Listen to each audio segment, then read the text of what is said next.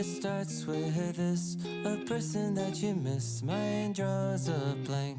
I wanna go back to the early days when life was an escape. Now I just wait for better days. I lost myself in your reality. Lost myself. I lost myself in your reality. Lost myself. I feel that life, according to a friend, we're all shrink wrapped in families and making ends meet, stuck in jobs we'll never leave. I never wanna be like that, so I wanna go back to my reality. Wanna go back. I wanna go back to my reality. Wanna go back. Didn't mean to sound so concerning. Am I alone in the hurt?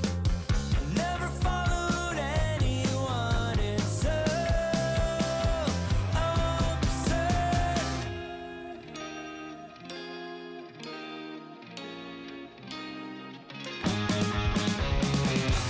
I wanna go back to my reality. Wanna go back. I wanna go back to my reality. Wanna go back. It's gonna go back.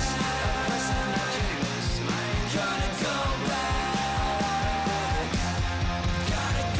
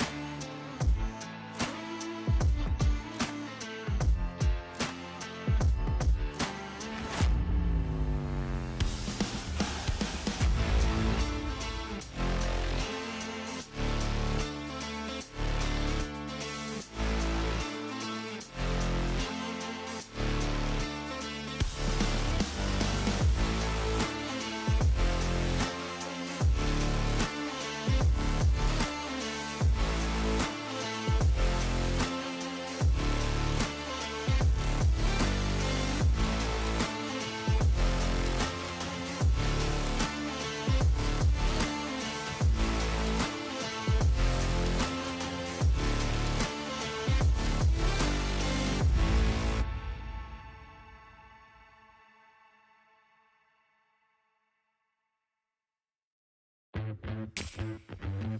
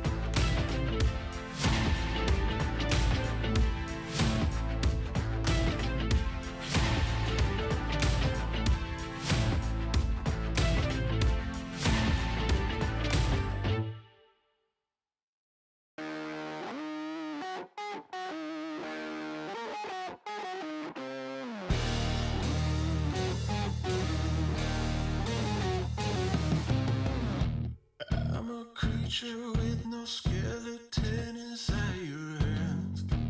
Got no home address, I come and go as you command. And it's fine with me, and it's fine. I'm a bandit that you use to keep from bleeding out. I'm the lover you don't love, but love to keep around. And it's fine with me, promise that it's fine. Maybe I'm a fool, it's not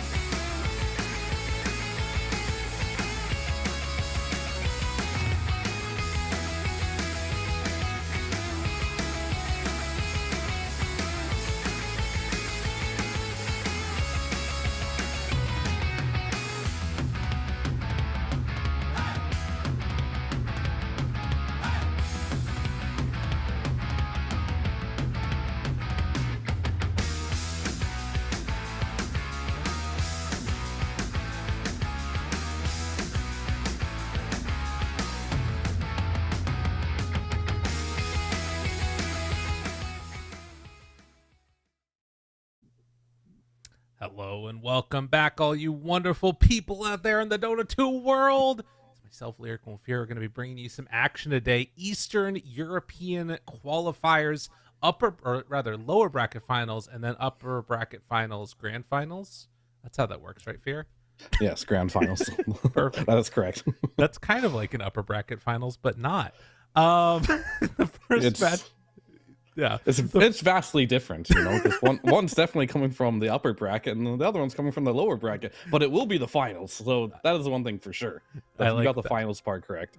Thank you. But we've got Navi versus 1win up here, and it's just going to be started in a couple of minutes. We're doing a little bit of pre-show to talk about what we can expect for today overall, but also in this particular match.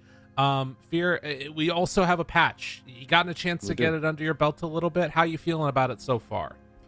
Lots of changes, right? It feels like it was a big nerf patch, but there were some buffs involved as well, so a lot of heroes did get buffed. They might squeak through, or potentially we're going to see the same things as we did the last patch, but the heroes are just going to be a little bit worse. It's really impossible to say because the patch was big enough to a point where overnight you can't figure it out, right? You're probably going to stick to your comfort still. They already played so much already, right? With the old patch, it's been out for a long time. How much do you want to jeopardize your training, your practice right now to try something new? Maybe you'll make a couple adjustments here and there, and some heroes get hit harder than others, but more than anything, I think you're going to stick to what was already working for you. I don't think anything got nerfed hard enough where it's just unplayable at this point, except for maybe like PA heroes like that would really relied on some cheesy things like the Rapier and the Revenant's Brooch play. But other than that, everything else seems still playable. Yeah, I mean, that to me feels like the thing that was the biggest, like, we're not going to do this anymore. I know, like, the blog post shouted out Chen deserved it, but, like, definitely the Brooch and then also the Rapier are gone. I'm a little sad because I haven't got to play any Dota in a while, and I didn't get to try this build at all, so kind of upset. It's okay. We'll get over it. Real quickly before we get into like this matchup and what we can expect for today, Rapier change being able to swap between spell amp and damage. Quick word, do you like it? Do you not like it? A quick word, like it. Perfect. Or is it a bigger? I can do a bigger word for it if you want. It really was just a fact of nerfing the cheesy shenanigan plays where Revenant's Brooch plus Rapier was just an OP combo. It was so broken, right? So like they had to, you got the damage and the spell amp and it all worked on the Brooch, so they had to fix that. And I think this is a good change for it. Like you can pick now, like you can't have both. Pick what you want. I like it. Perfect. So let's talk a little bit about today and what we can expect. There's going to be potentially 8 matches that we're going to be covering. The big storyline, if you all have missed it, is that Team Spirit is out. So in this big match, in this big qualifier, not only is Spirit out, but BetBoom is out. The big story across Eastern Europe is usually 1 to 2 top teams, and then everybody else is like kind of at an equal-ish level trying to battle it out for their last spot into the region. Right now, if you can get to this tournament as one of these 3 teams, you have the potential to make your EPT points go up drastically. So Navi, 1 win, Virtus.pro, which of these teams do you think is going to make it, I guess, and also which do you think has like the highest ceiling once they're at that international competition? Right, you did mention as well, like BetBoom and Team Spirit being the ones that always qualified in the past, so there wasn't much room for the other Eastern European teams to show themselves. But we did kind of see it last TI that VP did squeak through, and they were showing some really good performances. I think Kiritich really made a name for himself while playing at TI12 there, but that would be my safe bet, right? Virtus.pro, they've kind of been that third team for me that didn't get a lot of stage time, except for at TI. They really showed that they're a good squad here. They're sitting waiting in the grand finals here, so they're kind of still proving that they're one of the big dogs right now. But if you do look at other teams coming and trying to threaten them, of course, Navi with Uragi and, you know, Zayat's some really big name players here, shaking up this Navi roster, giving results that they haven't had in a very long time.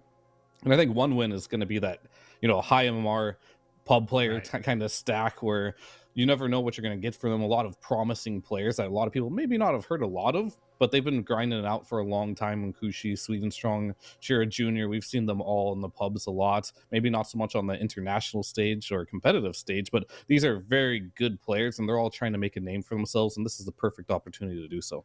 Right, and both of those 2 teams, well, we have Virtus.pro that have that caliber of play at TI in front of a big stage. You also have both of these teams that within the last 2 days knocked out Team Spirit. Granted, interregional competition is always a weird thing, and I think Spirit always look like slightly shakier when it comes to these other matches. But we have it now, and we're going to go into this game. Both of these teams, the Giant Slayers of Navi and 1 win. Let's see how they end up doing. The 1 win squad, kind of interesting. So one thing to note is that when I loaded in, they had a whole different like pictures that were like Lego ninjas that were their avatars. When you loaded in, it was like a bunch of dogs in like suits, and I just noticed animals, that. Right, they're also now labeled not just Chira Jr. but Chira Senior. So I'm not sure exactly what's going on, but it seems like team morale is high for 1 win. They've got good vibes going.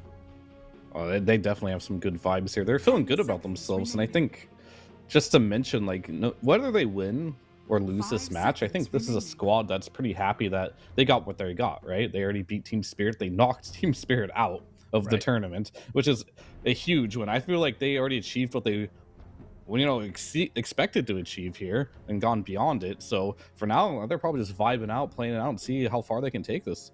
Absolutely.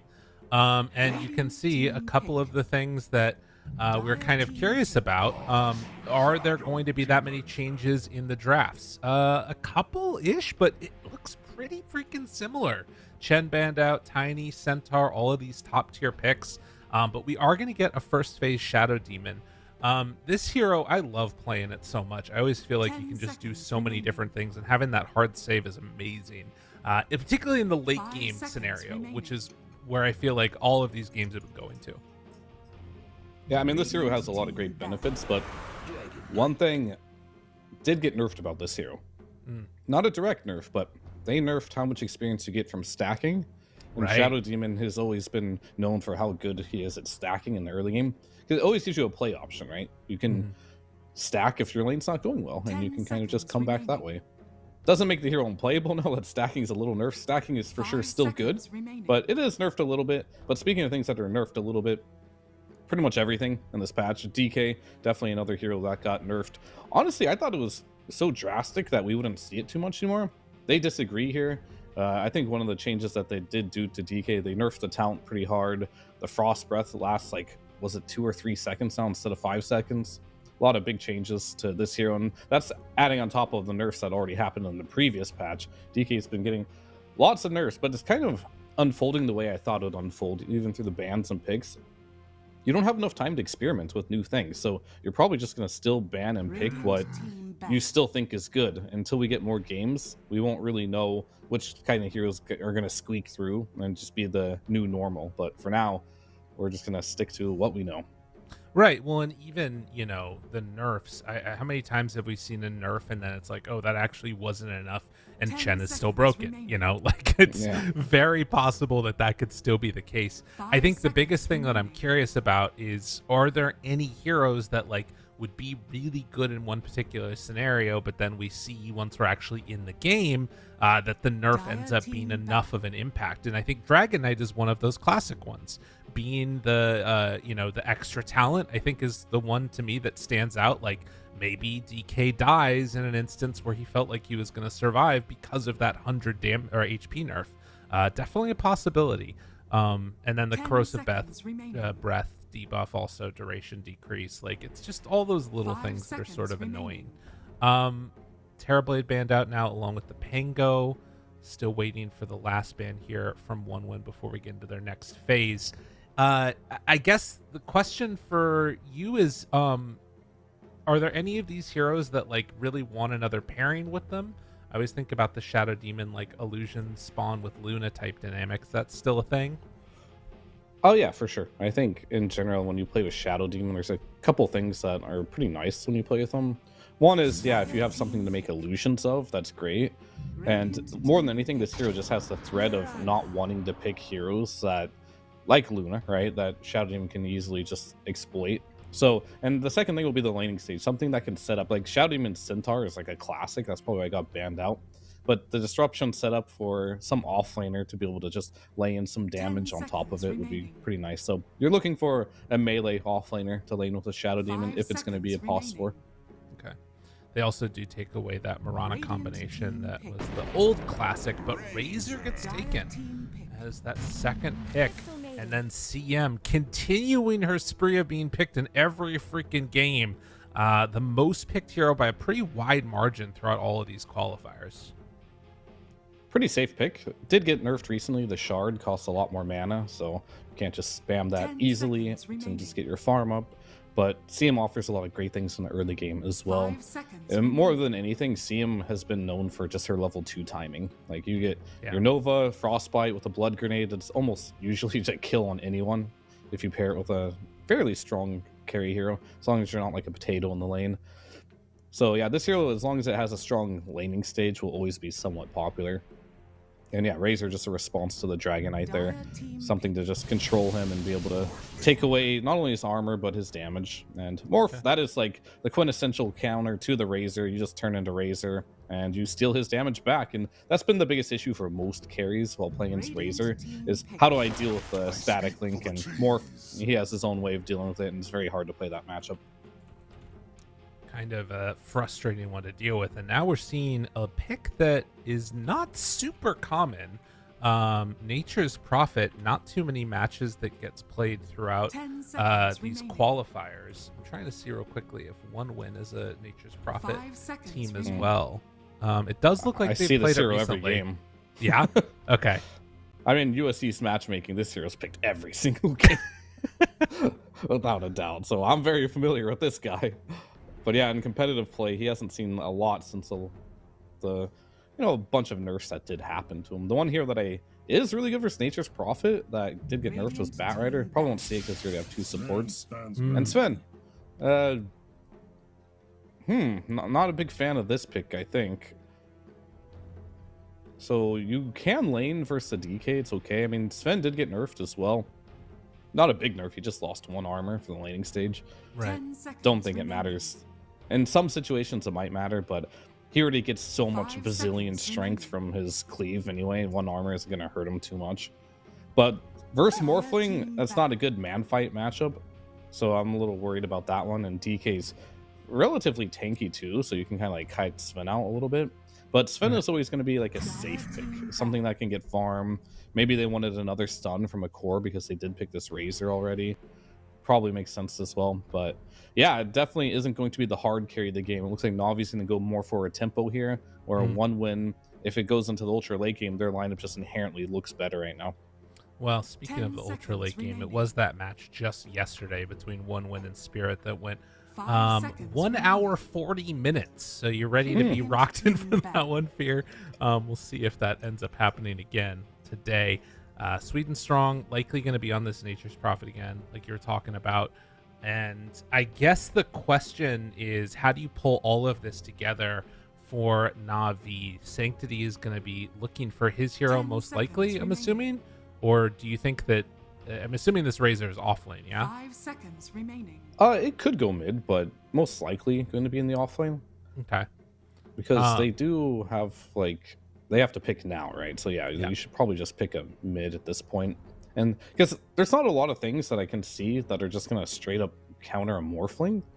Unless they want to pick like an Enigma here, I wouldn't hate that. It just would be a little more greedy. Yeah, that'd be pretty hype. I'm trying to look through Navi's recent games and if there's anything that really stands out to me for them. This seems to be very much within their wheelhouse. Zeus is something that they've played a little bit. Banned. Puck's already been banned too. Yeah. Wind Ranger, maybe? Pango's banned as well. Yeah, I mean, some of the Diffusal Blade carriers from mid are pretty nice. I wonder how good Pango is, though, because it only hits 3 times now on your Q instead of 4, which definitely nerfs the Diffusal build quite a bit. So yeah, I mean, as far as like mid laners go that can counter Morphling, there's not a whole lot. Unless you want to get crazy and be like, pull out some like Dendi AA or something. There you go. There you go. Now we're talking. I'm down with that. Yeah, no control. Let's go. Mm-hmm. They got the Sven stun. Yeah, that's really good against Morph, I think. Yep. Let's see. Last pick, and it is going to be the Enigma. Perfect. Oh my god, like out that a of lot. left field. I mean, it's just a hero that is... So Morphling isn't good versus any of the Zoo heroes. But the problem is that the Zoo has not been in the meta for a long time, right? So Morph has kind of had like a dominant spree because of that. But Enigma is one of the heroes that I know, especially in Europe, is played quite frequently, even in the pubs. So I knew it was always an option. And I feel like we even talked about ourselves. There was no great mid option here. So maybe just target the Morphling directly here. And plus, the way Midnight Pulse works too is it's percentage-based damage. So the more HP you shift up as a Morphling, the more damage you're taking too. So always having that control is nice. But mainly it is going to be for the laning stage. Morph has no way of dealing with Eidolons. You just can't kill him. Neither does Nature's Prophet and Mirana. Yeah, you have Starfall, which is okay, I suppose, but it's not great either. So it's a pretty hard matchup for them to deal with in the laning stage here. And now I think you're going to pick some mid laner, like, I don't even know, maybe some Lina or something like that can just go against Razor. Quap is banned, Puck is out, Pango's out. What else can you play versus Razor in the mid lane? Something with long range. I think Lina sounds pretty good, but there's definitely more than that for options. Sniper if you're feeling really cute. Oh, it's actually a really good sniper game. Oh my god, that'd be awesome. I guess the thing too is that because you've sort of sacrificed this for Na'Vi by picking the Razor and saying, all right, we're going to bank everything on the Enigma, you're kind of okay with sacrificing the Razor. Is there any pick that you could go that like destroys the Enigma? Really? I mean, Silencer is like, it's not even about that anymore. It feels like it's I more think of a late Sniper stage sounds thing. really good because like it's really hard. Even if you get Black Hole off, you're probably not Black Holing the Sniper, and he just kills you. So, but they'll go with Storm. It's a hero that has I mean, the lane still might be really hard though. Yeah, I would imagine. But once you get level 6 though, you're fine. But you are playing versus a CM who will max Frostbite, which is, I mean, the Storm pick's okay. It's just, I feel like it's more safe than like being destructive. I mean, Sniper in a way would have been destructive if it failed in their own way. Like, Yeah. it wouldn't have been great. But this is like the safe pick, right? You have a stable mid laner, you've got good stuns, you're gonna rely on your Morphling to carry the game, not add an additional carry to it. But that does kind of leave the game plan pretty simple for Na'Vi. You just have to black hole this Morphling, and you don't have a save for it at all. Like, none of these heroes are going to stop a BKB black hole, so that's a little bit scary. Where sometimes I like to think when you play versus Enigma, if you don't have a save, just have multiple heroes that are scaling, like having multiple cores, which you can do here. So I'd like to make sure that Cloud, Chira Jr., Munkushi, they all get their farm. I don't want to see all the farm just stacked on Munkushi and the rest of them just like trying to support him, because versus a black hole, that's not a good strategy. You know, I do have a way that they can cancel the black hole. Chira Jr., he buys as his A 6th Basher? item Abyssal Blade. He Okay. zips through an Abyssal Blade as he zips through. That's the I mean, play. honestly, it is kind of reliable, but buying an Abyssal Blade on Storm is pretty sad. Yeah, no, I'm with you. I mean, but like for the Reddit clip, right? We all got to do what we got to do. Okay, interesting. I think you already kind of set up the dynamic of this Na'Vi lineup early on through the first 4 picks being about trying to play a faster tempo. How much does the Enigma change that? Because on the one hand, you can still play the faster tempo with the Eidolons, but as you're talking about here, you kind of have that late game supremacy against this Morphling draft. Do you feel like now Na'Vi are the team that feels more comfortable at like all stages of the game? Or is there, what's the window that one win are trying to win it? So I think for one win in particular, they have a lot of play options around runes, because they can do things on the map, because they have a Storm Spirit, they got a Mirana, they have DK, they have all these heroes that kind of want to get active early, potentially buy a Blink Dagger, so that's nice. But on Na'Vi's side, because you picked this Enigma, you are forcing yourself to be playing a very slow game. Razor, he doesn't do much, right? He kind of just hits creeps. He doesn't have a stun. If he gets runes, sure, that's gonna be great. He can run around. Enigma, he's not gonna make any plays. Sven's farming too, so you got a really slow lineup here for Na'Vi. Got stuck there. Respect. Tried to get out early. They did already get a good ward down in the area. The Nature's Prophet placing down the Observer ward up on that hill there, which will be able to give them some pretty good vision. But yeah, I guess that's the thing that's going to be interesting. And I guess that is something else that Chira Jr. can maybe play around. You're talking about needing those runes to make plays. It feels like if they can make those rotations in with Sweden Strong, with Respect to try and secure them for the Storm, he can maybe make some solid rotations. And maybe part of the reason that they wanted to take something like a Storm as opposed to the more sit-back hero. Because they need to wait for that DK to like get his Blink Dagger online and all the rest of it. Yeah, I mean, Na'Vi's definitely banking on the fact that their lanes are going to be stable. Basically, Na'Vi wants to extend the laning stage for indefinitely. They don't want it to end, pretty much. Yeah. On the side Oh my of God. one win. Okay, 4 bounties. Dude, the other thing I just realized also, Respect had to use 2 leap charges to get away, which means he won't have Starfall for the lane for Enigma. Yeah, that's rough. That's a lot of things that went well for Na'Vi right out of the gate. My God.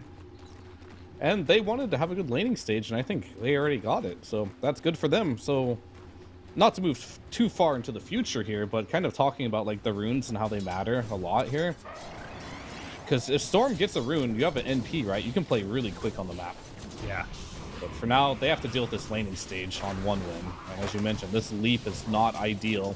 And kind of look at Munkushi. He's got Eidolons hitting him on the top lane. He's got Disruption, Illusions hitting him. He's probably not going to have very much fun up here.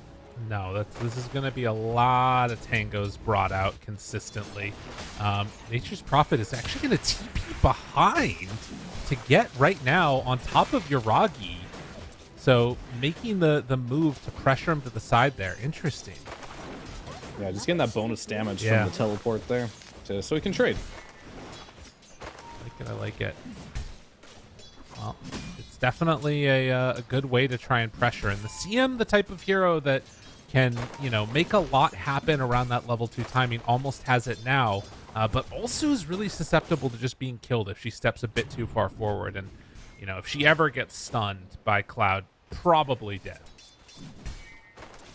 Yeah, we'll see if he even decides to level up the stun. Potentially, he might want to just put more points in the armor, spam and get his own farm up. I think the goal is going to be, I thought they might want Cloud there for a second. The opportunity potentially is there.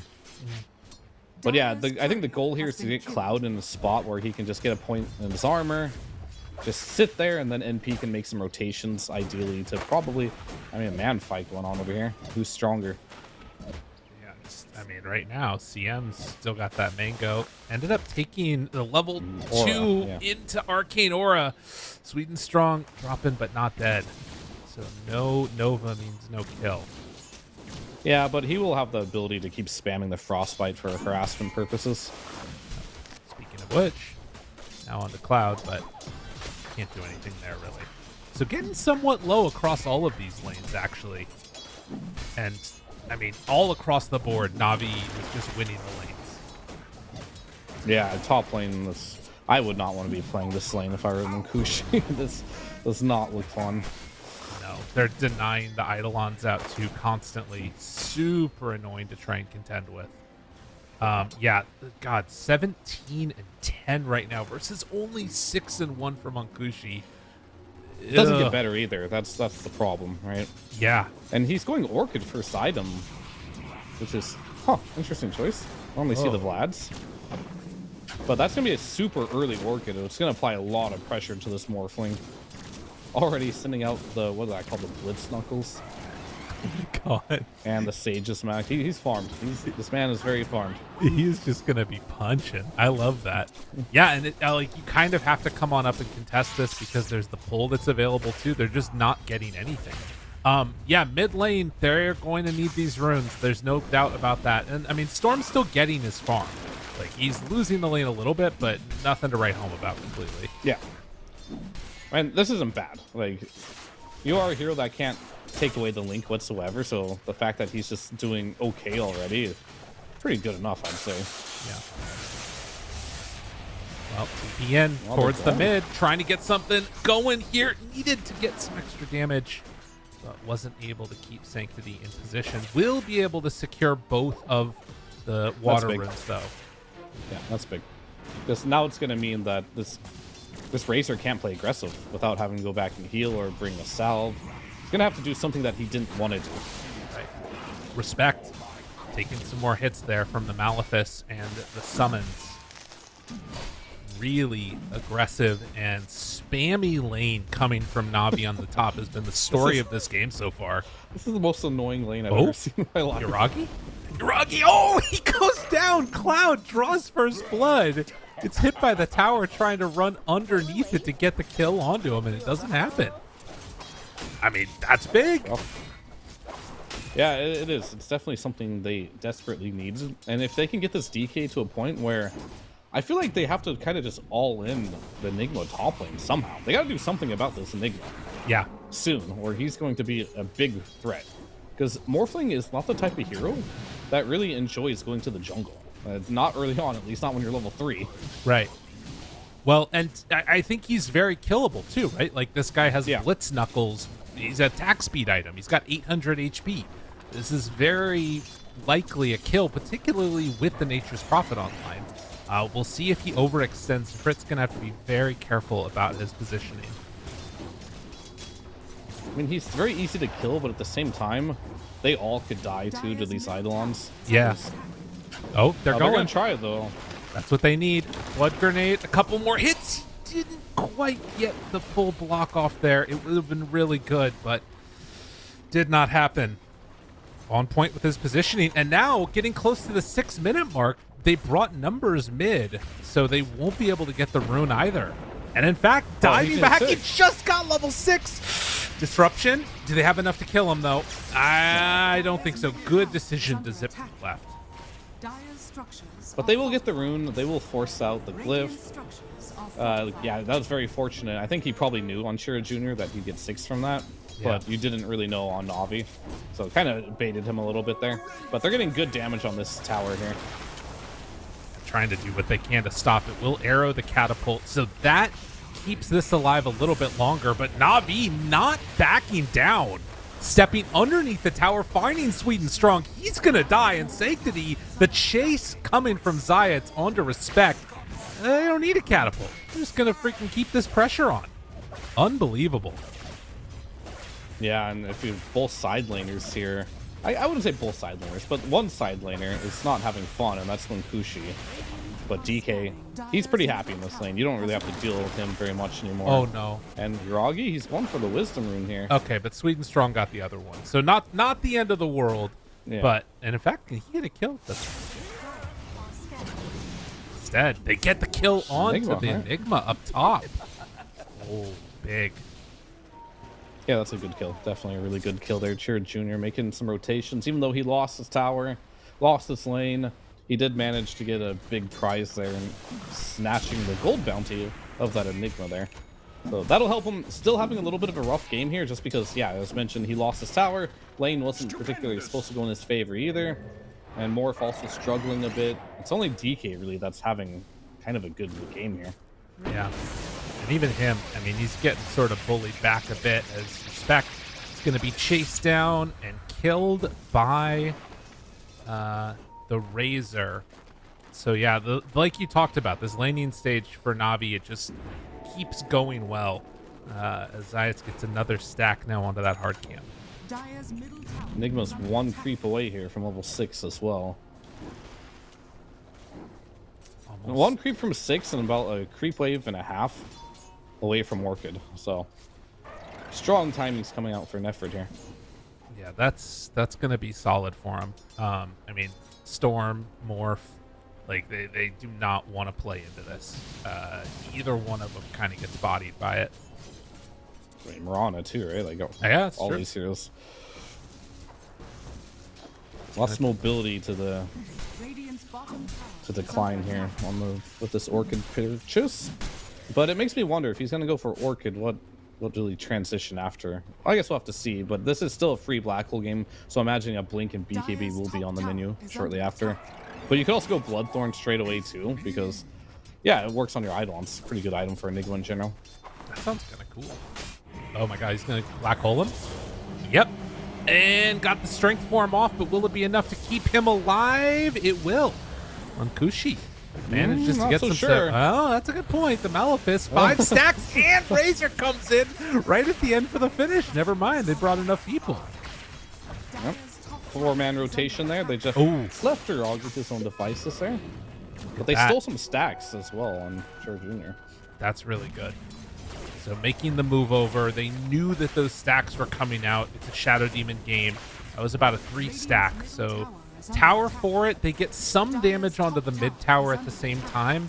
It's like one win doing these like guerrilla warfare tactics to try and keep things from getting too far out of control, but it's already a 3,000 gold lead.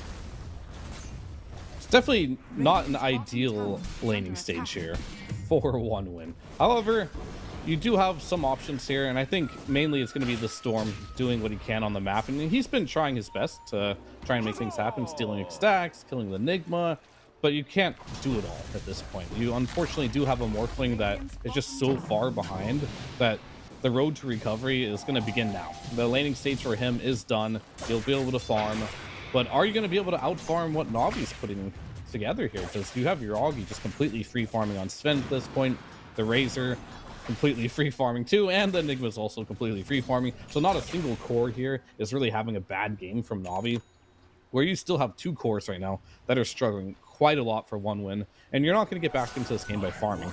You're going to have to find some opportunity to get some kills with the Storm Spirit and just kind of collect those gold bounties that are waiting for you on the side of Navi. Right, and I think that that is somewhere where, you know, the Enigma's kind of a juicy target, which is why we're seeing the Shadow Demon sort of play up on that side towards him a little bit, because, you know, just Orchid, just got boots at this point. Granted, he can turn it around and kill you, but if you manage to jump on this Enigma and, you know, catch him with a couple of heroes, it could be good. It feels like they're just waiting for that first big item, which is going to be the Blink Dagger. Cloud getting close to it, being completed after they took that bottom tier 1 tower. They're going to start rotating through. They want to see if they can find the Sven. He is smoked. Very far back, though. Well, both are smoked, actually. Yeah. Both teams. They were looking for Sven. This is Arcane Rune just popped. He's going to have it for when this fight goes on. The scan comes out. Realize you gotta run if you're here. You gotta run. DK. They see him. Thinking about jumping. Jared Jr., he's crazy. He wants to run in, wants to get that kill. Will he be able to bring down Malady? The same disruption is there. Swedenstrong makes the move in. Cloud is already dead. They will get the CM, but it is going to come at a hell of a cost. Oh, Malady, give him all the tip. Give him the tips. 3 for 1. That is not what they were hoping for. I mean, from our perspective there, to me, it was like that smoke from Navi was like a freight train coming your way. You had to run from that, but they decided they wanted to try and fight. I was looking, I was like, what damage do you have?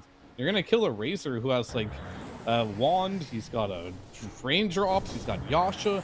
Maybe you can burst him, but they decided to go on this wrong target, in my opinion, right? They went on for like the CM instead, and then Sanctity gets the full link off onto this DK, does all the damage there. It hurts. I know they feel like they need to do something with these moves, but if you make the wrong move, things just get worse. You do have a Blink Dagger now available for Cloud. Unfortunately, it is revealed, so they know it's there, but I am not sure what you do with this Blink Dagger at this point. Yeah, I mean, it's a tough one, no doubt about it. You definitely need to play with the Storm, but he needs another rune. Again. Yeah, they're going right at him. This is the Blink reveal, and he's just going to get Orchided and brought down very rapidly. Can they get another? Respect, no more leap charges. Slowed, linked, dead. Navi came out of the gate swinging, and they have not looked back. Navi have complete control of this game at this point. The one thing that couldn't have happened for them was to have a bad laning stage. I think if they had a bad laning stage, things would look a lot different here. But this is going picture perfect the way they wanted it to go. Enigma really shut down the Morphling in the laning stage, still trying to recover from that. The Storm was a bold choice against the Razor, but unfortunately, as we've seen these fights, it's not really working out. I had my concerns about this Storm making stuff happen against like the Crystal Maiden, and we're seeing in every single fight. Malady is getting this level 4 Frostbite, disabling him for 3 seconds, and Chiro Jr. doesn't feel like he can make the space in this game. Not to mention the rotations have been kind of on point here as well throughout the laning stage for Navi. No, it's been really clutch. Movements, covering each other. You saw Malady like almost died in that last fight, but the last second they come in with the Shadow Demon and Zayat's make sure he's staying alive. You talk about, you know, the CM's skill build. Shadow Demon, 3 points up in disruption. Now a 4th taken before the Shadow Poison's maxed out. He's trying to amp up that damage and just, you know, make sure it's always up.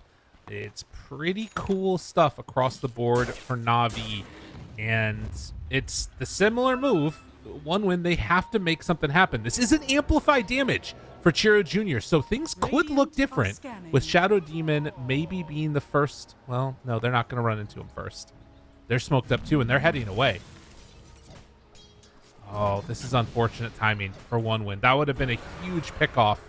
They're going to see Malady in the mid lane and could go for him. Are they going to get baited? Oh, no, no, the turnaround, the silence not like this. Chira Jr. goes down. Cloud is likely to fall after. Oh, God. It couldn't have gone worse.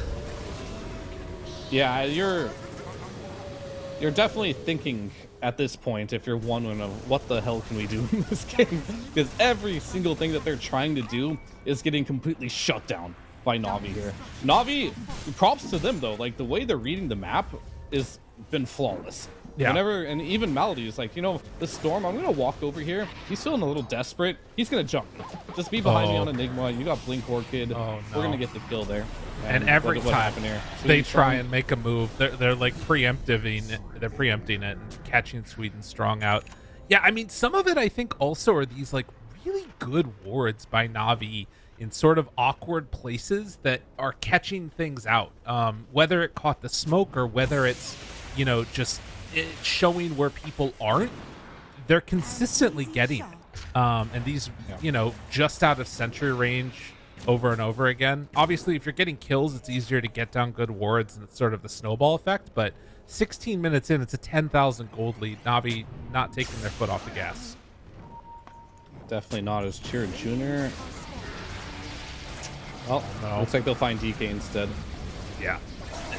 I mean, nobody's doing any damage in this game. We look at the damage numbers at the end of this, unless something drastically changes, Morph and DK are going to be like sub 10k. Yeah, they're going to have to take a fight when Morphling has a point in his ultimate. And they're going to have to use this Vessel on the NP, which is going to help his bit too. And I think if you get Shard on NP and you Vessel this Razor, and then you turn into Razor as Morphling, you'll have some damage. All right. But the issue is, at this point, is Enigma, because he's like a multi-level threat at this point.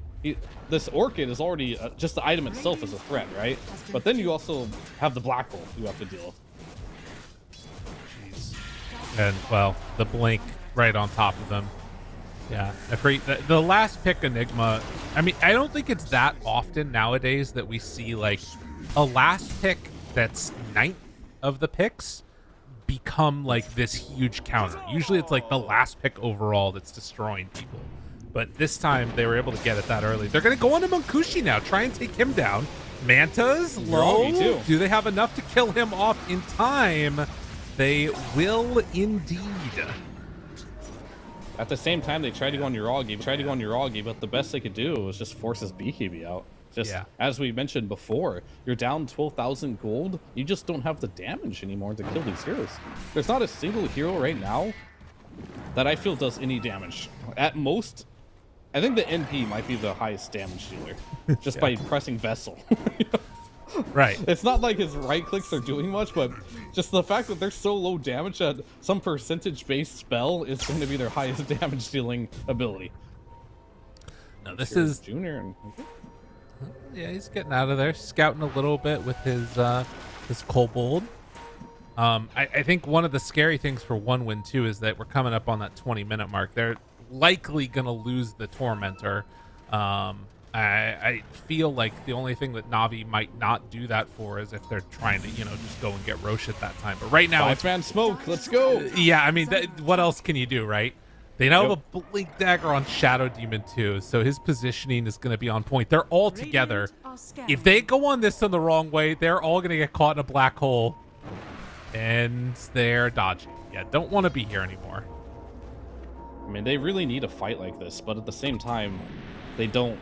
If they lose a fight like this too, it's going to be almost, 2 feet in the grave at this point. They already have 1 foot in. Yeah. No, it's you can see they're moving over to this side of the map. So yeah, the 5 heroes smoke together, turns into nothing. They'll get out on the map. They're going to get some wards down, reclaim some of this area, but they are losing control of their ancients. They're going to probably lose the tier 2 tower mid in just a few, and one win just hoping to get into some item timing that helps them. But what that is, I don't know. There is no item for 1-1 that's going to make this better. It's not going to be an item thing. Yeah. It's going to be a play thing. Maybe it's Uragi tanking tier 3 tower for a while and losing like a quarter of his HP. No, they won't be able to get there in time to punish it. He popped God Strength and just ran up and started hitting the tier 3 tower, and it's almost dead. That's kind of awesome. He wanted to make sure they came back, and a lot of structural damage there. There was a ping that just went onto the Tormentor, and I think that could be juicy for Na'Vi here. If you're looking at objectives, it could be tier 1 mid, or tier 2 mid, so I'm sorry. Tormentor, Roshan, double Tormentor. Just keep building that lead. There's no reason not to. Yeah. I mean, I think that the only fear is they take you a fight at that Tormentor and end up paying the price for it. But, I mean, as long as you're careful about how you're doing it, they should be able to do it freely. Wisdom rune, double wisdom as well. Oh, yeah. Clean. This is just getting nasty. I mean, yeah. Na'Vi are doing everything that they need to at this point in the game to make sure that they're closing this one out cleanly. Sanctity also popping the regen rune, so he's back at full HP immediately. And Syats knows that the only place they can farm is their side of the map here, and he's setting up ward, he's setting up vision, and he's setting up his body to potentially kill them as they farm there. I really think that Na'Vi is... Sure, when you have a good laning stage, it's kind of easy to play clean Dota because you don't have much threats, but they're really showing that they know exactly what to do to stay ahead in a winning game. Yes. Well, I mean, you know, I don't know if it would have necessarily solved anything differently, but 4 bounty runes taken and then having to skill leap first as Mirana, it just feels really, really bad against that lane, and that top lane set the tempo for everything else. Now, there are still obviously ways for one win to win a fight. Mainly it has to do with like catching people when they're separated and not in position. Because if they're grouped together, particularly with Aegis, you're definitely not winning that fight. They have a DD also on Storm now. I know it's called Amplify, but in the bottle, if you look at the bottle, it says double damage. Oh, look, they got him. Bang. And a gem. Okay. That's big. Sanctity runs in. How big is it? Cloud TP's out. Oh, okay, okay. Not bad, not bad. So that was a good sequence of events there. Getting that gem back kind of helps you keep your side of the map, and more importantly, it might just help you from getting choked out on the map. Enigma did finish his BKB though, so he is pretty strong. Oh, he didn't actually. Oh, wait a minute. Wait a minute. Arrow comes in. A chance. Oh, the save is there, but can they still kill him after the fact? They need to bring him down. Black hole out. That's huge. They managed to do that, also keeping the gem in the hands of Mirana. All right. Suddenly, Na'Vi getting a little bit too cavalier with their movements. They get punished. I am so confused because I saw Enigma on the top lane bringing that BKB out. Yeah. For the longest time. Did he stop his courier or something? I was like, oh, there's a threat here. Then Enigma has BKB. This is real bad for them. But he did not. Maybe he was afraid of the NP sniping it. But either way, that's a good kill. They don't really care that their Enigma's dead. They're still going to push. Feeling that strong. Okay. Which they should, honestly. I feel like Razor and Sven are unkillable right now, even if you dump all your spells on them. If their team is nearby.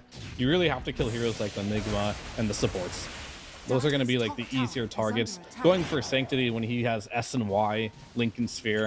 A lot of defensive items there, right? He's pretty tanky. Might be a hard kill. And of course, Jiragi. He's playing Sven. This guy is super tanky. He's got Aegis. He's got Ags. He's got 5 billion armor. Good luck with that one. You know, the key here. Mirana leaping backwards to get Sven into the fountain. It's the only way. Okay. Junior breaks smoke. Zips away. Keeps himself alive. He's low mana, though. Yeah, it's scary. It's a little scary. Arrow thrown. Trying to zip away. Jiragi chasing. Not quite in range. The gem on courier? Oh, they didn't go for it. Okay. Mirana's courier was just chilling there with the gem. A little afraid for it. I mean, again, like, this is... That little opening there helps a lot. It was a 15,000 gold lead. We're now down to 11k. They are going to disrupt and find Cloud. He immediately TPs away again. That keeps him alive. They need to find those couple more little openings. I wonder if Syats at some point gets frustrated by this and buys like a Yules or something. Because the one thing they don't have is really good lockdown. And Syats is finding lots of heroes, but they're just TPing away from him. I guess you can't really afford to buy that. Okay, we're gonna go on Shira Jr. Passing over the Lincolns, making sure he survives, and Shira Jr. goes down. Oh, that was good. Is that the Lincolns? What was that? Sanctity coming in here. Okay. Bushi switches into the Razor. Switches back out. You could just wait that out if you wanted to. Yeah. But you don't have... There's no storm, so maybe you just go here. Manta style done for Dragon Knight. And Sanctity kind of is going a different route here. He disassembled his S and Y. He now has a Manta going into Halberd. Dire are scanning. Good old Manta Halberd build. Oh yeah, that is kind of cool. Well, I'm curious over the next couple of minutes here if Navi try and make something happen with this Aegis. I mean, Yuragi's on the bottom side of the map, so it seems unlikely. Sweden Strong farming out over by the Ancients. They're going to TP now. Hoping to find him. Scan. And they have vision of him. Oh, yeah, there he is. They get him. Sweden Strong goes down. Little punishes here and there. Now finding Malady. Is there any way for anybody else to get there? It doesn't look like it. Oh, the arrowed. So it ends up being a trade 1-for-1. Yeah. You take those. Oh, they stopped the TP though here. And Shira Jr. Oh, He's he low doesn't mana. have enough mana. They denied the. Take that. Okay, well, that makes it no longer worth it. Good move by Zayats. Well played. I mean, the funny part is he probably could have just taken that bounty. You know? Yeah. But for style points, just denies it. Hoping that somebody was going to step up for that. Rune on the top side, Cloud and Munkushi ready to go. At what point do you think Morphling starts to get into enough damage to be worthwhile? Although, Cloud? oh, TP out? Can't TP. He can't. Oh, It's on no. cooldown. All right, he goes down. Trying to find farm on the map wherever they can. It's just unfortunately isn't one of those games that's like super competitive, right? They can't like take fights in a traditional manner, so they do have to resort to like ratting a lot, just trying to split them up. That way they can take an advantage fight with numbers. Right. But you're just not giving them that on Navi. Navi's not giving them any opportunity. And unfortunately, some of the heroes are just so obnoxiously farmed that even if you do find them by themselves, like this Sven, you're not killing him. Even this Razor, if you do find him by himself, this man has 3 defensive items. How are you killing him? He's got Lincoln's Halberd and Manta. These aren't kills. You really are limited on who you can even kill on the side of 1-win. And if you run into the wrong guy, well, you're just dead. And that's kind of unfortunately what's happening at this point. Yeah, I mean, Malady is half of the kills that 1-win have got. The CM is going to be the one that they go for pretty much every time at this point. But, you know, I guess that the question mark is going to be, can they isolate that one person alone as they're all separated out a little bit? Because, you know, Navi, they are playing with a little bit of distance between them. And then when there isn't that distance, that's when you see 1-win make this move where they're going to try and farm the other side of the map for a little bit. Trying to delay this game out as much as possible. Roche still a minute before it's capable of respawning. I wouldn't be surprised if we see Navi throw a couple more of these illusions at the towers for a little while. Yeah, and it's increasingly depressing when you have this Dragonite where you normally see him siege. Right. He's being disrupted and being used against him, so he's losing his own. He's killing his own towers essentially. The Shadow Demon is a really good counter to the Dragonite. Movement in. It's retreat time. And do they find anybody? They will. Oh, Murata, run! Takes off the dust though. Nice play with the Greaves, but the second dust comes out and ends up getting caught. Retrieved. Yeah. Shira Jr. just doing what he can, farming Ancients on the opposite side of the map. It's one of those games where you just 1-win feels more comfortable playing on the enemy side of the map because you know that Navi, Sweden Strong, he's gone down. Same story, different place. Support's just trying to get the lanes out, getting hunted down. And going through backdoor protection here, Augie. I don't think that works, my friend. No, not so much. They Not thought yet, at least. Right. Yeah, need a little bit longer. Just get one of those rapiers online. They'll be ready to go. No, it's very much a split up the map and try and dodge as much as they can. It looks like Navi all grouped together in this bottom lane are going to make a concerted effort to actually finally push a little bit, or maybe not. Maybe they're just going to make another move to kill people. They're just going to keep sweeping the map here on Na'Vi continuously. I think getting the next Aegis is fine. There will be a point, though, where they can just go high ground. I think that'll be with the Aegis. And that one, I mean, Roche is up. You just have to go check it. It is going to be on the Radiant side. Yeah. Maybe go at, like, the Dire side or whatever. Fushi has been found. Stunned. Does get the waveform out, though, and over to his own high ground. Yeah, they're just kind of asserting dominance here, though. But as you can see, the net worth isn't changing much because OneWin is doing a pretty good job at just making sure that they're getting out on the map. And even though they are dying here and there for it, there are times where we see that they don't die, right? And they manage to get some farm up, and NP making a prime example of that right now, just TPing the enemy side of the map, just always farming, going for that Hex next. I mean, there is that sort of conglomeration of 4 heroes that are getting some kind of farm. I mean, it's going to take them, you know, winning some fights to eventually hope to ever get this close to pulling it back together. They are moving down now towards the bottom side of the map, Na'Vi, to secure themselves Roche. Now, there isn't a Triad that's down here, which is going to see Malady. Is there any thought of coming and contesting this, or are you looking to just farm? It looks like they're getting over there. Oh, they definitely got the thought. And they're just still... All it takes is one fight to really blow these games open. They're not easy fights, but they still got to go for it. Moonlight Shadow, half duration. Now they do have Enigma here. Is there any way that they can try and go for that kill? The stun. Can they pull him down in time before the BKB black hole? He turns it, staying alive. Nefreet makes his way through. Oh no! And now just trying desperately to get anything, but Enigma, he lives through it all. They needed an arrow. They needed something. There was nothing. God, I thought for a second there even Zayats potentially could have saved him, but that was probably the best jump you could do. It just unfortunately wasn't enough. Yeah. You're just too far behind in the net worth here. The game is a little bit rough, but they're going to play on.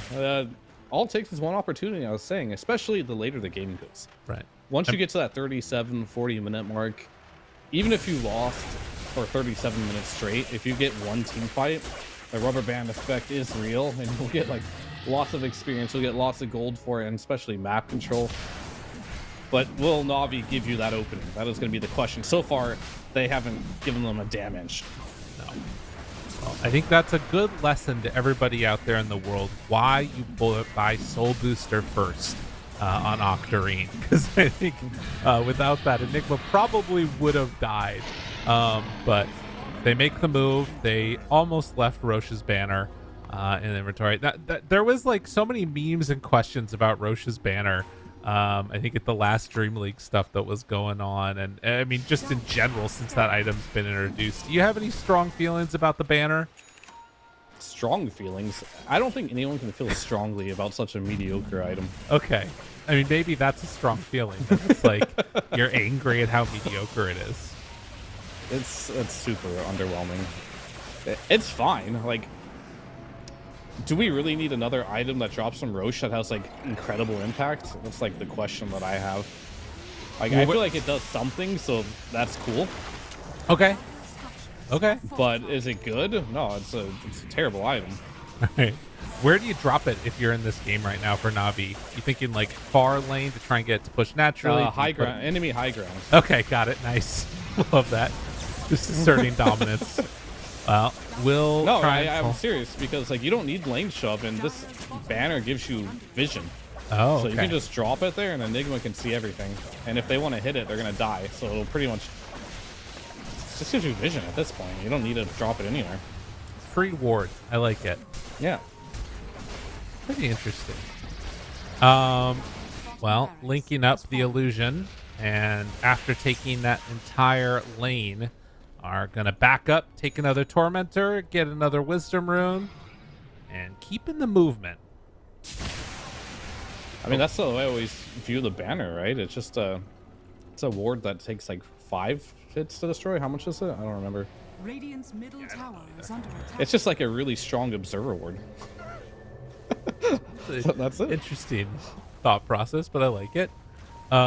Radiant's middle tower I also is under did see attack. we've got the Greater Healing Lotus for Storm, so trying to do whatever they can to like get that mana back, keep him going in these fights. One of the better heroes to use it. And I mean, definitely feeling a little bit lost right now on 1-win, but just hoping for that opening in that moment. Monkushi has kind of just been stuck on the other side, not able to do much. Does hit level 20 now, and has a full butterfly. Is this enough point where he's starting to actually do some decent damage? I mean, he definitely does a lot of damage, but Right. he doesn't do enough damage. Okay. That's the problem. There's too much control, and Enigma with the BKB, Black Hole, he's not going to be able to do any damage, unfortunately. And your base is going to go down too. Unfortunately, this does seem like a situation where you just run at the enemy base of 1-win, and you just take it, and 1-win can't do anything about it. But they'll try. Radiant's top But I'm Right. afraid their base is just going to be gone. I think you just wait for God Strength to end here, lose all your barracks, and then fight. Your junior zips in, zips out, needs to get a full mana pool, but they won't now even be able to chase likely because of that. Moonlight Shadow. You got to go now, because Yeah. if they do that again, you have no base. And right now, there's no God Strength on the Sven. You got 40 seconds to make a choice here, and if you don't make the choice to fight now, well, I'm pretty sure they're just going to do it again, and you're playing versus Magus. Yeah, it looks like that is happening. Because, yeah, 29 seconds. They can't chase at this point. They have no vision or idea where they're at. So, bit of a missed opportunity. A freaking MKB done for Sven. Yuragi is so farmed. Holy moly. There's also an amplified damage top, which I don't think anybody is going to get with only 30 seconds left. Your juniors just wait, tower is under attack. hoping. Disruption used. And I think if you want, you can just go high ground. You don't have a wave, though. Top lane has no wave. Mid wave is getting cut, but they have a Backdoor little is bit still of time. down. For now, Zip. Backline finds them. Nefrit doesn't lose that much HP. Saved by Zayats. Chira Jr. is still there on top of Melody. They do manage to take down Monkushi almost instantly, and he GG's out. That's it. It's done. I don't know what caught him there, but it didn't feel good. I mean, I don't think anything about this game felt good for the side of 1-win, except for getting first blood on Yuragi. There you That is the go. one thing that did happen for 1-win this game that you could consider a win, I guess. But other than that, like, was all Navi. This was a Navi show. Mid lane went really well. We were praising Chira Jr. for doing... He did pretty well for a hard lane, right? But then the Navi supports came and just completely destroyed the lane for him, which gave Razor a good snowball. Of course, bot lane mentioned before. We did have a decent start here for the Dragonite, so he was doing okay. But the big problem this game was that, not last pick Enigma, but that late pick Enigma. They totally shut down this Morphling lane. They totally shut down the Mirana. Getting 4 bounty runes definitely catapulted that lane to even more difficult. And then we talked about Nefrit on this Enigma, what he was able to do. Got this Orchid, it shut down the Storm, shut down the Morphin laning stage, and of course, you have no answer for the Black Hole whatsoever. So, really good draft here. I like the Enigma pick a lot. I did mention that I wanted to see something like that coming out of them, because we talked about the mid lane options. There wasn't anything great, right? So having that versatility to throw the Razor mid, pick an offlaner there, really gave him a strategic advantage in this game number 1. I mean, that's the thing, right? One of the highest impact players in the game, Nefrit playing on this Enigma, least damage on his team. You know, he just by virtue of existing and being himself, being that control, and then winning the lane super hard, he handled it. So really solid stuff overall. Also, I mean, it doesn't feel great to play Morphling in that game once you've already had such a tough go of it. Going into game number 2, I think the thing that's weird about this is that because it felt like such a big outdraft and like bad first couple of minutes, I don't know what you need to do really as 1-win to pull it back. Like, do you think that there's something where it could be like a little bit of nerves coming in at the start? Is that too hard to like know without being in the room with them?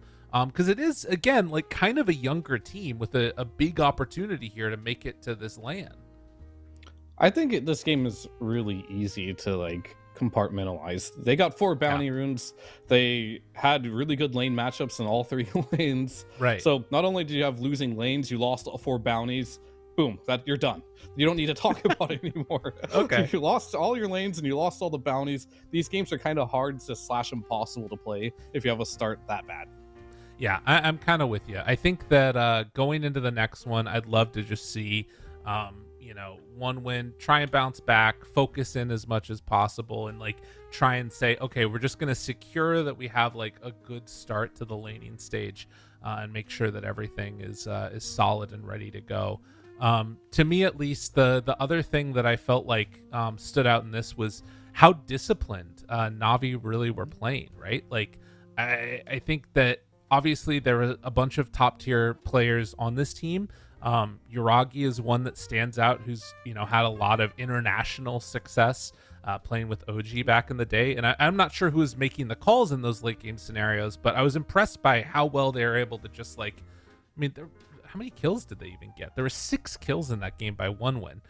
Usually when we're seeing some of these Eastern European games, I feel like there's a couple that are left out, even by a team like Team Spirit, that like will occasionally just lose randomly people across the map. Yeah, there's definitely a lot of discipline from Navi. So as much as we talk about how one win, the laning stage was tough and how they couldn't really find anything happen on the map, well, that's because Navi left no openings, right? Very few openings, at least. They played the map really well. They knew exactly what to do. As I mentioned before, like this game wasn't very hard for them to win just because of the laning stage, but they also kept a discipline. You'll see a lot of teams where you're winning, right? They'll overextend, they'll feed and kind of throw their lead away. Didn't see any of that from Navi. We saw some top tier professional Dota here on how they're playing the map and how they're moving and how they're communicating. And that's going to be scary going into game number 2, giving them that amount of confidence. So we'll have to see how they do in game number 2 with one win, how they can bounce back, and if Navi continue to play with this level of confidence and this level of like skill, honestly, to just run around the map and make things happen without losing heroes. We'll find out if it happens indeed as we go to a quick break. When we come back, game number 2, lower bracket finals, winner face off against VP. We'll see you in just a few.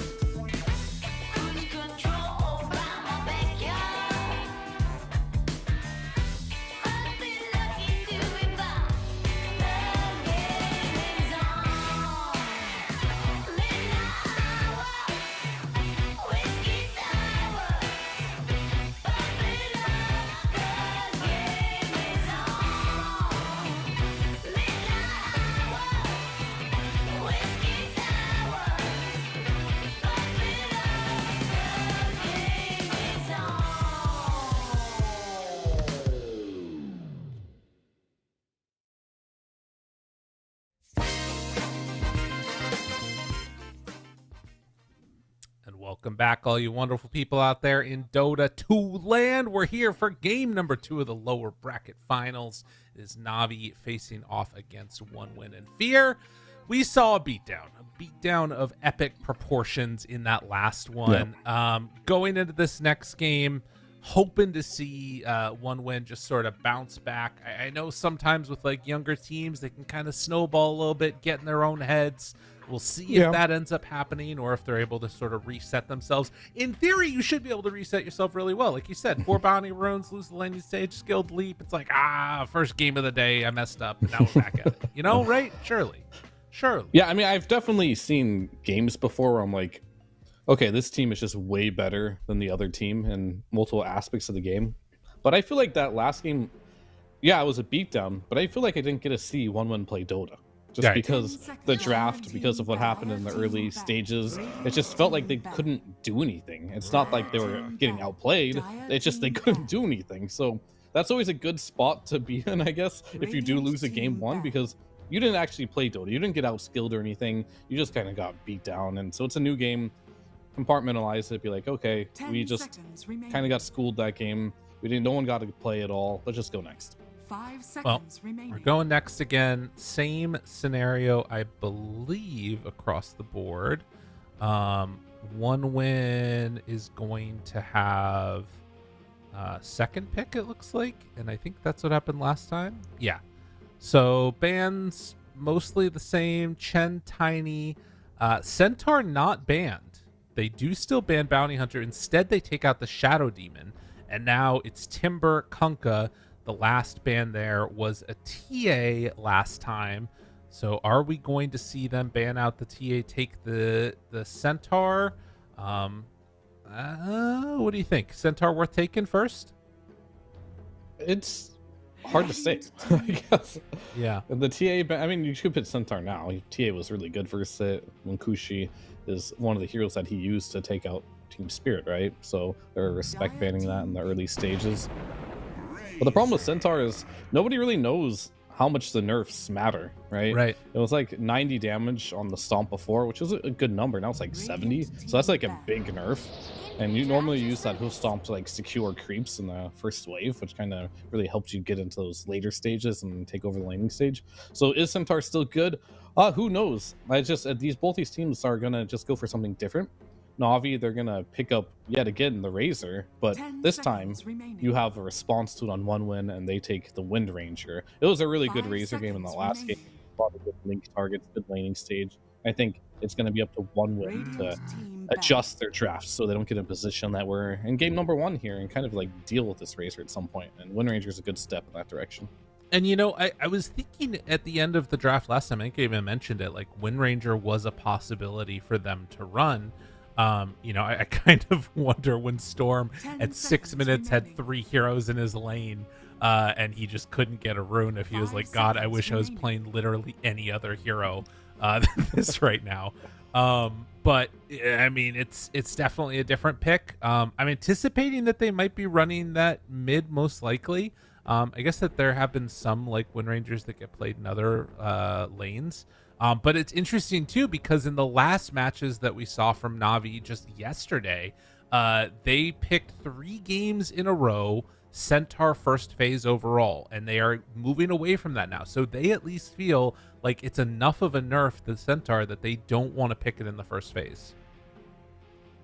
Yeah, it looks like it, and I think that is totally valid, totally fine to try something new. And honestly, that could give you a bit of an edge if you look at the patch notes and you just have a better read of the patch than your opponent. That can just give you an instant boost of a couple wins. Obviously, patches always regulate and people start to figure out what's good, and that's how metas are formed. But for now, there's definitely some insider info you could have, or just a feeling that something's really good. And it could be this Razor. Who knows at this point? And if One Win hasn't really figured out what they want to do in this patch, and they're not doing similar things this last patch, that kind of is going to put you at a disadvantage. Right. I mean, one of the hero, you talked about this earlier. I think we were off camera when we were talking about it, but you were saying that it just felt like it was nerf after nerf this patch. Razor, one of the few heroes that's completely untouched, and sort of that absence has given him a little bit of extra strength here. Now, bans out for the second phase in this. It is still going to be the Mars taken away by 1 win, and then Pango, Terrorblade. So literally everything is the same right now, except Centaur is still in the pool. They opted to go Razor, and we're seeing Wind Ranger for 1 win. What are they looking to pair together with this Wind Ranger now? I don't think they're looking for a pairing. They're just looking for supports, I think, at this point, that they think is good versus Razor. And that's a hero that, as a carry, is really bad versus Razor, but as support is pretty good. So I imagine that'll be their support there. You just throw the homing missile onto the Razor, and he doesn't want to attack that. He wants to leash to a target, so it gives you a pretty good ability. And plus, obviously, if you run a Rocket Barrage, you do a lot of damage back to him. So it makes it a little more uncomfortable for Razor to walk into these fights. So not a bad choice. I think it's pretty good, and Navi's just going to go right back to that Crystal Maiden. Did a lot of work in game number 1, so they're just going to pick similar lineup. Will they just go the full distance here and like try to repeat as much as they can from their draft? Obviously, they can't get the Shadow Demon because it's banned this game, but I imagine Zayats will probably end up picking up a hero for himself here in this next pick. Don't think you want to reveal another core. I mean, Techies sounds pretty hype. Obviously, Zayat's Techies really solid.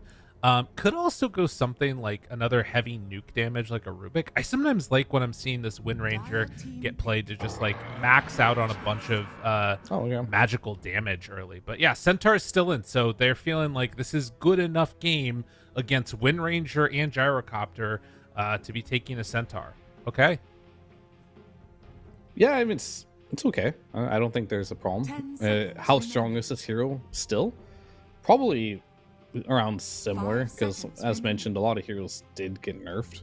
The real question is going to be like, it's not like anything got buffed in the offlane where you're not going to see anything different, right? I'm kind of looking at like what got buffed, and I mean, Sand got buffed, I guess. Hey! 6 damage, right?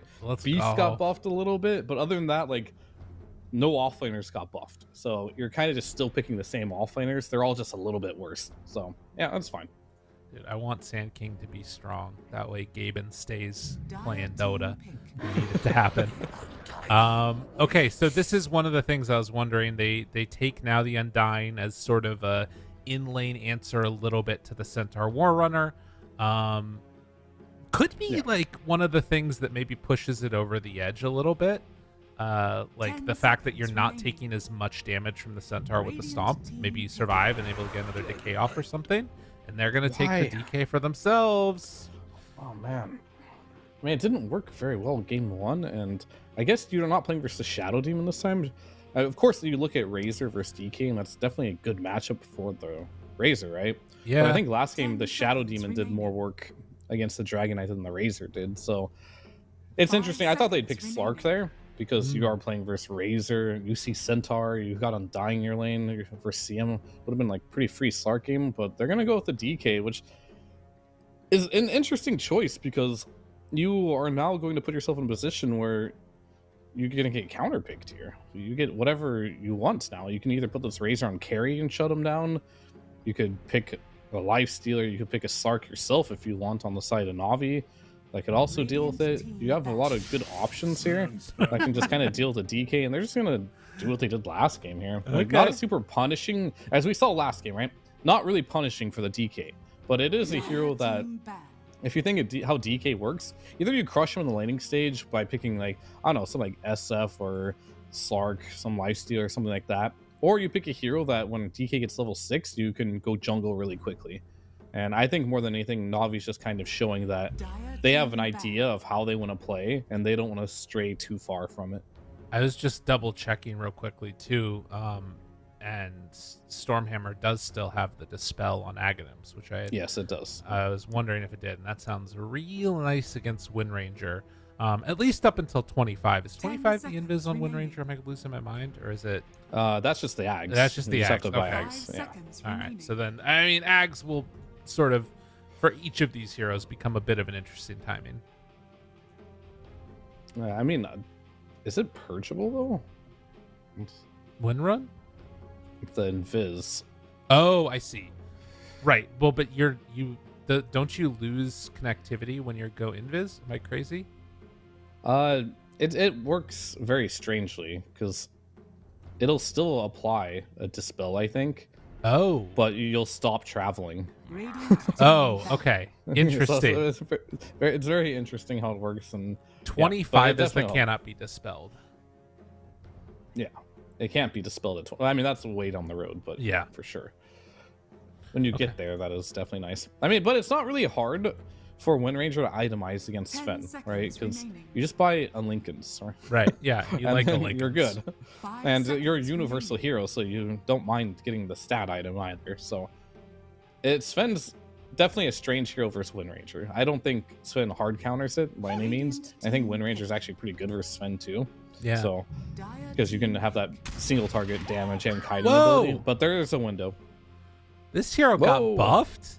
I'm interested. Zayat's running it back. We haven't Okay, seen what did a they do to this Snapfire. hero?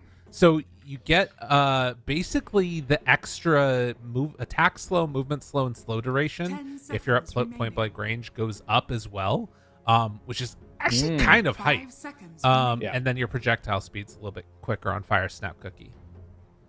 But yeah, I mean, Okay. you oftentimes, and particularly against this lineup, right?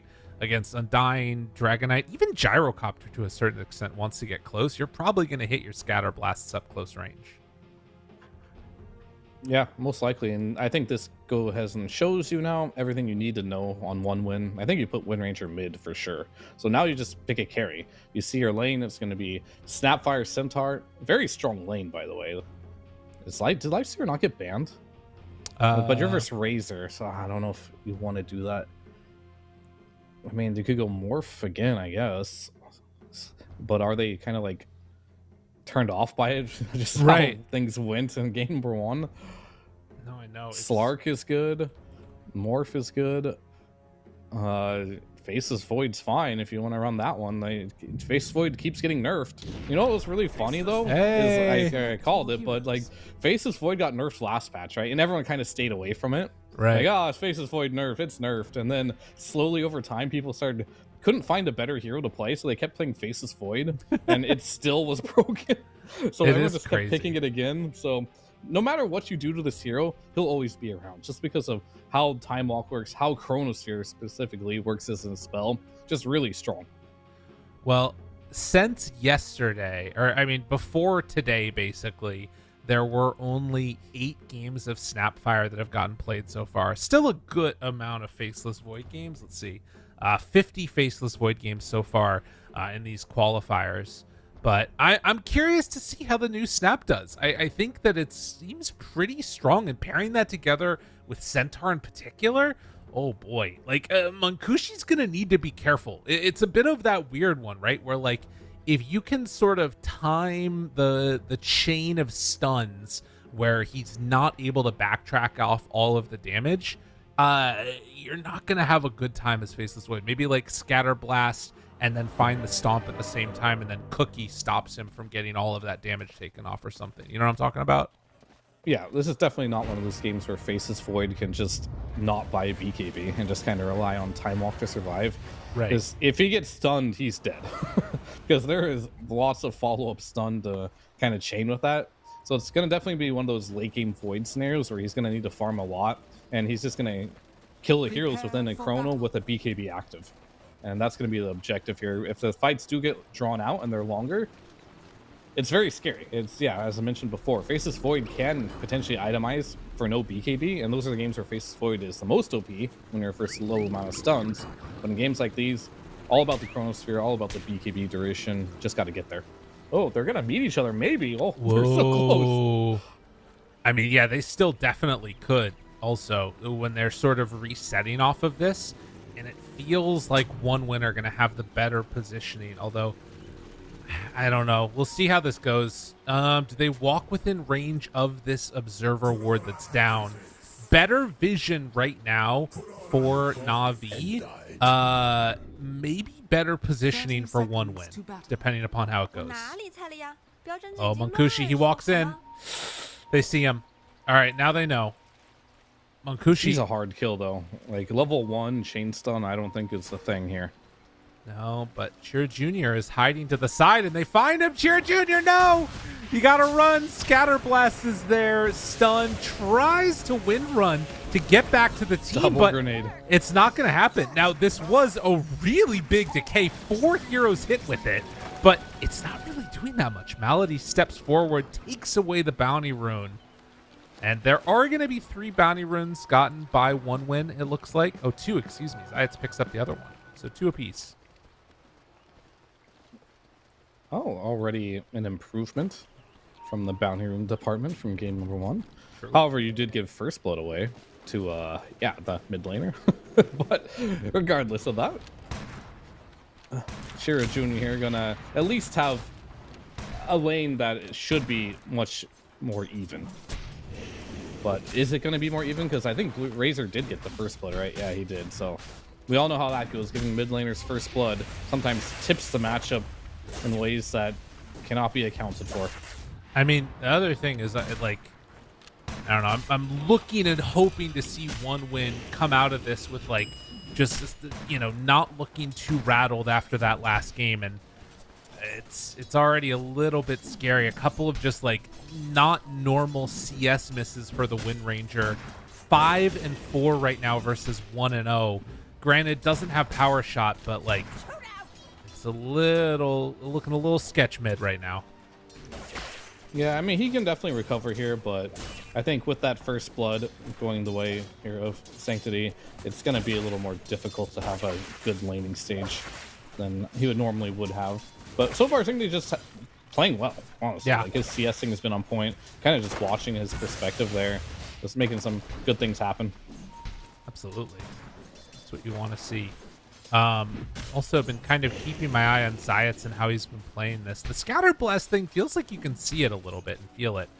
Also taking an early point Little Shredder is an answer to that Tombstone when Respect eventually has it. We'll see how they want to do this, because I know a lot of Snapfires also just max a Little Shredder now. Really? That's definitely a thing. Yeah, it's a thing. It does a lot of damage. You just make it your main spell. You get 1 point in both the other spells. So we'll see if he wants to go that route. I like that build a lot. I used to love it with like getting an early medallion or something. But I guess for Rest in peace. right, no longer. But you can see the pressure that's being put back on Respect just by doing that and having this, you know, casual Blightstone. Yeah, and if he goes for that second point and Little Shredder as well, I don't think Undying can trade with you at any point. So Cookie if they want to go for kills, Little Shredder if they just want to win their harass battle and zone them out. And Undying's Courier is just going to beat here too. Oh, don't have range. Could have popped a Little Malady? Shredder for that. Nope. That's going to be another one. So first kill on the board for the side of 1 win. Able to take down Malady there. Kind of similar from last game here. Cloud just getting a kind of a freebie kill, but still your Augie with the free farm in the laning stage. Doesn't mind too much. 2 points in Dragon's Blood, so he's chilling. Yeah. Okay, sweet and strong. Keeping the pressure on. Yeah, Yeah. no points up in the homing missile, just rocket barrage and flat cannon. Gonna keep that pressure on him. Yeah, I mean there's a couple places where there could be a kill in the next couple minutes here. Getting the head on the swivel. Yeah, and Zayats did go for those 2 points on the Little Shredder there. There's just kind of new age builds, right? Like before you might see more points on the rocket, on the gyrocopter. Now they're putting it into the flat cannon. Same with the Snapfires. You might see the Cookie in the past. Now you're seeing more points in Little Shredder. And if you put 2 points in it, it kind of is going to indicate that he's going to max it. He's going to go the 1-1-4 build here, Right. and just be a bit of a threat. Second time now where Sweden Strong in the mid lane makes the move over to secure Chira Jr. both water runs. Sanctity not able to play as aggressive here because of that. And just going to keep our eyes on it, see how things go. But yeah, trying to now move in on him a little bit. It's going to be Sweden Strong chasing down Malady, showing the power of that level 2 rocket barrage. Just does not look fun in the mid lane here. No. Definitely having a much better laning stage here. Is he gonna kill him? Oh no. Going for it. Had the wind run available, but not gonna connect. Yeah, nice recovery after those first couple waves being annoying. Yeah, that's a first blood of Razor too, but Ooh. it didn't seem like the Razor Top. top Good lane? play. They get a bash out of it also, but using the little shredder to get damage turns into a tombstone kill. Heads up play by Respect. Yeah, that's like the downside, right? If you go for this DPS build here, you're going to be in a position where you don't have that cookie. And Right. you can get chased down quite easily. Yeah, man. Well, TP's back. Zayat's to actually try and secure a rune, it looks like, and to get some obs down, I guess, instead. But 6-minute mark coming up. We'll see if Chira Jr. can get himself a rune and maybe try and play a little bit aggressive. There is going to be, again, 3 heroes in the mid lane this time. Try and secure him one. Yep. There's 6 heroes mid now. We'll see who gets the rune. Looks like a support will get it. Oh no, they will secure it. Nice. And power shot. Oh, it hit. Nice play. Slowed down. Getting close. And no way to deny himself. And also having that shield rune. Yeah, this is really nice so far for 1 win. A much better start to their game. Yeah, they're getting to play Dota for sure. This is gonna be a pretty even game right now, I would say, on all accounts. You do have like a mid lane advantage here, but of course, both side lanes doing pretty well all across the board, I guess. Like Centaur's doing well, DK's doing well. So is the Void and Sven. It's like completely dead even on net worth. The only one really struggling a little bit is going to be the Razor. Right. And that's kind of being counter-reacted. Oh, they're not going to Tombstone. kill him, are they? Oh, Tombstone. they They got it. And now turn onto the Tombstone to see if they can kill it. They will manage to find it, no. but with If they Sweet kill and the Strong rocket. making the movement over. They made a new target. Malady in trouble. Can they get him down in time? They want it so badly. The flat cannon. The one hit. Can they get a second? Sweet and Strong looking for a triple. Oh, baby. He gets it Disgusting. into the Wisdom Rune. Disgusting. The most value rotation. Look at his net worth. He's the What? same net worth as the Razor now. And speaking of the Razor, he's dead mid. Oh, no. Okay, so he's higher net worth than the Razor now. That is sick. Jeez. Oh, Okay, man. so they have another carry now. They do. My God. Yuragi taking some more hits. Alright, you're always done with this lane. Time to go to jungle, my friend. DK level 6 isn't fun. But they're going to rotate the Razor, and Razor has to get this kill. This Yeah. is a must-get situation. Nice dodge on the cookie, but they will be able to bring down this Dragon Knight. Although Yuragi is going to claim that kill for himself. I think he would have loved to be able to get that last hit, I think. Oh, for sure, but just killing him in general. Yeah. It could have gone worse. DK could have read it, and he could have not True. got killed, so Ooh. at least they got something out of it. Sweet and Strong is a big, tasty target. They're going to kill that missile. And it looks like retreating away. They're trying to steal the stack, and they will get it. Okay. Gyro's level 6 now, by the way, so My that's God. scary. I mean, It turns out getting a triple kill into Wisdom Rune might get you an early 6. yeah.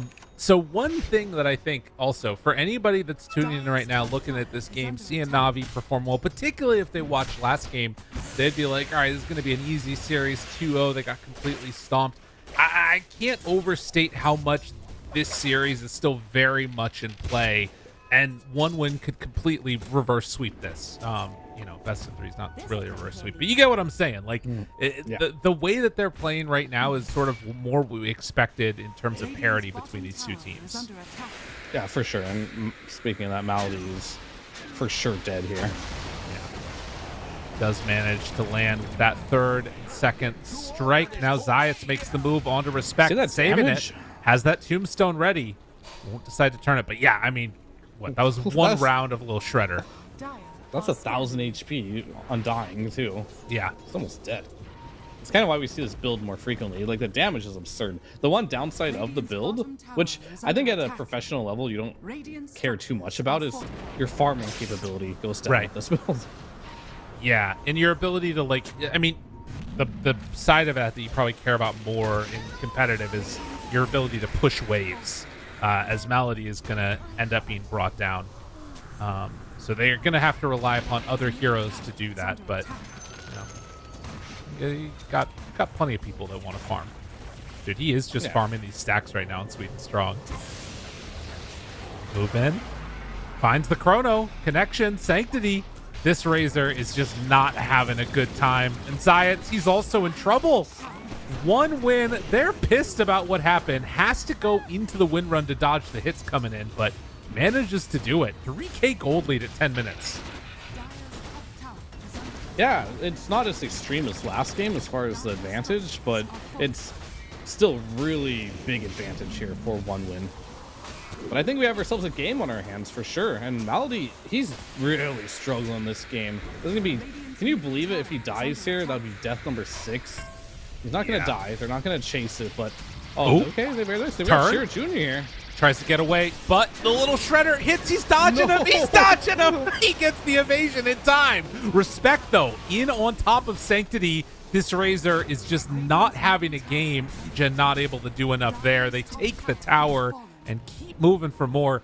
Dude, I think Sweet and Strong is going to try and steal these with some people. They have Tombstone backup. Flak is on cooldown, but yeah, they're going to drop the tomb for this. All right. And I don't know if they'll get it, but they can poke because they can just play under the Tombstone. Yeah. See what you can do here. And it's not easy to take that Tombstone down, putting it up on the high ground. So that part's pretty nice as well.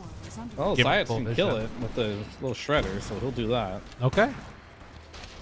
So it didn't take a ton, but took a little. It's like something. And, like, you know, you're forcing everybody onto this side of the map, too, which is pretty nice. Yeah, all things considered, one win are just playing aggressive. They're actually getting to play Dota. Right.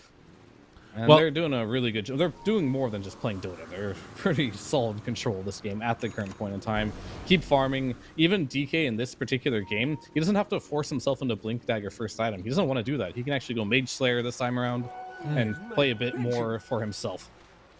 I think the thing that's going to be interesting to watch is in the last game we saw Na'Vi come out to a really strong start and then not let anything drop throughout the whole rest of the game. How much are one win going to be able to do the same type of dynamic? Are they going to be able to play pretty safely from ahead? Or are they going to be giving up bad kills here and there? We're going to have to watch and wait and see. They have a Blink Dagger now done on Na'Vi for the Centaur Warrunners, so ready to get active. Who are they going to find? With Zayat's having level 6, if they can get the Wind Ranger, that's an easy kill. But Shira Jr. playing it safe, stepping away, and not going to get caught easily. The Faceless Void's not an easy kill. Is under attack. Dire's middle tower is under attack. He's kind of easy. If they can get with a Frostbite. Yeah, but he'll chrono, right? So maybe you're right, actually. They kind of have to kill him in a stun. If Chrono's on cooldown, he's an easy kill, but if Chrono's up, a little more difficult. Instead, it's DK. Steps forward. Now tries to cookie away. Big blast of damage. Do they have enough coming out from Zayat? He's falling low on that DK. Almost dead, but Cloud survives. Two already gone. And the Sven soon to follow. Sanctity's running in. Almost enough, but still not enough to kill Cloud. They drop the Chronosphere. Connects now onto that CM. Everybody's surviving. They almost managed to kill them all. Sanctity trying to take down Cloud, but it's not going to happen. 5 for 1. Everybody was so low. They just needed 1 or 2 more hits. Well, in theory, though, this is in the favor of Na'Vi because... Wait, what? Because Na'Vi's going for 2 Maelstroms, and that item was nerfed, so clearly... Oh, got it. Advantage here. All right, that makes sense. This is why we have you here, right? You know, the big brain fear, bringing all the info. Yeah, you're not building any nerfed items on Na'Vi, so in the long run, we've got the advantage here. My goodness. Well, 5 But to no, 17. the things are tough. Like, I don't think in this situation here you have a way of dealing with this Face of Void. Even Wind Ranger is pretty scary right now. Hell, the Gyro's probably the most scary hero on the map. Still higher net worth than the enemy mid, by the way. And Razor's not a hero that enjoys playing from behind, so what's Sanctity gonna do to recover his game here? You got any ideas? I'm not sure. Yeah, it's not feeling great. I mean, you just kind of need to survive, right? Like, whatever you can do to live through it and try and become a force. But I mean, maybe showing you talked about, like, Cloud dead, turn hits, lots of damage. Is it gonna be enough though? CM ulti out, but not meant to be. Razor shows up again, and if he's not careful, oh, the shackles. Just stay right in the middle. Don't walk to the side of the lane. I mean, you talked about, like, maybe this new tech on the patch, Razor being one of the heroes that wasn't touched. Could he make a difference? I still think it's a good hero, but maybe first phase showing it's still exploitable. Yeah, especially as your mid laner, I would say. Yeah. Like, as an off laner, sure, like, you can always find a way to make things happen, but when your mid lane is in a situation where your lane doesn't go well, and you can't really rely too heavily on your offlaner to make everything happen. Dota's been in a place for a long time now where offlaners need a lot of farm. Like this Blink Dagger first on like Mars, Blink Dagger first Centaur, Blink Dagger first DK we saw the last game. They're generally not winning strategies. They're kind of more of like desperation, like things are going poorly. I have to get this item, and hopefully we can make a play with it. At least stops one win for overstepping their boundaries, right? Yeah. But you still don't have to fight them. If you just dodge the Centaur, don't overstep your boundaries, just farm. Nefert's going to feel really bad about this because now he's not having an item that can catapult his net worth. He's just on pretty much like guard duty, babysitting. Yeah, and hoping that there is going to be that like overextension, which we haven't yet seen from One Win. Now, you see Chira Jr. up here on the top side of the map on this Wind Ranger getting a little bit feisty. I do feel like there's maybe this window at some point where if they can, you know, find the combination of a Centaur Hoof Stomp into a Mortimer's Kisses, it will shred, but like you said, it's just they're not giving them that opportunity. They're dodging away when they need to, playing underneath their wards, and the only person that's really presenting themselves as a target is Cloud down bottom here on this Dragon Knight, who's, you know, you're not going after him. I'm watching Munkushi farm here, and I'm not noticing that 5% nerf. No. Okay. Well, you know, it's not the biggest change, is it? I mean, it's a pretty big, in theory, nerf. Wait a minute. Wait a minute. Okay. They want the big target. If they don't get him, though, that feels real bad. Slowed down. Power shot. Connects. Not under vision. Dodging. Juking. Oh, they see him. Okay. Stun is there, and they are finally going to connect. That is a much-needed kill. Now, mid lane catches two. The TP's immediately there. Holy moly, they might have been able to turn this around. 3 for nothing. One win. Keep it moving. Oh, they're going to get more. Dude, yeah, it just, nothing rough. feels good. Nothing feels good right now for Navi. Quite literally, nothing feels good. What feels worse for Melody is he has 8 deaths now. Yeah. On this Crystal Maiden. He's having a rough one. I think he didn't get level 6 until like 14 minutes into the game or something. Not having the same impact as the last game here, and the map, it's starting to shrink a lot, and big differences are coming in. We get to see Munkushi, he's got a game. Game number 1, he just had no lane. The Enigma, he talked about the impact it had on the game. Game number 2, he actually gets to play some Dota here, and he's had some great rotations and great performance so far on this Faceless Void. And same with Chira Jr. Also gets to play Dota this time around. They got to keep Sweden Strong alive. Yeah. Okay, they will. More than that. That's more than keeping him alive. He's like, guys, I got him. Come on, let's go fight. And then everybody else is there. But like, that's the target, right? If you can manage to kill him. Sweden Strong is 7-0-12 on this gyrocopter. It's so much gold and experience. But I think maybe this Razor is overthinking how powerful he is. Yeah. Top Or- tower because is he under has attack. less net worth than this gyro. This gyro is more farmed than the Razor. So even if you do go on him, I'm pretty sure gyro wins the 1v1. Like, Oh, yeah, I'm yeah. almost positive about it, actually. With the shard online, with Rocket Barrage, this Razor Yeah. doesn't have the items to survive. So a little bit of a whoopsie there. Not his greatest moment on the Razor, but I think he's also kind of feeling like, what else am I going to do in this game? I got to make something happen. And Right. at some point, if I can manage to get a kill, that'll be my road to recovery. I don't know if it's a thing to just like transition into full support when you're having a bad game like this, but probably not. He's going to go for the Manta, though. Make things happen. Not the hero you want to be this low net worth on, though. No. For sure. He's got to figure it out. I feel bad for him. I don't envy his position in this game. You know, you talked about the levels for Navi, and I think that's something that, like, we highlighted the Gyrocopter triple kill into Wisdom Rune, but we didn't really talk as much about the effect that has on both of these supports in a way, as Zayats is just going to die.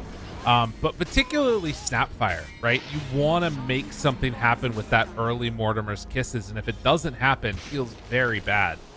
They do manage to take down Roche right now with the Zombie Man and the Faceless Void, so Aegis in hand for 1 win. They're going to try and close down the rest of this map. Aegis and BKB for the Faceless Void now. Chronosphere is up. Blink Dagger is online. Pretty much anything that you want to have on 1 win is yours at the moment. At this point, it's just luxury items, right? Finishing the Gleipnir on Shiro Jr., finishing the Manta on the DK. All the core items are online here. Oh, they left their Wisdom Rune, so Respect just got double Wisdom Rune at 21. Radiant's top tower is under attack. That's hype. Okay. And they want to make sure that they get this Tormentor before Yeah. it gets stolen away. Good choice. I mean, again, Top tower has fallen. it's not much, but the game is not going as bad for Navi as it was going last time for 1 win, at least in terms of net worth. In terms of comeback potential, how do you feel about it? Is it like worse than it was last time, or about the same? Any difference?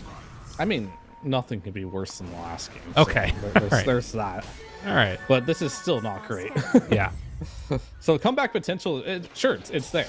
But it's going to come down to 1 win, and do they have, well, speaking of that in a second, I think it's just a free kill here, but what do they have to use anything? Okay, Stampede. Chase, Nah, he's chase. just dead. Yeah, Yuragi's gone. I wonder how Wow. much damage that rocket They, did. I think they also have Nefrit dead too. Has Blink Dagger back up in a sec. Oh, the decay hits him though, and now he is gone. That was close to getting away, but Respect came in for the finish. Yeah. But as I was saying, we'll see if 1 win has the discipline to close this game out. Right. Yeah. I mean, again, these comebacks always are on the virtue of, well, not always, but often by the virtue of sort of a misplay going high ground, something like that. And Zayats is just going to be dead again. There's 3 heroes dead, another tier 2 tower likely to go down.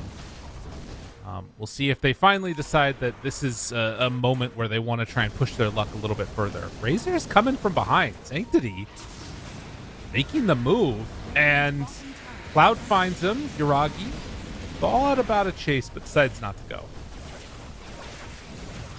Jump forward, thought about the chrono. Kushi not going Thinking for it. about it. Radiant's Good bottom TP. tower has fallen. Yeah, it's not completely necessary. Oh, this might be a chrono though. Yep, that's the power shot, and Yuragi is just gone. So, And yeah, they're high ground now, 45 seconds here. yeah. Alright. Bottom tower That's pretty big. Cloud sending out illusions, runs into Sanctity, gets away. I don't think you can fight this. I think you're losing probably the tower. Alright, that was zoned for now. But now that's down. So I mean, it's still only... Oh, God. Okay, that's not great. Have Cookie if he wants to get out of there. Steps forward, gets away from They should the back missile. now. I'm pretty sure they should back now, but choice is there. So will the discipline be there? It will be. Very good. Well played. A little more damage to the ranged barracks there too. So it helps. I mean, this has been very disciplined, very methodical as well from One Win. You were mentioning it yourself that these teams could be very even given the right circumstance, and we're definitely showing it in this game number Stomp. 2. Fail. Oh, he's Stun. 8-0. Force Steph. Do they have enough? Trying to bring him down. Sweet and strong. He gets away. He's so tanky. Oh, no. And now, Navi, they're in too far. Turns. BKB wants to hit. Not doing all that much. Cleaving, doing what they can, but stunned now. Malady goes down. Hit onto Munkushi. He survives through it. GG is called. done. 25 minutes in. We're going to a game 3. Pretty much in the only thing that was different between this game and last game was that Navi just tapped out earlier. Right. Yeah. Pretty much. Like One Win, they were fighting to the very end there. Window where Navi just had enough, guys. Like for maybe just for our own mental health. We're just gonna go ahead and call this one, and let's just do a deciding best of one here for the game number 3 to see who's gonna move on to the grand finals. So that's gonna be super interesting. But to wrap up this game, I think the Faces Void pick was incredibly good. Even though all these heroes are getting nerfed, it sometimes doesn't matter if it's the perfect game for it. You have this ability in this game to deal with not only the Razor but the Sven. You have a Chrono that's gonna help a lot with not only the Wind Ranger but the Chow. Of course, even just stacking zombies on top of the Chronos when you're timed at you feel like you just can't move if Centaur ult is on cooldown there. So their lineup really just worked out pretty well on all aspects here, but I really got to give it to Chira Jr. here on the mid lane performance. Razor, he got first blood in this game, so he was already going one-on-one mid at a disadvantage there, and you even said it yourself, even the first couple waves didn't go well for him. But they managed to pull it back, and I have to give a lot of props to just the rotations from the supports to deny the bounty, or the water runes rather. And I think that really just helped them get back into position of this game. Give Munkushi, give Chira Jr. a game, and then all of a sudden they can make things happen on the map. Right. I think that that's something that I always am a little bit hesitant to talk too much about mentality within a team, because you're sort of trying to divine by Ouija board or something how people are feeling or whatever, right? But you can kind of tell okay, a younger team, they come in, they feel a little bit shaky first game of the day, things really go badly, and then even the start of game 2, there was just a couple of misplays and weird things going on in the mid lane.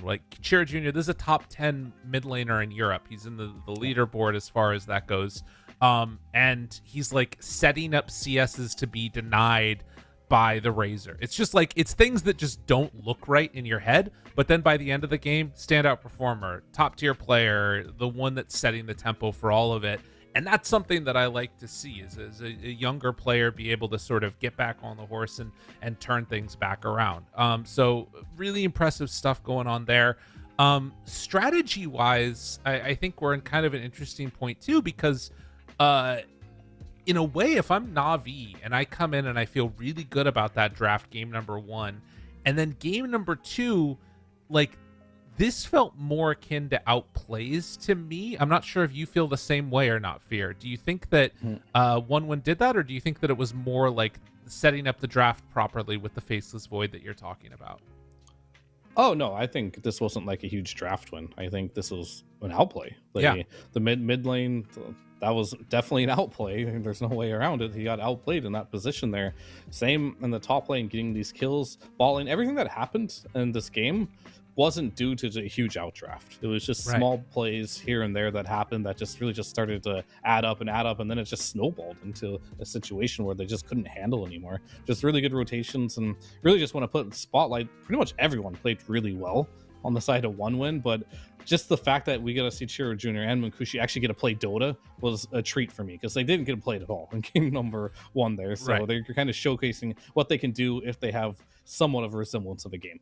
Right. And I think that that's going to be something that's going to be interesting to watch is like, can they keep that up going into the next one? Or are we going to be able to see that same level of confidence? And likewise for Na'Vi, are they going to be able to, I'm trying to figure out how to do a Na'Vi is back joke, but I'm just not gonna try and do that. I feel like the last time, it's the Shadow Demon, right? That's kind of hard.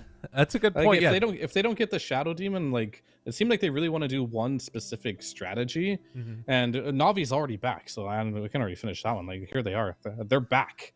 They're back in action. They're potentially going to go to DreamLeague. We'll see after game number 3, and of course they got to meet VP here. But for all intents and purposes, this is the best I've seen Navi in a long time. No, for sure. And I mean, if we're real about it, the last time Na'Vi was back, you were still playing Dota. Professionally. It's been a freaking cool minute.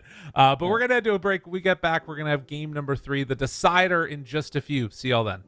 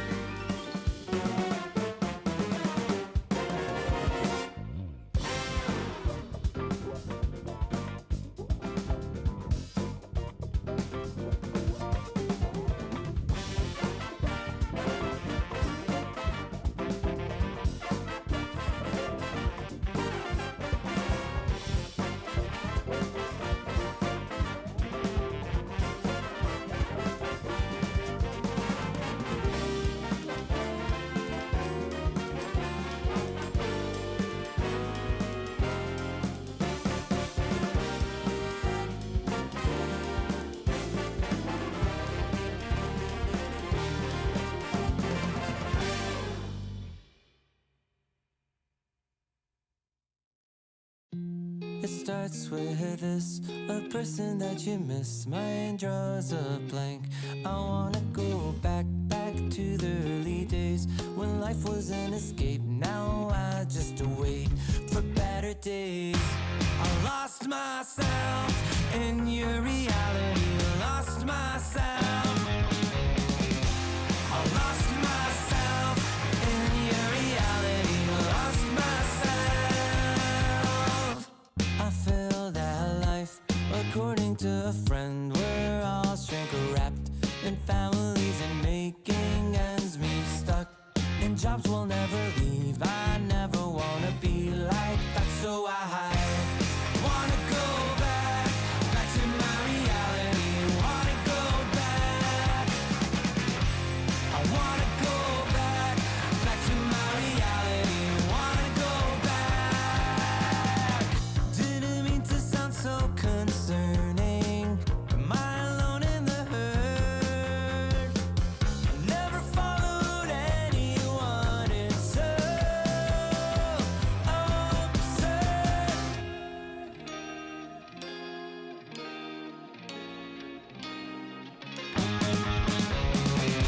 I wanna go back to my reality. Wanna go back.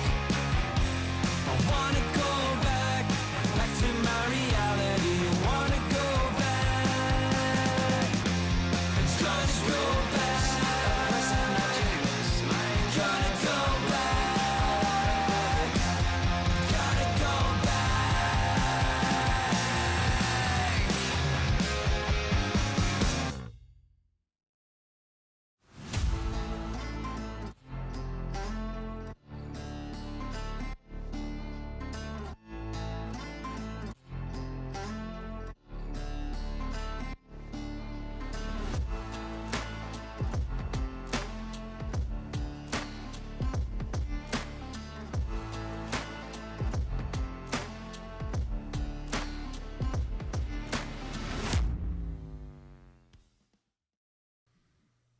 Hello and welcome back, everybody out there in the Dota 2 world. We're getting ready for our third and final game of this lower bracket finals in Fear. Navi versus 1Win. I feel like we've learned a lot about these teams throughout the course of these qualifiers. And we're already into the drafts. Let's just hop right on into it because the draft's looking very similar to last game. 5 seconds. I really like the fact the adjustment that was made after game number 1 going into game number 2 for 1Win was banning the Shadow Demon. We saw Zayats have an incredible performance on it. And I think in general, just we'll talk about that in a second. This Shadow Demon kind of counters a lot of the heroes that 1Win wants to play. And we get a TA right away. And an interesting response, because this is banned every single game so far in the first phase, right? And this is Monkushi's special. He is a hero that he's very comfortable with. I'm sure Chira Jr. can play it as well, because I don't know a single mid laner and that's high MMR that doesn't enjoy playing TA mid. Right. So it's very likely that it's a flex pick. But Razor has always traditionally been a good response to TA in the laning stage, at least. The game, not so much, because you can get a Hurricane Pike and a Blink Dagger, but the laning stage is kind of difficult for TA to deal with. So that just goes to show you this isn't kind of like a counter pick to the Razor by 1-1. It's like they just want their TA. They got banned in the first phase a couple times, and like if it's in the pool, we're gonna take it before you have a chance of getting banned in the second phase. Right. And specifically now too, I think this is like a Sanctity moment where he's saying, okay, sure, your Wind Ranger was good, but I'm not playing that matchup anymore. We're just going to take the Razor because we think the Razor is good, but we're forcing you to beat us with something else. So, I mean, in a way, Razor really, I feel like, has been one of the big stories of this game as well, as like taking it in the second phase for Navi in game number 1, it destroying the Storm in the laning stage. Game 2, they're like, all right, our answer is we're just going to take the Wind Ranger. And now game 3, I don't think we know yet what their choice is going to be, but there's a lot of options out there. You'd mentioned some earlier, like the Queen of Pain. I think you'd mentioned Batrider too. Is that still one or no? I mean, I don't know if that one's good, but Lina for sure. Lina, okay. Sniper. Lina, Sniper. Most of the range heroes are pretty fine against it. Pango's a hero that some people have ran versus Razor as well. Yo, what about OD? Is that a thing? Radiant team. Mid versus Razor? Yeah. I mean, could be. Okay. All right. Cool. I mean, Lion. it's fine. All right. Just I'm waiting for OD to come back. I want it to happen. Why? I don't know. He's kind of so interesting now. annoying. 10 seconds remaining. He is- I just really think heroes that 5 seconds when they're remaining. overtuned, like OD, are just inherently not fun to play against. Like OD's an anti-fun hero. Yes. It's like Yes. that's all there is to it. Like Astral's annoying, the orb 2-shots heroes, the ultimate 1-shots heroes. Dire team. Like it's just what an annoying hero. Dude, did Stay you in ever the grave. play? Did you ever play Magic the Gathering? No, Oh, that's really sad. unfortunately. Okay. Sorry. Well, I would have told you that I played a lot of blue decks back in the day, which I feel like would give you a little glimpse into my psyche. But if I knew what that meant. 10 I know seconds there's some I- people out there that get it though. That you're if you hear me and you know 5 me, seconds I remaining. see you out there. So I mean, the thing is, you're basically just saying because you're an OD fan that you're disgusting. yeah, exactly. Which is the blue Okay. deck in MTG. It's nice. Let's get back into this draft here. We've got Lion, we've got Undying coming out for Navi. If the fights last a long time, they seem pretty good. Zombies down, Razor doing his stuff. It's all bueno. Yeah, kind of like from both sides. It really feels like they're kind of just picking heroes Dire without team. looking at the enemy team's draft. And I don't mean that in a very rude way or anything, right? But Yeah. it's kind of like we are just gonna like cover up the top half of them, you know, or the bottom half on our side you're on, and we're just gonna draft heroes that we want to play because none of these heroes make any sense strategically against each other, right? Because like Yeah. Undying doesn't do 10 anything to TA. seconds It's actually remaining. pretty bad, but they just want it for future picks down the road. It's good with the 5 Razor. seconds It gives remaining. team fight for Razor. They pick the Lion. Well, it's good with Undying because Undying has no stuns, so pick a hero that has the stuns. They're just trying to like balancing out their lineup to make sure they have a good, well-balanced lineup. And I do like the Skywrath pick because we did see Techies get nerfed. We saw Mirana get nerfed. We saw CM get nerfed. There's a lot of heroes that have been nerfed, and even Lion previous patches have been nerfed.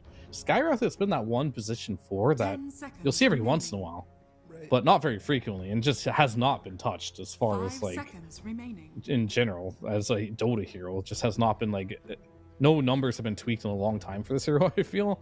But he's always there every once in a while. Oh, I know what it is. There's one buff that happened to Skywrath this patch. Oh yeah, the nulls. Yeah, an old talisman was buffed, so maybe Huh. that will make Sky more. Watch him just not buy Nold all the I same know, time. right? Totally. Yeah, he gets like a The magic hope is there stick. though. Radiant team back. Yeah, I think that's an interesting idea. They take the TB now into Sky. I feel like CM is like quietly a really good, like annoying thing for Terrorblade.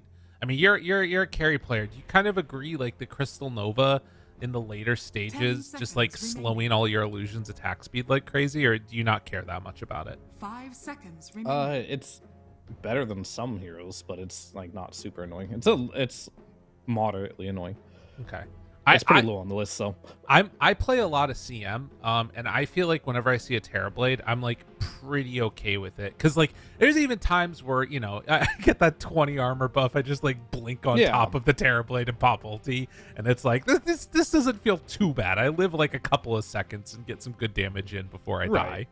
I mean, you got options. It's not like you're a Shadow Shaman versus Terrorblade or something, right? Like, Right. You're a CM, so you have like more survivability. You can slow them down. It's all good. Skywrath Mage, you have some options too. But the reason why they picked Terrorblade is very much for the TA and the DK. Yeah. So like the supports might be pretty okay versus the Terrorblade. They're not like gonna ruin Terrorblade's game or by any means, but it's a really good TB game. That's what I'm getting at. Ooh. Because like you have tons of armor for the TA, and of course the one thing I talk about and why I like the Shadow Demon ban 10 is the fact that remaining. DK doesn't like illusions of himself Yeah. against him, 5 seconds because remaining. these illusions are very strong. That's the whole reason why you play the hero. So now you have TB who's making illusions to attack himself against him, which really Dire team helps. back. So now they have to find a mid laner, I think, that kind of can deal with TB in a lot of ways. So Zeus looks really, really good for the side of 1-win. It looks like perfect because you should be fine versus Razor mid, right? You got the Heavenly Jump, underrated spell there. You'll destroy Terrorblade. It's guaranteed a Terrorblade core. It's not a support, so yeah. I will just say, and I don't think seconds that remaining. he is a regular Darkseer player, but I will say that Darkseer here also for Cloud, if he wanted to, could go pretty hype. I mean, But it's do you want to put TA versus Razor mid? right. I'm not Well, sure. I was thinking you could do DK, which is just as terrible. You know? Perfect. I don't know. I'm just wondering. I think that there's maybe some sauce there. I don't know. It's like, is this draft such a centerpiece for Terrorblade that if you get like a super hard counter 10 like seconds Darkseer, remaining. it makes the rest of the draft crumble? Like, can you sacrifice your mid enough, or 5 seconds do you have to remaining. have like some amount of value there out of your mid? I feel like Darkseer is very good versus Terrorblade, but I feel like Zeus can not only do Okay. well versus Razor mid, but also be really good versus Terrorblade. Fair. I feel like you're sacrificing too much for the Darkseer. Okay. Unless you want to put the Darkseer mid, maybe that's a thing too. I've done it a bunch. It's not terrible. You have to cut waves, which gets weird. Yeah, that's not great. No. It's kind of hard versus teams that have good support players and Yeah. the TP, and kill When you you- or when just you're- rotate. No longer in 6K brackets. They start to rotate a little bit more. 6K. I mean, yeah, some of these guys are 13K, so that's a little Yeah. bit higher more. That's true. What can you do? I mean, they're anticipating that this is Cloud's DK. It's been him both times, and he's had a really good performance on it, I think. Even in game Face is number full. 1, when it was all falling apart, he was like the lone bright spot. Yeah. And a little bit of 10 respect there seconds for the remaining. Faceless Void, too. Thinking that potentially this TA could go mid. 5 And they're seconds keeping remaining. open the Razor, too. This Razor could be offlane as well. Like, Oh! speak of the Darkseer. They take him. Oh, yeah, versus TA in the lane. Sure. I mean, that's been one of those weird classic matchups that, Yeah. like, I don't know how I feel about it. It's definitely good in a lot of aspects because of Ion Shell, 10 but, like, the seconds wall is remaining. not the best against TA. No. So, 5 seconds just for the Ion remaining. Shell there. And they don't have a lot of heroes that can really use Ion Shell this game either. I mean, you're the Darkseer expert. You can talk about Darkseer if you want. But I want to see on the side of 1-win here. I definitely want that Zeus or a Leshrac or something along those. I like Zeus Matters. a lot. That sounds hype. I think I actually think that the interesting dynamic in this one is less about what Darkseer is going to do himself and much more about trying to enable this Razor. You throw an Ion Shell and a Surge on Razor and let him go crazy. That sounds really good. Particularly because then your Ion Shell is enough to burn through Refraction for TA, and Yeah. you can actually like do some decent damage. Yeah, for sure here. And what will the choice be? And for me, it's like Zeus, Lina look okay. I mean, I'm always down for a sniper. That hero's underpicked, I think. But either way, Dude, you just want to see Sniper. It's like I mean, against- the hero's good. Like, you go Con to Ags now on the mid lane build, so you aren't just a hard Okay. carry. You have like a lot of ability to just like fight. I was so thinking it's more like the peeping, just like right-click build with a bunch of stats, and I was like, that sounds terrible. Terrible against No. Terrorblade, but yeah, the other one sounds nice.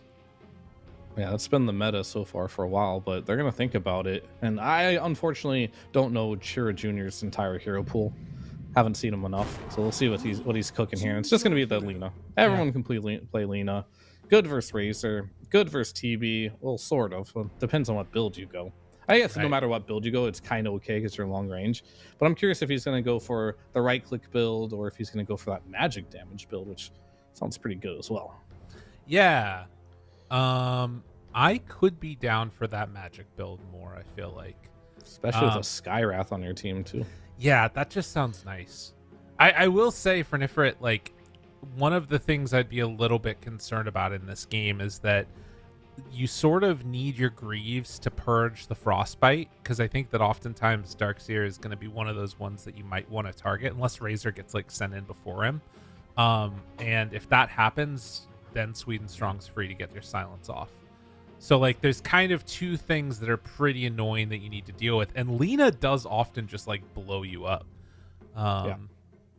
So I don't Sounds know. like you need a BKB. Yeah, like I think you're actually going to need something like that in this game, and that's not something you want to build. I like the 1-win draft. It's pretty good. The only downsides I will say, the 1-win draft against Navi's draft is the team fight isn't really there. You have like a lot of single target heroes, and we're on the other side for Navi. If you do group up, you do have the vacuum, you do have the wall, you have the ability of the reflection, you have got like tombstone, you got a lot of like ground AoE spells that are pretty annoying to play and aren't very difficult to hit. Or meanwhile, I think your initiation has to be really on point on the side of 1-win here. You got to start with a stun from either any hero, really, mainly the DK and Lina, and you just got to burst the hero really quickly on that. And it's going to be more of like hit and run tactics for 1-win and how they win the fights, or just an overwhelming net worth advantage. That also can do the trick too. I mean, yeah, like, and I like sort of what you're talking about too, which is that if they don't have that sort of net worth advantage, these heroes become kind of fragile in the mid game with, I mean, all of them in a way, right? They're sort of fragile in their own way. Lina keeps her distance with like her long range. TA sort of relies upon refraction a little bit to survive, but the supports are super squishy, and like both of those other things can kind of get answered by the combination of like Darkseer and Razor, right? Like if you surge in the Razor onto the Lina, then you can't keep your distance as well. If you have an Ion Shell, then TA's not able to sort of keep her refraction instances up. They feel like they're breakable in a way. Oh, for sure.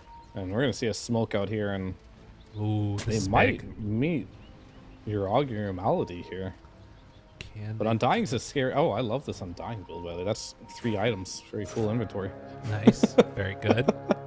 We'll see people now, and as the smoke broke on the low ground, they're not going to be able to do anything. That's an Undying. You're not killing them. So 2 runes apiece, it looks like. And yeah, I want to see, I mean, you talked about the build for the Undying. I want to see what this Skyrat does. Like, so far he's not building Knolls. He's just going for like a magic stick, but already with the concussive shot, is he just going to try and like spam it out a bunch? Is he going to try and build for, they're keeping a lot of pressure onto him. Respect there, already taking Nova. Interesting. I mean, this is big, because I'm sure you know as yourself playing some of these lanes that if Undying isn't hitting you as an offlaner, you're happy. Zayat's in trouble. Body blocked. Doesn't have anywhere to go. He's out. Wait, how did he get caught there? I didn't really catch that. I think he was going to block the camp because he came late, and they just caught him on like a movement through. All right. That's not great. Not what he was looking for at all with that one, but it is what it is. It happens. And who's Nefrit has a bracer recipe coming to him for line. That'll help. Okay. Bracer. Yeah, that's an interesting item. It's for Darkseer. It is, yeah. Oh, I'm just curious of what the build is for Darkseer. Normally they go bracers. Makes sense. You're a universal hero, sure. I mean, with Knolls being buffed, I maybe would have thought that was it. But I guess that in this lane, if you want to be playing aggressive on TA, you need that survivability. Why isn't Science giving him his bracer recipe? I don't know. I don't know. He still hasn't. That is a good point. I'm not sure about that one. Should I tell him? No. Malady gonna go down. Just picking up where he left off last game. Just Malady not having a great series. It's been the most of his team's death throughout most of this. That's the 5 life. That's what you expect. I mean, as long as he's letting TB farm, he's at bare minimum doing his job. It's only a grief when you not only are dying, but not letting your carry farm too. Yeah, he is. Okay, there we go. He got his bracer. Let's go. I'm just surprised. Like, if I was Darkseer in that situation, I would be like, spam pinging it. Please. Unmute me. Right. Give me my item. It's a weird cosmetic that he has in Zion Shells, too. I've never seen that before. See what I mean? Yeah.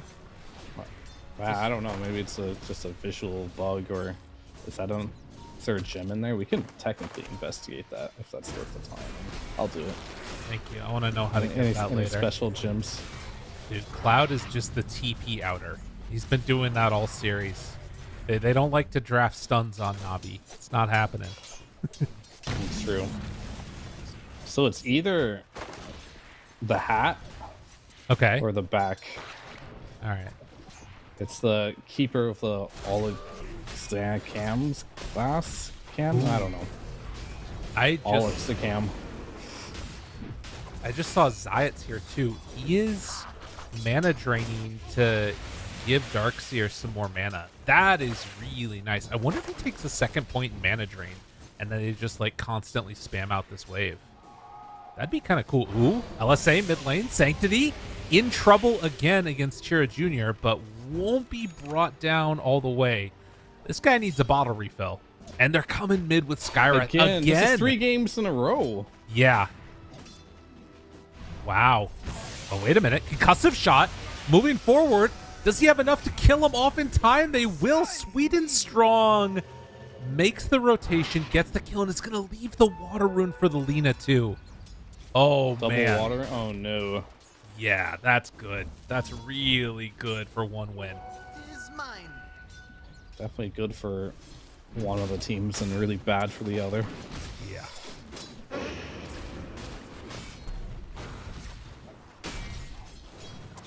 All right, but at least the side lanes are doing okay.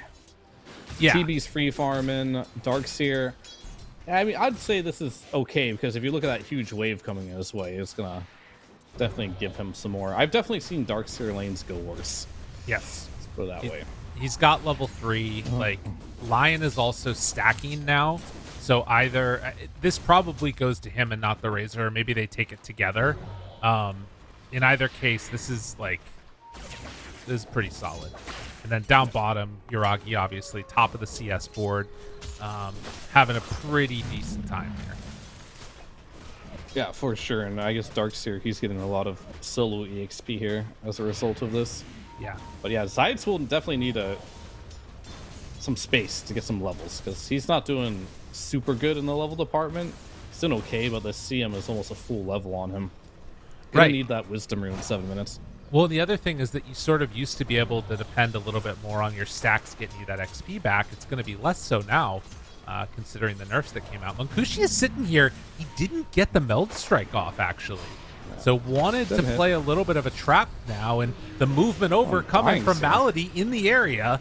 Zombies are down. Munkushi turns, and they will take the tombstone away. Malady's going to die here, almost certainly.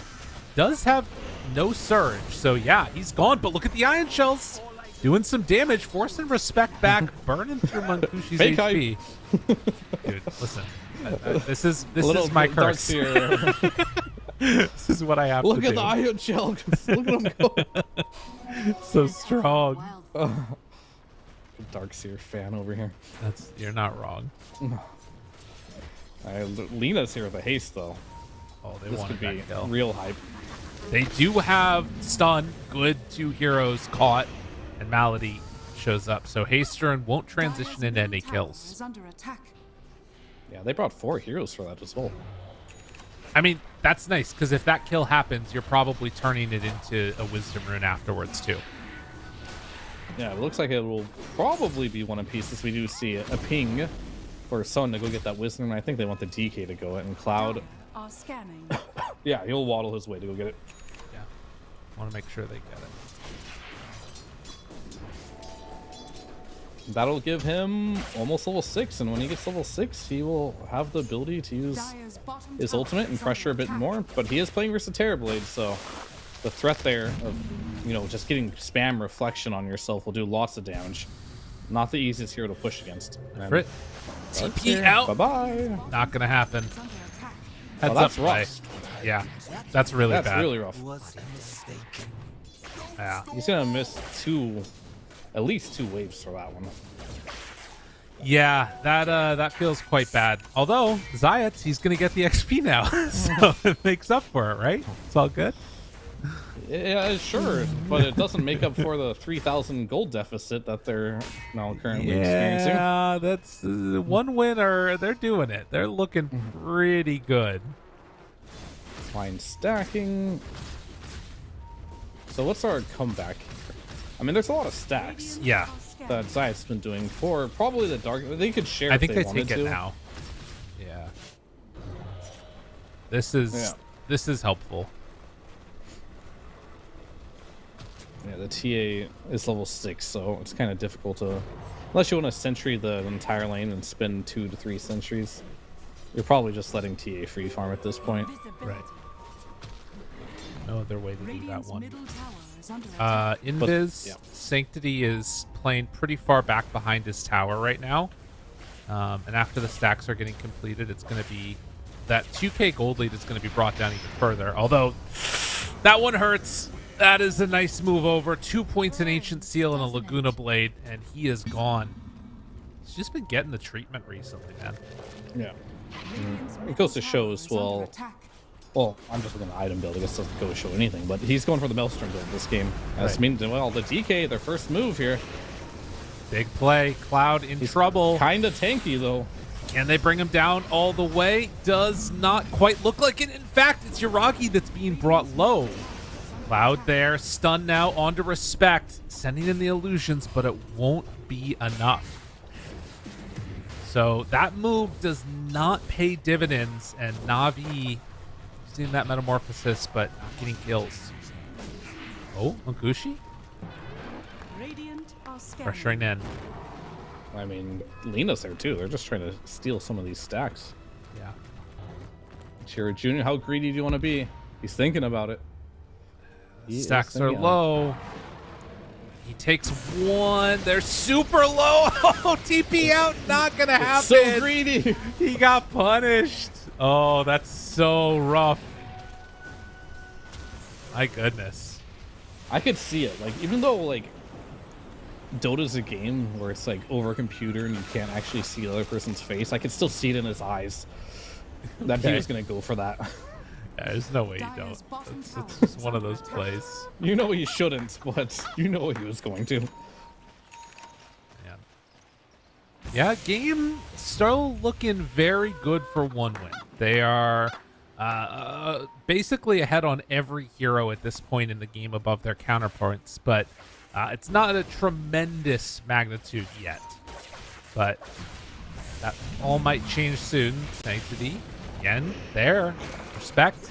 Went a little These bit deaths early. are big. Yeah, they keep Now you're on level dropping. 6. You're level 6 online now. You're getting the EXP on the Undying. He's getting them. Like, they're all starting to add up. And this is not a situation, or a draft rather, that you want to be giving up free kills. Kushi Okay, Dark Soul. Dyer's top starting to hit himself. He went underneath the tower a little bit for that one and ends up getting hit by the illusion of the wall. Dyer's going to be hitting himself a lot this game, as they are playing versus a Terrorblade and a Darkseer. Yeah, A lot of self-harm here. that's I feel like going to be the roughest maybe for the DK of all heroes. Yeah, for sure. I mean, it's going to be like rough where DK gets to level 18 with Ags, Yeah. and then all of a sudden this illusion from Darkseer is on your Lina. It's on your TA, right? And you Yeah. feel like you just can't move with these heroes that are supposed to have some maneuverability. Because I classify Lina and TA as the same type of hero. They're like what I call turrets. You know, these ranged heroes that do tremendous amount of damage, but if you ever get on top of them, they're just dead. Malady trying to trade the damage. That's Oh, he gets it off, but he threw it Oh. onto Malady.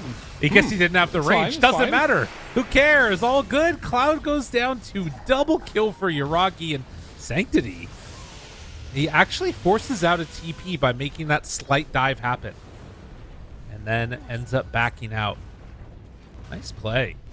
I don't know. I'm a little concerned for one win. Yeah. Because the overwhelming team fight that you have on Na'Vi here, Dyer's you top can't tower give is away under free attack. kills because your lineup very much so was meant for the laning stage and for snowballing. And these Right. snowbally lineups are very easy to throw away.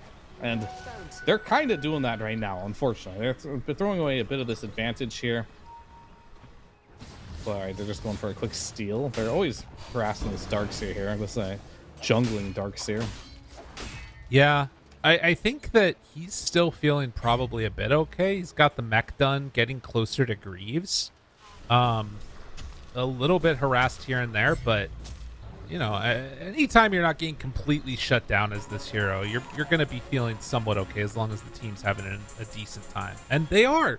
I think the biggest thing is Terrorblade is doing pretty well. Like, oh yeah, he's farming. If he died in that last fight, this game feels terrible, I feel like, for Navi. But that's surviving, like Malady putting his life on the line, soaking up some of that Skyrat damage, and like the level 1 Soul Rip turned the tide completely. Yeah, I mean, there's been a few things that have been very good for the side of, well, no, for Navi, right? Because like number 1 was Chira Jr. being greedy for that stack and dying. That was huge. Yeah. And then Respect getting picked off in the mid lane, catapulted into line, getting level 6, which also resulted in that bot play failing, and then getting turned around because now Finger of Death was online. The discipline wasn't quite there, unfortunately, for one win, and Navi just capitalized on it, and they clawed their way back into a game that looked really hard to... I want to say they're in the driver's seat at this point. They got a mech online. They have some of these team fight items where they can just play together. Where on the side of one win, your lineup is completely reliant upon just getting farmed. Oh, they're on a trap, 3-man trap. Yep, and Mystic Flare coming through, but the Vac wall onto 2, onto a 3rd, in fact. They're going to kill off both supports and now looking for more. Munkushi slowed. Courier is there too, but can they run him down? Zayat surge forward. There's the Earth Spike. Munkushi very low. Triple kill for Sanctity. The Razor, he's becoming a real hero. It looked so good. They've got a 3-man fully charged trap, but where's the follow-up, I guess, right? Yeah. You drop a Mystic Flare, but you don't have that vacuum spell. You don't have the Tombstone. You don't have like the Plasma Field. You don't have these like spells that can help. Maybe if you can hit the Light Strike Array with a Gleipnir on top of it, but Lina just wasn't there. But she will show up now, and it looks like this will be a rebuttal at the very least. Chira Jr. still high net worth. So is Munkushi. But you got to be careful on how you take these fights. You can't just run on head-on. No, there needs to be a certain amount of pulling back in those moments, and particularly before these like items come online, right? DK is still working towards that Blink Dagger, 1,500 gold just kind of in the bank. I don't know if Lina had the fully completed Gleipnir at that point or not, but that is one of those things that might start making the difference, right? Gleipnir and Deso just now done on TA. Now you sort of have a little bit of extra area control. A Gleipnir into an LSA would be absolutely clutch in these next couple fights. Yeah, they definitely need more of that AoE long reach, because right now DK doesn't have Blink, so the Gleipnir will give them that reach that they need to be able to catch these heroes. Smoke will be heading towards the mid lane for Sanctity. This could be a big kill. Can they get him? Amplified damage, there it is. And unfortunately slowed down just a little bit by the Plasma Field, but he's still going to be enough to bring him down. They managed to get that kill, and that sets up for Cloud's Blink Dagger. You know, it's kind of appropriate that game number 1's a stomp, game number 2's a stomp, and now game number 3. There's a little bit of back and forth going on. I like it. Yeah, this is definitely something where as the tournament progresses, right, teams will always start to be more and more careful. And here we are, elimination game, only one game to play left. Right. Loser goes home, and the winner gets to go to the grand final. So both these teams, they can taste it. They want to go to the grand final, and they're gonna not play too overly aggressive, but they're also not playing too safe either. So there's like a good mix of just playing what they need to play to try and get the dub. See if they have what it takes indeed. As down bottom, another time that one win is hoping to set up for this bottom tier 1 tower. They're going to go for the long wraparound, but it's a little bit, they don't feel fully confident making that move. And kind of just at this point looks like trying to set up for farming to that next item. Like, the Blink Dagger reveal is not going to turn into anything here.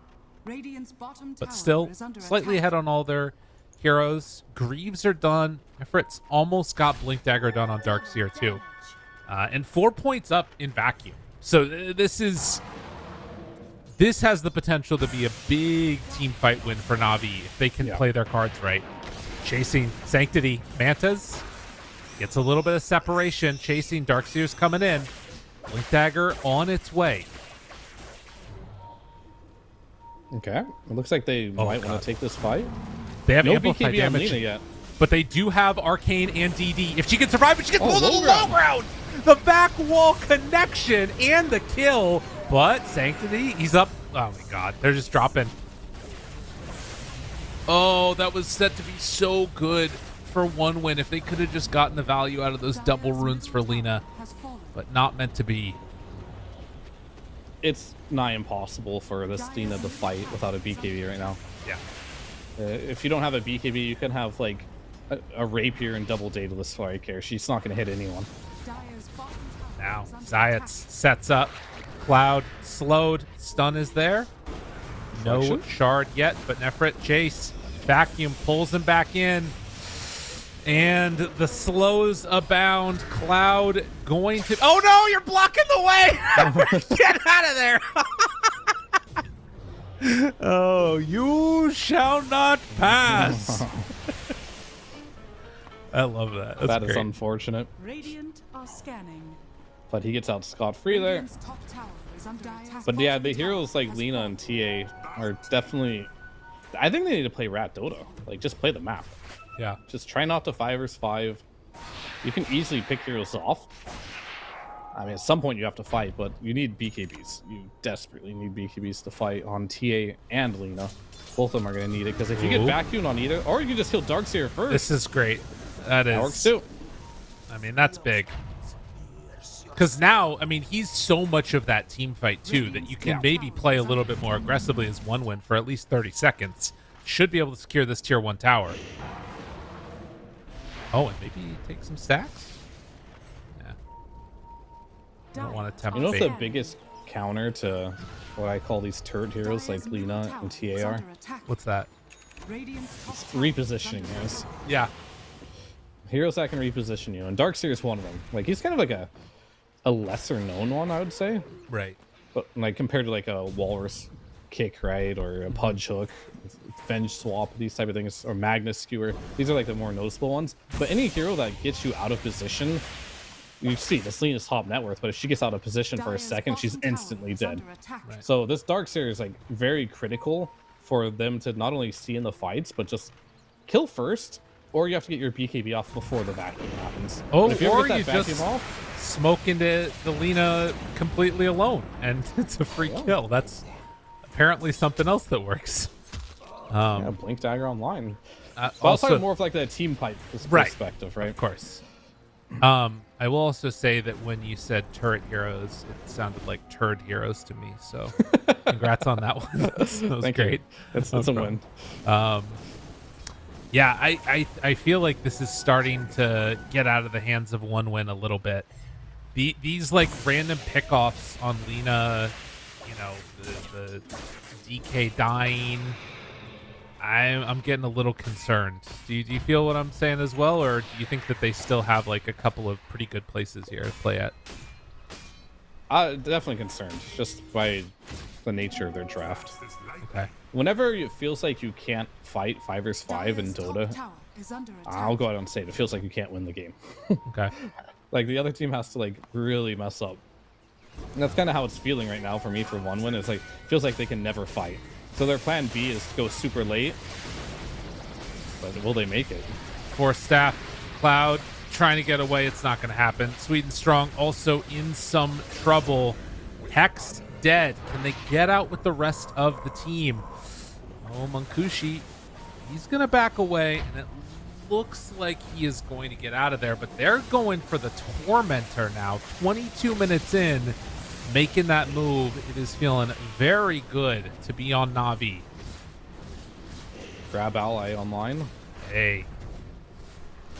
Yeah, I mean, I agree with you. I think that, like, the BKBs maybe make the, like, 5-on-5s a little better when they get them, but It's tough. And TA isn't even going for one. She's just going straight into the Chrysalis from Mancushi. TA is a hero that feels like you cannot buy anything but damage on, Dire's bottom because if you tower is do, under attack. you run out of damage. So Right. I get it, but at the same time, if you can't hit anyone, you can't do damage either. So just a tough choice to make. It looks like they'll get Lion. Nicely That's done. the first Deso charge for Mancushi. 23 minutes in. He's got +2 damage on his Deso. No. That's a good thing, isn't it? That he finally got damage. I guess. Yeah. I was thinking that he was going to want more than that, but you're right. It could always be worse. It could Things stay to 0. Yeah. You're not wrong. Glass Loud. half full kind of guy, you know. Smoke sees hero, has to run away. Getting closer to that Manta. So this refraction comes out, and all the rest of them are going to back away. Ooh, Nefrit. There's a lot of heroes here. They're underneath the ward, though. Yeah, they see this. CM's still there. I think they want to try and blow up this Darkseer. It's not easy. They are all grouped together. If they get wind of this, if they catch sight, this could be devastating for Dire, but the big fact, no, they stunned him! But nevertheless, they managed to find a couple caught there in the stun to go down quickly. Sanctity's gonna fall. That actually could have gone way worse as they get 2 kills out of it, but 1 win are still going to lose 4. I mean, that, all intents and purposes, that could have gone way, way worse, but they got a clutch stun on Darkseer. Is under attack. Yeah, I mean, the back wall into the Earth Spike. And that's the whole fight. Terrorblade didn't do anything. Yeah. Honestly. He wasn't in meta. He wasn't hitting. That was Yeah. just really the damage of just the Darkseer of wall and zombies. And I guess a little bit of Razor. So yeah, it could have definitely gone way worse for Navi there. He didn't even get the wall down. Oh, he didn't? No, that was Oh, you're literally right, he just didn't. vacuum. Where'd that damage come from then? I think it was just like plasma field, vacuum, and the Earth Spike, like you were talking about. Radiant's Like if bottom they didn't get tower that is under stun off, attack. I think everybody dies like in an instant. Well, seems like worst case scenario isn't even that bad for Navi here. Yeah, right? Well, it's going to be into the Roche now for Navi. And for 1 win, the game and the map is going to start to feel smaller and smaller in terms of choices for where they can go and what they can do. I mean, again, only 1,000 gold separating the 2 squads, but like the way this game feels is so much more heavily into the favor of Navi. Just the team fight aspect, really. Yeah. I think you can make Radiant's something happen bottom here tower is under with attack. 1 win. The later the game goes, Dire's the better top it's going to tower be for is them. under Because attack. I think you can itemize in a way to kind of alleviate some of your problems. Sure, Darkseer, in theory, does scale with the wall, but I think he's kind of at his peak right now Yeah. as a hero. And where I think there's a lot of room to grow, like getting Satanics online, for example, the Lena being more durable, the TA as well, like being able to get to level 25 talent where you just have more refraction instances, being a bit more annoying, get a Pike online. All these things will be great, and of course, you can't underestimate the Dragonite as well. This hero, when you do get to that, like Aghanims, Mantis, you become your own type of beast. But for now, that's a long way to go, right? Yeah. And here we are, your Augie's knocking on your high ground. Right. I mean, there were some pings to the tier 2 tower mid, but Navi is saying, no, we're just going to walk high ground. And I don't know how you fight into this. It doesn't feel very possible. Everybody's back behind. Vacuum, Earth Spike combination. Force Staff keeps alive the Lena. That's a lot used early now by Navi. If they extend it a little bit too far, Yuragi down low, but there it is. Gets the Greaves, gets the Holy Locket, I believe that was also. No, he doesn't have it done yet. It was just a soul rip. But nonetheless, back up to full HP. Navi. You stay here? I'm not so sure. It's a little sketchy, but he feels strong enough. I mean, still 3 minutes Okay. left on Aegis. Mantas backs away again. One win. That melee rack's 450 HP away, but they managed to hold. That's big.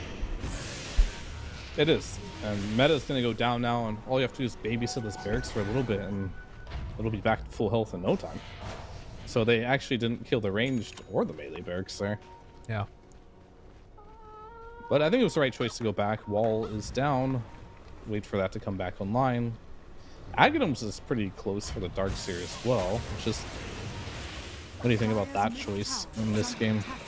I kind of like Shard to go earlier. This is like better for when you get it eventually.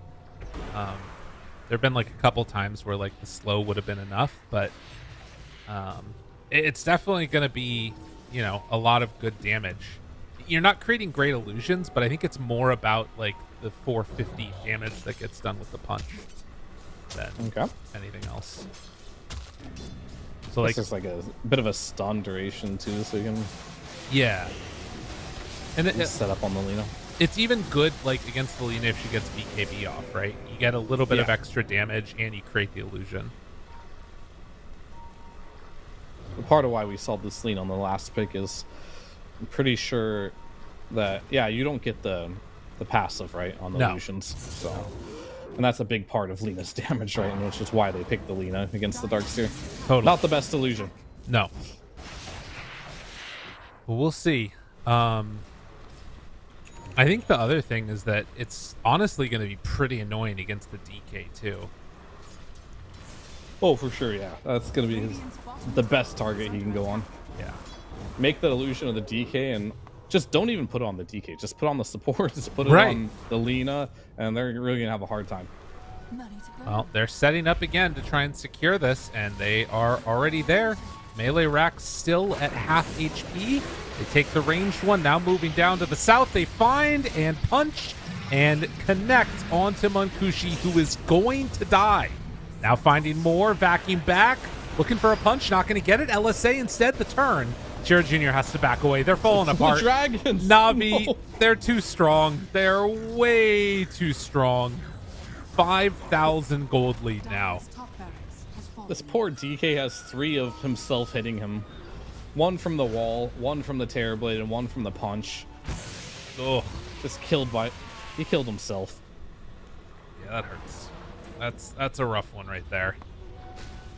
I mean, I'm not going to lie to you. I have not, in this series, been impressed so much by Dragonite in this patch. I wonder if he's finally got enough nerfs. Yeah, he might. To settle down a little bit. Respect is just ulting creep waves out there. Love that. Oh, couldn't quite get him. Gotta get your farm. True. Need to get the rest of these tier 2s. Munkushi. Maybe there's a point where you just have to not just go for comfort.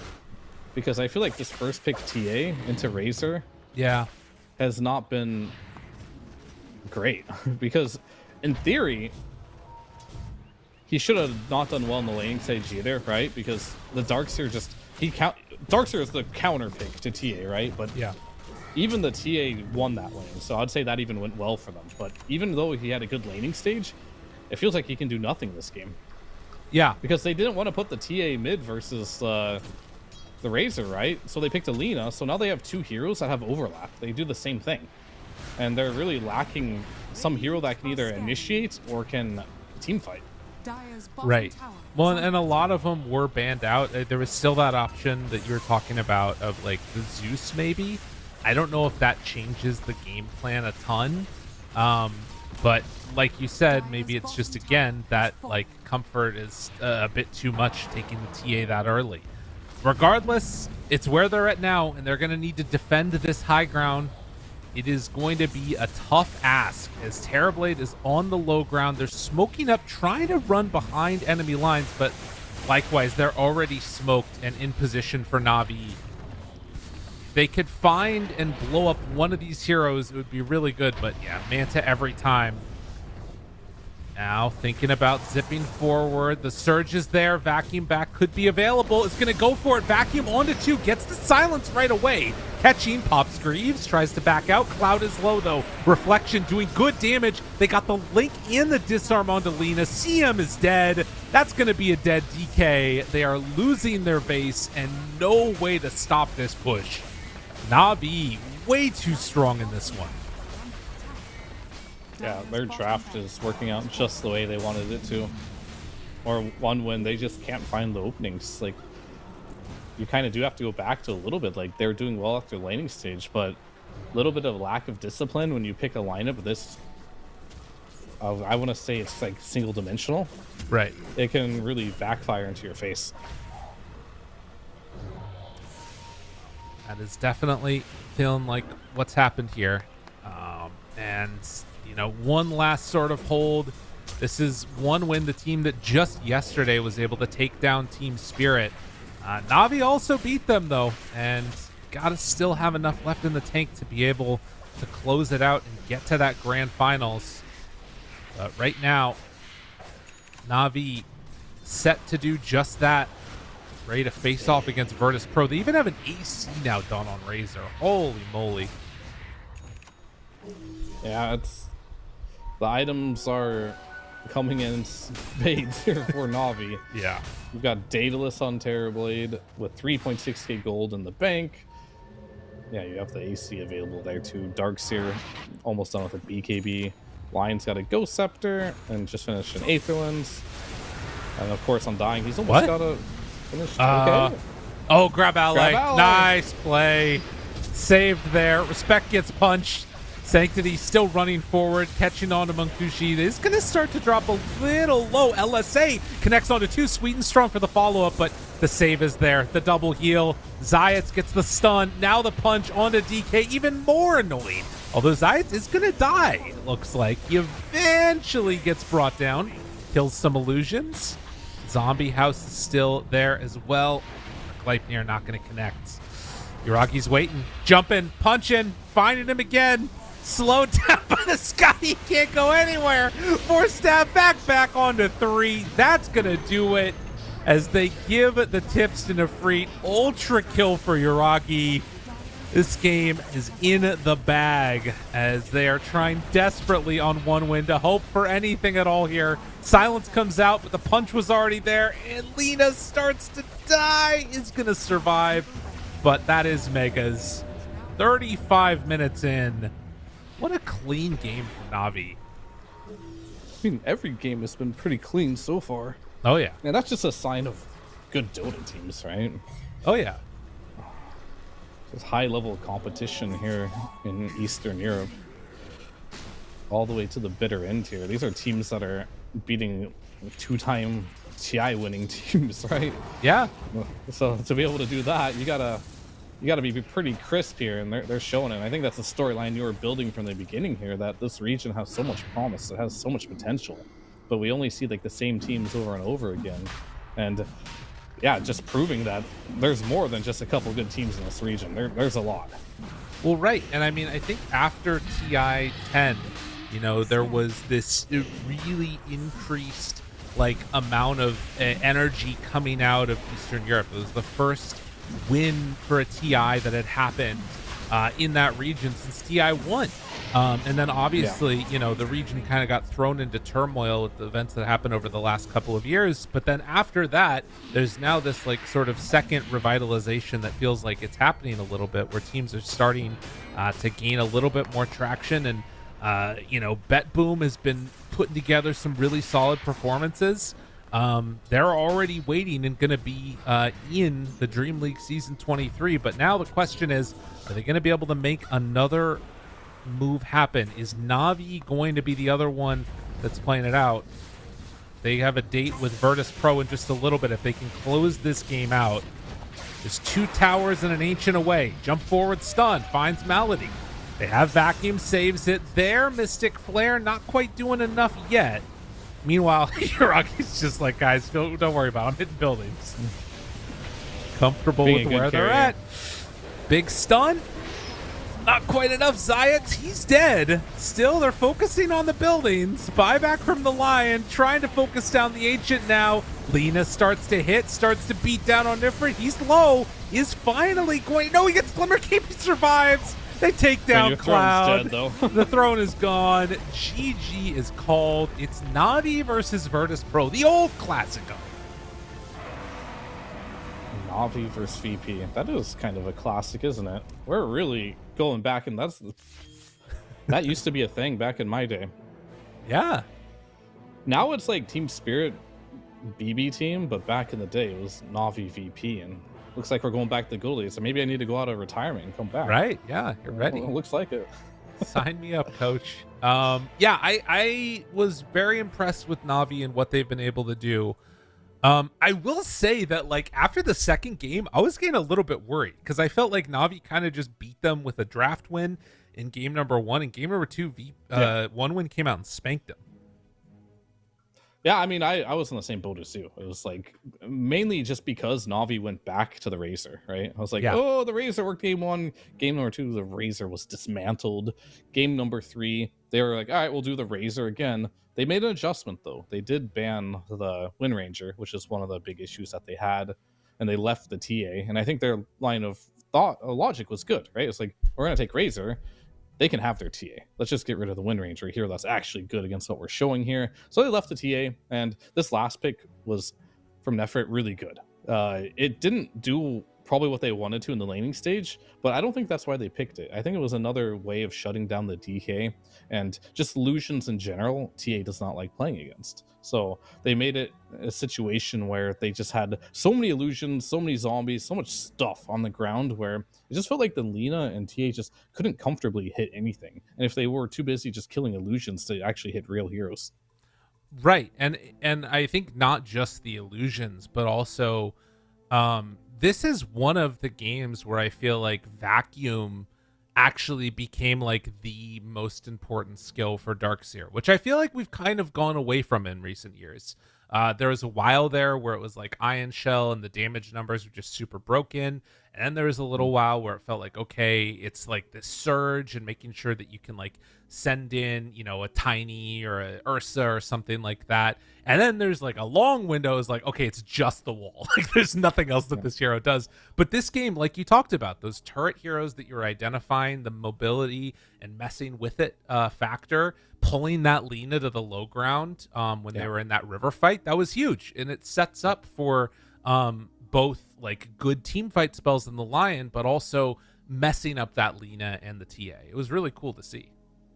Yeah, both the Lena and TA, they don't like being repositioned, and Darkseer, every single fight, that's what he did. You just reposition them, and then you use your BKB to position yourself back again. But by the time you do that, your BKB is now no longer available, and these type of heroes don't do damage unless they're under the cover of BKB. So they just kind of outlasted them in the team fights, and it was just really good to see. And I think Navi, just after watching these games, they can clearly say that they're the better team here. Right. But the only thing I will say going into this next series will be hopefully they have more strategies prepared because, you know, VPs, they're sitting back, they're watching this. And so far, Navi's been pretty one-dimensional here with how they want to draft. And if they don't get these strategies, well, they got something else cooking here because VP already beat them once.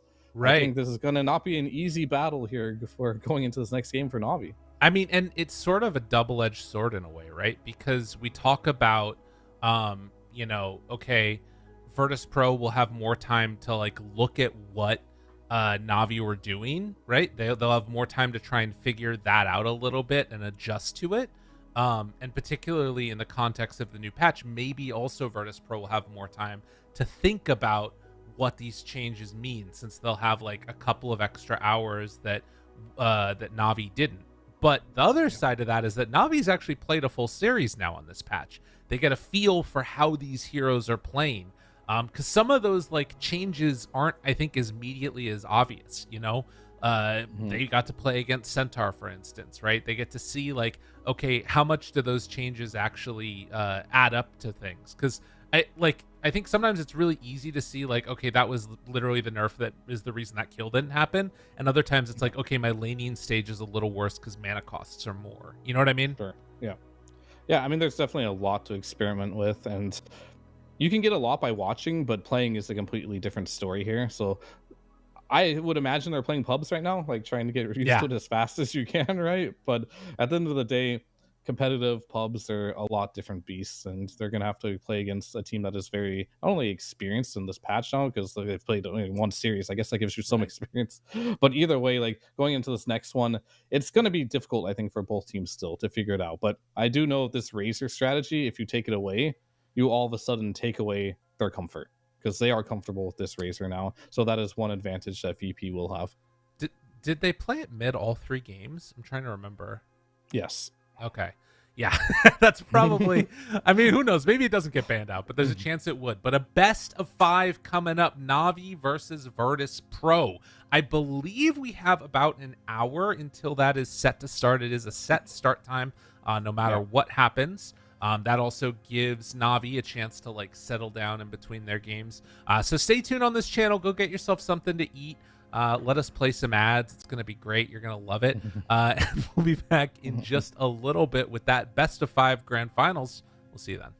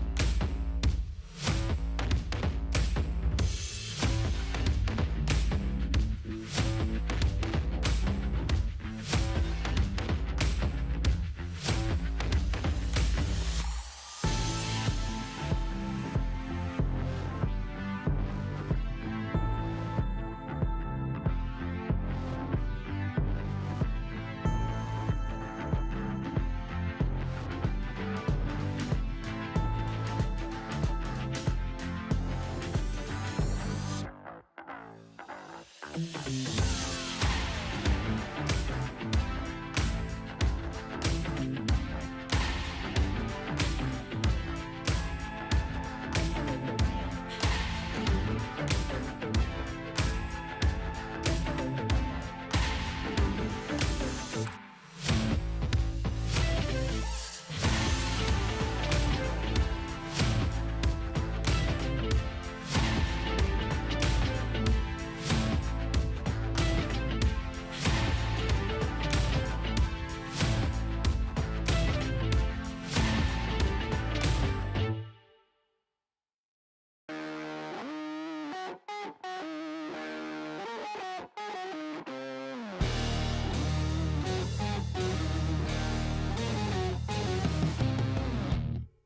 a creature with no skeleton inside your hands. Got no home address, I come and go as you command. And it's fine with me, and it's fine. I'm a bandit that you use to keep from bleeding out. I'm the lover you don't love, but love to keep around. And it's fine with me, promise that it's fine. Maybe I'm a fool, it's not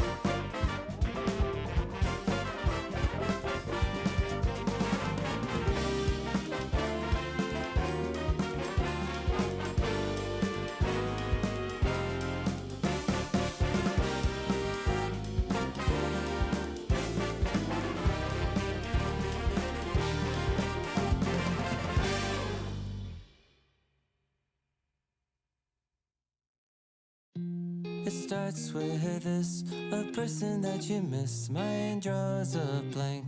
I wanna go back to the early days when life was an escape. Now I just wait for better days. I lost myself in your reality. Lost myself. I lost myself in your reality. Lost myself. I feel that life, according to a friend, we're all shrink wrapped in families and making ends meet, stuck in jobs we'll never leave. I never wanna be like that, so I wanna go back to my reality. Wanna go back. I wanna go back to my reality. Wanna go back. Didn't mean to sound so concerning. Am I alone in the hurt? I never followed anyone in search.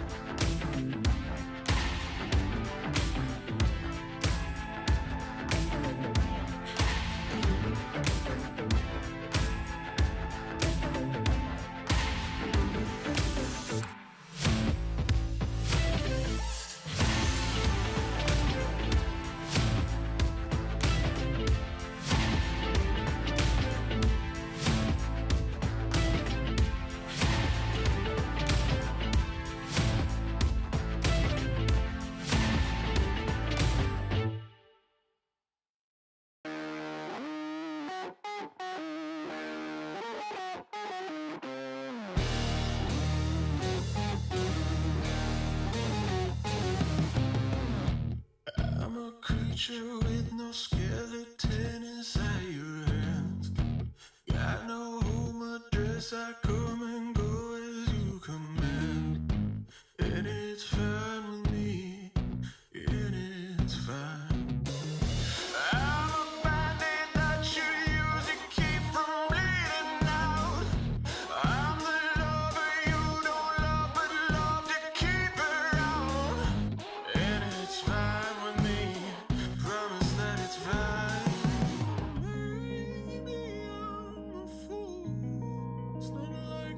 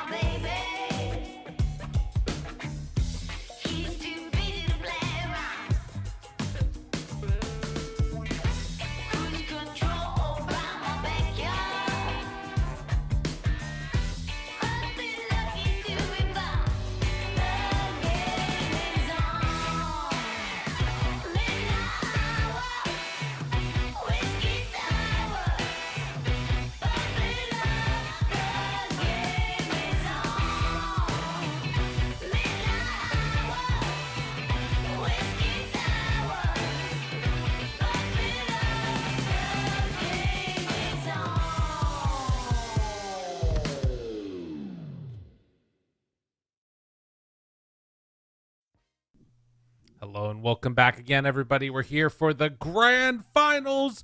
Dun dun dun dun dun dun. Fear best of 5 happening. Virtus.pro versus Navi, bringing us back to those good old days. Do you were these kind of the teams that you were anticipating? You kind of seemed like you were more on the train of the Navi squad, anyways, when you're talking about it. For the whole qualifier or just like the grand final? Well, just for this grand finals after. I mean, I think people were anticipating Spirit in this grand finals and then it not being much of a series. This actually might be a pretty good series. Oh, for sure. I think Navi showed us in the last series they played against OneWin that they can play some really good Dota. But they also showed that their strategy seems to be very much centered on a couple key heroes. Right. And VP is going to know that after watching the series earlier. They probably did their homework. So this also gave the opportunity for Navi to come up with something new, cook up something other than just there. Or who knows, maybe they'll get Razor every single game and win. You never know. But yeah. I think this series in particular is going to be a little bit of an uphill battle for Navi because VP, they already beat, Navi. They beat them. And now they have some tape on them about what they're going to do in here. So I think it's really going to be up to Navi here to like figure out something new and unique for this series and kind of just show that they can bring something new to the table.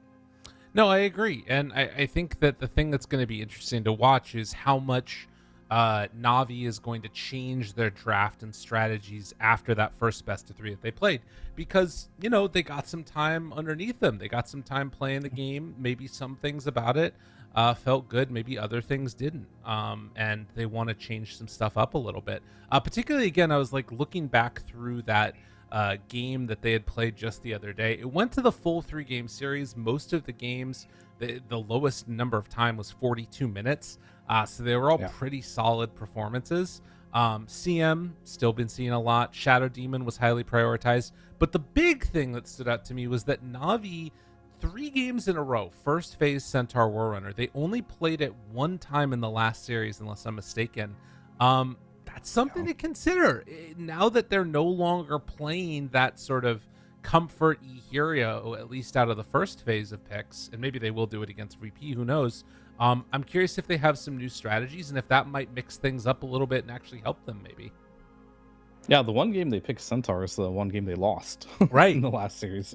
So their quote-unquote strong hero from the last patch didn't really work out yet. I wouldn't say like that's enough data to be like, oh, Centaur's a bad hero now. It's still pickable, but it feels like they have prioritized other heroes above the Centaur right now. And we'll see if that'll continue to be the case, or all we saw for now is the Razor, right? We've seen it every single game. It was just first pick. They don't really care. And I'm very likely that VP will ban it. And if they don't ban it, then I'm sure they have something in mind. And we kind of saw in game number 2 of the last series where Navi did pick up that Razor. The Wind Ranger response to it was pretty brutal, and it like did not look good in that regard. So this first pick Razor definitely has some issues that can be exploited. Yeah. And we'll see if VP use this time to either give it away or be like, let's not deal with it. Let's just ban out their comfort. I think that's going to be like the big tell for game number 1. After game number 1, well, we'll see what happens, but that's going to be like a big storyline, I think, for this series. Like, who's going to figure out this patch the quickest, who's going to be reacting, and who's going to be more on the offensive. And for me, picking Razor is like being on the offensive. Like, deal with this. We're going to put it out in the draft. You have to find a way to deal with it. This is our strategy. You have to counter it, and we'll see if VP's up for the task. Right. Almost in a way, to me, I feel like, and you can do some amount of like being on the front foot when you have second pick, if you like really do some bizarre bans and you're like giving them this clearly broken hero. That's kind of another way of being offensive, right? Is to say, we're going to give you this thing that everybody thinks is super broken,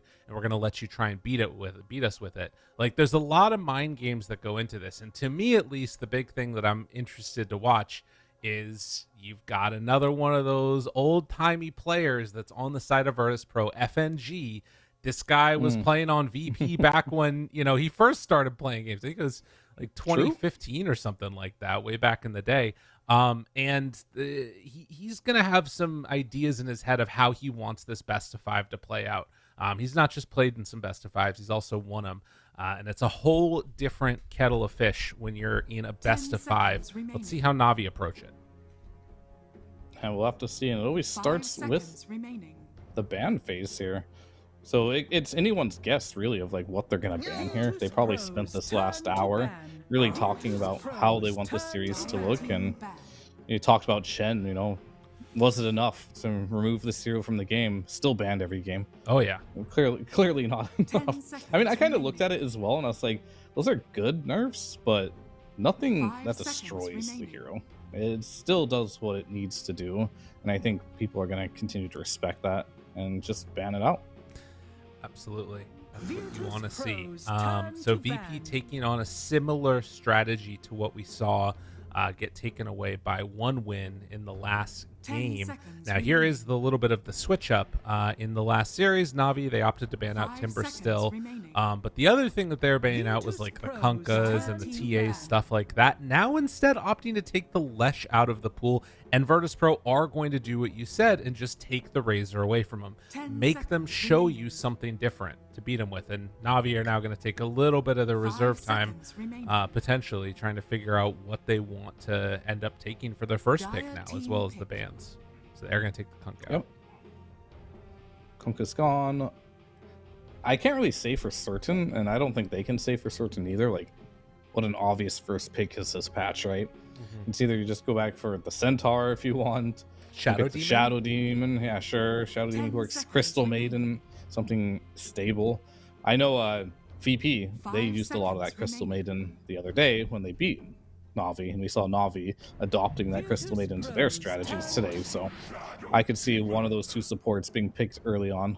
And Shadow Demon, it'll be it, yep. I feel like also this, I wouldn't be surprised if they just take CM right now. I mean, unless there's something that they want to build their draft around, that feels like the safest pick.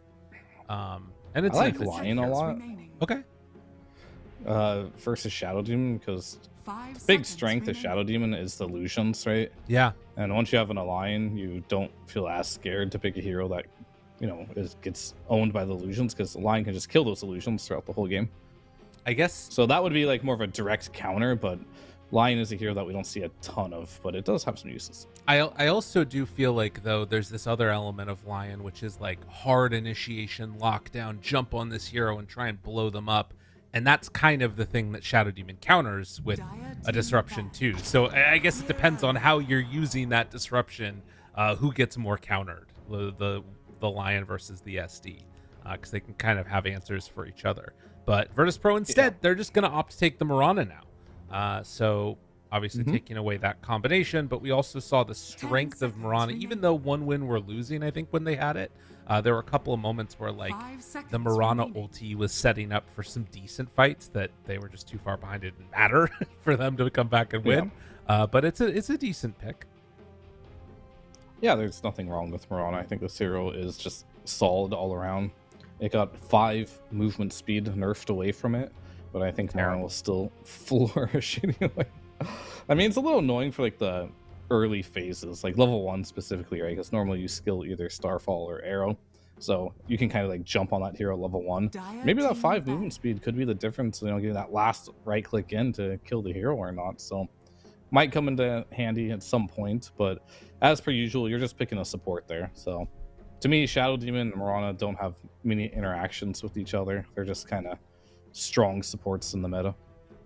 I mean, I think it is also one of those things where, you know, if you hit a nice long duration arrow and you feel great about it, and then suddenly a disruption save is there, it feels a little bad. But yeah, this is more akin to what we saw in game number 1 of the Navi versus 1 win series, where they're sort of picking things, it feels, independently from each other, and each just trying to run their own strategy without giving up too much information.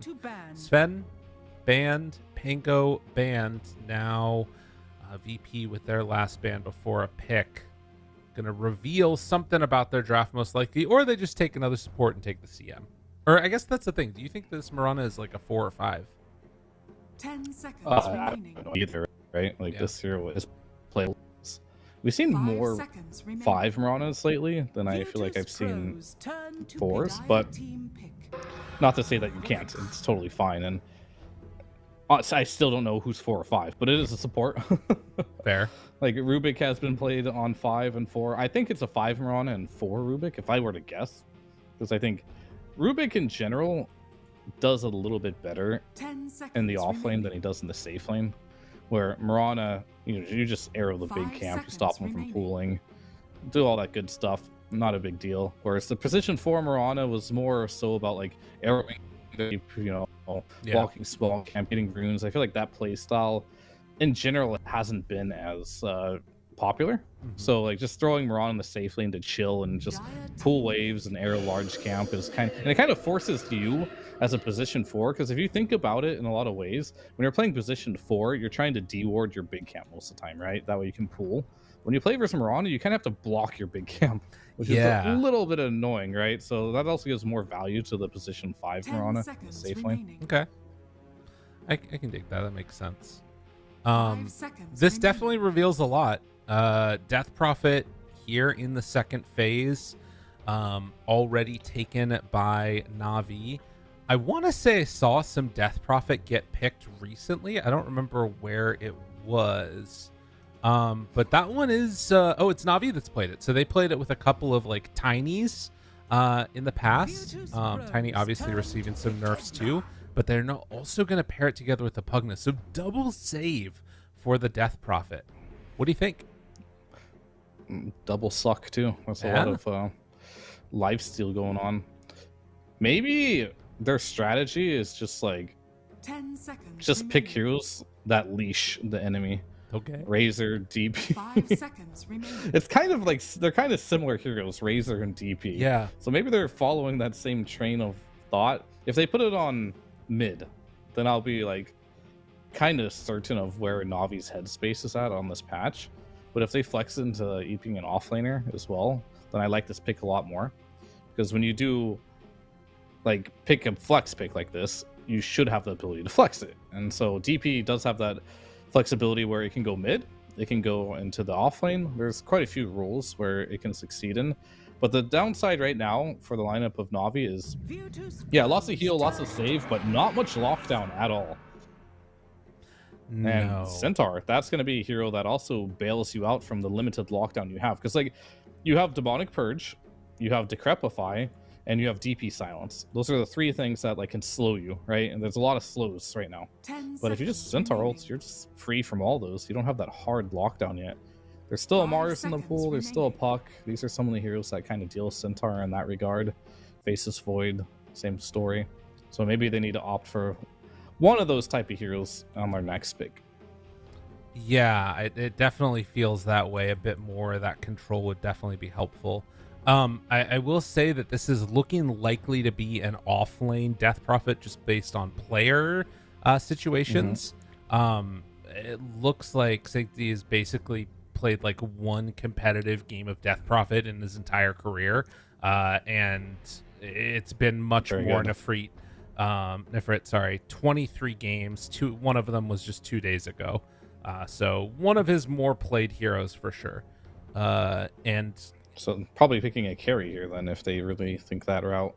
Drow Ranger got some nice buffs, very good versus Death Prophet as well. I could see that.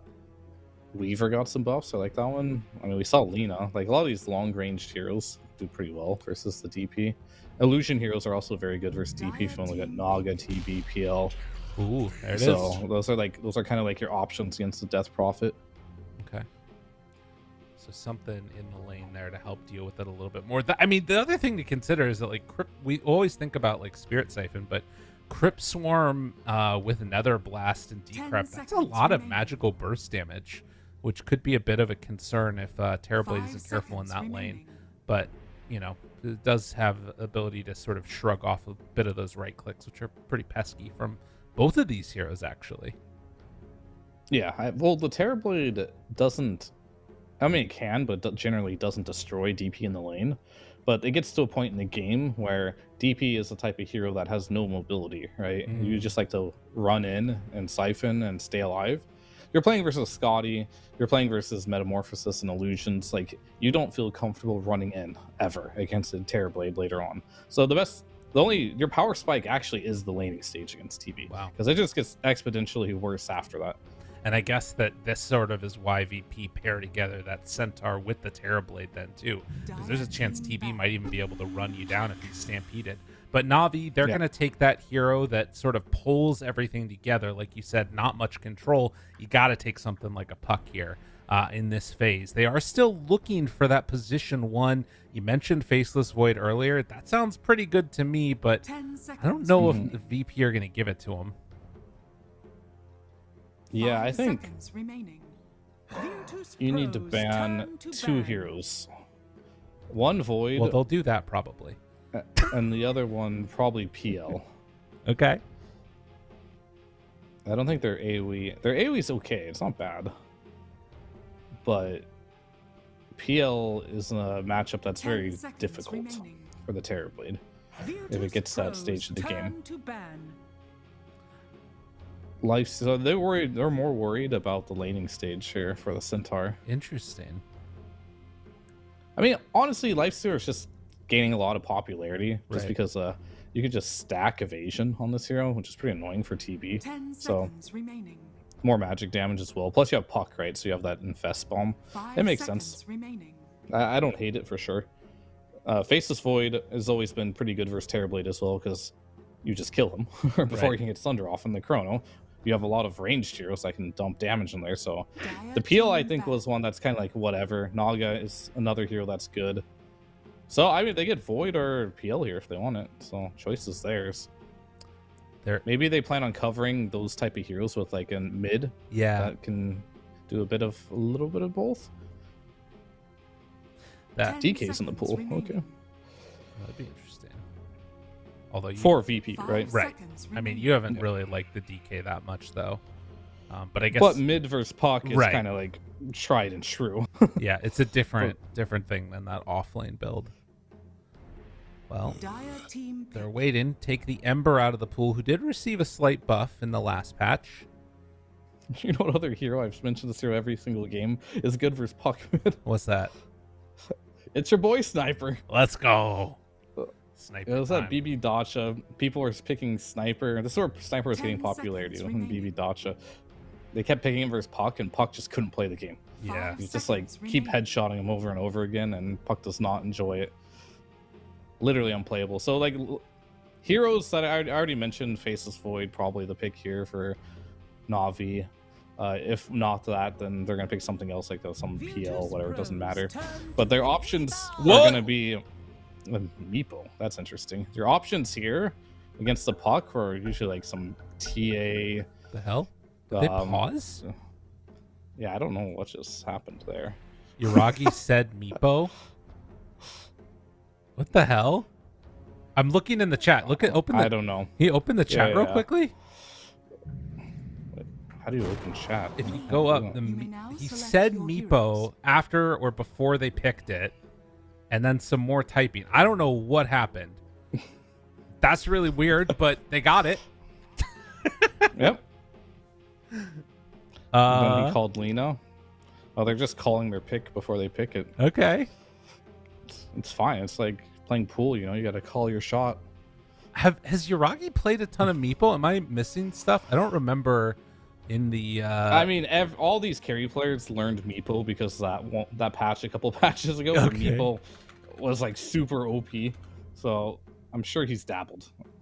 I'm gonna Because look. like they made the Meepo a lot easier to play too, and yeah, there was just definitely I think it was about 2 patches ago where Meepo was just insane. You remember Disperser was like did the AoE Yeah. purge was movement speed. Meepo was busted, and like, they had to nerf Meepo and nerf Disperser. Now he's in like a good spot, but it's still I don't know if it's a good Meepo game, but for Centaur it's good. I guess the lane is pretty hard for Centaur. I can contest to that. I've actually played that matchup before. And I got owned as the Centaur. What about against Terrorblade? It's whatever. I mean, I don't know. I don't think, like, Terrorblade in theory should be okay versus Meepo. Yeah. Because you just do a lot of damage. But I don't think one hero counters the other necessarily. Because Meepo is okay versus Terrorblade at the same time, too. Okay. Super interesting. I'm gonna look through the patch notes real quick and see was there anything that was assigned to Meepo. He didn't get anything that touched him. Stacking bonuses are down, kind of meh. Scotty got a slight buff, but it's not really anything to write home about. I think he's pretty much just like the same as what he was before. It is going to be Uragi's third competitive game on Meepo, but like you said, that doesn't necessarily matter if he's been spamming it a bunch in his pubs, or at least did during a period of time. But it's going to be something fun to watch. I'm excited for this. So he's played in the last 8 days 1 Meepo game in pubs. Okay. And he won, so where's up? Well, easy. Yeah, he surely wins. Easy. No. Yeah, it's like, I remember I played Meepo one game and I won. I can do it again. But yeah, as I mentioned before, first Centaur, this hero's pretty good because like you get 2 clones, and Centaur normally spams you out of laning stage. You're pretty durable. He doesn't. If he does manage to spam you out, you just send 1 Meepo to heal, Right. and he'll come back. You don't really lose out on the laning stage very much. I'm more curious about this Lina pick. Yeah. Very interesting that they opted for Lina here. I mean, it's definitely really good versus Puck. I think if you go, I don't know if he'll do it, but if you play like a carry versus Puck in the mid lane, it's kind of like playing versus Sniper. And what I mean by that is you max your Fiery Soul instead of your nukes. You actually just keep clicking Puck. And Puck is a hero that just does not like right clicks at all. Yeah. It's, as I mentioned before, kind of like Sniper. I've played this matchup as well, and it's so miserable for the Puck. But I think either way, it's kind of miserable for Puck just because you do have that long range harass. Yeah, you're going to get clicked no matter what. The battle Going to be a bit of a begins. tough one. They step into the river. Looks like it's going to be 2 bounty runes apiece. Is that right? Maybe 3?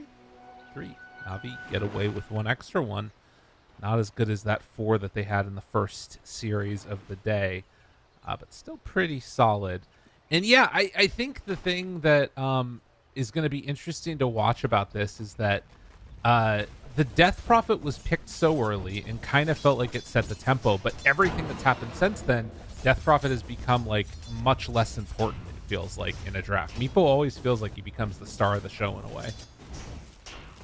Yeah, for sure. Meepo is definitely one of those heroes for sure. Oh, did he missed reflection?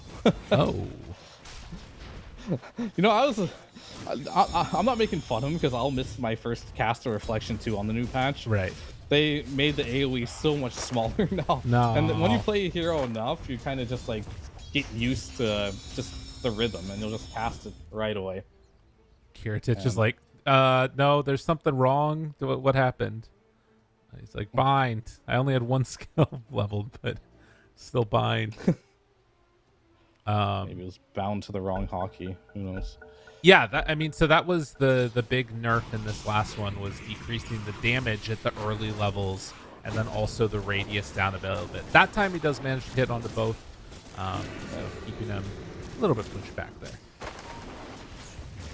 I mean, the thing about TB, I mean, I really do enjoy the fact that TB gets to play as a carry again. Yeah. Like, I've been wanting to play some TB in my pubs. I mean, I actually did play the support TB a lot too because it's fun, but it was banned every game or picked that you just couldn't play it carry in pubs anymore. Yeah. But with the new nerf to it, I think support TB is like no longer viable.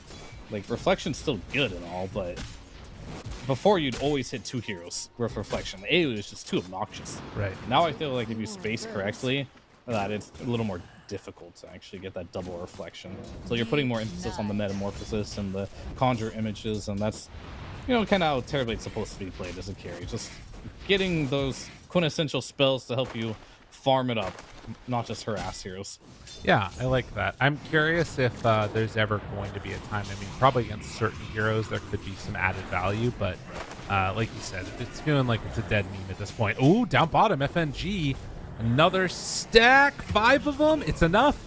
Zayat draws the first blood on the Shadow Demon. Gotta be careful with those Shadow Poisons. I like how I don't even play mid very much, like very rarely, but I can still call these builds. Yeah, I impress myself sometimes. you're very good. Godex also going for the 2 points in Fiery Soul. Because, like, last game, it wasn't done, right? Yeah, He maxed the nukes. I forgot who was playing it, but he ended up maxing the nukes on Lina and just went for the Maelstrom anyway. But I feel like if you're going to go for Maelstrom, you might as well just do the carry build and max your Fiery Soul. yeah. It definitely feels a little bit likely that I mean, particularly like you talked about in this match, it seems that much better.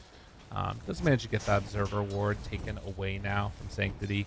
Gonna need to be in a decent separation position. But up top, they find and catch on to Malady. Easy lift back. I mean, some combinations, they're still just good. Oh, Yuragi? Poof? No. Okay. Get enough.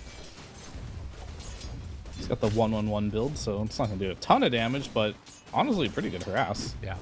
Can't be too sad about that. And working your way to level 4, and that's when you get the additional meepo. Obviously, no sticks in this lane means that you're also not losing anything by just throwing out that net and connecting in. Dyer's Pretty turret cool has as been well. killed.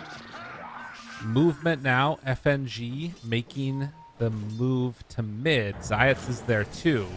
Gonna try and start to stack up these shadow poisons and has to run away. Needs to get in range with the disruption. Catches them. Is this gonna be enough? It's gonna be close. Benji has to double leap out and will just manage to. Oh! He hit him! You Oh got my it. god, that was really close. Yeah, I gotta run back home. May have not killed him, but that was emotional damage for sure. Oh yeah. He won the mental warfare. It's such a cool design. I love Shadow Demon as a hero. Like, what other hero or game has it like where if you hit 5 skill shots in a row at like low cost, it's like awesome. Up top, it's some good damage on the Natus as he's trying to get in range. No more nets though. So, ooh, Malady, he's fast. He's pretty quick. He's not that fast. No, didn't have boots. They got boots of speed. Oh, Yeah. I drew him away. Heritage. Yeah, that's a kill. More and more poison stacks going out, but more importantly, I think the siphon there. Right. And this is kind of like what I was talking about as well, where your strongest point in the game should be the laning stage. Especially when you have a Mirana 5. Mirana 5 isn't the strongest laner. She has more utility options, like she can kind of get kind of fat in the lane and kill catapults, as you just saw. But she doesn't harass very hard. She doesn't like kill heroes, not like some Enchantress or Undying that'll make you lots of space. So that also makes Nephrod's game a little bit easier here to kind of harass Kiritich. But gonna go ahead and just use the meta. But I don't think the DP cares very much with 3 points up now into the Spirit Siphon. Yeah, she seems like it's not going to be that scary. Zayats is stacking up camps and also chasing again after FNG. 6-minute mark. It is going to be a regen rune taken by Yuragi. Okay. Cool. We got the rotation there. But his lane isn't going as well as I probably imagined it to go. It's not going poorly, but Right. I mean, yeah. I think he would expect to do more because the Centaur level 5.5, Yuragi just hit level 5. But they're not really like punishing him too hard. But maybe with the rotation Malady, they can do something here. Trying to find him. Oh, missed the net. Yeah, that's unfortunate. Without that one hit, it's not going to work. Still, Natus is brought down somewhat low. Also, not going that ring of regen or anything like that. A ring of health, rather, to keep them stacked up. Makes the laning stage a little bit more annoying. But 7-minute mark. Sage is going to stack Ancients, same as Shadow Demon. And in for those Wisdom Runes, one apiece. Like clockwork, both position 4s do the same exact thing. Get the Wisdom Rune. Oh, arrow hit on bot lane. Wow. That, oh my god, Spirit Siphon They is so can't kill dumb. him. Dude, against Oh, the he illusion ulted, too. what? Okay. Interesting. Oh, they thought they could do something with Yuragi and Malady coming through. Maybe they still They can. still can. Yeah. Yep. Jason. Malady finds one. Yuragi's there. Hello, how are you, Kiritich? Connects, waits for it. Good damage out, and no Sunder, obviously. Means Kiritich is going down. Now looking for more. They find FNG. Does have one leap charge. Gets some good separation, and that keeps him alive. Kiritich just a little much sticking around there. I don't know if they can take this tower, though, unless they want to continue to keep more heroes down here. Yeah, Kiritich will just TP right back in your face, take the farm, so Yeah, it sucks to die, but at least they kept their tower alive. True. The moment you use your tower, they're gonna start pulling the big camp over, double stacking it, and DP. That's when she'll truly get like a ton of farm. So being able to slow that down and hold this tower is pretty important here for the side of VP. Another rune went the way of Sanctity, has the arcane now bottled. So SquadX just getting a little bit unlucky with the rune timing, and that's, you know, I mean, obviously still a lead over the puck, but it could be worse for puck if SquadX was also getting these runes. Yeah. I mean, you're just farming up a storm at this point, though, on, you know, Yeah. incredibly farmed. The only one more farmed is this DP, just because she's got 2 kills under her name. CS-wise, still like 20 below. Kills matter quite a lot here, and maybe even a tower. Yeah. And what are we going for here on the DP? Looks like we're going for Shivas, or Veil for now, but Yeah. eventually into the Shivas. It's the tower. Okay. Nether Blast secures it, and they're getting set to do that pull stuff that you were just talking about. Yeah. This always feels really bad if the offlaner knows what they're doing, because you're just praying at some point that Kirtich that the lane shoves back to you. Right. But when they pull that camp like that and deny a couple of the creeps there, not only are they farming that big camp every minute, they're also getting the wave, every single wave themselves too. So Yeah. Kirtich not going to be super happy about this one, where DP happy as a clam. 3-1. And thinking again over how VP want to play this. I mean, I guess in the previous series, there were some pretty clear ideas of like who wanted to play at a faster tempo, who felt more comfortable going to the later stages. Is there anything like that in this game? Like, are there either of these teams on a timer, would you say, or is it kind of into the later stages going to be comfortable for both of them? I think that's the way the game has gone so far. I think VP will feel much more comfortable in the late game, because a lot of your net worth is going on to DP, and DP is pretty hard countered this game because you picked her so early. Right. So yeah, you're gonna have a good game on DP, but how reliable is it to run into a Terrorblade and a Lina as a DP? Like, there's an expiration date on that, and that expiration is gonna be around like 20-25 minutes, unless they can manage to just completely make the net worth advantage like 10-12k or something above. But I don't think that's going to be possible with just how much SquadX is farming. Yeah. And I don't think you have any way of stopping him as well, because like Puck is your catch right now, but your Puck is kind of getting bullied by the Lina right now, so it's really slowing down the Puck's game here too. And they just made that move up top to try and catch Natus. Now, realizing it's not quite going to be what they want it to be, they will get the leash onto 2. Yuragi moves in. Actually, with the DP ulti, Nefrit's going to be there. Tries to bring it down 1. It should be a kill onto both Seyuch as well as onto Natus. So, force out... Heavy commitment, though. Yeah. Can they get any damage onto this tier 1 tower mid? Looks like they're going to get some amount of exorcism onto it. Yeah, I mean, it's actually pretty good. They're going to get the last glyph there for a while. Oh, Yuragi! Up top, or down bottom. Oh, super low FNG. He's gonna try and make a move. Ends up dying. No, the Sunder from Kiritich keeps him alive. Oh, that was very close. And, I mean, that's keeping alive Yuragi while getting that tower. But they will take down the Shadow Demon. SquadX realizing, hey, there's an Invis Lina there. Actually, Yeah, for sure. Yeah, lots of action. Doesn't feel great to sunder your position 5 this early on as a Terrorblade, but I think it's better than feeding Yuragi a kill, so. Good plays by Yuragi there. It's good micro. Wondering if he's a Meeple player, and so far he looks like he's a Meeple player. Yeah, he's getting it done. Some stacks being built too and clearing those through. That's what you want to see.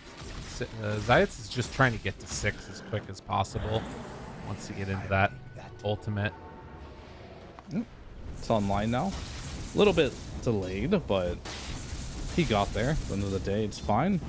And this, we still haven't seen SquadX do anything but hit creeps this game. Right. But he's getting so farmed. Already has that Maelstrom online.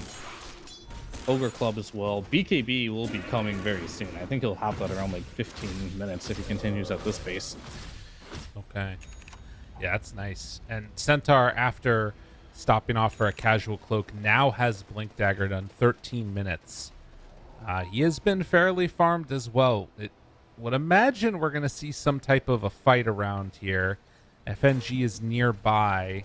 Zayats is down on the low ground. Disruption. TPing in with a couple. Arrow goes out. Not going to connect, and well, he has the zip away, and now FNG is going to be able to get out of there. But smoke? Wait, they're still going? Oh, they want to get the wisdom rune. Dire are scanning. Man, that's a big move for the wisdom rune. And if FNG gets it, it's going to spawn here in just a second. Everybody moving into position. He exorcismed? Yeah, that's crazy. I mean, I guess that they're going to get the tower. Created by, yeah, I mean, sure. Radiant's top tower. I mean, I don't hate that exorcism, but it's also just Radiant's top tower. very big commitment for one tower. And they'll kill Melody. Now, no Pugna. Efrit is up on the high ground trying to get away, in some trouble. They TP out with the rest. Blink Dagger in 3 seconds for Centaur. Yeah, Doesn't they're even just need going to it. get stomped. So the right click's coming through. Not enough heal in the world to keep them alive. And that was just the Lina. At this point, Lina can just right click down and kill an exorcism Death Prophet. And this is why I was a little bit worried for their lineup, because you don't want your countered hero that you picked early in the draft to be the only hero that has a game. I guess Hiragi kind of has a game right now, but it's like not your traditional Meepo game, I'd say. Normally you see Meepos already having a lot more participation in the game, or a lot more farm. But in this game, like, he's getting overshadowed a lot by the Lina's farm and even the Centaur at this point. The only one having a rough game right now is Kiritich, but I can promise you, Kiritich does not care about having a bad game as long as his other two cores are having a good time. Because he's totally happy with just farming for the next 10-15 minutes. Yeah. He just needs the space. And it looks like Sanctity is just going to be bullying FNG this game. Okay. Because that's about all he can do. Yeah, I mean, you've got to find kills somewhere. Now, they are bringing multiple heroes down bottom. Melody and Efrit, Zayat's all around the same area. Yuragi's farming the other side. Sanctity's showing in the mid, but gonna try and pick up a rune here in a second, most likely, and then head to join the rest of his squad, maybe? I mean, it looks like they're posturing to like put some pressure onto this tier 2 tower bottom as well. Yeah, they're playing a bit fast-paced here, which there's like a trade-off you make. When you play like the way you're playing on Navi, you're sacrificing gold and experience for map control. So if you do want to play that way, you have to make something happen. Meanwhile, hold on, there's a smoke. Jump in. Good catch. Oh, wow. The silence. Dead Pugna already got the ward down, and now noticed in trouble. Silence dead. So they managed to make a good trade-off there. It's another exorcism popped.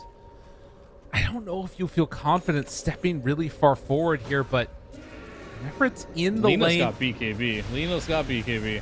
they have disruption. He's gonna be there for a second, but this is all bad. This is all bad. The rest of his team left pretty much, with the exception of Zayats. I feel so bad for this TP. Yeah. You just, what can you do against this? I have no idea what the play is. Like, if you ever walk into this Lina and TB, just done for. What they really need at this point is they need Sanctity to get more farmed. Yeah. Because he's that one hero that can kind of mess with them in the back lines. But he unfortunately just doesn't do much damage right now because he had a bad laning stage, as he was supposed to. Lina does give you a hard time in the lane as a puck. So he got harassed down really hard in laning stage, and he's kind of like on recovery mode. Even went for the Blink Dagger right now with the Witchblade, so he's doing okay. Maybe they could do something here. Sanctity, they're onto him. Coil, Decrep, Life Drain. Effort's there too. Does manage to get the Sunder off. Still a ton of damage, but the Stampede, it's going to be enough to turn it. Now Zayat gets the disruption. I mean, he still can leap away. God, this feels so bad. Like, he's hurting. Wait, maybe a second? Sanctity? Does he go for it? Oh, no, he's not going to. I thought he might blink for that. Instead, it's going to be Pugna down. And now they stole Decrep. Yeah, the wheels are starting to come off here. This is looking pretty rough. Diets TP away. Nope. Not going to do it.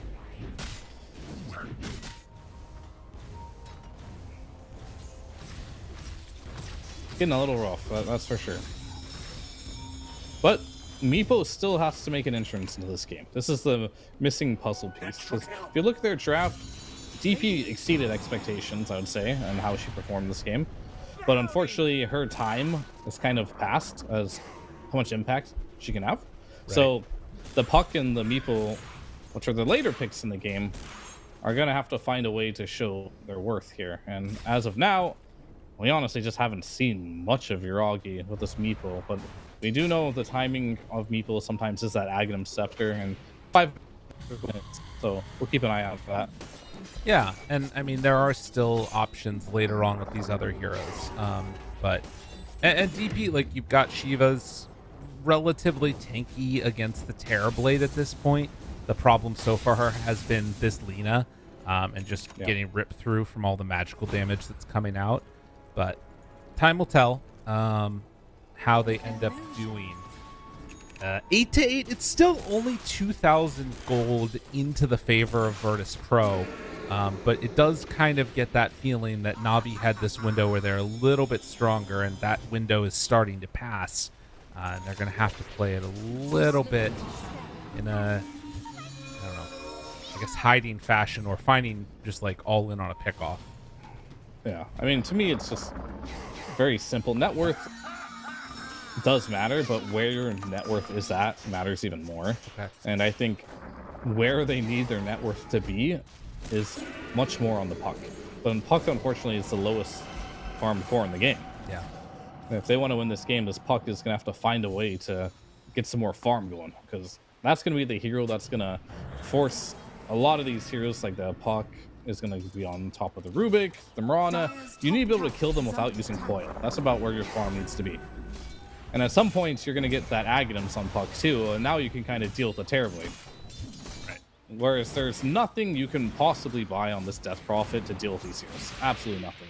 You can try and go for a Halberd or something like that and just survive as long as you can. But at the end of the day, there's no item that is just going to counter them. You are just countered.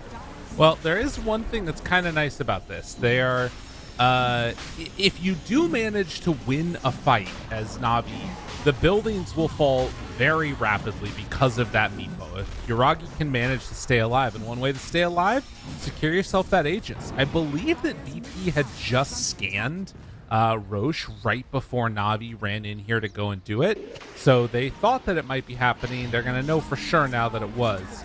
And they managed to get Yuragi that Aegis. With Aghanim Scepter done, Mega Meepo, and all the rest of it, we've seen how strong this can be.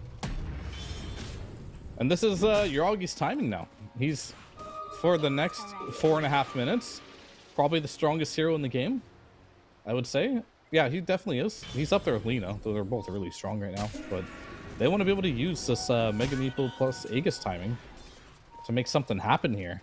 The only thing that you are kind of lacking right now for Na'Vi is, I guess you're not, but you don't have a way to stun this the Lina, right? Like, your control is coil. Yeah. But Lina has BKB for that. So it's not going to be the easiest to kind of kill Lina at this point in the game. So that's always going to be a concern. Right? We talked about last game. We saw the Lina having reposition abilities, Right. or like instant jumps, really makes Lina uncomfortable. Na'Vi have none of that. No. And to make things even worse, the Lina has a Centaur on her side, which is like one of the better heroes of protecting her. So they're going to have to find some type of strategy to deal with Squadix, because Squadix is the biggest threat in this game, by far.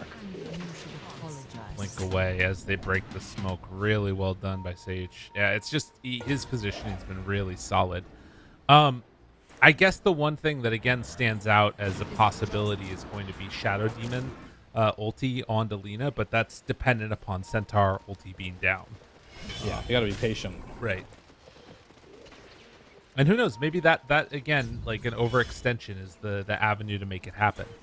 But the game, even with that Aegis, is it's not looking particularly easy for Na'Vi.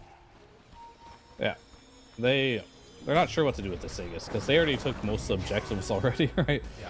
There's a couple tier 2s you can knock down, which is great.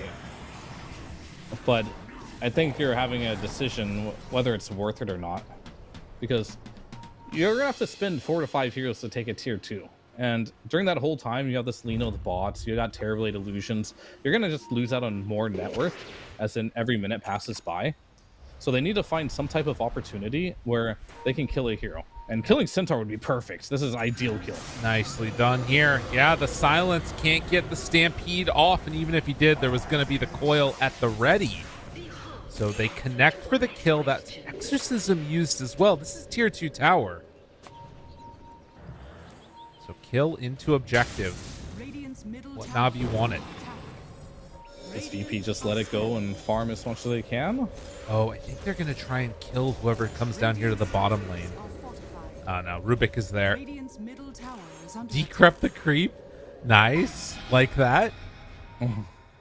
Is it going to be able to stick around long enough? Yeah. Creep's living for at least a moment. They didn't get the tier 2 mid either. Wait, they didn't?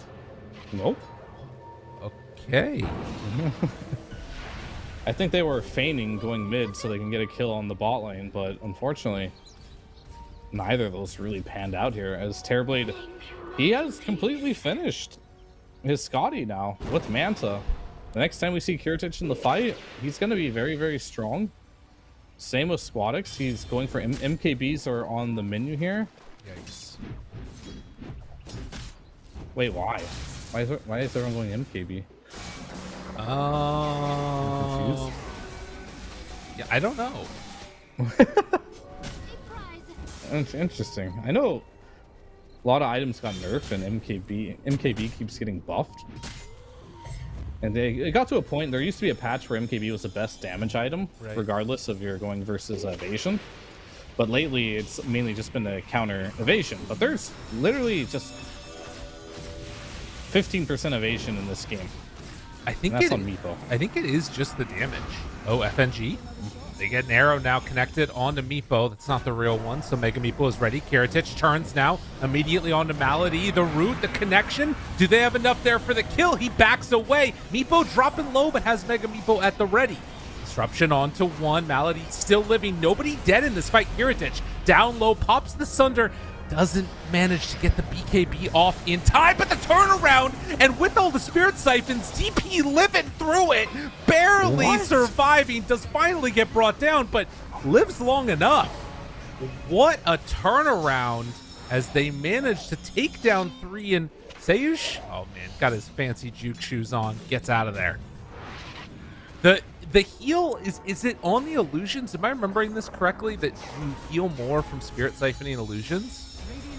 I think that was Bane. Okay. You'd heal more because you do more damage. But I think for the Spirit Siphon, it's a flat amount of damage, right? 100. Well, right, but you do more damage because the illusions take more damage. Yeah, no, actually you should, yeah. No, it should heal more, all right. Dang. Because you do less damage and you heal, like for Eternal Shroud, right? Yeah. So you heal less against units like that. But yeah, they'll definitely heal more against Illusion, but the Illusions also die really fast too. But at this stage, I guess they're not even dying that fast. So yeah, they kept them alive for that duration. Damn. And I think the big thing there was the Aegis. Like if Yuragi didn't come back into that fight, yeah, I think that fight probably would have been over in favor of VP. But the fact that they chose to take a fight into Aegis, which was a little questionable to begin with, the whole thing, I was just kind of scratching my head at like what Kirch's plan was there, because he just ran in straight for the Pugna, right?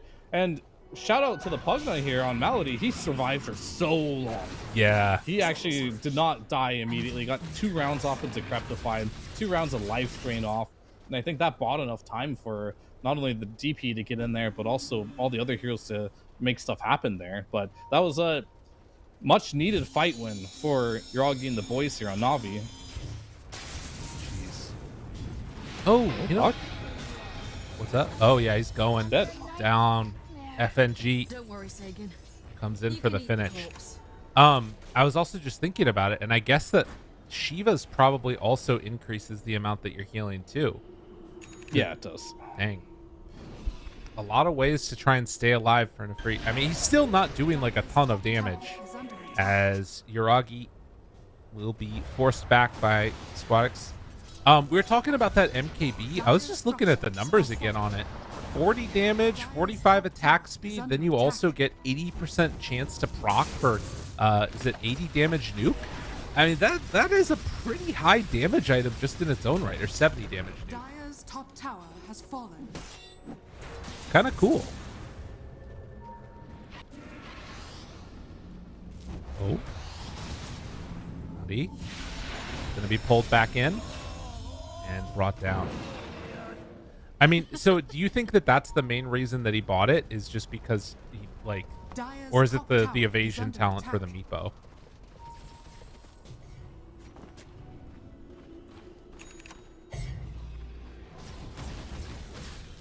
Oh no, I was wondering. Okay, so I was wondering in my head if Fear was just mad dogging me the hardest that I've ever heard, but his PC actually crashed, so he's gonna be right back in a second, and it's gonna be great. But that would have been a great moment otherwise. So never you fear, everybody. He's gonna be joining us in just a moment. I think that I'm gonna do my best Fear impression. Yeah, totally. That's what it is. That's my bad. I'm sorry, Fear. But they are building more evasion into him also. We see Nefrit now going into a halberd as well.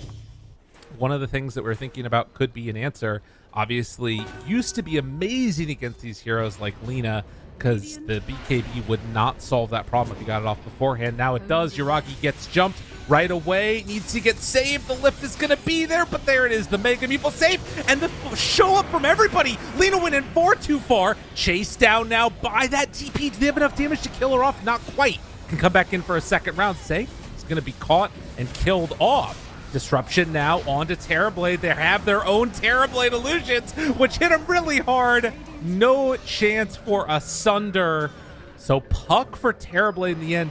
As VP, you got to be thanking your lucky stars that Lina did not just get dropped right there. Barely saved at the last minute by that freaking Centaur Stampede. Very nicely done. Yeah, I just saw the TB die there. What happened? I missed. Yeah, I mean, they went in for a fight and Mega Meepo saved himself. They almost killed Lina, and then the disruption onto Terrorblade. So TB has to worry about himself getting more illusions created. And Zayat, he's been able to build into an Aghanim Scepter now. Yeah. Sorry about that. I'm old. I had to take a quick nap. No problem. I'm back though. I was asking questions of you and then just like no response. And I was like, oh no, what have I done? Yeah, my old age, you know, sometimes I just fall asleep at the chair. There you go. Radiant are scanning. Holy moly. What a turnaround though. Navi are really starting to pull things together here, looking good. Yeah, it definitely looks that way. The net worth does appear to be even here, but they are managing to kill this Terrorblade over and over again, and Orchid and Malevolence is the choice on Curatage here. I wonder if that's for the Puck or what it's for, but I talked about this Puck and where he needs to be in this game with this Aghanim's build. It's completed now, so he is doing some damage. Yeah, he got a coil onto like 3 or 4 heroes in that last one. Jumps forward right into all of them, but he's caught! Oh no, that's the Mega Meepo! He can't save himself! They're all gonna die! He takes him down! Puck can't carry this alone. Nefrit wants to run in, does not have Exorcism anymore though. Still does some good damage out there. Zayat goes down, that's 2 already dead. They're still fighting into this, and the Puck is just gonna die. Everybody's so low, but there's no damage to be dealt. That Orchid, it's so annoying. I was asking, I wonder what the Orchid's for this game, but this man knows how to counter Meepo. If you Orchid the main Meepo, of course you have to find which one's the main one by doing some investigation work by clicking around, but if you find the real one, you just silence it, and then you can finally target the other ones, and that just shuts down the Mega Meepo play. It kind of forces you into really needing this Disperser now. As fast as you possibly can. That way you do have that Dispel. Well, but I don't think he saw it coming.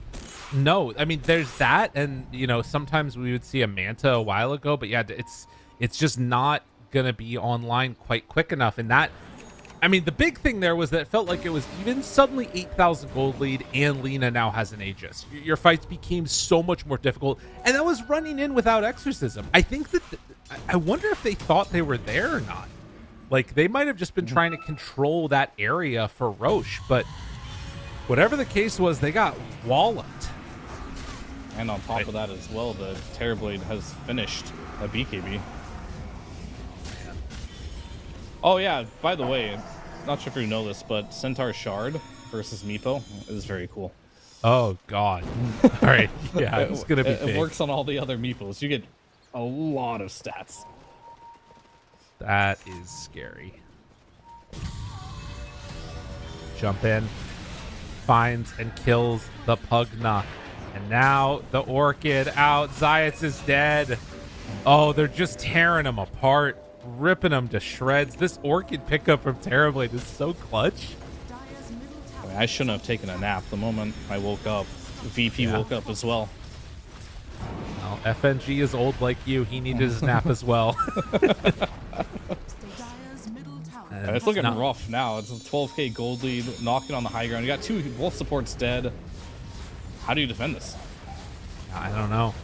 I mean, it's weird because just a second ago it felt like Navi had finally like climbed this hill to get back into the game, and then one bad fight and things just snowballing one after the other. VP step forward. Nice. Good job with the halberd. Yeah. That That probably saved his range racks, honestly. Yeah, that's true. The Zayats pre-purging himself. Okay. And will manage to get some separation, but is still going to die. Good LSA connection. Yuragi, Nefrit's trying to chase these heroes down. I mean, Heritage is kind of in no man's land, but it doesn't look like it's going to matter. Good decrep, keeping alive that Death Prophet. Also has the Spirit Siphon working. Heritage down low. Sanctity is dead again. Squadix is just owning him. This entire game. Stomp again onto 4. Finds and kills him. 7,000 HP on this Centaur as all 5 are dead. They're going to run high ground. Virtus.pro just too strong. Oh, did they nerf the... Okay, maybe the Centaur Shard isn't good anymore. Oh, no. They nerfed it. They can only have a maximum of 5 stacks now. Boo. Boo. Only 7,000 HP. Not cool. He would have had 10,000 before the nerf. Yeah. I mean, they're just trying to wrap this one up now. The game's completely fallen out of their hands. A buyback from Meepo to try and save these racks. Man, never have I seen an Orchid win a game so hard for a team. Holy moly. Definitely not a late Orchid, at least. Yeah. I mean, I'd argue the last game we saw where the Enigma went Orchid first item was pretty game-winning too. That's true. That was like a first item Orchid, but picking up an Orchid this late in the game, it's a bit unusual.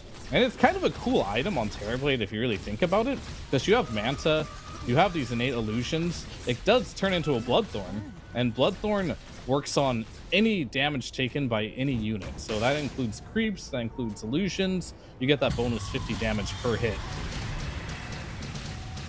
So definitely pretty nice to have for Heritage here, as the damage output is very high, I would say, for this. But normally you see the Butterfly over the Bloodthorn. Interesting adaptation. Yeah. And I think like you're talking about, it's just that answer to the Meepo in general. Make sure that he can't get Mega Meepo off, and then I mean, also we saw it on the supports even. You know, you find one of these like Shadow Demons or Pugnas to the side, suddenly they're caught, and in a bad way, say he's just gonna find Sanctity again. It has just not been his day. They go instead for the back line, the land, the stun, and the arrow follow-up, but they actually don't have that much damage. He's staying alive through this. The stomp, never have I seen a Shadow Demon so tanky. It will not matter in the end, as Natus is just brazenly running in. A good coil connection on to 3. Meepo jumps in, finds this Terrorblade, tries to bring him down, but he's dying. He gets killed. Did not get a chance to get Mega Meepo off. Again caught by the Orchid. GG called. Virtus.pro, no mercy. Yeah, this game started out a little bit slower here, but it ended the way that I figured it probably would end. It's just Right. the lineup from Navi kind of had an expiration date. Meepo isn't the Meepo of old.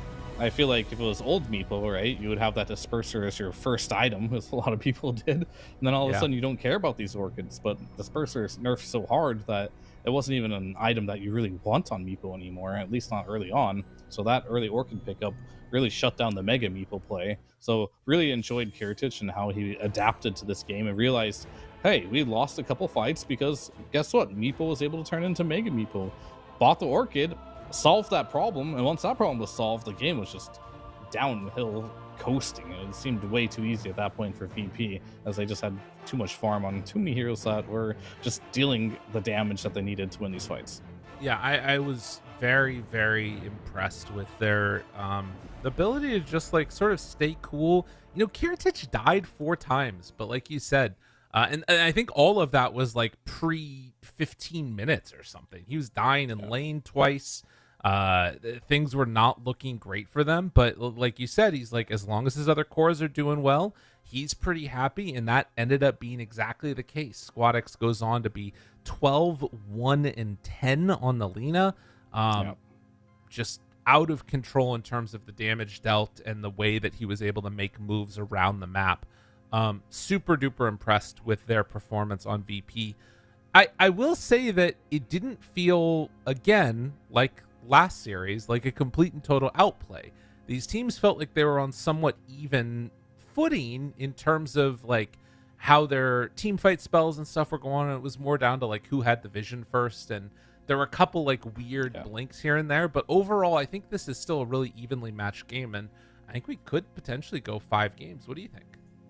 Oh, most definitely. I think we've gotten way past the stage where one team is clearly better than the others, and it's just going to be a stomp based off of skill. All these guys are incredibly high-ranked players in European West matchmaking. So if you're a high MMR player, you're a good player. If you're, doesn't mean you're a good team, but if you made it this far in the tournament, it means you're also a good team. So at this point, we got the best of the best. This is the grand finals of the Eastern European qualifiers for DreamLeague Season 22. So I definitely would say these teams are fairly even matched. I gave VP a little bit of an advantage here, right?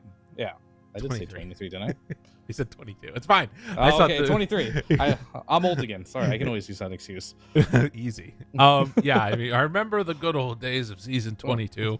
Yes. No, I'm with you. I guess one other sort of strategy-oriented question that I have going into the next one, we did see the Shadow Demon first overall, which I think we both liked. Then coming out of the next phase, like as the first pick team, you kind of have to reveal that core first. Because you've got the first 3rd pick. They ended up taking the Death Prophet right away.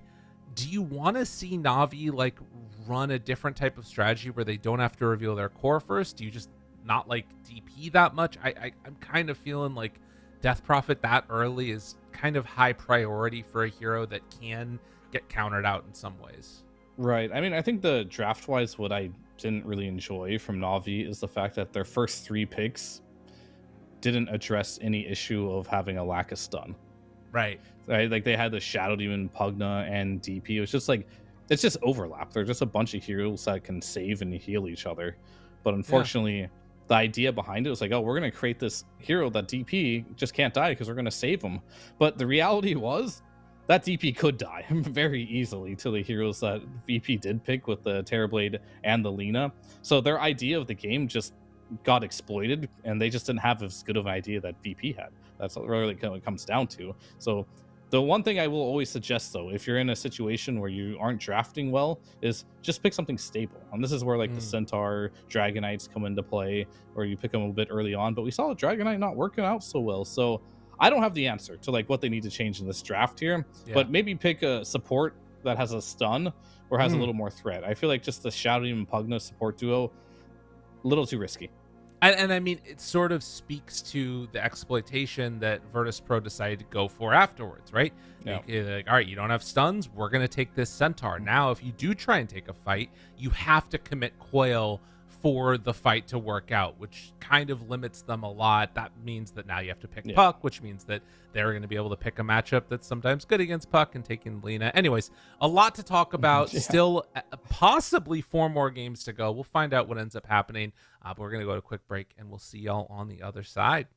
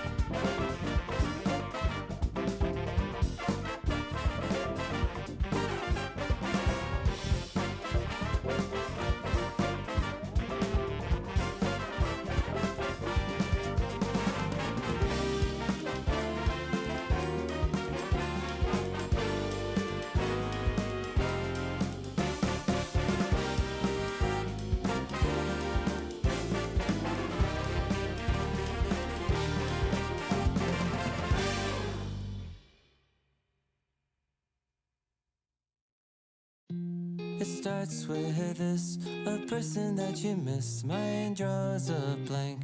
I wanna go back to the early days when life was an escape. Now I just wait for better days. I lost myself in your reality. Lost myself. I lost myself in your reality. Lost myself.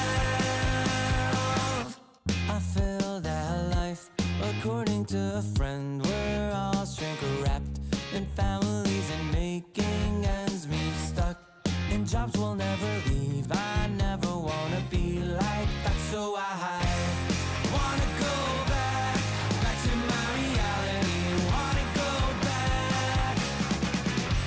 I wanna go back to my reality. Wanna go back. Didn't mean to sound so concerning. Am I alone in the hurt? Bet you didn't expect that. We're back early. That's right. That's because the game is just about getting underway. Fear, Game 2, VP versus Navi. We talked about it a little bit right before the break, but we were wondering what was going to change, if anything. So far, nothing. Nothing at all. Very interesting. I love it when nothing changes. You know what I like even more than no bans changing? What's that? It's when the pick order doesn't change either. Yeah. And the picks stay the same too. And both teams are just like, our strategy was good enough. We're going to run it back. We're just going to play better. Right. We'll see if that happens. Remaining. Who had last pick last game? What was the last pick of the game? It was Lena overall. So it was VP again, and they have it. Okay. So nothing changed, even on the sides, as VP is Radiant again. So we could very well see it a mirror game, and in theory. Are they gonna But we'll see Lesh? if VP wants to mix it up. Yeah, I mean, Navi has a choice here, right? It was Lesh last game. Yeah. So Dire Lesh. team pick. No, they take away Adjustment the has been made. Terrorblade. Okay. And I mean, I like this more, right? Because I think the idea of the Shadow Demon in response to either the Lesh or the Terrorblade is that it's kind of like a counter, but in a different way. And I feel like the counter against Lesh is stronger, of just 10 dropping that seconds ulti on him. remaining. And then just like ban out the Centaur eventually, right? For that second 5 phase. seconds remaining. That sounds pretty good. And then you don't have like an answer for the Shadow Demon Dire ulti. team back. All right. They'll pick the Lesh into it right away. But I don't actually remember. Is Bloodstone dispellable? Was that what it I'm not is? sure. I don't mean- play enough of these wizards in the middle lane. 10 Even if it seconds isn't, remaining. like, I think it's the type of dynamic where just keeping him 5 in place, seconds you can remaining. probably draft to mess up a Lesh. You know what I mean? No. Yeah. I mean, it's always good to lock him down. I mean, in the past, back when Lesh used to bought Yules every game, shouting like super hard countered him. But I think with the new build, it's a little Dire different team because back. you built some status resist, you get some spell life still, you can kind of tank through it. But it is a way to hold them down. And as we saw in the Death Prophet in the last game, if you do pick heroes like that by natural Scotty, it makes things a lot more worse. Of course, ranged heroes like that Lena, Terrorblade also kind of deal with Leshrac pretty well. But there's no 10 TB this game. seconds remaining. Your sniper. So, that's there it on it. is. My Time is sniper. now. Sniper 5 is good for seconds Leshrac. It is a historical counter even in the mid lane. You know the other thing that I like about this too is like now Navi making them take Lesh early. It sets up where Navi can sort of respond core to core as opposed to having to reveal that first. You know what I mean? Yeah. They definitely get to see Lesh already, but Lesh is not a hero that has to be a core, right? I guess that's true. Yeah, that's a good point. Yeah, Lesh has been getting a 10 lot of seconds popularity as a remaining. support. So I think just because you see a Lesh, it's not like the days of old where you knew it 5 was going mid. seconds remaining. With the changes to Edict, people are just maxing it and playing as support, kind of like how Gyro got popularity as a position 5. You just run down the enemy pos 4 or 5, whatever lane you're in, and you can't trade with it. So I don't think it's simple enough to be like, we're for sure going to just counter this Yeah. Lesh as a core. So you might want to save your mid for a little bit longer, or you're going to get debated 10 Right. seconds remaining. I will say I love playing Leshrac, particularly as a support. It's such a fun hero. Just go hide behind some trees, take down a tower without somebody noticing. If there's like a good setup, you have like such a nice stun. It's all cool things. Yep. It's a fun hero for sure. 10 seconds. No matter what remaining. lane you played in. Yeah. They still get Mirana. So taking 5 the seconds TA out of the remaining. pool, Virtus.pro will, and then it's Gyrocopter, Pangolier, which I think, are those the same as last time? Last time they did Sven Pango bans. Yeah, I can't remember every single ban from every game. I'm sorry. Well, I can't either, but I do have the draft open, which I will send to you right now. Oh, There you very go. very smart. Easy. I just like to say it authoritatively, and then like everybody's like, man, Lyrical's so good at remembering picks and bans. It's just don't buff everybody. Wow, you just can't give away your secret like that. I know, but I don't want to lie to people. I mean, Oh, that's sometimes fair. I do actually. I do like Sometimes you lying lie on to people. Yeah, like on broadcast, you're like, and with that, they're gonna qualify to TI, and it's like just not true. All right, This is a TI qualification match, right? Yeah, exactly. Yeah, okay. That's what it is. Centaur. Okay, so they steal that one away now. Crystal Maiden. Oh man, and again, just the All right, this is where the draft starts for me, because like now you've just picked your core. Like this is like the foundation of your draft, right? yeah. Now you got to start putting together the heroes that are going to 10 win you the seconds game. remaining. Like on the side of Nov, you got some stuns, you got some laning, nothing really 5 special here. seconds On the side of VP, you know, same thing. You got some stuns, you got a little bit of flex. You do have to make a choice now. Where is this Lesh going? Yeah, how long do you want to delay? Do you want to pick another support here and reveal Lesh as a core? Do you want to pick like a carry or something like that in this position to keep this Lesh open? But you do have to pick two heroes here, so you have to reveal something. And what will that be? You do see for Centaur only goes offlane, especially when you see two supports.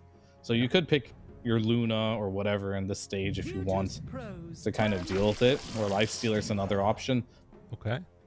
I like Lifestealer more than Luna, but usually I see players just Ooh. go for it. So there you go. You got your control for the Centaur.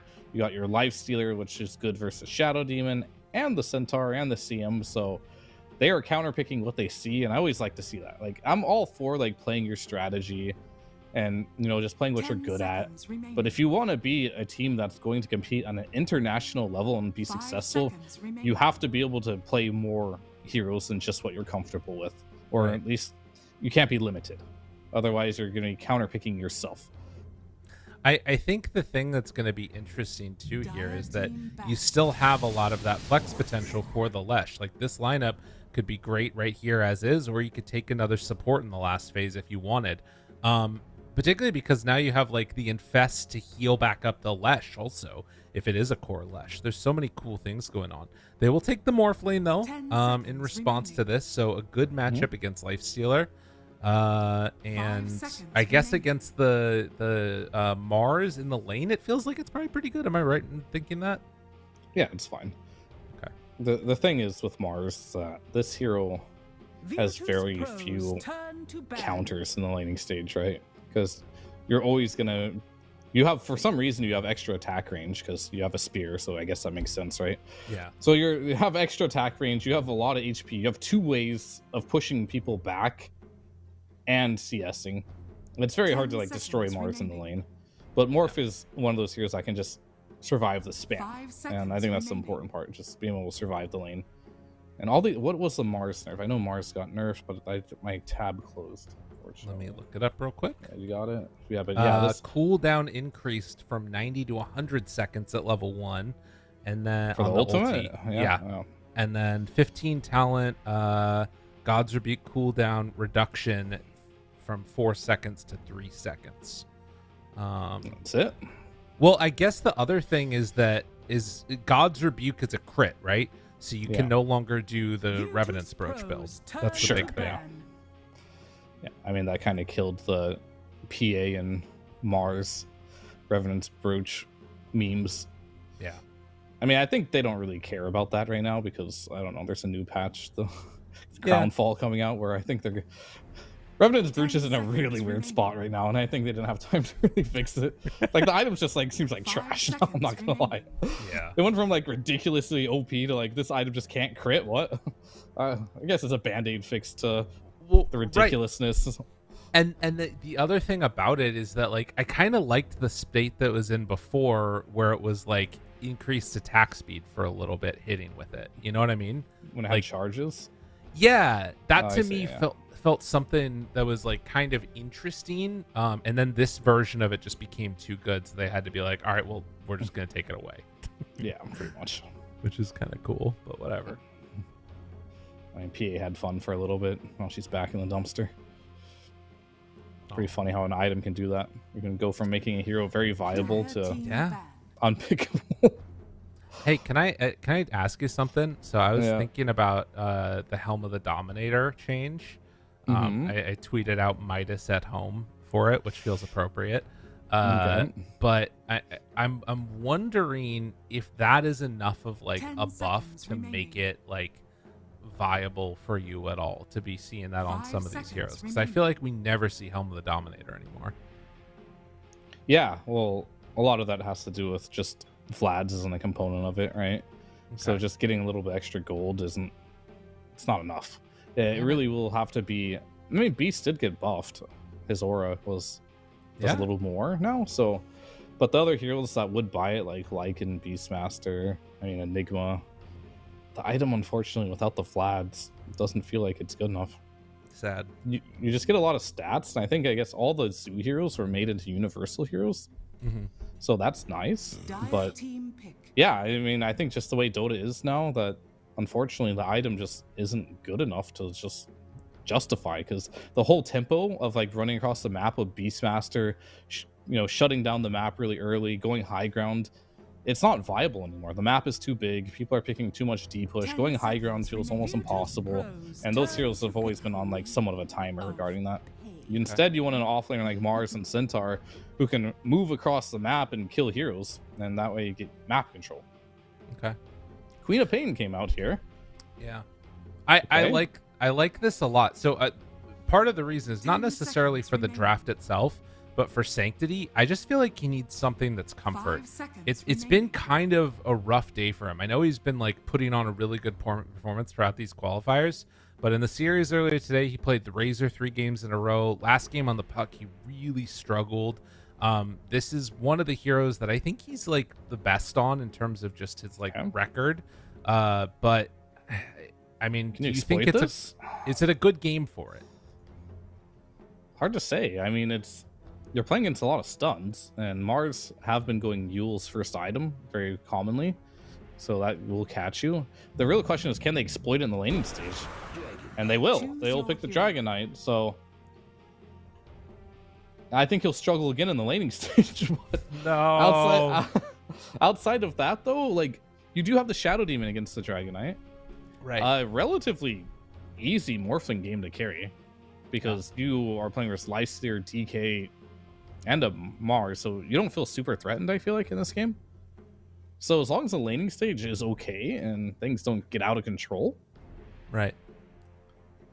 it can work. I mean, it definitely can work. I think their lineup's okay, but yeah, Quap does not enjoy playing versus DK, so that lane should not, in theory, do well. But we'll see if Sanctity, you say he's good on the Queen of Pain, if he has a couple tricks up his sleeve.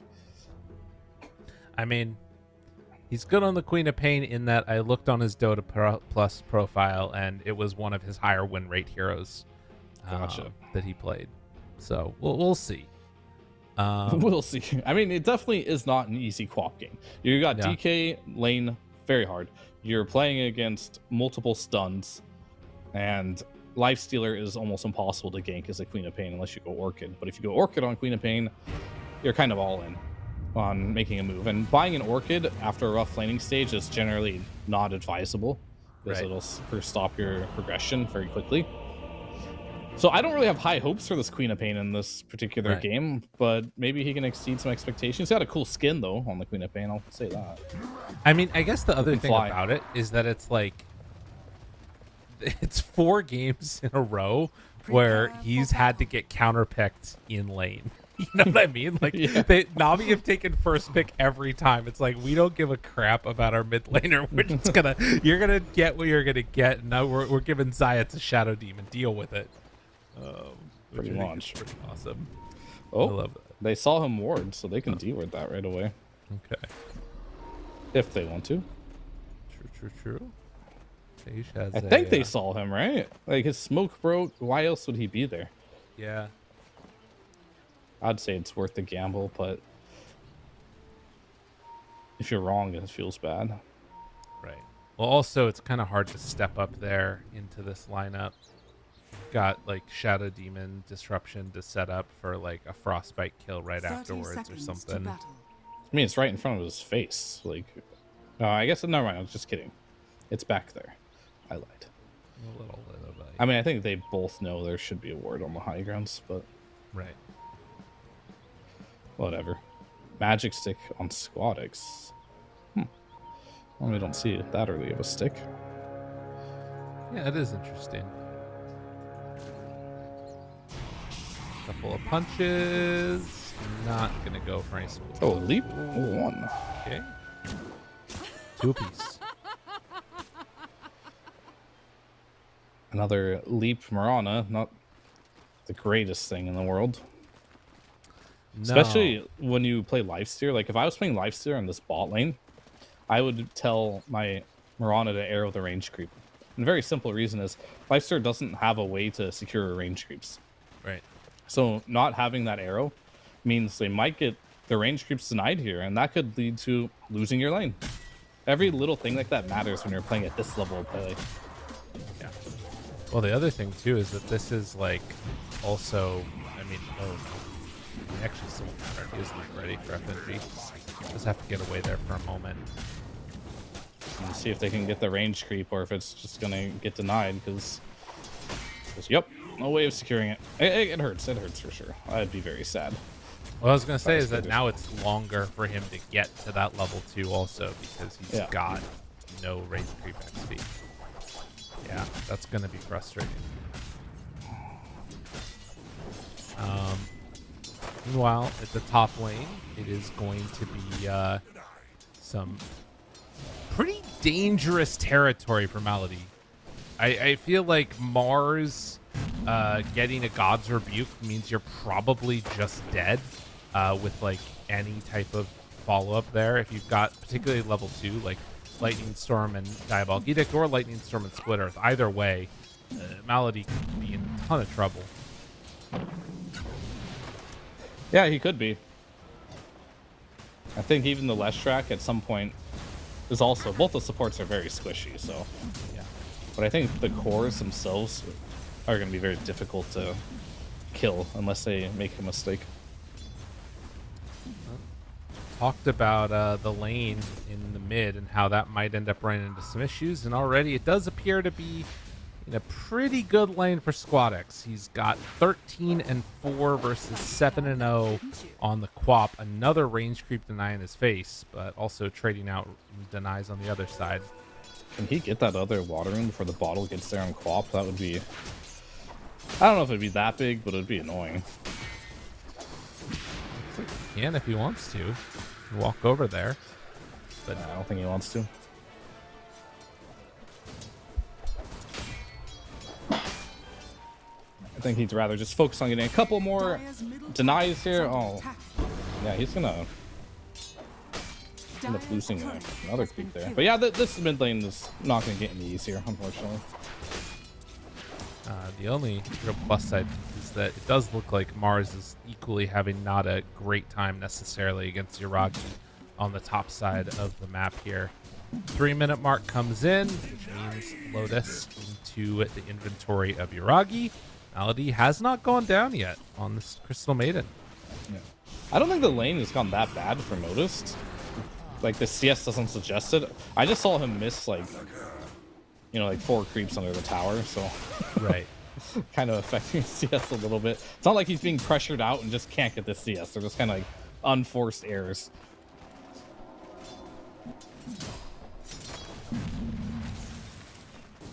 But this mid lane, it's not pretty.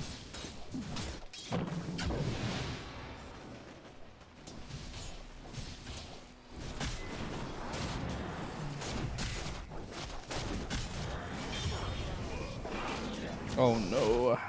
My hooves run red with first blood. Oh. Yeah, he thought about it. It's like, do I want to turn this or do I want to just try and run away? But unfortunately, does not get the opportunity of getting another kill there. Because if he would have got the stomp and double edge, that would have been enough for Zayax to get a kill as well. Right. Not sure. I didn't actually see the hoof stomp though, if that was on cooldown or not. It may have been. Either way, not so bad. You did kill the life stealer. You didn't lose that many CS to go for that play. Kind of got a free heal, free TP.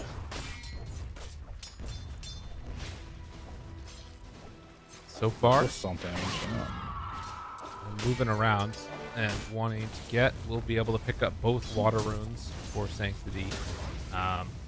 Yeah, keeping him pressured back a little bit onto Yuragi whenever they can to make sure that Natus gets the levels that he needs to. Very, very steady lanes going on. Nothing really to write home about. The main differentiating factor is just going to be that mid difference. It's gonna be a big deal though, because this mid lane is going to turn into a level 6 DK with a catapult, with potentially his supports coming over. And as you can see in mid lane too, the catapult is gonna die under the tower here. So you're gonna have a huge wave here with catapult that you're gonna do something if on the side of Navi to deal with this. Oh, blinks right in, doesn't get the stun. He's just actually gonna die to this. Yes, he will. Interesting. All right, that's good. I mean, the catapult died for that in the mid lane. Yeah. They didn't actually use the DK ults. That could have been much worse here, Yeah, that ends up as you great. moved both supports and right on time there from Navi to kind of avert disaster there, which potentially could have been. Is going to be an invis rune taken on the bottom side of the map. Lesh TP's into this mid lane now. Does not have any points in Diabolic Edict. They're just looking to try and make some kills happen. This is the arrow. Zayac just walks away. Things are looking a little bit not great across the board for both squads right now. Now, disruption. I mean, I don't think Squadix cares at all about this. It's Can- really just, yeah. Can You you what? tell me a little bit about this Shadow Strike max out build? I thought that, seen as it was a DK, Sanctity was just going to focus on like getting Scream of Pains into like farming eventually, and just be like, I can't dominate this lane. But what do you think about the triple Shadow Strike? Oh god, Ooh. step back. I'm with you on that one. I'm not entirely sure why he's going for it. I mean, it does potentially keep you healed up a little bit against the breathe fire and the damage over time that you get from the poison breath. So maybe that's his line of thought. He wants to be able to sustain the lane, but it will definitely slow down your farm though, because you cannot farm with Shadow Strike. But maybe he's just looking to sustain, and it kind of is doing that purpose though. He is able to continuously lane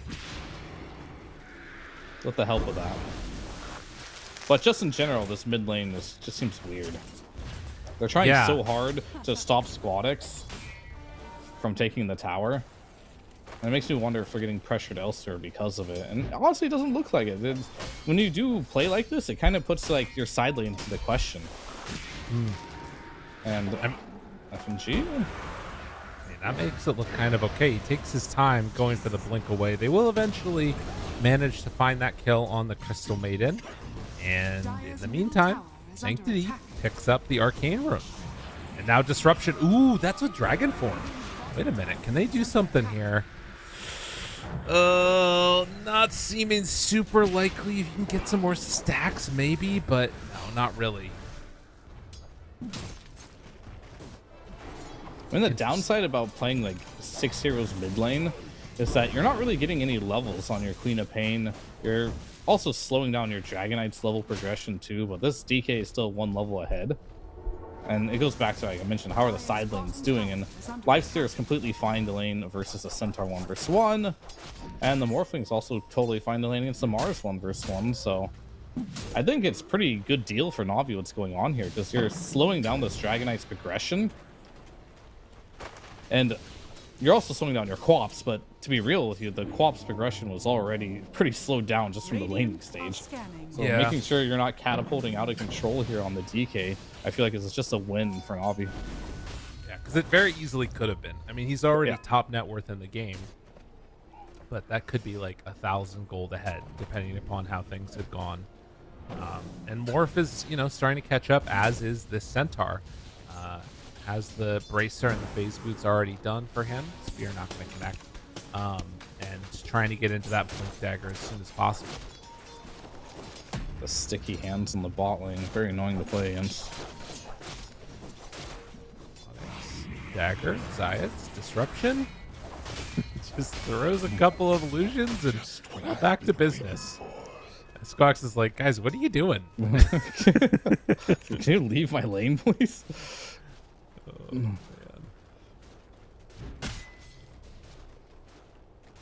Man, it doesn't feel great to invest this many heroes just to stop one hero from taking your tower. Like, you're not killing him, you're doing nothing other than just like stopping him from regressing, which isn't the best feeling.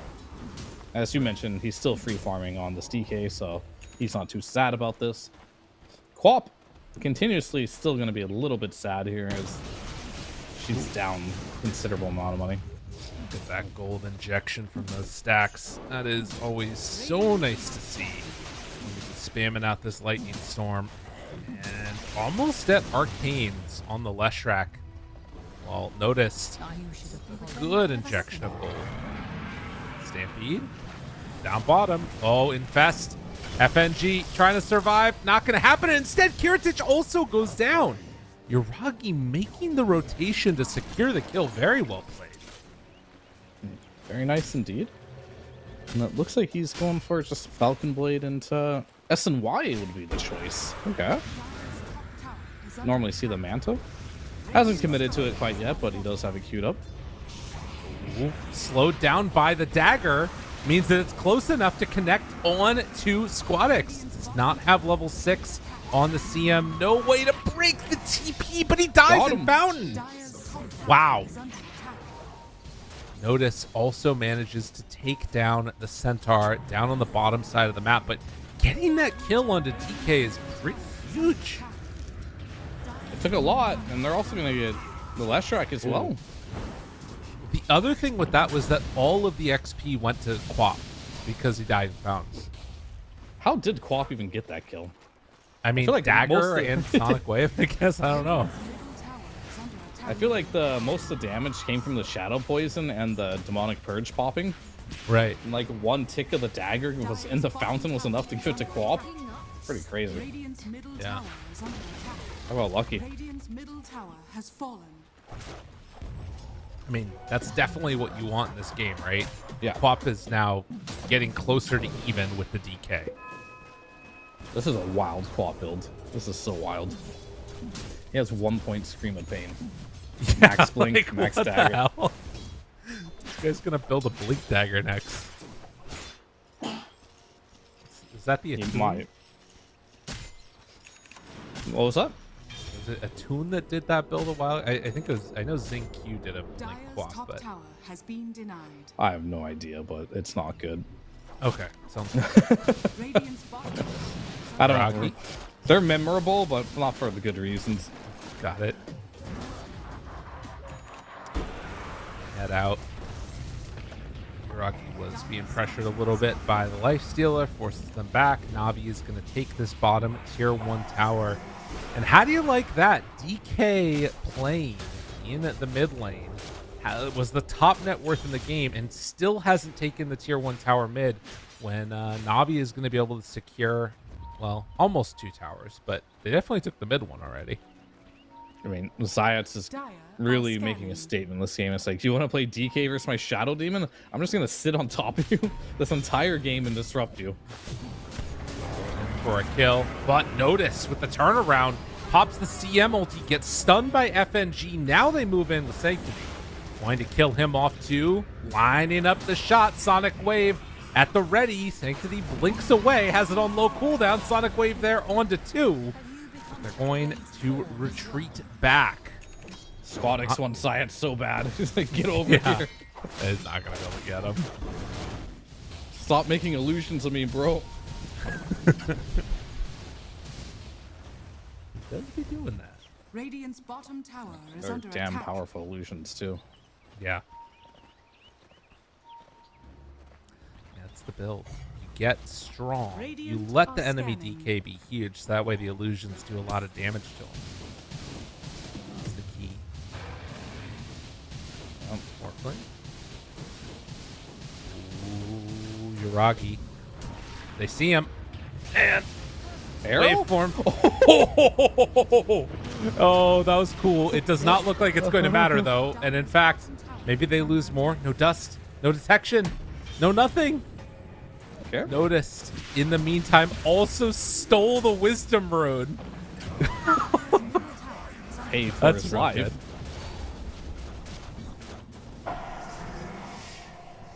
Wait a minute. Dire's middle Yeah, he's tower fine. has fallen. What happens when you pop the poison stacks when life steers in a creep? Does 0 damage. Okay. Good to know. Four songs. Radiant's bottom tower is under attack. Radiant structures are fortified. You Tower. gotta be careful here if you're Heritage. Like, there's 5 heroes down here. Radiant's bottom Alright. tower I'm has gonna back fallen. out.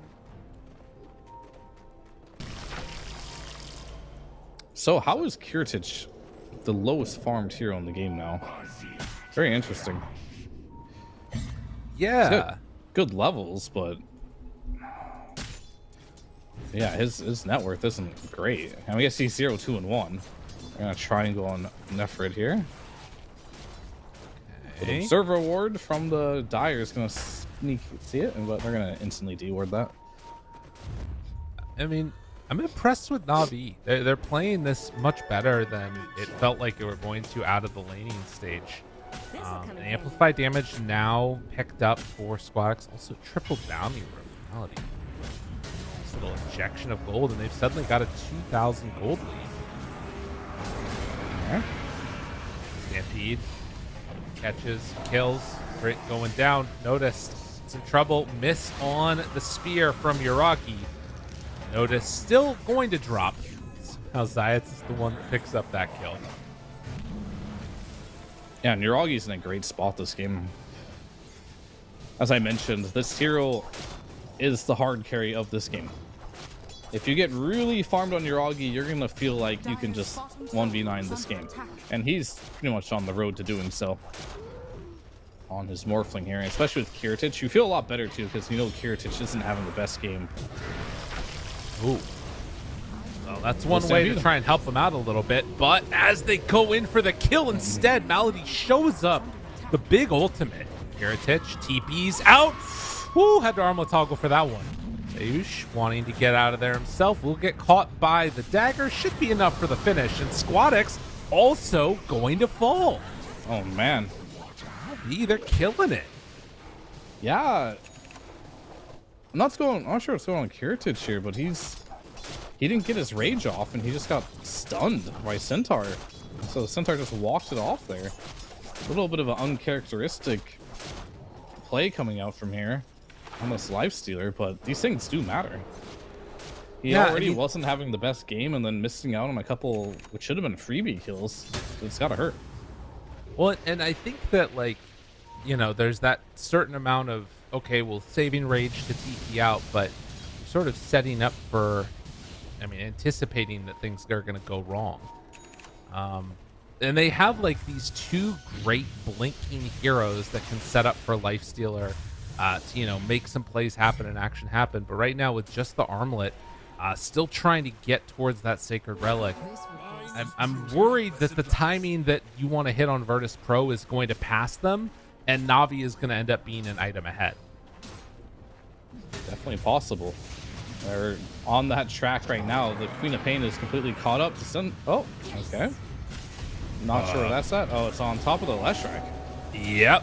Tries to stay alive. Yuragi switches over to Strength Form. Sayush does go down. Eventually, Yuragi zipped through.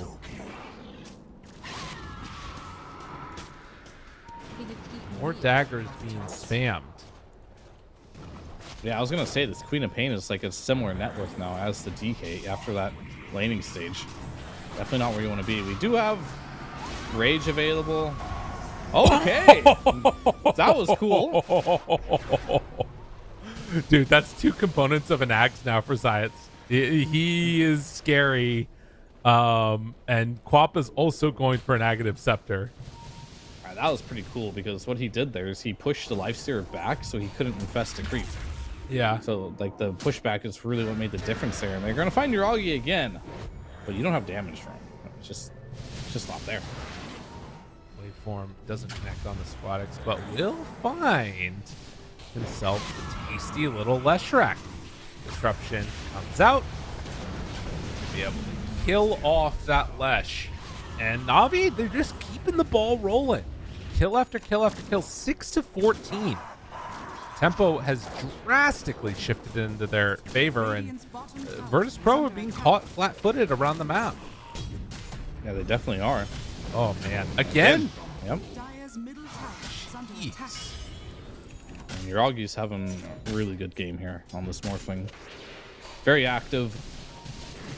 Good laning stage. Good map presence. Everything seems to go in his favor here. Where on the other side, Squadix isn't able to find much happening in this game. Like, he did really well in the lane, but after that, what has he been able to accomplish? Not much. He's kind of getting shut down by the Shadow Demon everywhere he goes. I mean, Same for this Leshrac too. Like, you're not seeing Leshrac do a ton on the map, and Mars just going Blink first item. I was a little surprised by that, by not going the Yule's build here, but you are against Shadow Demon, so I guess that takes away that defensive capability of the Yule's. right. I mean, I just feel like at this point for Virtus.pro, who are they going on to try and kill? You know? Like, who are they going to try and initiate on? Nobody feels like a good target. And Natus now is just going to hope to escape. Waveform through Uragi can't quite connect onto him. It just, I don't know, maybe supports is your only real option. That's not particularly easy either, as long as they're playing nearby each other. Dire are scanning. It's not easy for sure at this point. Squadix shows. Thought about jumping. Decide not to. Dire's top tower is under attack. I feel like you think twice before giving Shadow Demon away. Like, it's been causing so many problems in the draft. And just not even the draft. Just like, you have to think about it this game. They have to find a way to get onto the Shadow Demon and kill him. And how do you do that? How do you get on top of him with the Centaur? I guess it has to be Natus on the Mars. Yeah, I mean, either that or the DK, right? Like, they have double blink, but the problem, it seems, has been actually finding Zayats out of position.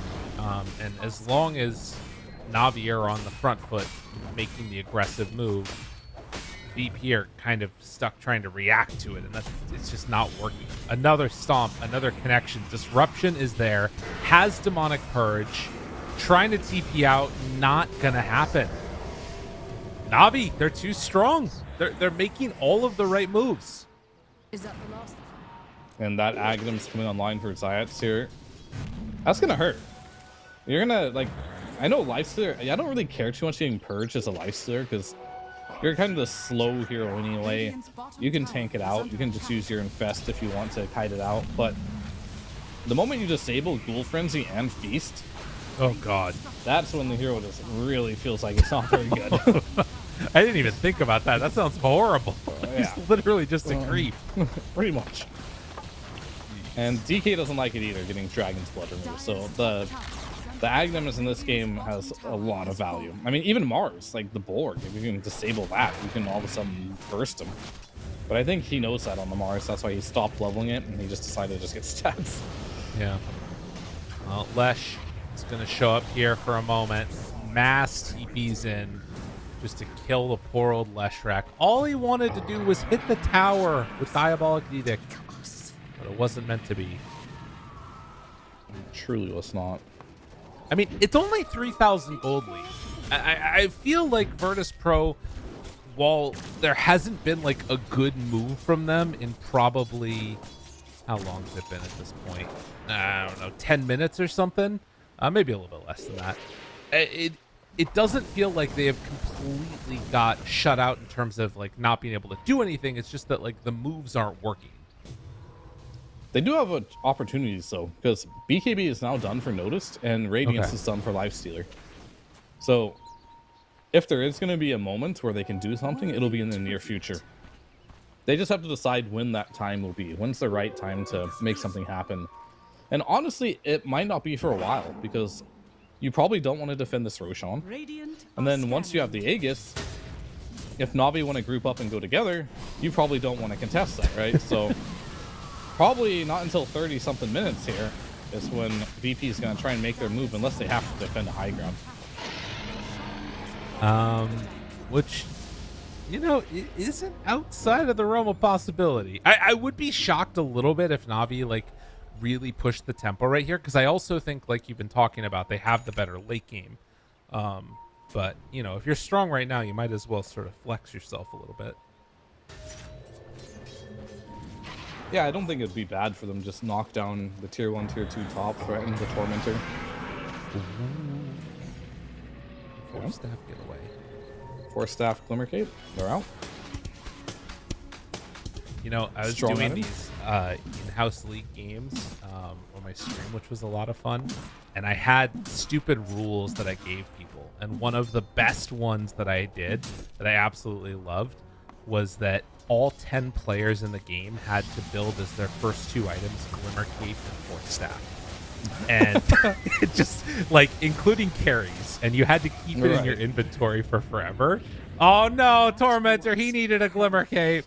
I mean, it's fine. yeah. He got a shard for his trouble. Fair. But it always, like, whenever I see people just get, like, glimmered, forced away, it makes me think of it and, like, how good those items can be with, you know, you're trying to initiate onto somebody. I hate Glimmer Cape. Oh, it sucks. Well, he's inside of it. It's so slow. No. Ooh, and that's another nice one. I don't think about that often, but Oh, he double purged him. That was just like an FU purge. Yeah. You're gonna take a while walking. Oh, they out got the fountain. your Augies. Okay. What? Oh, Rocky, no. How Not dare like you this. lose the Aegis? Dire's bottom tower is under attack. I thought you made 0 mistakes, Augie, in your entire life. It's messed up. Truly is. Okay, that's big, right? You're sort of cutting into the net worth lead a little bit, and also no safety guards for Yuragi. Just letting Yuragi know that he's mortal. May have been the biggest win there.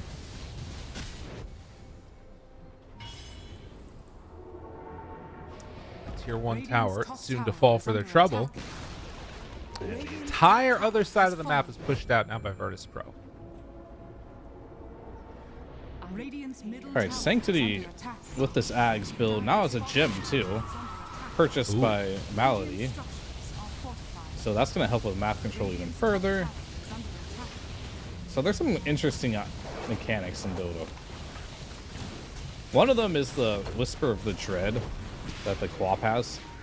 This makes Quap a lot better at nighttime than daytime because it reduces your daytime vision, but only daytime vision. It doesn't Radiant's reduce middle your tower is under attack. nighttime vision, which is very strange mechanic. What is but Whisper of the Dread? it's a neutral item. Oh, of course. Sorry, my bad. I was thinking of, yeah, I just think of it as the one that I never take.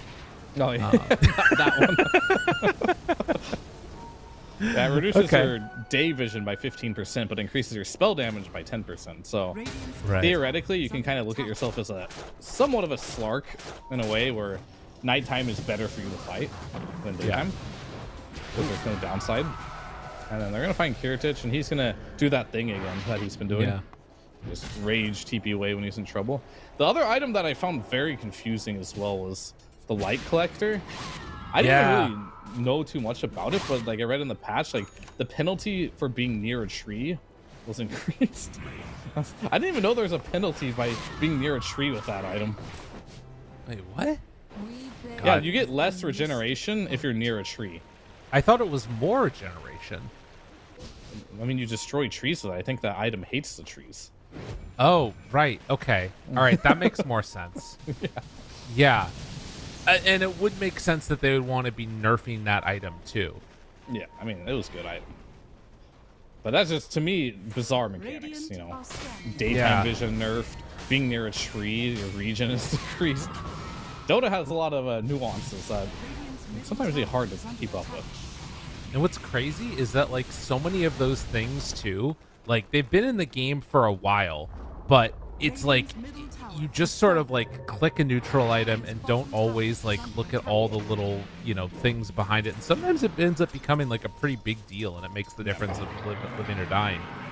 Stampede, Kiritich going to be chased down while also stomping onto FNG. Emex up, tries to get out of there, will get the TP away. Kiritich not so lucky for the moment, but did always have Rage TP available.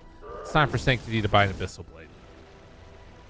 Yeah, someone's got to do something about this. It's pretty obnoxious. Dire's bottom tower is under attack. I mean, do you have to do anything about it? I guess not. I mean, ideally, you are doing something about it, but at the end of the day, Generation. these Rage TPs aren't necessarily winning him the game, right? Yeah.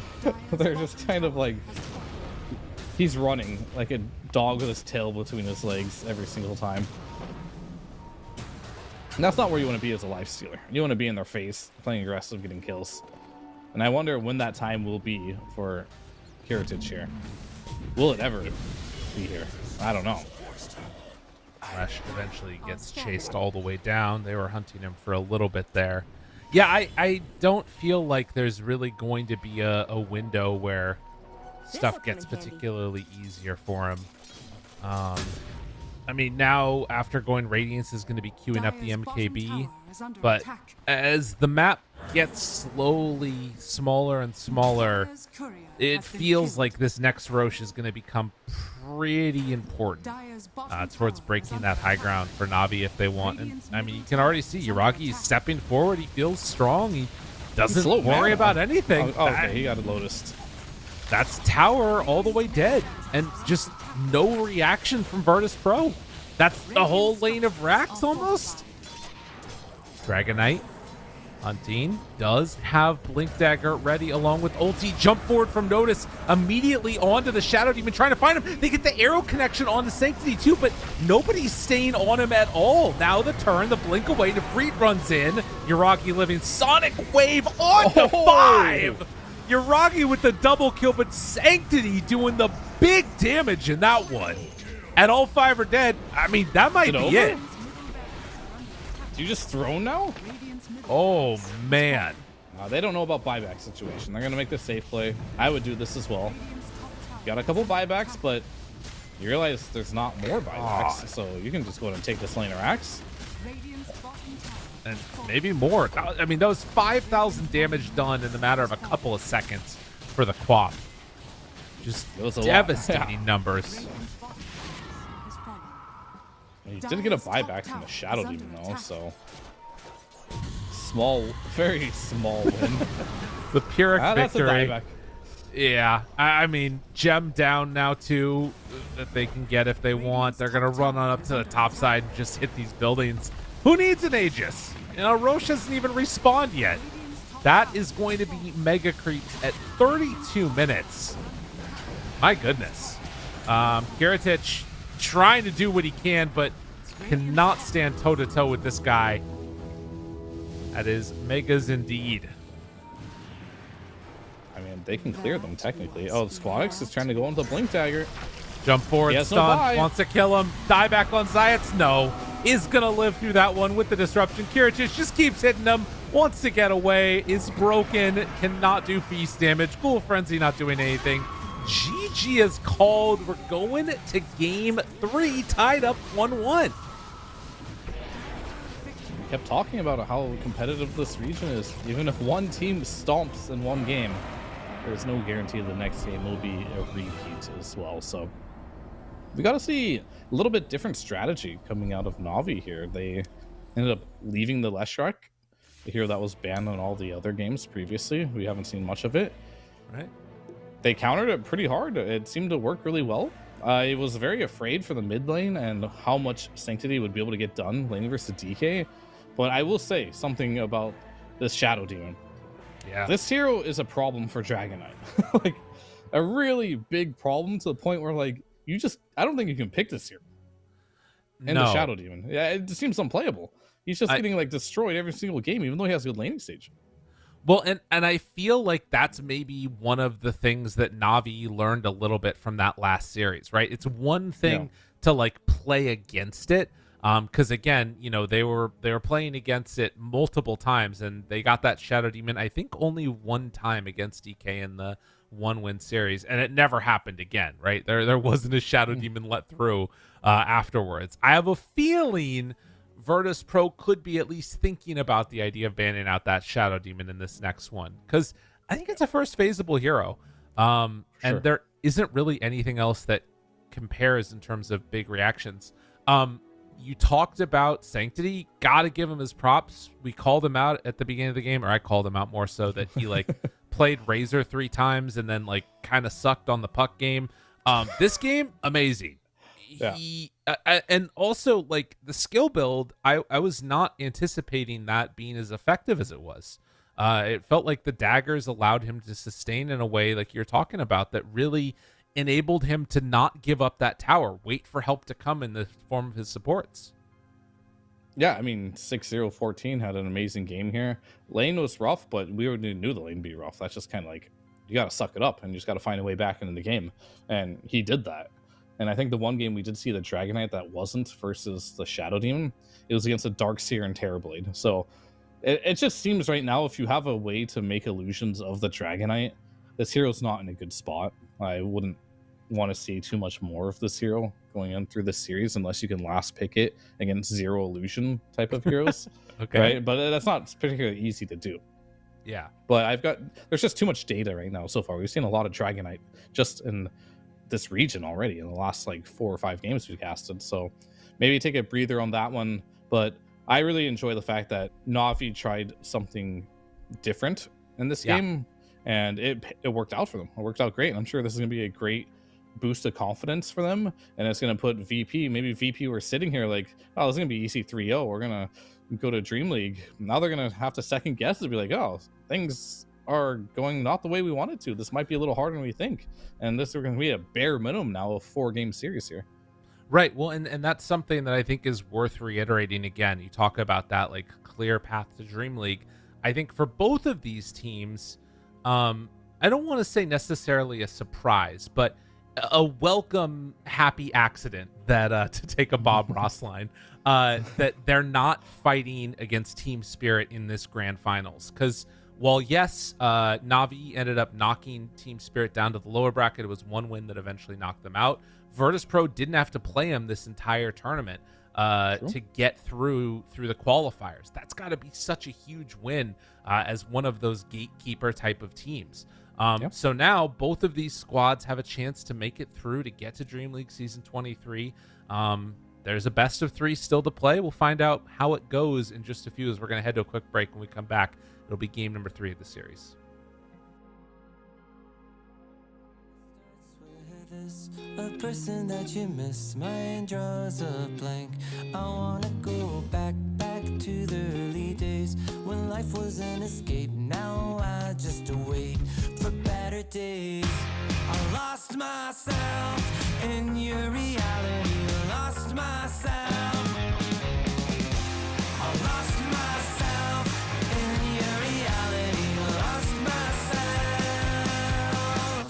I feel that life, according to a friend, we're all shrink wrapped in families and making ends meet, stuck in jobs we'll never leave. I never wanna be like that, so I wanna go back to my reality. Wanna go back. I wanna go back to my reality. Wanna go back. Didn't mean to sound so concerning. Am I alone in the hurt? I never followed anyone. It's so absurd.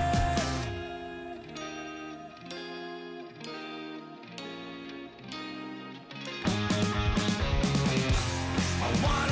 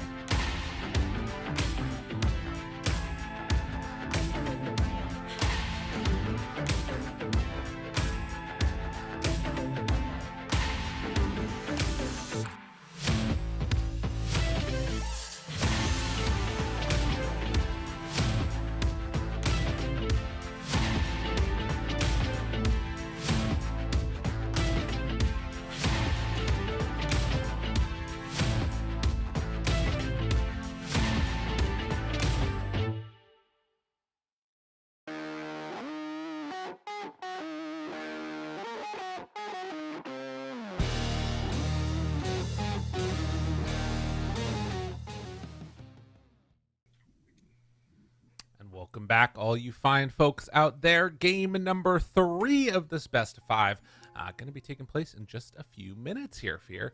I was going to bust open the draft thing again. Do you still have the link for that?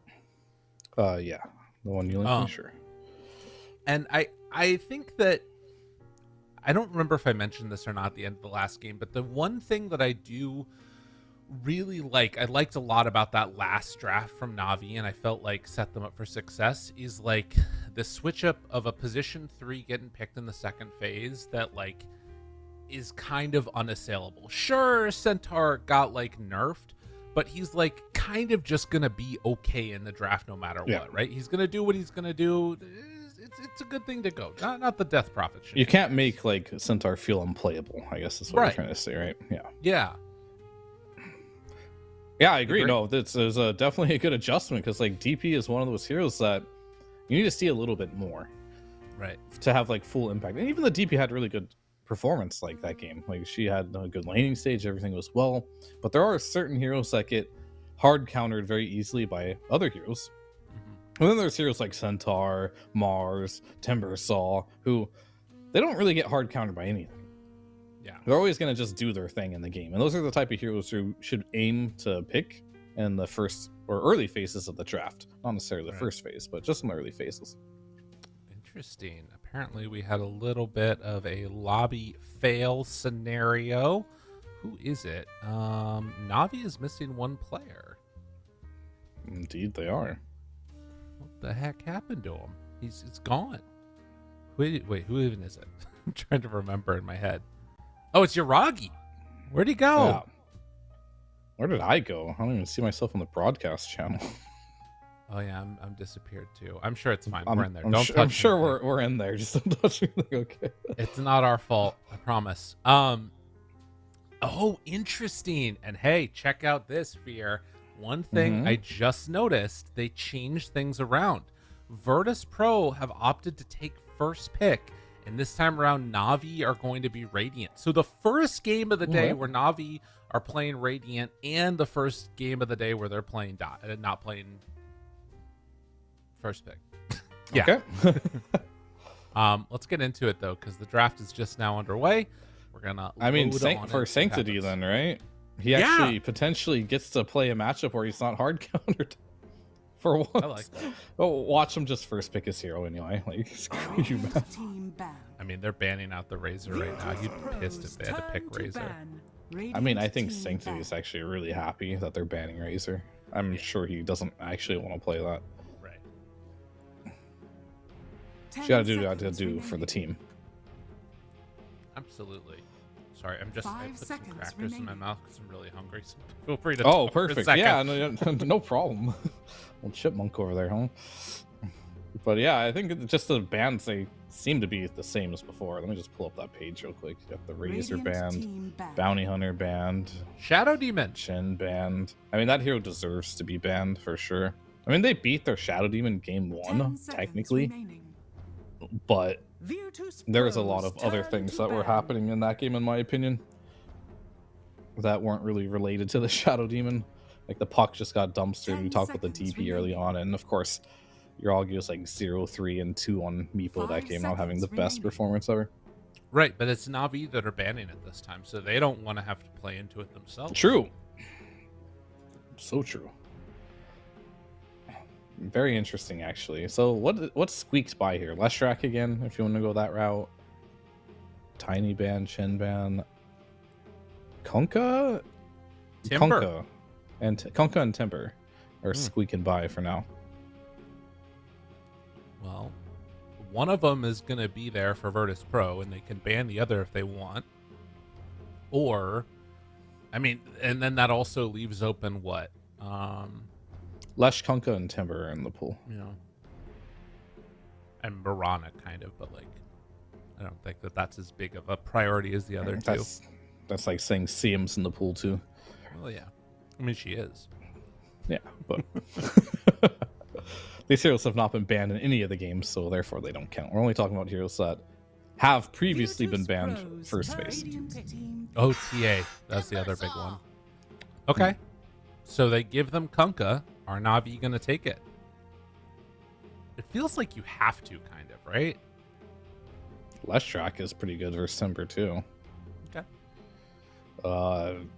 I mean, yeah, they banned the TA because they want a Timber. And just the new age Timber, right? Like, you only put 1 point in reactive armor and you max your nukes. So their fraction extra has a lot of value. Plus the meld actually hurts you too because you don't put too many points in the armor. Makes sense. No! Yeah, let them cook. No. Let them cook. I mean, I just didn't like the fact they picked Pugna, ST, and TP for space. You know what's funny? I feel like that was just Sanctity being like, God damn it, I don't want you to pick my hero right now. Like, give it to somebody else. Because, again, obviously you can play that in the mid lane, but Sanctity is not somebody that tends to. Much more often as a different hero. I do like the idea of saving that DP all the way to the end and then deciding if it goes off lane or mid. I think that's definitely a good strategy, and then one that they should potentially explore too. So it really comes down to team preference, and that's going to put Yoragi in a spot where he's going to have to... honestly, it's fine. He sees Timber, right? I was going to say he has to blind pick his hero, but he doesn't. Like, Timber almost exclusively is played either mid or in the off lane. So I guess not exclusively off lane, but it's high probability that it will be in the off lane.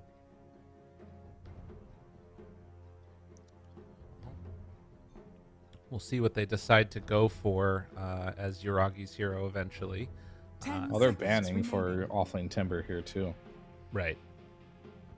5 seconds remaining. What were the nerfs to Timber again? He just lost damage, right? Which pretty much the hero is all damage, so it's a big deal. Yeah, Timber Chain, it goes down at level 1 and at level 4, actually. It's pretty significant nerf. What is that? 30, just about damage, 35 damage taken away. And then the reactive armor ended up getting a nerf early, but it still is good late. Yeah, but the whole build of the Timber was you put 1 point in armor and you max your nukes. Right. That's like why he was good. So that one value point in armor is kind of a big deal now. It's not as great. People might go back to having to max armor because the Timber Chain, fit 10 damage is a lot. It was a 60 before, now it's 50. So, and that's pure damage. So removing that much damage it's gonna feel like it doesn't do very much at all anymore. I'd say.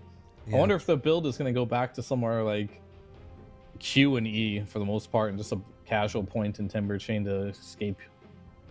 We'll have to see. I'm very curious to see how this Timber will perform with these new nerfs.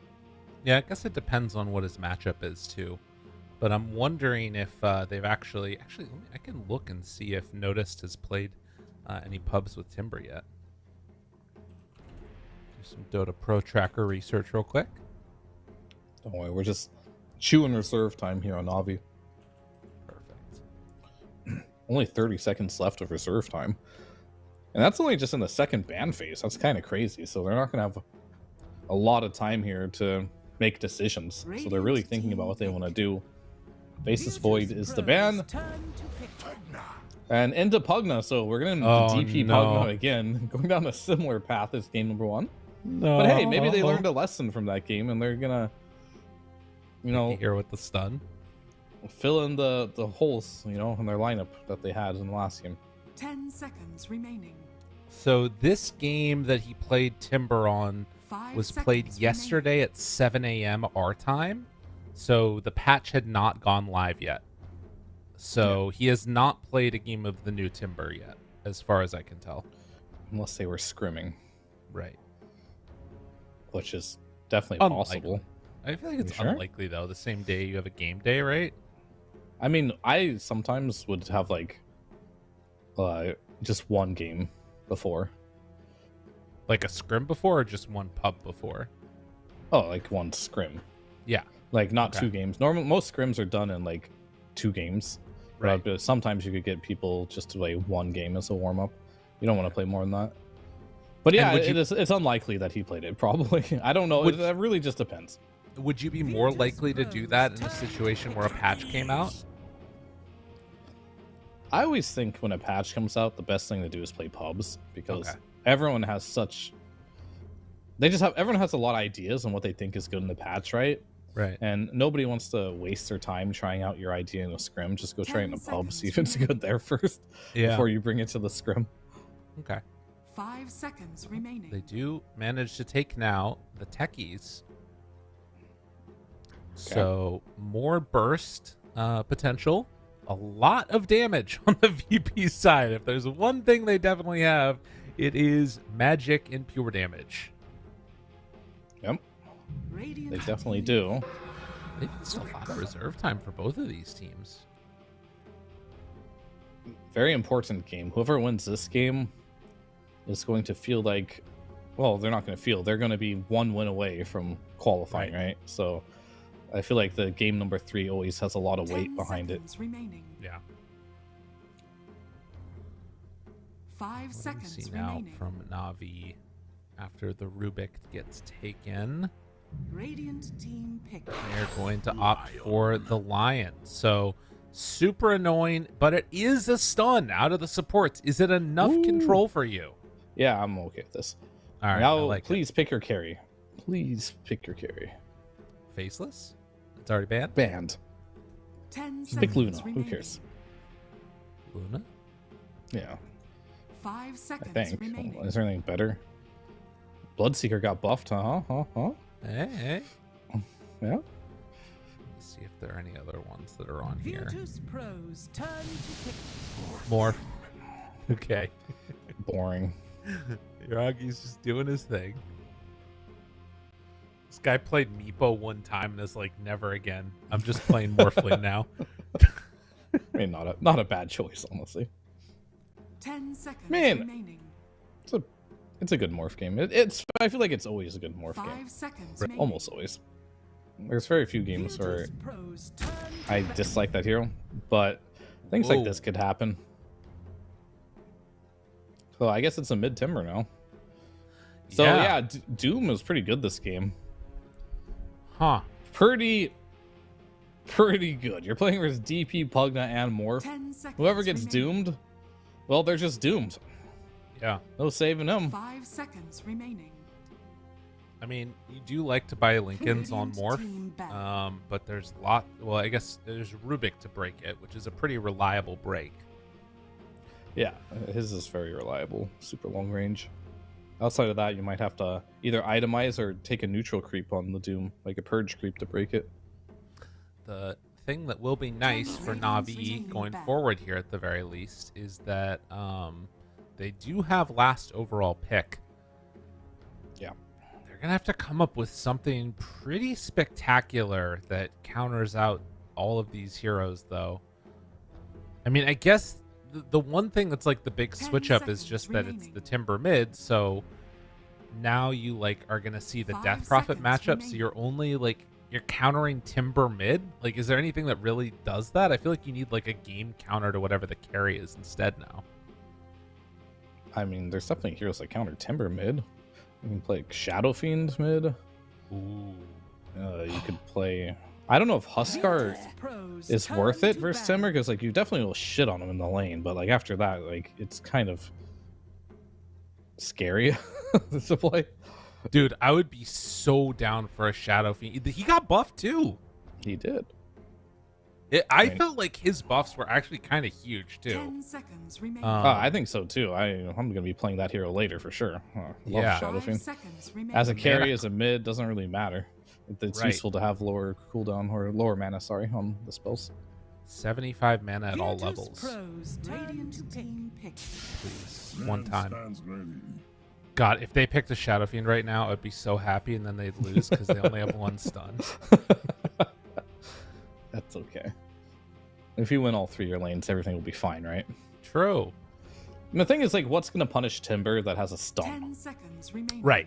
Oh, you know, like most of the stun heroes are strength heroes, which not 5 ideal to seconds go against remaining. Timber with. No. So I say just. Select your hero. I was looking at my hero list too, and I was like, that hero is also pretty okay, but Shadow Fiend's definitely better Okay. for winning the lane. But this does give you more control, because now you Right. have the Solar Bind early on, which is kind of like a stun. You can't really move when it's put on you until True. you buy things that can dispel it, so there's always that. But I think the lane, Timber's going to free farm this lane. Like, there's nothing Coddle's going to do to stop him from having a laning stage. Literally nothing. It is a But- Spirit Vessel builder also, which is pretty nice against both Doom and Timber. I like that a lot. Yeah, that's the whole idea behind it. Like, he's going to Solar Bind Vessel the Timber and be able to kill him. But you are giving Timber a free farm lane, which means if he wants to, he can opt for very early 5 Yules seconds remaining. Ooh. or a Lotus Orb to kind of counter the Coddle. The way I always look at Coddle is if you don't get a lot done in the first 15 minutes of the game, you're done. Like, it's very timing based. Like, you got to get a lot done very early on, and the hero's very capable of doing it. Mm-hmm. But can you do it? Well, we'll have to see. It's a bold choice by Na'Vi here, a very bold choice. Well, you need to get something that was going to have massive impact for him to get the last pick finally in this series for Na'Vi. Again, these two teams playing off for a spot in Dream League Season 23. Winner is going directly there. It is a unique situation, too, because as we talked about all throughout today, Spirit went out early in the tournament. They went out a couple stages ago to one win, who ended up losing just earlier today to Na'Vi. And now it's these two teams facing off for a spot. Only other Eastern European team that's going to be in Dream League will be BetBoom, who are obviously directly qualified because they have the most points for EPT. But let's get underway. Excited. Definitely very excited. I'm super excited to see what this Coddle can bring in this game. And I want to see it succeed. It's Right. definitely one of those heroes that is fun to watch because it has very obvious timings. It's a little bit flashy. It can feel really fun to play as well if anyone plays Coddle mid. It's a bit cheesy because Coddle can't really lose a lane. Not really. Like, worst case scenario, you go stack the jungle and farm. Right. However, Coddle can't really win a lane either. That's the other downside of the hero. He just pretty Fair. much makes the lane just draw for no matter what. So, and I actually think Timber is probably going to win this lane just a little bit. But can the Timber stop the Coddle from stacking? What I'd really like to see, and this is why you see Na'Vi here, not aggression, just postured where they're at, I'd like to see VP smoke and ward that big camp where Coddle's standing right now. Because the moment you do that, you shut down the ability for this Coddle to farm. So even if you don't do it now, I think Rubik just making a 30 small seconds rotation to over battle. there and dropping a sentry there will be really big for slowing down the Coddle's progression. And will also probably even help the Timber potentially even win mid. Yeah. Well, I think that there is maybe some amount of thought too of like, okay, well, I can run in there and steal the stacks for Squad X, which isn't a terrible idea, right? Timber also loves taking stacks, but I feel like the way that Coddle tends to farm up is he'll only do like a 1 or 2 stack, which isn't really as worth it for Timber, who kind of needs to invest a larger amount of mana, and Coddle infinite mana. So it'll be interesting to see. But I think the hardest part is going to just be the fact that Coddle shoves the lane all the way into your face, right? And then he does the stack, and you have to deal with a creep wave before you can even move to the stacks. Yeah. Maybe he'll block it when he comes over for the 4-minute or 6-minute rune on the Rubik. Yeah, who knows? We'll see. Already off to the races as Zayats and Efrit. It's going to be a lot of harassment. FNG thankfully does have a lot of range in this one, but I mean the double spam of Crypt Swarm and Earth Spike and just like the long range right clicks. Kiritich is not having a great time. Yeah, it definitely is one of those lanes that you can find yourself in a world of pain really quickly. But they could also probably kill Zayats pretty easily if he gets low by the harass FNG, level 2 Stormhammer, blah blah. But if it is a passive laning stage, then they're going to take some damage. Going in with the blood grenade, the full commit and rundown, and Malady is just going to find that last hit. Even popped a salve. Oh, that hurts. Wow. Definitely not ideal there, not what he's looking for, but that's just the reality he's going to be living in here. And he still has a bunch of tangos. It's okay. He's going to pick up some items here. He's got 2 sentry wards. I don't know if he can leave Doom unattended, though, to block this camp for the Coddle. But for now, not really needed, as he's not even trying to stack. It's a bit too early. I think you need to be around level 4 or 5 until Coddle can really start abusing stacking and farming. But he's going to go pre-stack right now. And there's no sentry to block this, so it looks like there will be a little bit of a piggy bank here for the Keeper of Light. You'll have to see that one. He is taking some harassment and damage from this Timber Saw. Was able to get up close with the Whirling Death, 2 points in it.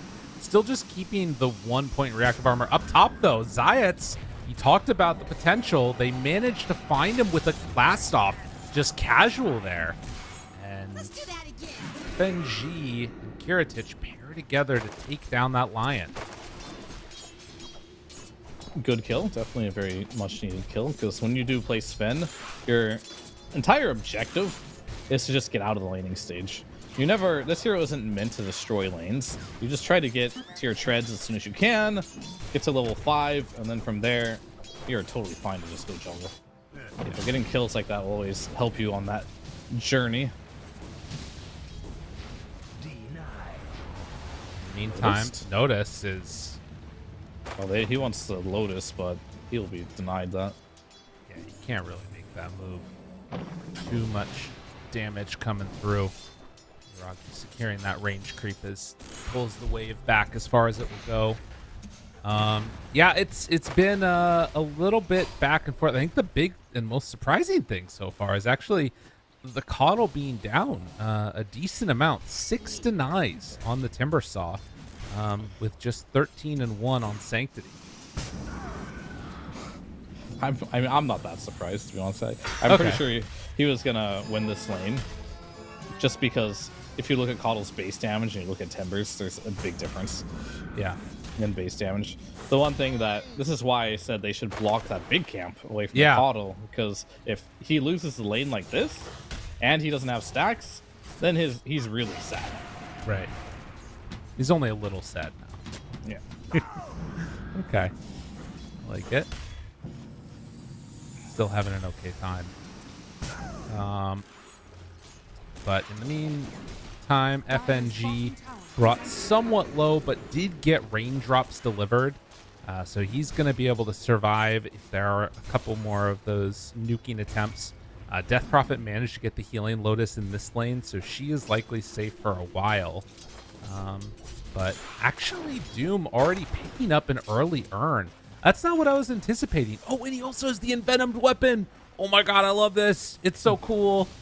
Dude, 75% regen reduction against a Morph lane.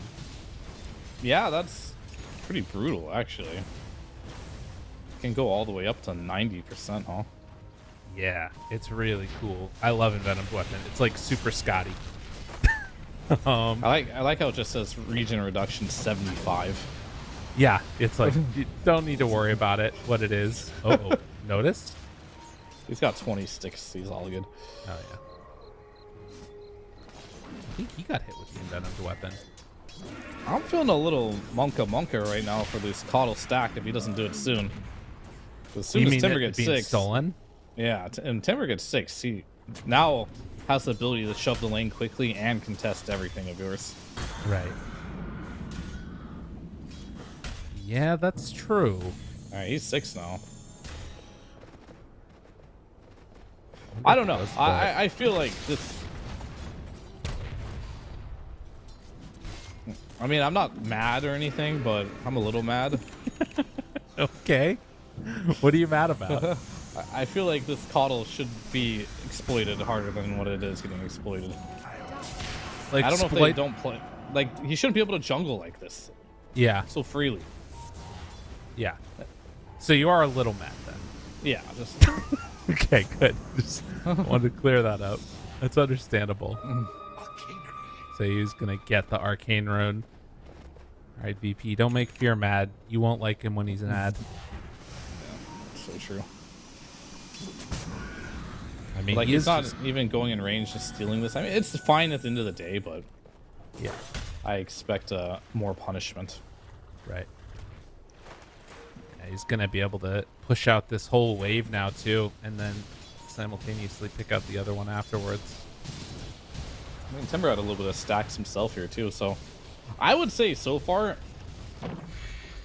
Well, I'll get onto that later. It was just what's happening now, I suppose. Mid lane is going pretty well right now for the Timber stall. Okay. Sanctity, he is going for a vessel first item, like no boots to travel, which I think right now is your biggest power spike as a Coddle. Radiant So I think he should walk bottom and just Dire's middle kill tower Natus. is under attack. And Yeah. maybe he's listening to me. Okay, very good.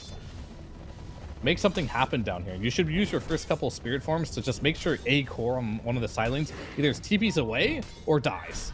Yeah. Preferably dies. And here we go. This is good. Yeah. They got Exactly him. what they need to do. And Yuragi had that adaptive strike at the ready, so no way to TP out. So Natus is going to fall, and that should be Sanctity almost completed Spirit Dire's Vessel. bottom tower is under So yeah, attack. like you talked about, this is starting to pick up a little bit for Coddle, and as of yet, Squadix not really making any types of moves on the Timber Saw to try and match that tempo. Yeah, I mean, he's just trying to keep up on farm with the Coddle, and he is doing it. He's actually significantly more farmed. And I don't think he feels like there's a spot he can particularly move to. DP doesn't die to a Timber, and Dire's Morphling also middle doesn't die to a tower is under Timber. attack. So just the rotation won't be enough. He needs a rotation with some extra heroes, and I think more importantly, he needs an item. And I think this Blink Dagger is going to be that item for him, where he can just get that burst damage rolling here. I heard a God Strength. What are we farming? Just tomatoes. Some extra hits. They do move in now with techies in the area, and they're going to steal these stacks, at least the hard camp one, for a moment.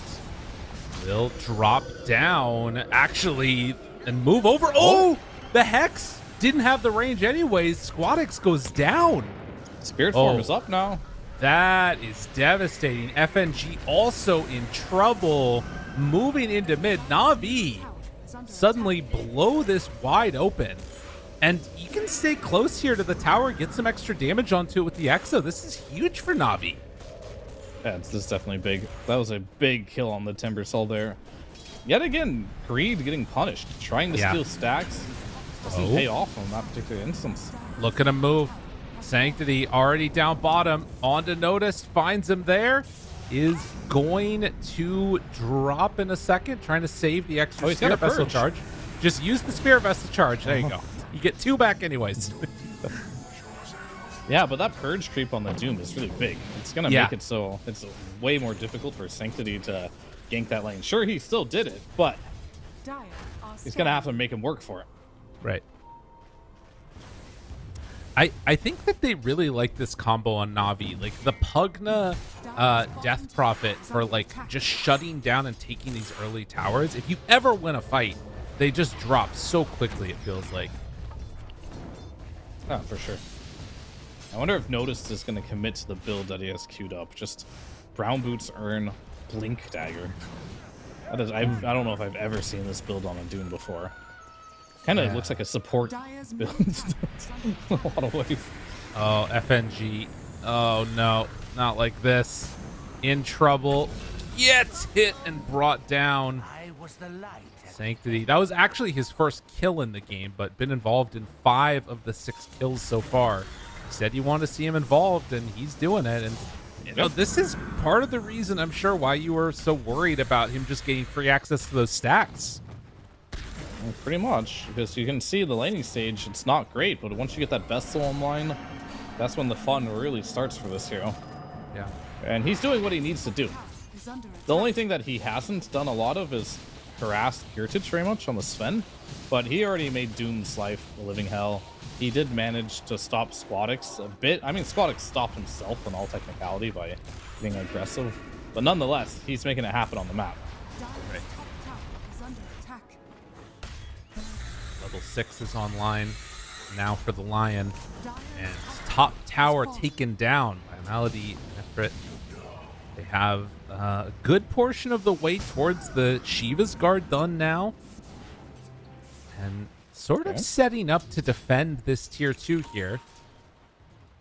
They will spot Kiritich underneath the tier 2 tower, and Sanctify and Zayat start to move up. They might try and get this kill with Finger of Death. This is a really bold play back behind the tier 2 tower. They're going to run into FNG first instead. He's just gone. Where'd he go? And do they keep on going for more? I mean, he has Solar Bind back up. If they can get Vision onto Kiritich hiding out, get the Vision now. Got him caught. Spirit Vessel is there. Natus shows up, drops the Doom onto Kato, but the Earth Spike connects onto both of them. They're going to fall. It's another one dead. Zayat goes down, but Spirit Vessel onto the side. Nefrit right on top of and starting to bring down that Timber Saw. Instead, it's Zayu that's going to be the one that goes down here. Doom worn off. Heals come out. Man, Navi are absolutely slaying. They definitely are.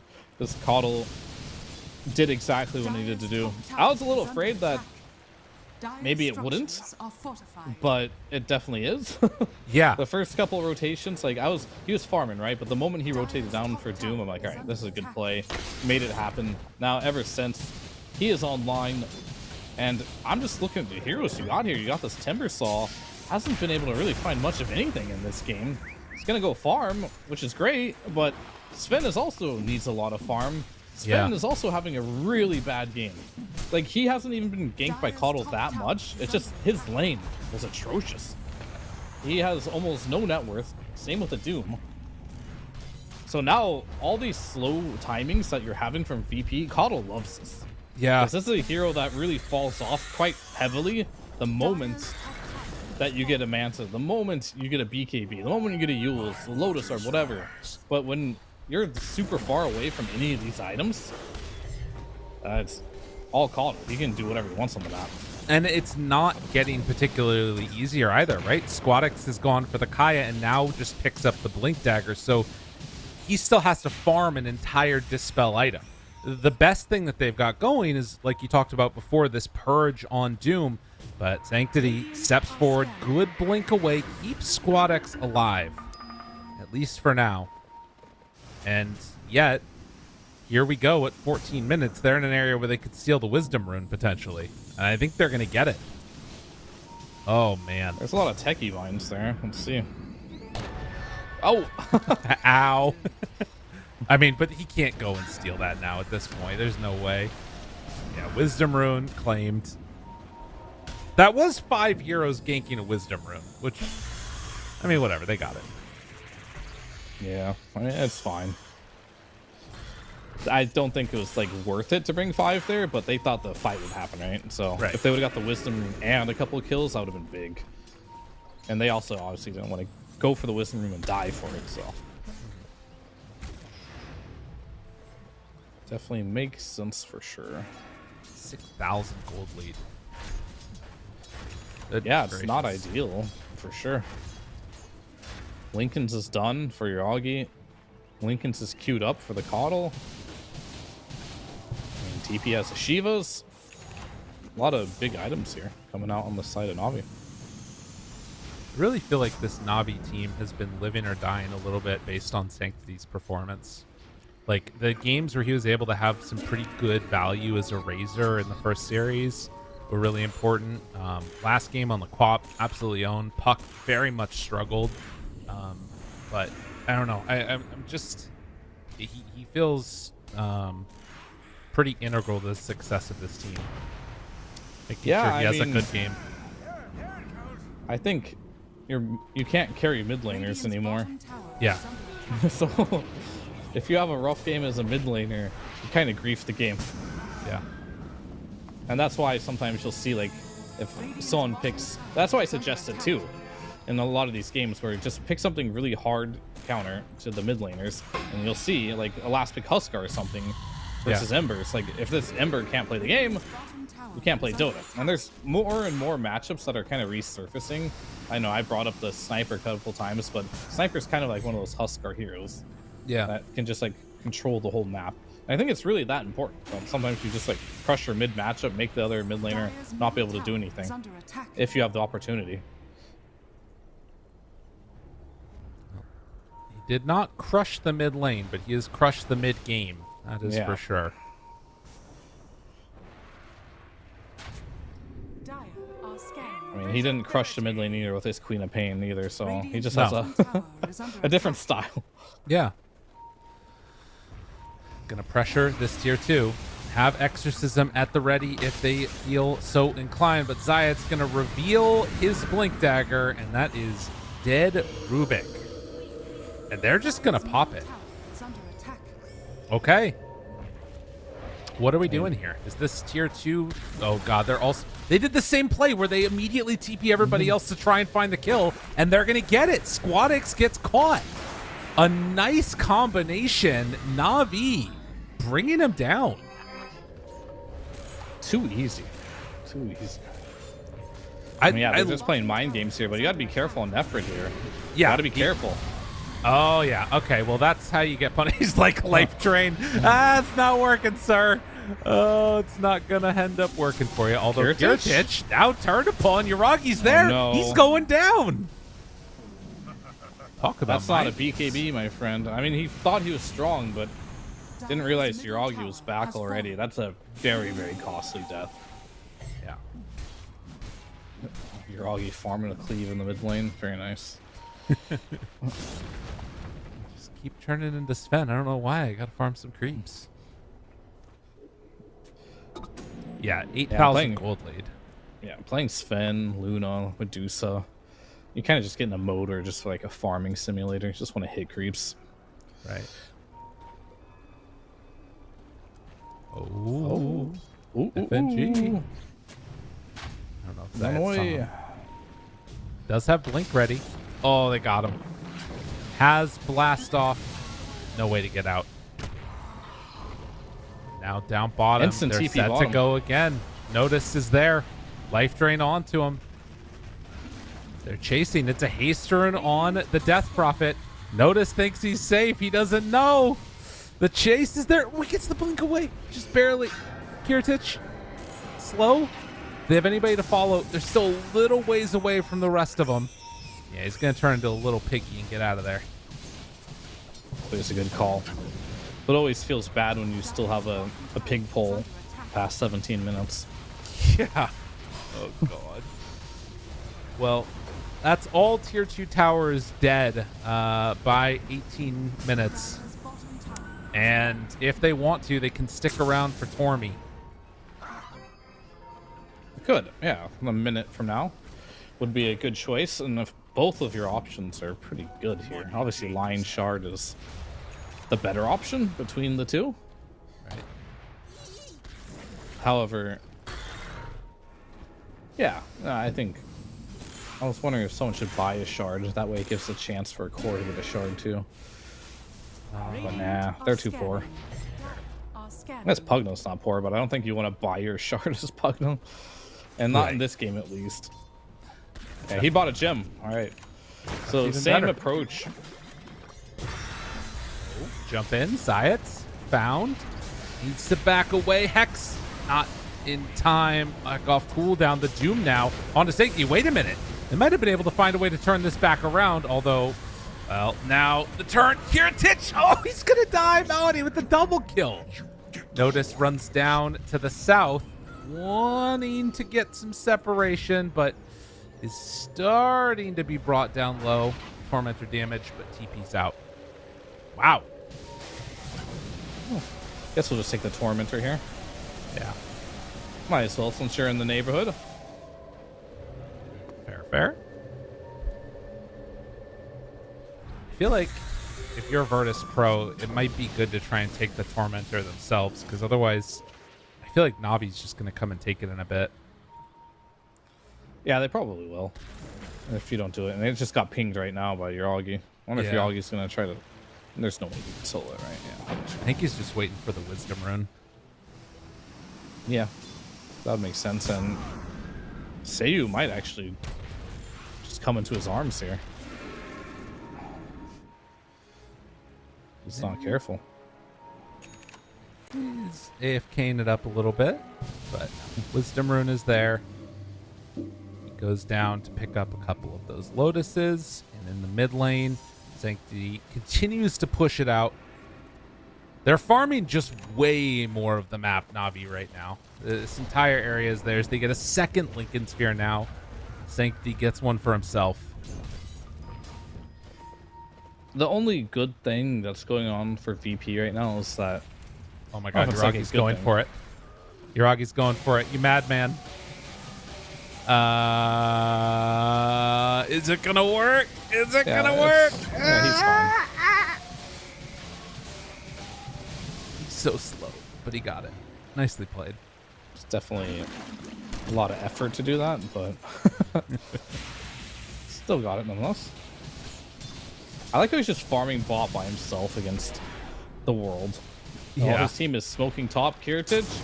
Oh no, he can't die. He's so close to his BKB. He definitely can die. No, he can't. He can, but he can't. You know what I mean? I'm with you. Oh no, they saw the Lotus. They saw the flowers. No, he jukes. Nice. Good play by FNG. Radiant are scanning. As a Sven enthusiast myself, Yeah. this game is unwinnable. It's a beatdown. There's no doubt about it. You're 0-4. This hero is meant to be playing from ahead. You're playing versus a lot of nasty heroes that you don't like playing against. So, can you tell rough. me how much of this is down to them not contesting the stacks of the coddle? Like, how if you had to give a percentage Of like the whole game as a whole? Yes. 2%? Okay. All right. Never mind. I thought you were gonna be like 40. No, I mean the thing is, like, reality is that they could have done better. It's just one of those small things. Okay. But like the coddle didn't have that many stacks. Yeah. It wasn't like an overwhelming amount. So. Right. Well, and I That's guess why I that don't think much. it's also a dynamic of like enough small things adding up. Yeah, I mean one of the big ones is Timber tried stealing stacks and fed. Right. So like that one really hurt him. Yeah. That was a tough guy. That one I'd give a much higher percentage for like it shifting the balance of the game. Radiant's middle Okay, tower give me a is under percentage. I attack. want to know. That one was like probably 20%. Damn. Oh no. That's rough.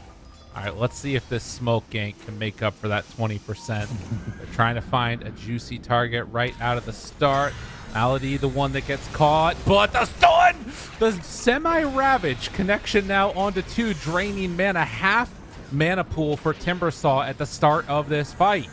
Trying to find more. Timber's going to get away. Slow down now. Kills Techies. And Kiritich also slow. Forced to pop the first BKB to TP out. Oh, that's not what you want. Say he was dead too. Yeah, that's pretty rough. It's a rough one. I mean, at this point, you know, you're just hoping for the Navi to be isolated. Right. They're not really giving you that opportunity, though. And you're hoping to get, like, a jump where they're just out of position. But Navi's just not giving it to you. They're 16,000 gold ahead. They have an Aegis. It's not easy. That's all you gotta say. They got double Lincolns as well. Like, Sanctity's sitting way in the back.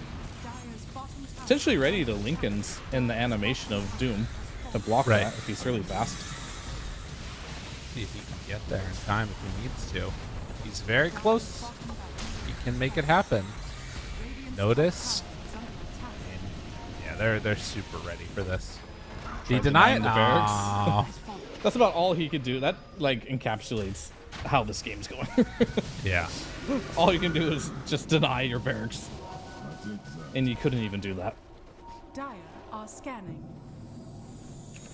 Feels sad, man. I thought about that as an interesting thing. Like if you're making a bet of like which team is going to take the first barracks and then you deny your first barracks, it's like people would be so mad. People get mad over everything, don't worry. Yeah. All right. Virtus.pro on the verge of dropping down, but they do manage to break through that Lincoln's Coddle. Is Doom. Will he survive through it? Not so sure. Is already going to take some extra damage onto Malady. He gets brought down also. Stunned now onto Yuragi.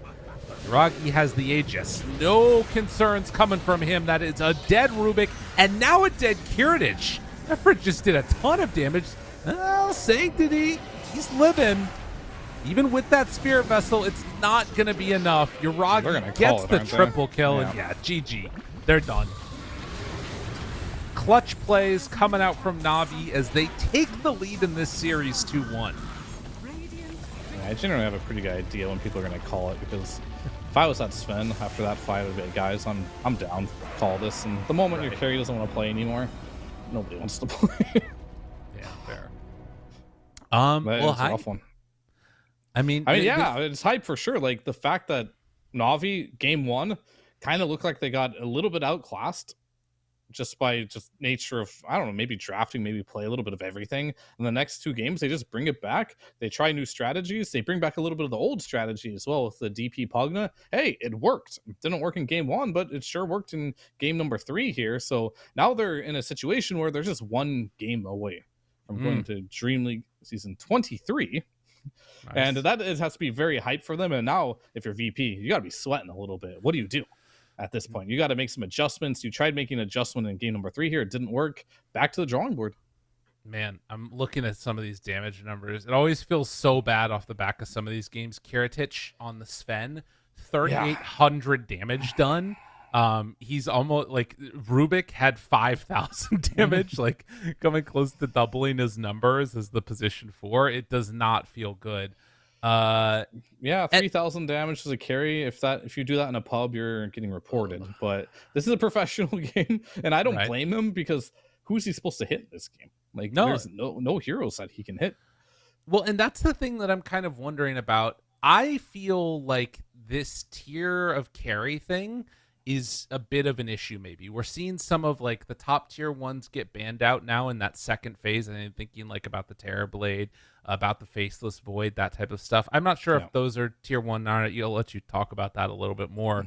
But I kind of feel like the Yuragi Morphling needs to be addressed, because we're seeing him have very good games on it, but more so than that, it feels like it's freeing up his support to move around and particularly help out Sanctity. Which to me feels like a pretty big issue for Virtus.pro in this game. Do you agree? Is there anything else that you'd be worried about? Or are you just saying like, okay, we'll pick better counters to morph? What do you think? Oh, I definitely agree that they should, going into this game number 4, ban out Yuragi's morph if you're going to pick an early hero for the offlane. We didn't know what it would be in this game. We thought it'd potentially be the Timber. Then they picked morph as a response, and like, okay, free Doom game, right? Not so free Doom game, right? Clearly, as it turned out, right? So your answers aren't working against your Augie's morph, just remove it in the second phase. I think that's very safe to say. And of course, yeah, there is the option of this Morphling being a Faceless Void next time, which could also be a problem. And you're pretty right. The heroes you can pick as a carry right now are kind of limited. Either you need a Seer matchup, or there's very few that kind of work. And this idea of Sven versus DP, it's kind of like the same idea of Terrorblade versus DP, but it's just worse. And Right. clearly we saw that in this game. It's worse in the laning stage, it's worse in the mid game, it's worse in the late game. Everything about it is worse. But the idea is like you're going to burst this DP with overwhelming physical damage. So yeah, it's a tough call. They need to find I think more than anything, they need to find an answer to what they want to play against this Death Prophet too, and also deal with the morph. That isn't TP, of course. Well, one of the things that I thought was kind of interesting that we saw in the first series was the Enigma that came out. And I think it was Navi that was playing it at that point. I'm not sure. But that could be another one that's kind of neat. Maybe even switching up the styles. We could see some Zoo type of thing come out. Who's to say? Regardless, though, we're going to go to a break. And we come back. We're going to have game number 4. Can Navi do it? Are they going to be back at Dream League? Or is it going to be going to the full 5 games? We'll find out in just a few right after this break.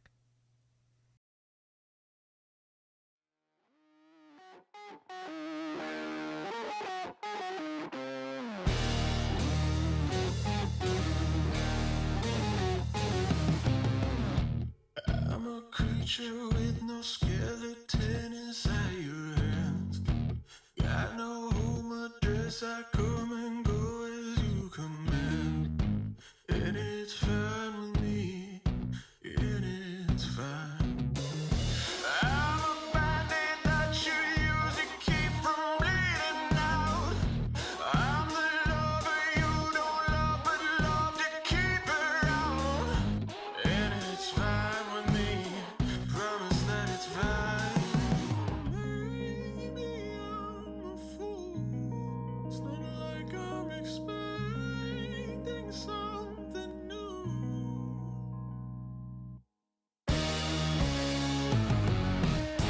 You need examination. I'll be your medication.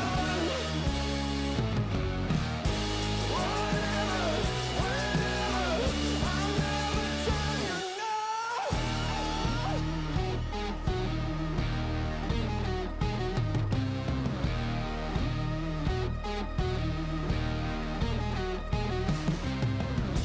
I'm a picture on your shelf that some days makes you smile.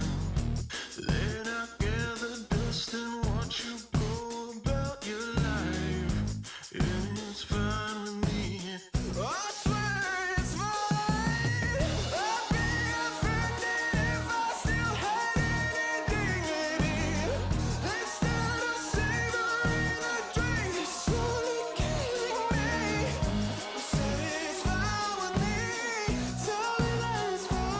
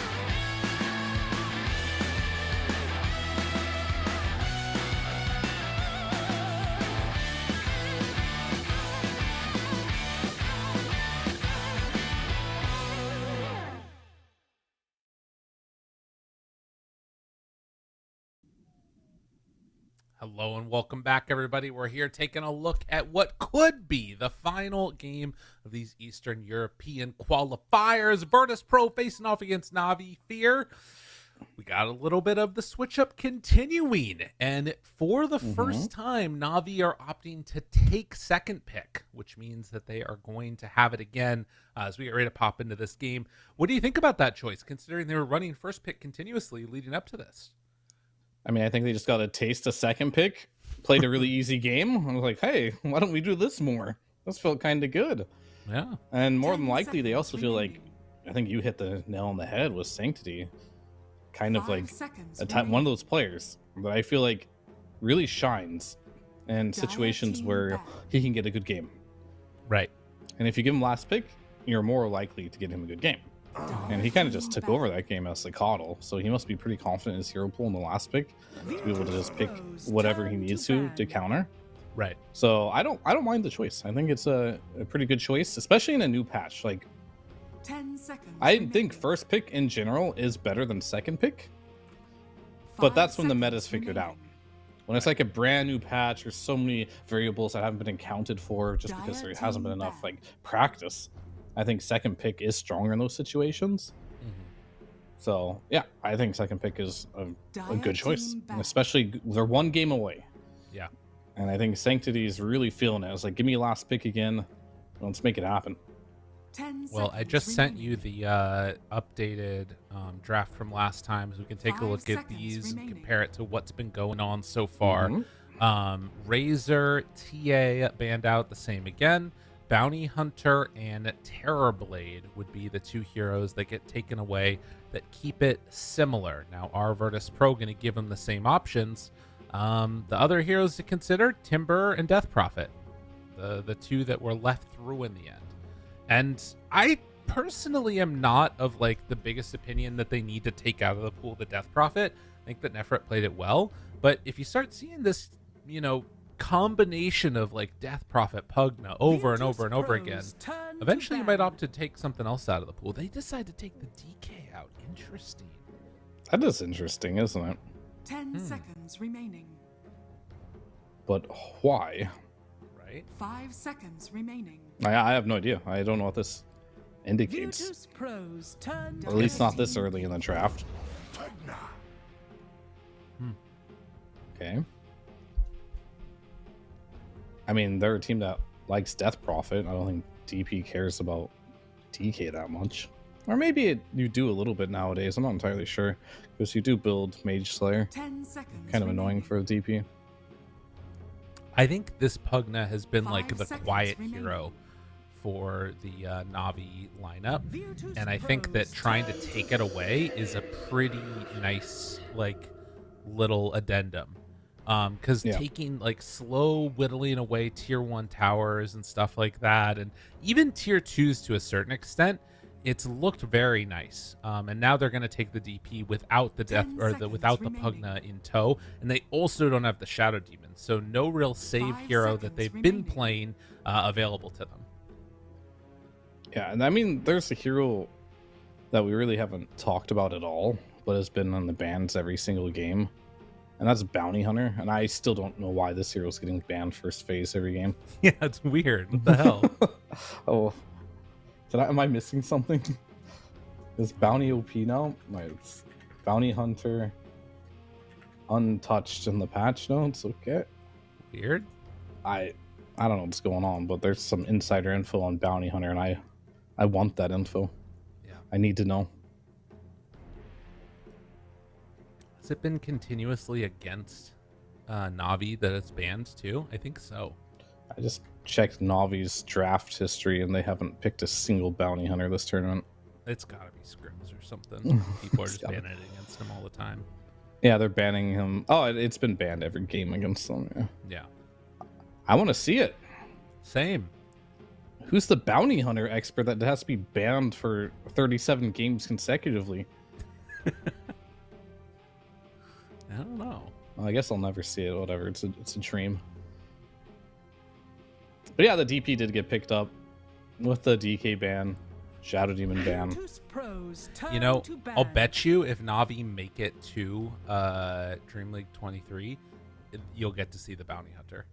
I would be shocked if it got banned out. Like, you know, You sure? continuously there too. Yeah, Why are you so confident you'll see it? because I'm sure that somebody is going to be like, 10 we don't seconds need to ban the remaining. bounty hunter, and then they just like let it through, and then it dominates. You know what I mean? 5 seconds remaining. That's a classic don't- thing for international competition. I feel like is that people just like let people play their weird stuff. I feel like that used to be the case, but I feel like nowadays there's not enough bold captions to try new things. Really? I feel like Okay. everyone's like, oh, the whole region is banning bounty against this team. They must know something we don't know. Let's just copy them. right. Dire Yeah, team that's But fair. back. we'll see. We'll see. I feel like No. Spirit would do it, but Spirit aren't here, so Yeah, well. Did they ban it when they played? oh, them? they did ban it. Yeah, they would have. That's a good point. All right, maybe they wouldn't have. Yeah, let 10 me find Team seconds Spirit. remaining. Team Spirit bound bounty both games against them. Damn, 5 In your seconds face remaining. right there. I got messed up. All right, Gyro, Naga Siren, taken away. Now more illusions after the DK ban. It's going to be the Terrorblade. And what are we going to see next? Do they run the Lion again? They could take the techies away if they wanted to. CM still super solid in the pool. If you're looking at any of 10 those supports, seconds you know remaining. where this Death Prophet's going. It's going to be position 3. 5 seconds remaining. So you think? I don't think there's any way they switch it off of him. How many games did Sanctity have on Coddle in competitive games? I don't know. Probably not many, Yeah, probably not. but he still busted it out. He's a man of the people. He plays not first pick Razor. Rose, turn to pick. He'll do what he needs to do. And this Undying is kind of like the Pugna replacement in my eyes. Just another hero that can allow Death Prophet to keep moving forward. More team fight. Similar things that Pugna does. Obviously, they are different heroes, 10 but they have seconds a remaining. similar toolkit in some regard. And that is team fighting and 5 healing seconds and remaining. 0 stun. Okay. And I guess it is that like hard save eventually when you get the shard. Yeah. But yeah, this is just moving Oh, that's how you away. take her. That's how you do it right there. That's how Yeah. you take away the whatchamacallit, the Yagi Morph. However, you are picking it very early. And Yeah. Morph is one of those heroes that I don't think it's very good early 10 picked seconds because there's a lot of remaining. counters and annoying things you can do to Morphling. 5 seconds And remaining. when Yagi was picking it, he was picking it after he saw like 3-4 heroes. Sure, Morph is good for some dying. That's a classic. I don't see it. I hope Kirtich does what the old Morphs would do and kind of put an early point into your ultimate. And that way Right. you can just join the fights and kind of steal Tombstone. But that's get lost popularity mainly because Undyings don't max Tombstone anymore as well. So Right. yeah, I don't know. That used to be really good because like Undying would do 4 points Tombstone, show up to a tower, you just steal it, you'd have your own Tombstone, and then boom, it would be pretty chill here. And they're blocking the Enigma from being picked by Navi for sure. That's a block pick. You know what though? I feel like this sets up for Navi to take like a Nyx or 10 an seconds ET. remaining. Rubik. You know what I mean? 5 seconds remaining. Why, like- why Nyx? Why Nyx? Out of curiosity. I feel like it's really good against Morph, and then also like True. it's not great necessarily against Enigma once he gets BKB Black Hole, but I feel like the setting up on people is something that could work well, and the lane feels pretty okay. Like Death Prophet Nyx feels like it could do some work. Could be okay. I mean, Rubik's the other one I'm looking at. Just Yeah, you're playing versus Enigma, so Rubik always feels good. that's true.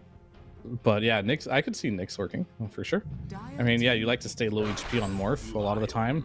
Okay, I mean, well, that one is more of an answer to the Morph and nothing to do with Enigma. yeah. So they don't really care about the Enigma at all here. And we did see just the other game. Zayat's actually played it, so he's going to play it again. Looking 10 good on the seconds line. remaining. It's kind of like, I think their idea is, if we're going to pick this Pugna, if we're going to 5 pick this seconds Undying, remaining. we need to pick like some Lion Shadow Shamans, some type of like reliable disable. Because Morphling hates playing for stuns, especially stuns that like silence you, like a Hex. Mhm. Because you can't, even if you get the shard, you can't really do anything about that. So It's a good pick. Mana Drain's also very annoying against Morph. And then going straight into the Kunkka. And this is a hero that I only typically see picked against Enigma for laning stage purposes. And now we have a DP Kunkka. Yeah. Will we get to see a carry 10 Kunkka? seconds remaining. I feel like Yuragi is the type of player that would do that. It's good what versus worth. Enigma. Yeah. But is Enigma a support or is it an offlaner? We don't know yet. Okay. Now we And I have an think- idea. We think it's a support now, but you still don't know. Dude, Not if fully. Yuragi plays Kunkka into freaking Timbersaw, yikes. It's interesting because like I mean Kunkka can survive mid versus Timber. But playing in the safe lane probably is much worse. Yeah. Yeah, I don't know what you do now. This feels very strange to me for Navi. I guess though that they do have, because I guess the other thing is that you probably want a safe lane that's better against Morph than Kunkka. 5 seconds remaining. Yeah, Kunkka Dire is not the team greatest back. versus Morph, that's for sure. But it's probably still fine. And I think that's at this point maybe where you want to put it. Yeah. Put the DP mid if he's willing to. Right. And Wait, then- you're saying Kunkka and take an offlaner last?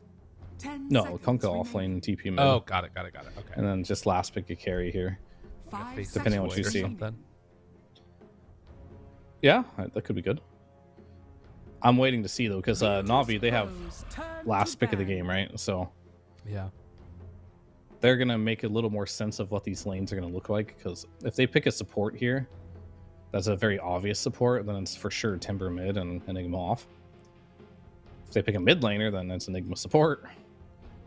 If they pick an off laner, then yeah, it's Timber mid, Enigma support as well. So 5 lots of seconds questions to be remaining. answered before Navi's last pick, and only one question to be answered for VP. Where are you putting this Right. Enigma?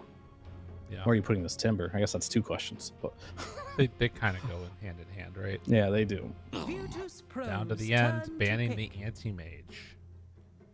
Really?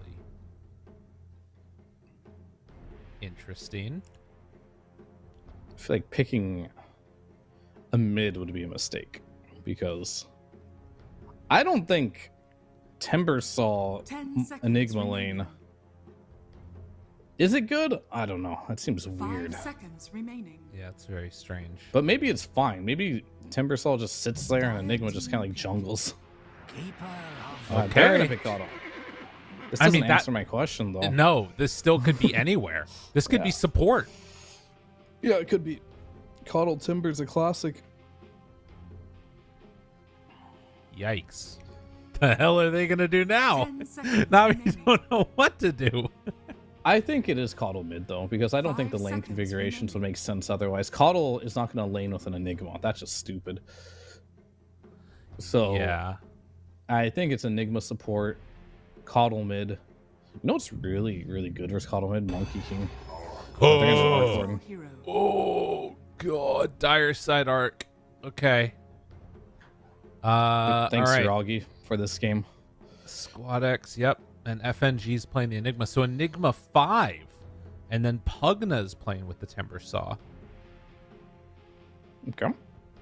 I mean, it kind of, I guess, all right, so talk to me about the Arc Warden versus Morphlane matchup. You're an Arc Warden player, right? Yeah, I play more. God I damn don't it, play I it a hate lot, you but I so do much. play it. I'm not a first- spammer. I'll just play it whenever I feel like playing some Arc Warden, you know? Okay. So two things that I have a question about. Number one, I've heard some people talk about it, but I'm curious of your opinion. How much the change to his ultimate made the Arc Warden better, being able to like place it further out ahead of you? Oh, for his ultimate change? Yeah. Gotcha. I mean, it's definitely nice. You can place it wherever you want and get the positioning. But the big thing for Arc Warden is whether being your Dire or Radiant. I think the Dire Arc Warden is so good comparatively Okay. to the Radiant Arc Warden because you lose a little bit of damage on the Spark Wraith, but on Radiant side, the Spark Wraith never hits. You just walk away from it. Yeah. Where the Dire Arc Warden, it always triggers. and you just spam it, and you get a lot of hits off. And of course, being able to place where your Arc Warden isn't, so it doesn't spawn on top of you, it allows things to, not unfortunate things not to happen, right? It's like sometimes you spawn on top of you and you just get Lion Impaled, and like you're in some AoE stun. So being able to place it slightly to the side of you or wherever you want to within a reasonable distance is definitely a positive thing for the hero. Okay. And then the second question is matchup of Arc Warden versus Morphling.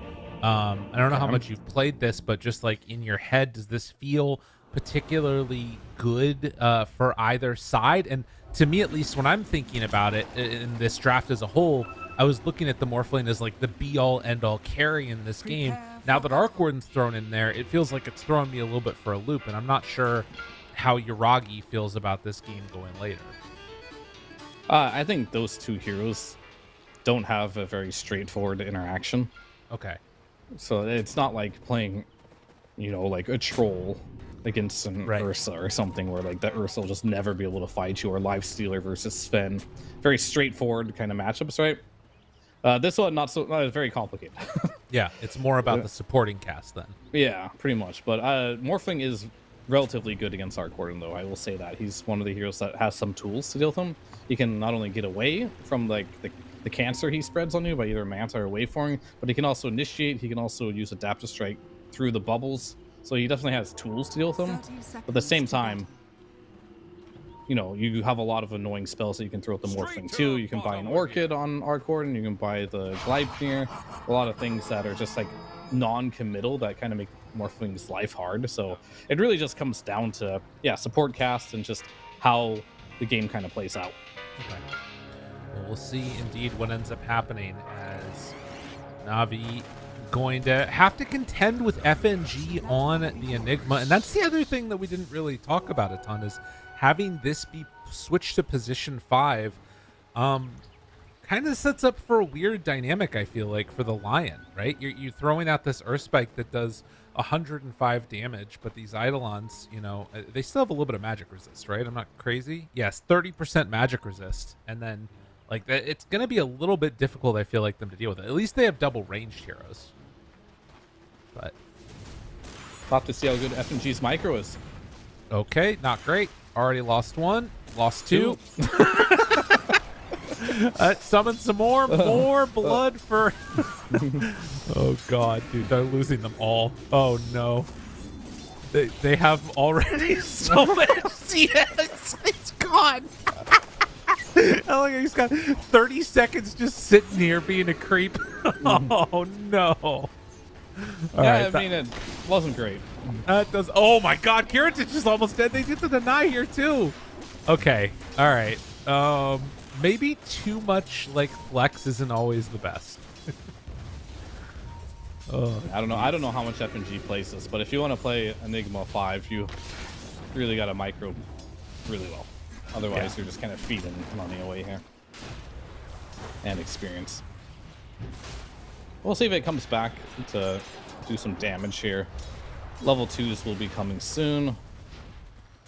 And FNG, he's just warming up, man. His micro is starting to get on point now.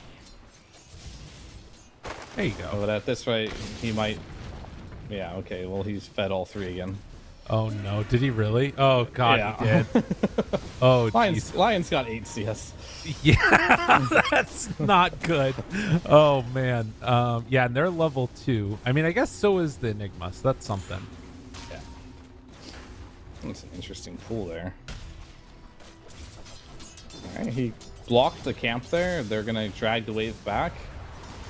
All right, now this is where I think the lane will start getting a little bit scary. If you can hold it in front of the tower, but maybe it's fine. Maybe the second wave, as long as it meets in front of the tower, they'll have map control here. You have a checkmate potential here on the bot lane, and I haven't looked at a single other lane but bot.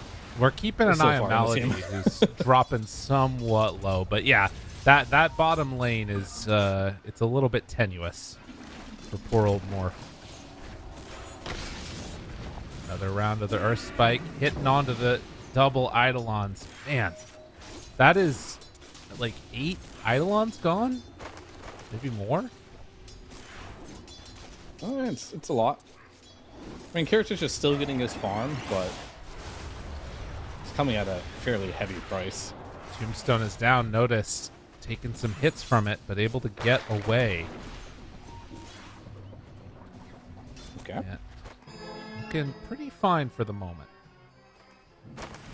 In the meantime, we are seeing Squadix opt to play the Coddle, and as you notice, the well, keep an eye on bottom too, where things could be happening. But they did block out that camp, and it's staying blocked right now. So Coddle will not have access to that one. And well, Sanctity now gonna drop the torrent down, connects on the Squadix and hits him with the Tidebringer. He's putting in work in this mid lane. Handy as a D-ward. Very nice sequence of events there.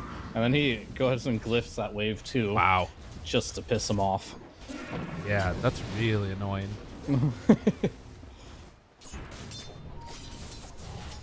Love to see that one.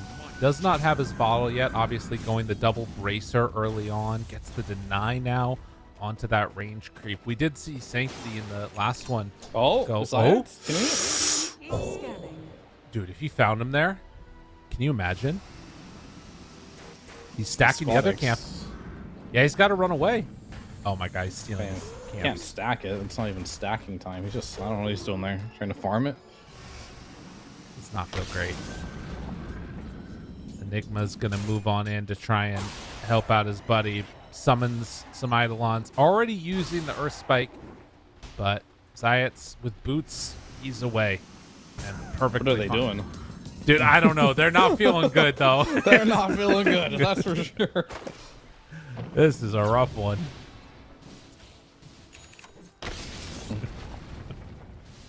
Oh my God.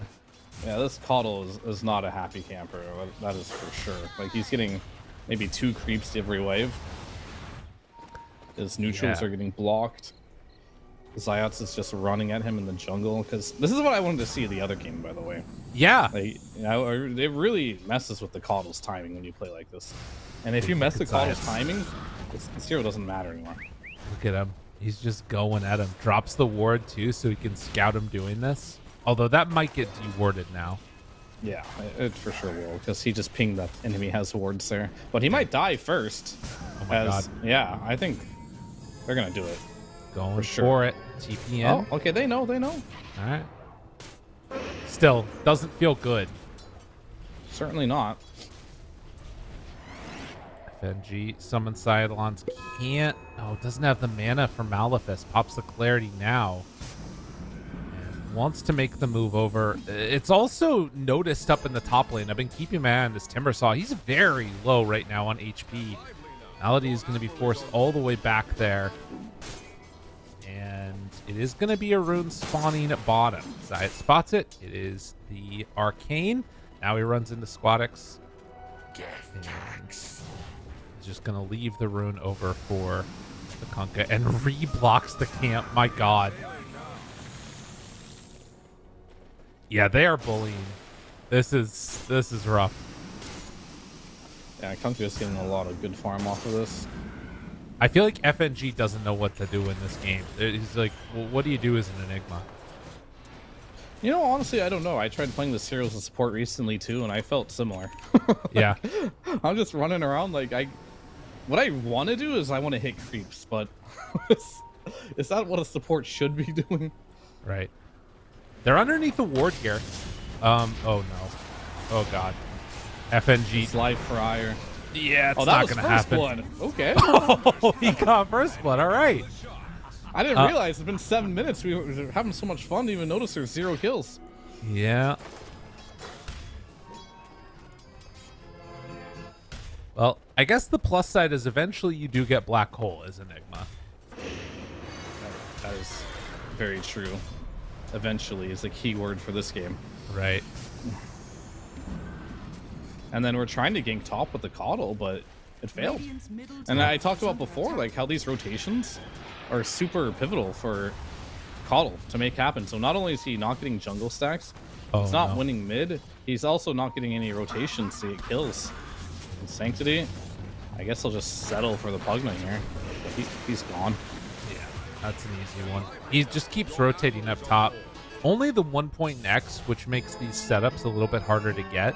But, you know, He's still moving. He's got phase boots ready to go. And it's going for the BKB after finishing the double bracer phase 1. FNG comes in, takes the amplified damage rune away.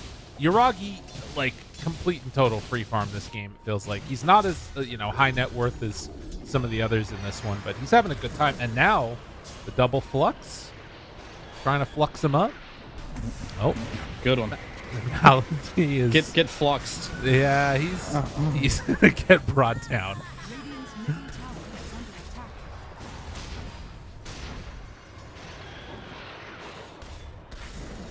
Squad Yeah, X. I think the key thing to note is, the morph is higher Right.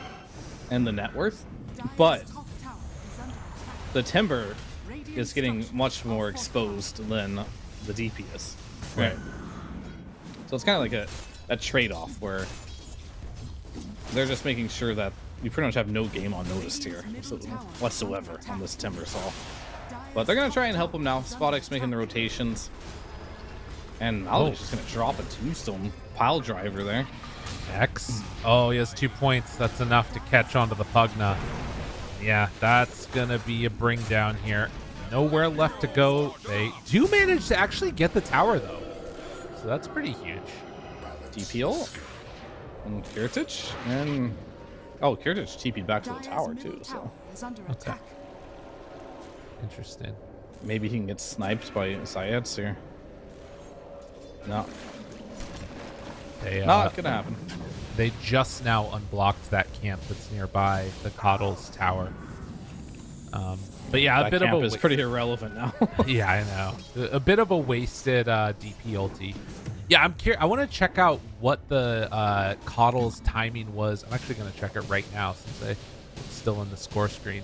Last game, they got Coddle Spirit Vessel at 8 minutes 21 seconds. So a full 2 minutes 40 seconds later for him this game. Just a testament to how much it's been a little bit rough for him. Yeah. Alephis. It's going to be brought down. Down he goes. And what item are we even waiting for? I feel like Coddle, every time he has this ultimate up, should be running a DP more than anyone. Yeah. Because this vessel kind of just destroys DP right now. Are scanning. Now, obviously, running at Arc Warden is fine too, but it's kind of hard to find Arc Warden right now. Just so turtled up in his own jungle there, and I think killing Kunkka is just it ain't gonna happen. Right. It's too tanky. Yeah, and I mean, this could be one of those games for Sanctity where if he gets to that BKB, he might just not die all game if it keeps going Navi's way. Scanning. Yuragi now finishing off the Midas. Is looking very good for old Yuragi Radiant there. are scanning. But haven't really taken that next transition to sort of create a big amount of separation between these two teams in terms of net worth. It looks like Navi's just trying to extend this laning stage a little bit longer, pulling the creep wave now. Kiritich will get it connected back in. Yeah, I mean, think you're pretty happy if you're Navi right now. It's just the game state. Just Yeah. being chill. You're farming on all your course, really. Sure, you're not stopping Kiritich, but I don't think you're stopping him anyway. There's not a single hero outside of, I guess the Lion's pretty good versus him, but it's a risky move to go down there. You definitely need Finger of Death if you want to make it happen. But for now, just farm it up, get your BKB. We'll get an Invis room here for the Kunkka. They're farming up everything. They stacked Ancients and cleared the other set of them. And you do have this Midas Arc Warden that's just getting whatever he wants right now. But likewise, FNG, 2 points up in Eidolons is starting to just decide, okay, I'll go jungle then. And trying to get into a couple items that'll help out. Vlad's is going to be the pick. Yeah, Vlad's pretty solid. Dire's middle tower is under attack. It's not really game breaking or anything, but it's solid. Zayat. What's the timing gonna be? I mean, I feel like you're at your timing for Coddle right now. Yeah. Is I'd like that to a see him do concern for something. Is you? under attack. Oh, the kobold. No, it's still stacked. No, I think he tried to block that camp Oh, with the got it, kobold, but the mud golems for some reason have something against summoned units. So they just that's throw weird. random boulders at you. It's same when you're playing like Enigma, your Eidolons. They'll just chuck rocks at your Eidolons. Yeah. And I don't understand. I have no idea why they do this. I mean, they needed to have him do something. Most of the time they don't do anything though. That's true. So why are they hating on the Eidolons?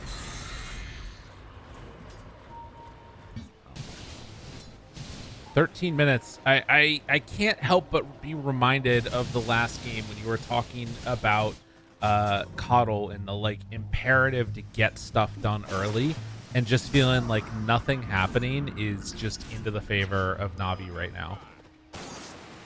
Generally speaking, that's true, yeah. But that's just a general statement. It's not to say that Coddle is a useless late game, because Right. he's not. It's just sometimes a shame to let such a power spike pass you Dire by. are scanning. Okay. But what can you do, you know? He's still farming. He's still got good net worth, so that's fine. But BKB is online for Kunkka, which means your Spirit Vessel, Solar Blind play no longer going to work on him. Next hero that has an item is Yules is almost online for Nefrit. All of a sudden, that play is also going to be much more difficult to do. And then, of course, your Augie.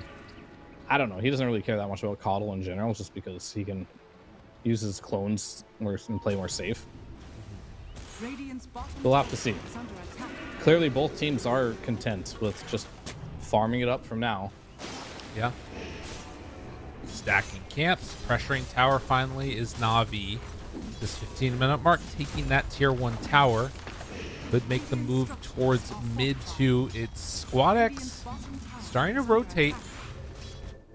Did use those TP boots to get some vision. Sanctity? Now Yuragi, he's stepping a little bit far forward, but the rest of the squad is right nearby, and now that is looking like a dead Pugna. So even when there was a moment where it could have been some action, it's still not good for him. Oh, FNG? What's going on here? They got the Coddle. Oh my god, he's just gone. FNG is dead too. Oh man, that is really unfortunate. Kiritich thankfully is going to get some separation here and not be brought down, but oh man, that's not what they wanted to see. That's ugly. Yeah, it's real ugly. And Zayat sees this opening to go ahead. Oh, mid lane. Oh no, Save. He just died. He just came back to life. Well, sometimes you Oh. just die again. Was not meant to be. 0-4, a tough go of it. Is suddenly what was, obviously looking like Navi doing whatever they wanted, but now they're also up 4,000 gold. I don't want to jinx it, but Navi might be back. All right, I'm feeling it. It's time. X mark play. They can get vision. Squad X. Who do they find? Pops BKB, catches him immediately, and just going to bring FNG back to death. Does have the black hole ready, but the silence was already there. Now they move in. No BKB left on Kunkka. Maybe an opportunity here to pull things back in. X marks himself, and, well, that is enough for the bring down. Kiritich, the one that gets the last touch. Fear, I think you did jinx it. Malady is also going to go down now. So, just like that, they lose FNG, but take the fight and take the tower. Yeah, it definitely helps, but I'm still think Navi's in a good spot here. Okay. If you kind of looked at Zayat was farming that entire time, DP was farming the whole time, and Arcord was also farming the entire time. A little bit of just of a too ambitious of a play there for Navi. Right. Going in 2 versus 5. Didn't really work out for them, but it was a learning lesson. I think Kiritich turning into Kunkka and catching him at the end there was pretty pivotal for that one. Oh, that was his X. Got it. Yeah, So they ended up catching him that way, and maybe didn't expect Heritage to be there, where they're thinking probably, oh, a free FNG Enigma kill, I'll take it, but they get punished for it, and definitely helps a lot. And Morph is one of those heroes, so if he's top of the net worth, we can see what he can do here.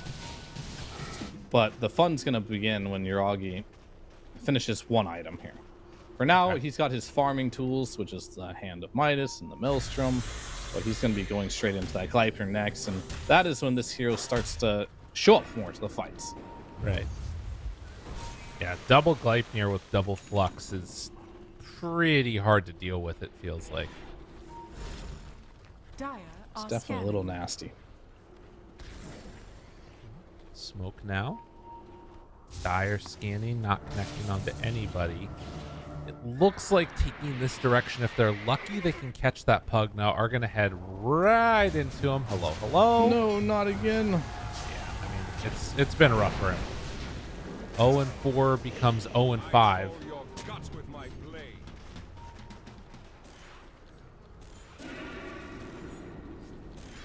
That's how it goes sometimes. But they are actually losing a net worth. I'm not even sure how. Yeah? I mean, their net worth is, so they're ahead 1k, but it's slowly been going down. That's what I'm getting at. It was 2k, now it's less than 1k. Even though they're sweeping the map, getting these kills, the farm isn't particularly stopping. I just question. Enigma's getting a lot of farm, right? Yeah. I'm just starting to understand. Okay, black hole used. Ooh. Yes, Opportunity. BKB. Is it enough? Sanctity.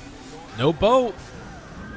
Everett shows up. A couple more hits. He's dead. Oh! I thought he was getting out of there. Those illusions.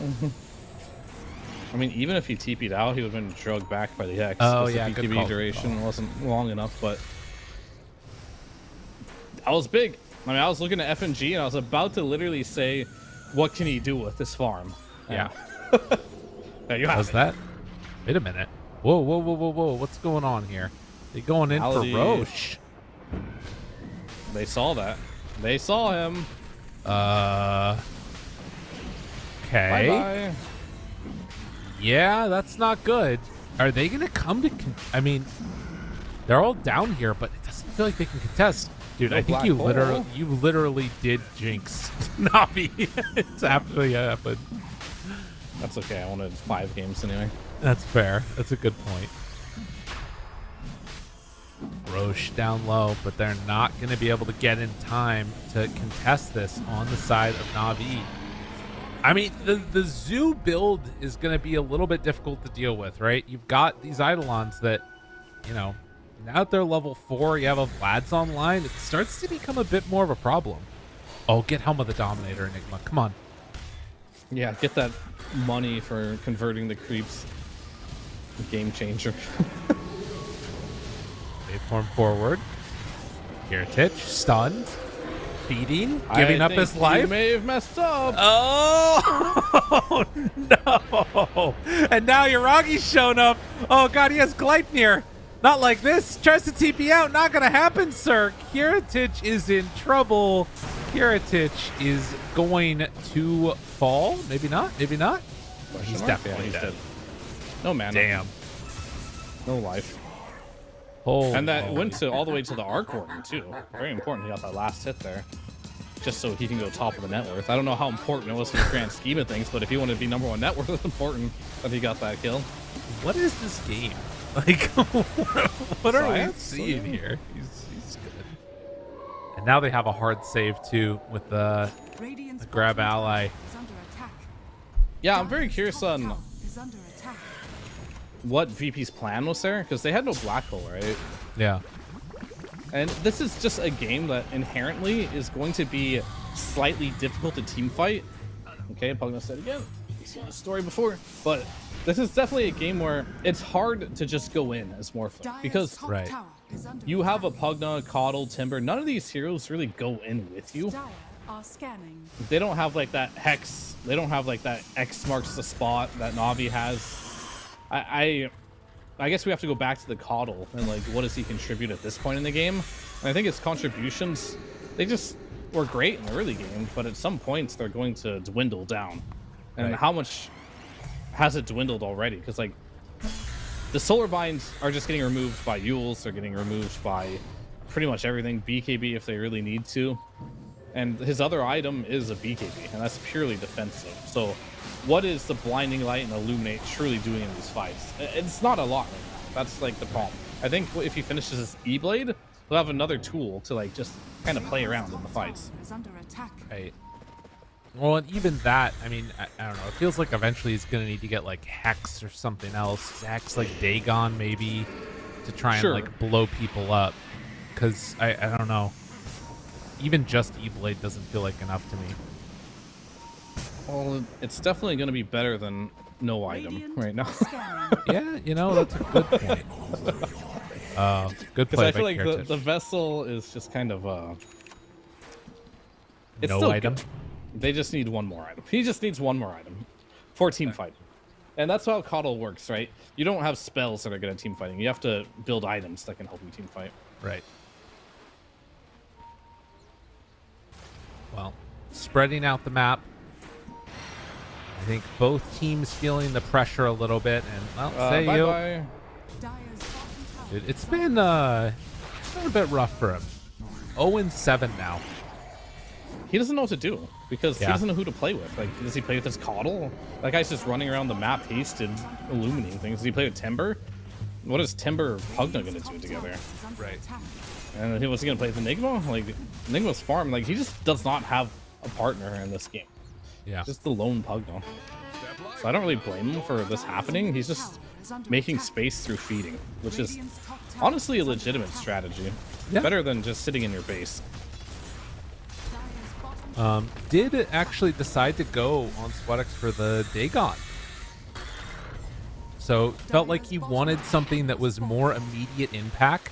This is going to be the reveal of it right here. Zayat is going to get blown up. Split out! Hello! Wants to get in range. Sanctity to get that X marks the spot, but You're all just kind of no. hanging around, huh? I think he's out. But is Malady out? No. Answer to that is no. As a glimmer, won't matter. So they managed to kill him off. And just like that, Virtus.pro back controlling the tempo slightly. You can Dagon catapults. Yeah, that's nice. That's like the one thing Caudle can't kill catapults, but when you have a Dagon, one-shot that. Solves the problem. And up top, it looks like they're going to look to take this tower with a catapult of their own. And, you know, a lot of pressure from this lineup here. Aghanim Scepter done on that Kunkka. Almost BKB done for Nephite. And Yuragi is getting closer to his own BKB. So it feels like those BKB timings could be something that you look towards for Na'Vi to try and take their sort of defensive fight if that moment comes around. Yep. Radiant's middle tower is under attack. They definitely... The only thing that really pierces it will be the black hole from Enigma, so... Right. Radiant FNG. are scanning. FNG can have a lot of impact this game. He can actually have so much impact this game.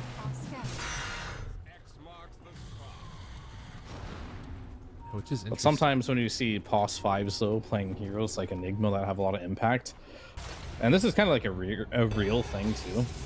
You're not often in positions as a POS 5 player where you have a lot of responsibility on your shoulders to make some game-winning plays. And sometimes it's a lot of pressure. Yeah. And we'll often see, like, POS 5s being put in a situation where they have to hit some critical spells. And it's too much pressure for them. We'll have to see. FNG has no problem with it. He's going to find him right away. They knew that he was up there farming, and they managed to get it. And now showing up with the Undying, they want to try and turn this if they can. Good Torrent Storm and the boat connecting onto both of these heroes. Do they have enough damage to bring them down? At least for one they will, but that's going to be Zayat's dying to Eidolons. Natus is still surviving through this. They pop the Exorcism. Death Prophet hoping to get these heroes under control, but nothing doing. Natus pops BKB. He gets out of trouble. Oh, Heritage just turned into Kunkka. Yeah, no more BKB available, and he didn't have X Mark to interrupt that stuff either. Malady. Oh, yeah, that's the he's support gone. right there. Done. But they do take down Natus? Wait, with Exorcism going? Okay, and then BKB away. Sure. These fights are so chaotic and weird. I'm not sure about it all. Well, you don't need to be sure about it. Just Okay. sit back and enjoy. Sounds good to me. Don't use your brain. One thing I am sure of is that the black hole on the real Arc Warden to start the fight is both A, really good for Virtus.pro, and B, feel like it should not happen for Navi. Yeah, I mean, it's definitely not ideal for Navi. Yeah. And I think they're potentially going to use this timing to do something with no black hole. But if you're very, very patient on F and G, you'll be able to find your openings. And wow, he's actually getting really close to a BKB here as well on this Enigma. And then once he completes that, there's no canceling this black hole. The only way you have to deal with it is just kill him. And luckily, he is very squishy, only 1200 HP. So if Exorcism's running or you don't get Arc Warden, he might just kill you while you're black holing. So you got to be a little careful for that. However, it's going to be a free black hole. Can you save somebody with Tombstone out of black hole? I know a lot of the normal saves don't work, but I'm not sure about Tombstone. I feel like it shouldn't, but I'm not entirely sure. Okay. That'd be BS if it works. We'll see. I kind in of theory, like you should be able to, but you feel like it shouldn't, but you think it does work that way. no, the other way around. I feel like Okay. it should, but it doesn't. Oh, got it. Finger trying to bring him down. Don't quite have enough damage. Not blinding light. Natus gets low, but not all the way dead yet. BKB tries to escape a couple more right clicks. It's not enough. Timbersaw gets out of trouble. Man, those kills not going their way really hurt Navi. You would have loved to pick that one up. Yeah, most definitely. But it is what it is. There's no BKB now. So for 70 seconds. And one thing that did change in the patch is BKB is 95-second cooldown instead of 90. So Right? gives you a little bit more of a window. Keeps getting upgraded. Everett decided to go for the Blink Dagger, so wanting some more of the rundown potential on this Death Prophet. Get onto those backliners. Radiant are scanning. Kunkka, oh my god, he went for the Bloodstone. Dude, I've done this build before. I feel like it's so bad, but it's also kind of cool. It's not that bad. It's pretty good, actually, I think. You like it? Yeah, I mean, what are the alternatives? Like Refresher? You get that too. Oh, okay. I mean, I like it also, but I felt like usually like Refresher or Octarine is nicer earlier, but I guess the AoE does start to become really good. I mean, I feel like when you get to level 20 talent Yeah. and you have the Bloodstone and you just keep throwing these torrents out with a huge AoE, it's super annoying to deal with. Obviously, it works on the Torrent Storm too, and I think it also increases your Ghost Ship AoE too, if I'm not mistaken. It should, yeah. So a lot of these AoEs do get increased, but if you get the Bloodstone Octarine build, you just are chucking out torrents like crazy. And if one of them hits, it's almost like a chain torrent. It's pretty annoying without having to use Torrent Storm. Right. Dire's bottom tower is under attack. Yeah, We'll see if you can make it happen. it's definitely going to be a strong combination if you can make it work. Is under attack. I also play a lot of Kunkka too, so I've experimented with many of these builds. Yeah. And I've never disappointed in Bloodstone. The only thing that does suck about Bloodstone with Kunkka is you're not the best user of the spell lifesteal. Yeah. Like, it's okay. Like, you just have to pop it the moment you use Torrent Storm and hope it's doing something, but it's no less track or anything. I think the last time I played Kunkka, it's my second most played hero, but I think the last time I played it, I got yelled at by my team for thinking about doing Bloodstone. Avery was not happy. Avery wasn't happy. Is Avery ever happy? Ask yourself that. That's a good point. All right, they're looking for Nefrit. He's down here. Yule Scepter at the ready, along with that Blink Dagger. Oh, well, now he knows they're after him. blink dagger there. Good blink away. BKB TP out.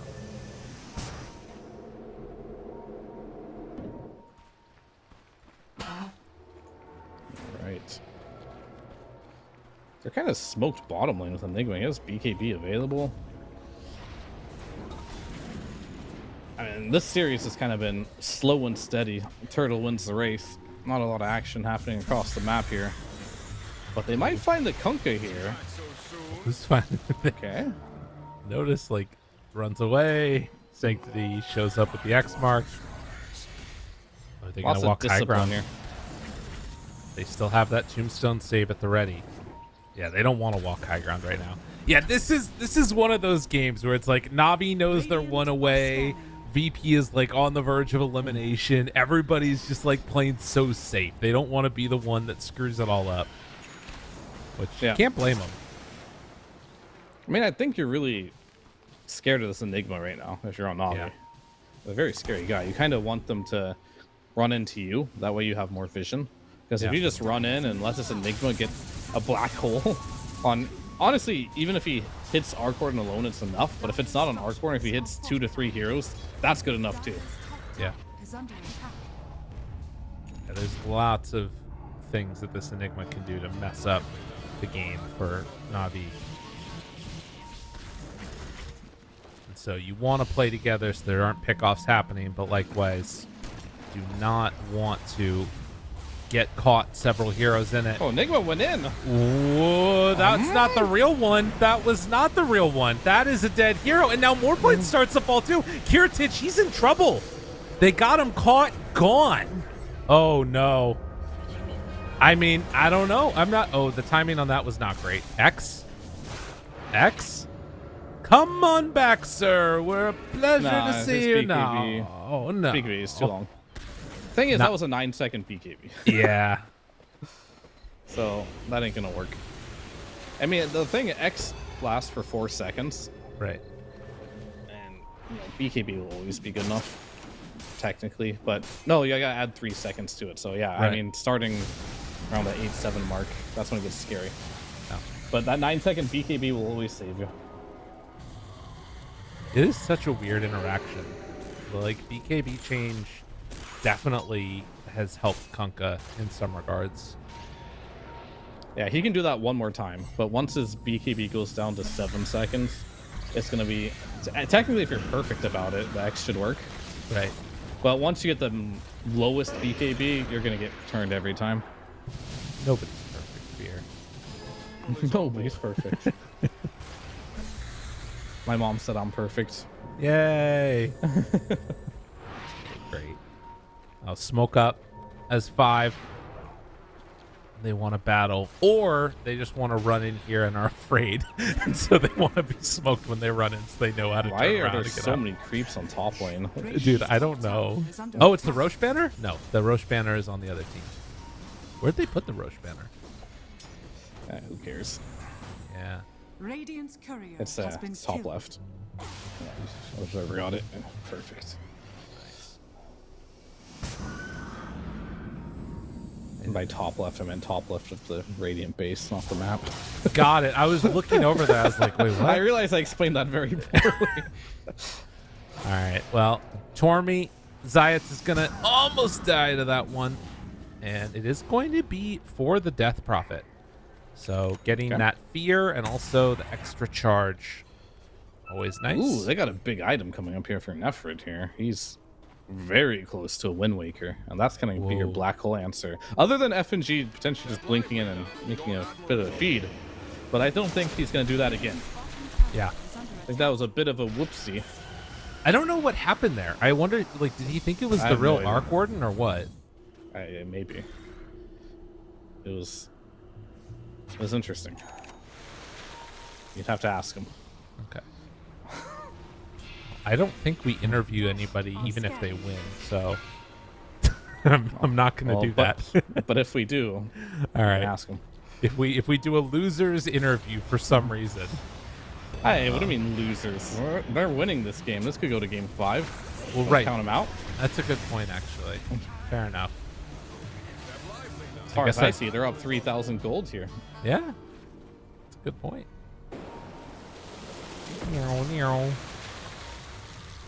Is it because he's old? Are you discriminating against old people?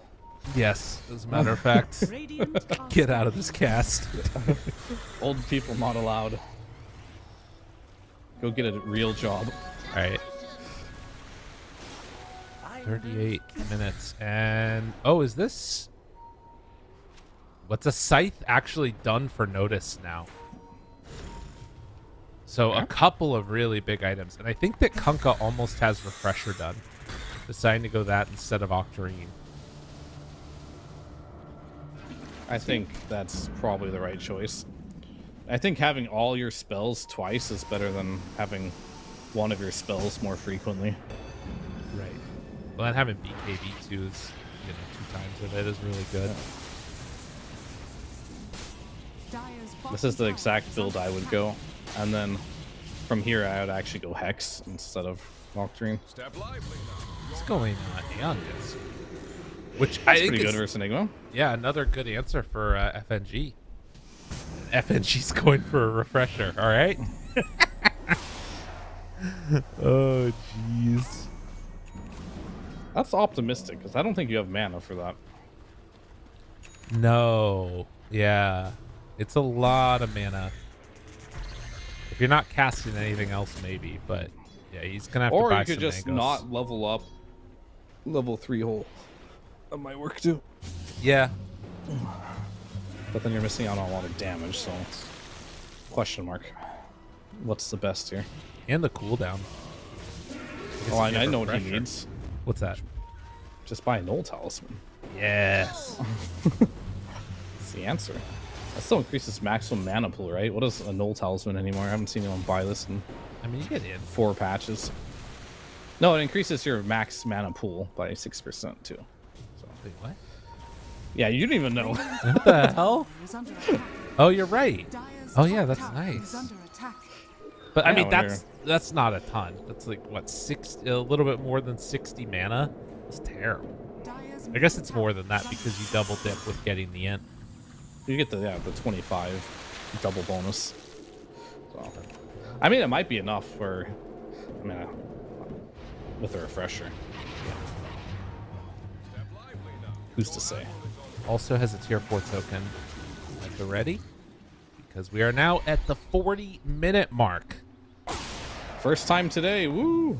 Yeah. Dire's middle tower is under Been relatively low key recently. The game, the later it's going, does appear to be, at least according to Dota Plus, favoring Virtus.pro. But I feel like this is one of those games where like it's just gonna come down to 1 or 2 fights that kind of solidify a huge lead, and Dire's the middle first one tower could be is coming under right now. attack. The ward. Sanctity there. They catch and kill the Undying. Sanctity. Oh, he blinked right into a torrent. Right on top of him. Turns BKB. But that is a DP surviving through it. No, she is not surviving through it. Never mind. She's mega dead. Sanctity tries to back away. Bloodstone doing something to keep him alive. Heritage. Meanwhile, the finger of death. Heritage down low. Is it going to be enough for the kill? He's silenced. They move back in with Kunkka trying to get a kill, but it's not going to happen. Na'Vi, they have lost 2. They're probably going to lose more. Heritage lived through it all. Oh, man. That one hurts. Man, they were... FNG, I was about to feel bad for him. He like just blinked into a torrent. Yeah. And I'm just like, oh no, not again. Deja vu, but he's able to get off his BKB. He's awful. Get his black hole. Not the best hole in the world. It was only on the DP, but that's all you need to do because this DP has the Wind Waker. So, Yeah. very interesting choice there for the DP to just blink into the face of the Enigma. But nonetheless, that is what happened. And that was, believe it or not, Nefert's first death of the game. Wow. 42 minutes in the game, his first death. But it was a big one. I wonder almost if like he was trying to get the Wind Waker off afterwards. I kind of get the idea of like blinking onto the Enigma and trying to get like the maximum amount of spirit damage in to kill off the Enigma, but it just didn't end up happening. And now FNG has both Refresher Shard and Refresher Orb. Should probably pass that one off to somebody else. But regardless, man, what a big win. And like I said, it was relatively even. VP with a slight lead. Now 16,000 gold into their favor. Yeah, I mean, F&G just doesn't have mana for this. Right. Black hole costs 500 mana. He's got 1100 mana. Yeah. 2 black holes, this whole mana pool, but you gotta factor in the cost for refresher orb.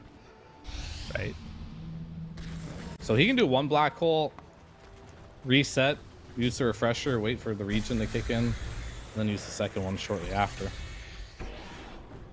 Which is still good, nonetheless. Just thinking what you're talking about earlier of having that hex on Kunkka and how much of a difference that could have made in that fight, you know, if he was able to get to that in time. After the Torrent could have hexed, killed the Enigma before anything gets off, they win that fight easily. But, Yeah. I mean, Kiritich was so close to dying that fight, too. Just barely survives. Unfortunately, I mean, Yuragi does a lot of damage, but I don't know what even happened in that fight, but they got on top of him, found him, and killed him without even using Black Hole, without even using the Morphling. It was just like the Timber Saw. yeah. Coddle killing him. Dagon 5, I suppose. Does a lot of damage. Right. And you know, Timber now, second Chakram. Also there. Ooh, that's nasty. And he just finished a Wind Waker of his own. Yeah, this is an interesting one. All right, stepping back, blink back by Zayats, goes into a smoke play. They're going to find Seiyu. Try to kill him off with the Arc Warden, but nope, not going to happen. Will not even manage to kill off the freaking wards that are up there on the high ground. So can't do anything on the map right now. Na'Vi, Virtus.pro in complete control of this game. They do have some good high ground defense, so Arc Warden notoriously good for defending the high ground. Kunkka, pretty obnoxious as well. The game is definitely throwable for VP. For sure. Feels Do you so go high hard. ground? I mean, I kind of just feel like Na'Vi does not really have burst, and as these fights go on, it feels like an inevitability that FNG is going to get a black hole off onto like somebody. And if that happens, it's really hard to turn it around. Yeah, they definitely have to kill this thing in the fights. That's almost a given at this point.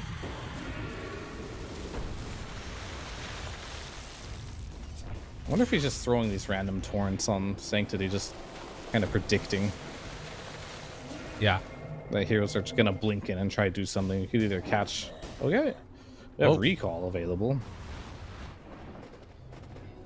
Notice it's the flamethrower. Yeah, the recall's kind of cool. I like that. Are scanning. Yeah, not bad. The extra illuminate damage to 25. And Na'Vi, they might be playing for that tier 5 item timing that we have so often seen. Because Wait, what? What's that? Oh, sorry, I was looking. Coddle's other talent, Chakra Magic Strong Dispel. Yeah, isn't that crazy? I'm surprised you didn't go for that. You just like, if someone gets hexed, you just Strong Dispel. Alright, whatever. It's fine. 200 damage is a lot. Timber? Timber? Oh no. Where's your damage? He doesn't have anything. Damage is like tied into the Bloodthorn. Yeah. I don't know. It feels like Hiraki still needs like 2 items or He something. needs like eight slots. That's what he needs. Yeah. Yeah, he needs 2 items, 8 slots, whatever, same thing. Should you be able to buy? All right, hear me out. The later the game goes, Yeah. should you be able to purchase more inventory slots or make it so your backpack items become activatable, like are usable? I feel like this is a classic question that's existed in Dota for a long time. The backpack one? Well, not the backpack one, but the idea of being able to purchase an extra slot. And Oh, I like see. the idea of how much gold would it have to be for an extra slot to be like balanced within the game. And I think that as there's just been more and more gold that's available on the map, the number for how much gold it would have to be balanced has gone up and up. And I think we're probably at a Inflation. point Yeah, it would be like 20,000 gold, I feel like, or something to buy an extra slot. Get out of here. I feel like you it'd be have to- balanced then. 20,000 gold to buy a slot. You have to actually buy the item to put in that slot too. You know. I know, but there's so much gold on the map, man. All right, maybe it's 10,000. It's still too high. You kind of buy an extra slot by linking your Aghanims, right? And Ag's Blessing is the extra Yeah, you do. 1,600, so... Yeah, but we give an exception to Ags because it's, I don't know why we give an exception, but It's like a cool I'm item design.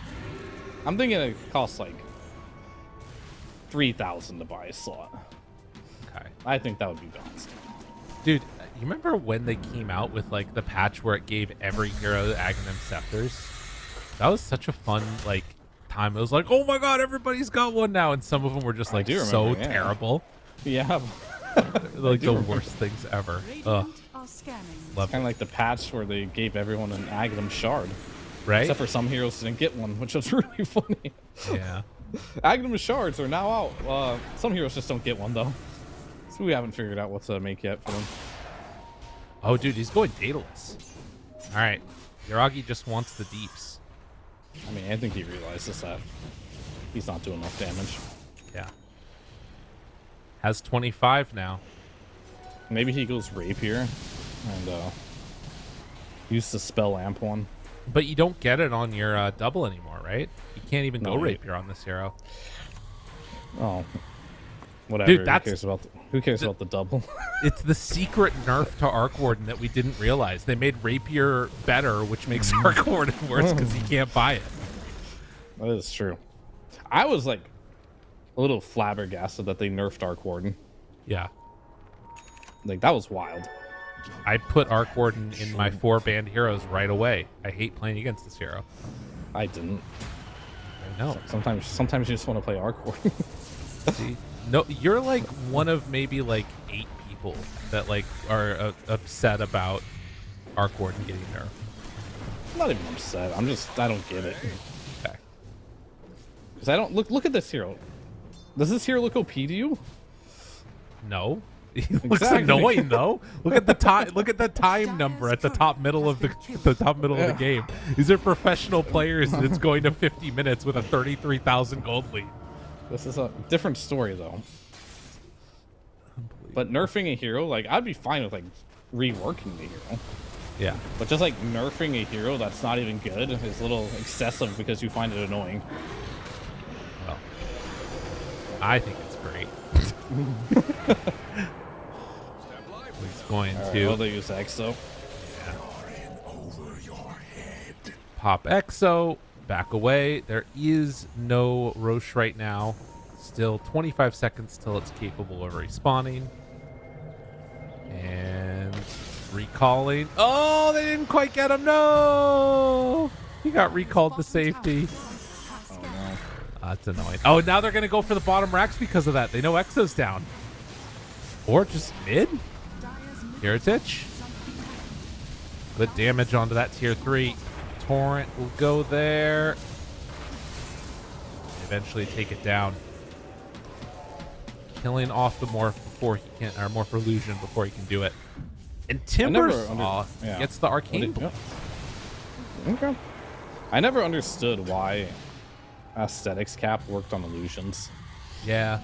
I feel like that's not supposed to You mean work that way. that they get like the status resistance and stuff? Yeah. I think it's so that like you can't tell which one's the real like PL or something. But it's a little OP that your illusions every time you summon. Oh yeah, they found a Oh. hero? Can they get him? Big That's what they play. needed. Get FNG I- with the smoke out. And they also got the Daedalus Demon Edge. You gotta do more of this than that. Oh, they're scared. That's a BKB TBL. I mean, rightfully scared, I suppose. Dire's bottom tower is Oh under god. Oh, he BKB'd that on Yuragi's clone. Okay. Wait. Alright, they didn't get anyone. Just gonna be Roshan. Yep. Roshan number...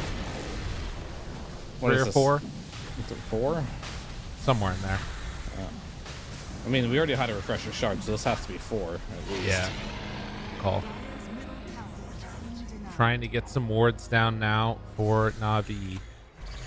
In the meantime, continue to push out each of these side lanes. They have Will-O-Wisp for Squad X, who also has finished off the Dagon 5 and has Refresher.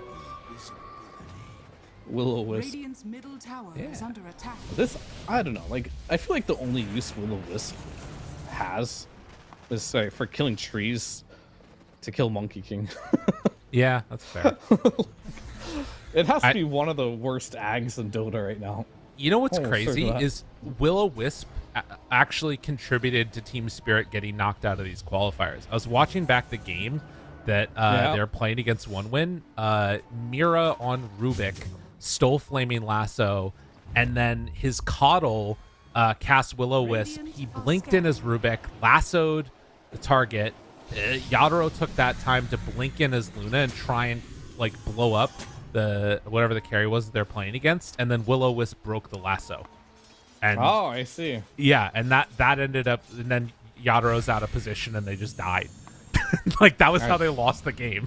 You found another way for Will-O-Wisp, just like some weird mechanics. Yeah. Does something dumb. All right, they're taking it down bit by bit. Oh, there you go. Will-O-Wisp isn't used.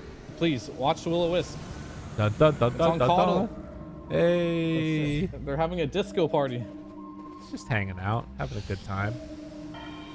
That's probably how he feels. It's like, it doesn't matter what I do with this. Yeah. Is this going to be enough damage on Yuragi now to actually start doing some things? I mean, he is doing some things, but it's difficult to... I mean, you see Morphling right now, right? He's got a shield rune for like 4... It's gone now, like 4,000 damage. It's going to be a turtle fest. We're going to be here for a little bit longer unless they get caught out. Is there any item that's coming for FNG of relevance? Not really. Oh. I mean, he can't really just go Wait a minute. here. Wait a minute. Stun. Counter out. Stun. Follow up there. The Okay. silence. He's gone. All right. That's the goat ship fleet. But can they get anything else? The Hex, right as he comes back, still got the strength form off, but in some trouble. He does not have the shard on Kunkka, which means he can't pull him back in closer. That's a little annoying. Who yuled him there? I think it was the DP. No, I think it was Wind Waker from Timber. Oh, got it. I thought you meant feel the like- first Yules. I don't know. I feel like if Navi would have yuled him during a stun, that would have been pretty griefy. Oh, yeah. Yeah, I thought you were talking about the first one that caught him, Dire's top tower is under which was attack. pretty nice. Top tower has fallen. No, I was just Alright. saying, who interrupted that chain stun there? And it was noticed. The Timber Soul, he's got a Wind Waker, so... Quite good. I don't think they really care too much about that Aegis. So, it's whatever. I think that's down just how you forward. have to play games like this. You gotta Ooh, slowly and Yules. steadily... He's pulled back in, maybe. The Hex is there. All right, he's fine. And now, oh my god, that Arc Warden clone took a ton of damage. This one downside, like the longer duration means that it's more likely that your Arc Warden dies. Your Tempest double. Yeah, he went for the duration over the damage penalty, which means he wants to play somewhat close to his clone. 4 minutes now until we get to that timing. Are they going to use him? Going to connect on to Sanctity. He's going for Nullifier on this Kunkka. Yeah, the Wind Waker has been too much of a bother. Jumps in. Hex is there. Aeon Disc assembled. And now he gets X'd. Sanctity. Oh, good Tombstone. There for the save. Can't do anything. I really want to see him get the Black tidal Hole? wave. No? Pops the BKB. Now connects. There's the refresher. Wait, pulls he him back in. refreshed? Chain stun. Do they have enough? No, the BKB is out, but the Ghost Ship fleet almost would have been enough to catch him if he stayed still there long enough. Yo, my boy FNG needs to chill, man. He is going a little wild. Oh, Sanctity's hurting. Good stun now. On to 2. Now popping the Exorcism. Wind Waker to run away on the Timber Saw. And with that, I think it stops the aggressive play on the racks until Exorcism wears out. Smoked I up. mean, okay, whatever. It's fine. They got nothing but time on VP, but at some point, he can honestly just throw those black holes out. I thought he would. Yeah. And just kill him. You got a refresher. But I think he didn't use black hole and he refreshed without even using his first black hole. Or BKB. So now they're on a bit of a cooldown here. Right. And Jumps they might in. actually. Wind Waker Okay. wants to get away. Can he do it though? BKB gets some separation. Now the slowdown on Sayu. He's going to get out. Trying to find and bring down this Morphin. He got X back in. They have the connection. The damage is there. He's in trouble, but no, he gets the BKB off and the turnaround with that Satanic working. He's going to be fine.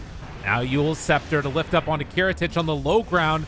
Brit, he's still being okay for the moment. X marks, pulls back in. He Manta dodges the X.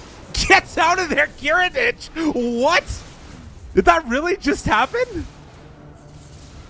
Yeah, I mean, I'm not sure if it was the Manta or the waveform that dodged it, but he definitely dodged it.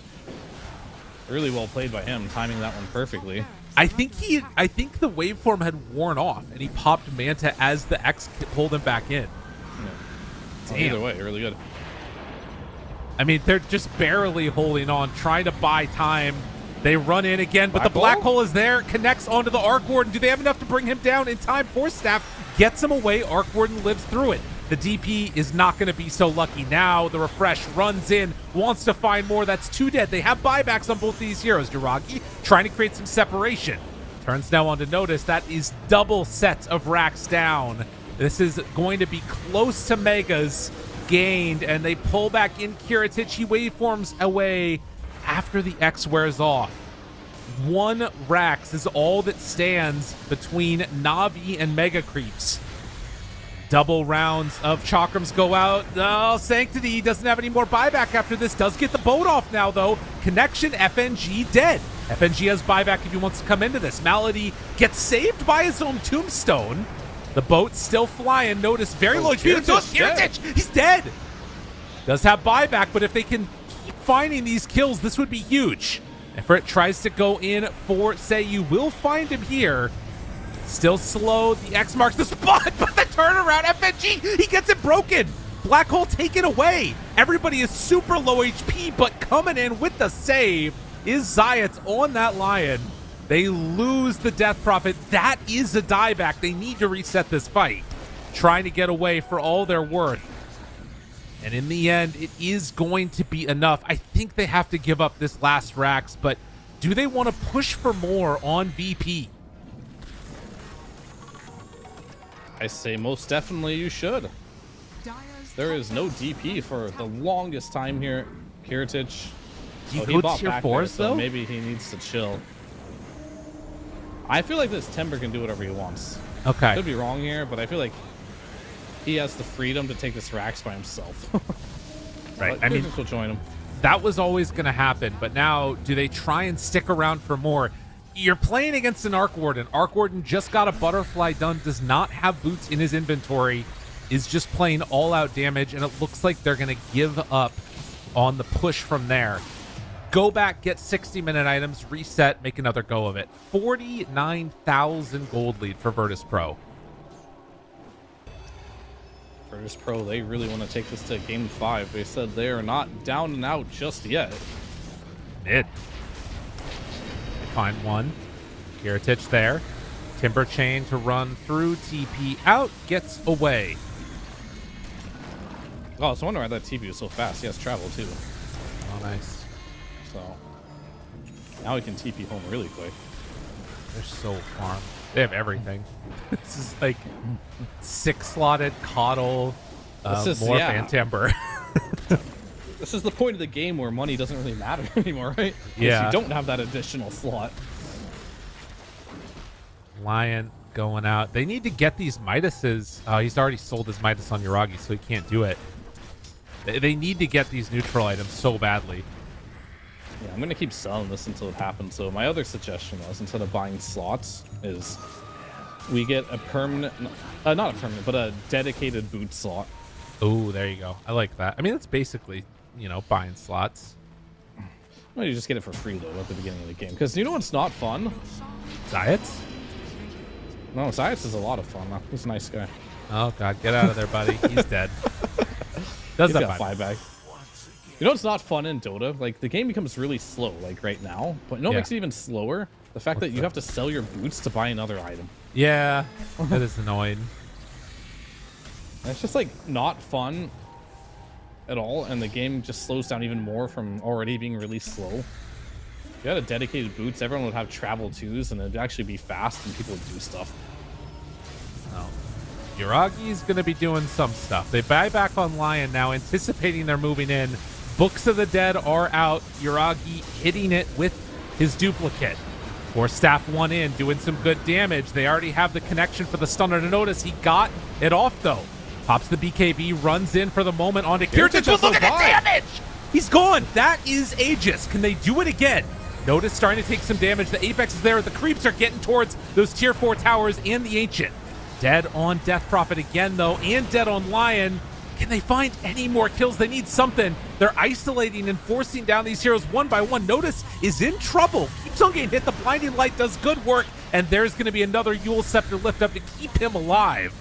Yuragi there, the Books of the Dead, the Eidolons, they're all on the Ancient. It's too much, and in the end, we are going to be going to a game number 5. Barring a miracle, it's not going to happen. Arc Warden's dead also. GG is called. We're going to game 5. I wouldn't have it any other way. No, most definitely not. I mean, you could feel the tension in this game. Both teams really just playing it by the book here, making things happen. And at the end of the day, it wasn't the cleanest game from either side, but there was some really good plays. I mean, I think Natus on his Timber played an immaculate game, almost flawless. Kirtich played super well as well. I mean, I guess only F&G had a couple blunders here on the Enigma, but at the end of the day, it was good enough. He just got the holes he needed to hit, for sure. And the Arc Warden, I wasn't so sure about it. Wasn't particularly sold on it. Right. And it didn't live up to my expectations for this particular game. The Kunkka was great. I really enjoyed it. I think the DP did what it had to do. Right. I just kind of felt like Arc Warden wasn't really killing any of the heroes, or Morph was killing enemy heroes. Like, he was doing a lot of damage. I'm sure his damage done at the end of the game is relatively high, but it's not the type of damage you need where you can actually just kill a hero in a stun. And yeah, he did by far the most damage in the game, but it's just like just chipping at them. They needed something that can just burst them within like a torrent storm or something like that. And also felt like if they didn't kill one hero and one of Zayat's stuns, they just wouldn't kill anyone. And so they kept resetting over and over again, reset. These Wind Wakers on Natus, on same with Kirtich, just being able to get out with Satanic multiple times. They just didn't have enough lockdown. Right. I was going to say that to me felt like it was a pretty inspired play to get the Hex right into Wind Waker for Natus. And they got an earlier one on Nifrit too, but they couldn't quite make the plays that they needed to with that. Sure. I can't help but feel like, I mean, some of this comes down to the draft, no doubt.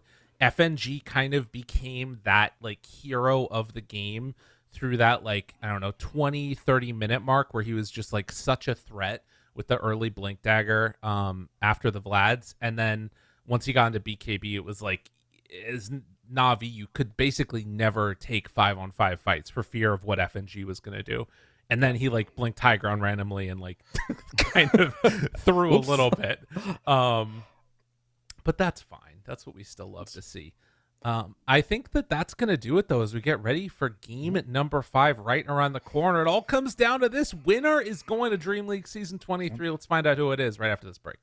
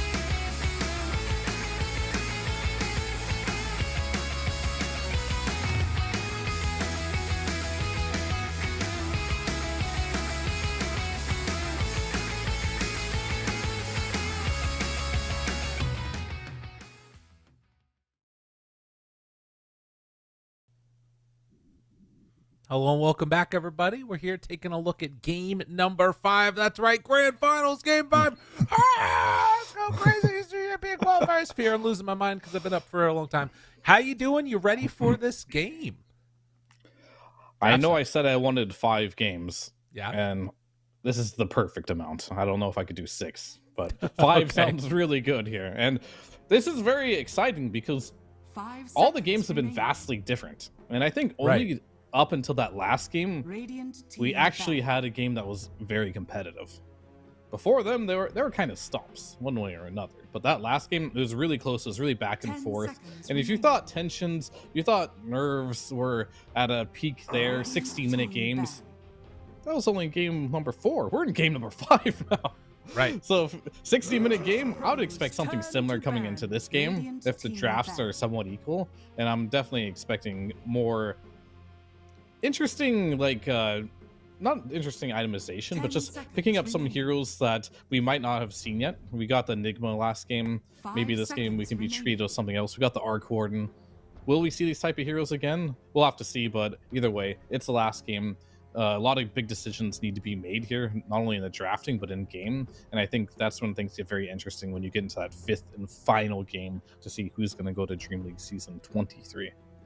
Well, the big thing that we can keep in mind from this one is that in the last game, this ban would have been Shadow Demon into Bounty ban, into DK ban, into Pugna pick. So they stole the Pugna away, which didn't end up, I think, mattering a ton in terms of, like, doing good things for Virtus.pro. But I felt like more was that Navi play with this hero really, really well and seemed to be able to, like, get a lot of extra value and momentum in the game as far as taking objectives go early. So I'm curious if they're going to still opt to ban out the DK here, or if we're going to see something different and then into, again, Na'Vi getting their opportunity, or rather Virtus.pro. Wait, who is it? Oh, yeah, Virtus.pro getting the first pick overall. Yeah, and you can already tell the tension, the second guessing of are we doing what's correct already showing as they're burning through reserve time just through the first phase bans. I mean, and that's just crazy. how it goes. This is the exact same ban structure as they had before. You had 10 minutes in between games to try and work it out, and they're this indecisive about their picks. That's I don't know. That doesn't bode well for me, at least for Na'Vi. They decide to take out the Timbersaw, so they're letting through the DK. They take the Pugna still. But the DK hasn't really won a game yet, so I don't even know if letting the DK through is really a bad thing. The hero did get nerfed in the most recent patch pretty heavily. We have definitely seen DK in the meta for a long time now, and that means he's pretty figured out. And I think all these teams that have played versus DK, as I mentioned in the previous series, well, not even previous series, this series too, if you get an illusion hero, and priority is just skyrocketed for this Enigma. Yeah. Overall first pick, they're like, hey, FNG, wow. That last game, you really threatened us with just honestly existing on the map. He didn't really get that many big black holes, but his presence, the threat of him being there, was enough to be like, okay, we're going to game 5 here. We want to have a hero like that. I suggested the Rubik to be countered for this hero, and I think it's still relevant now. We saw the threat of the black hole. Getting Avenge, getting a Rubik is never a bad idea. But it does become a little bit funky now because they've already taken that Pugna. So you're going to have to run one of those two heroes in the position 5 role, which again, it's not impossible to do, but it's just not as nice as having that flexibility of putting him at the 4. I also think that, to me, this looks like what Na'Vi were deciding about. Like, that's probably what took all of that reserve time, was somebody just being like, what about if we take Enigma? You know what I mean? Yeah.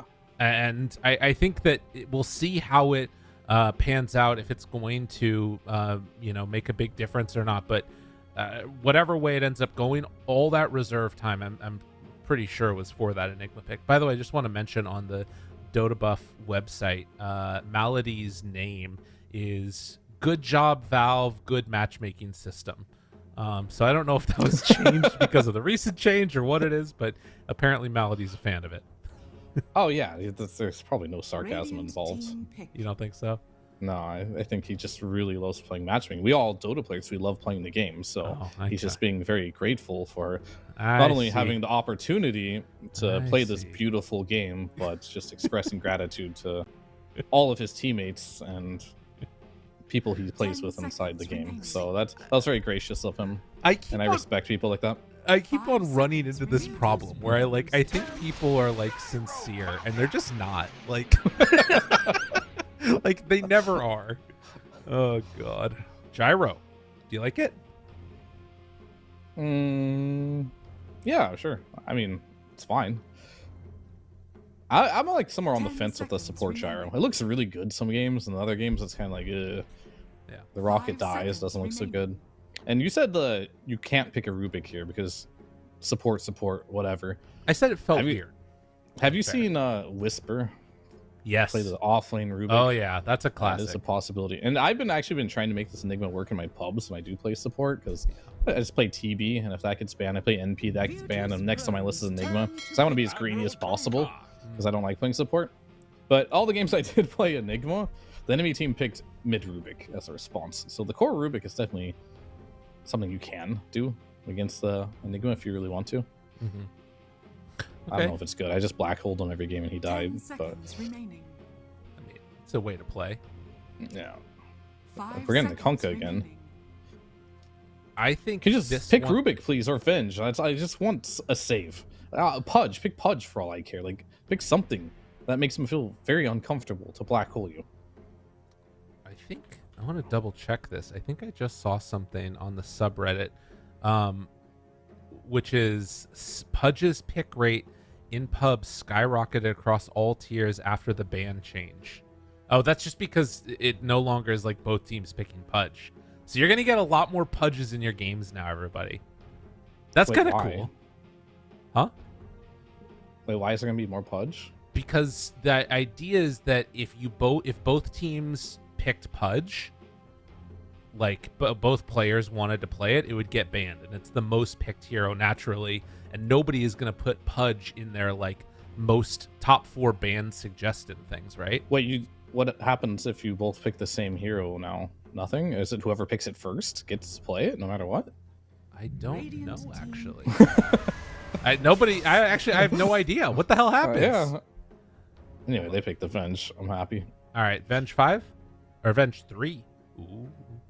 Just Venge. I don't really Okay. care where. All right, cool. Just Venge. I mean, Venge 3 is fine too. 10 You can just play in their face with the remaining. Aghanims, right? And you're kind of like a budget wraith. I wouldn't even say budget Wraith King, or 5 just like seconds Wraith King. remaining. Gotta kill you twice.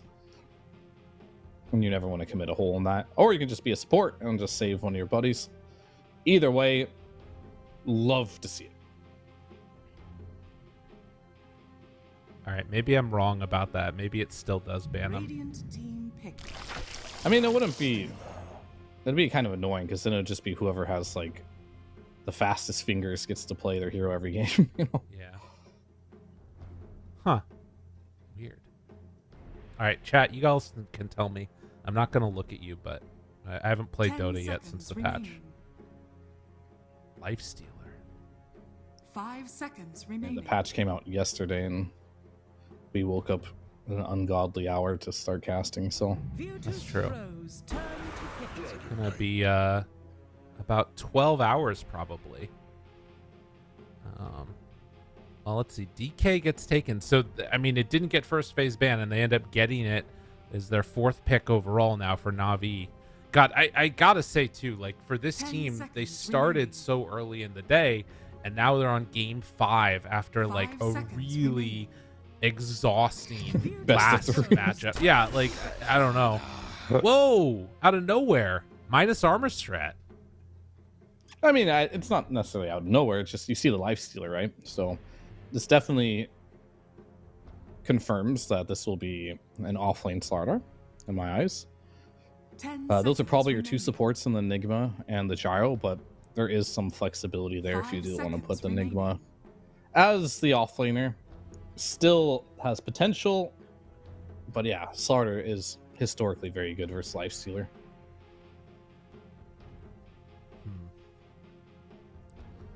I'm just curious now, because like the VP lineup, you can have this as like an amplifying hero with Kunkka mid too, but it does feel like sort of low damage for Virtus.pro right now to me.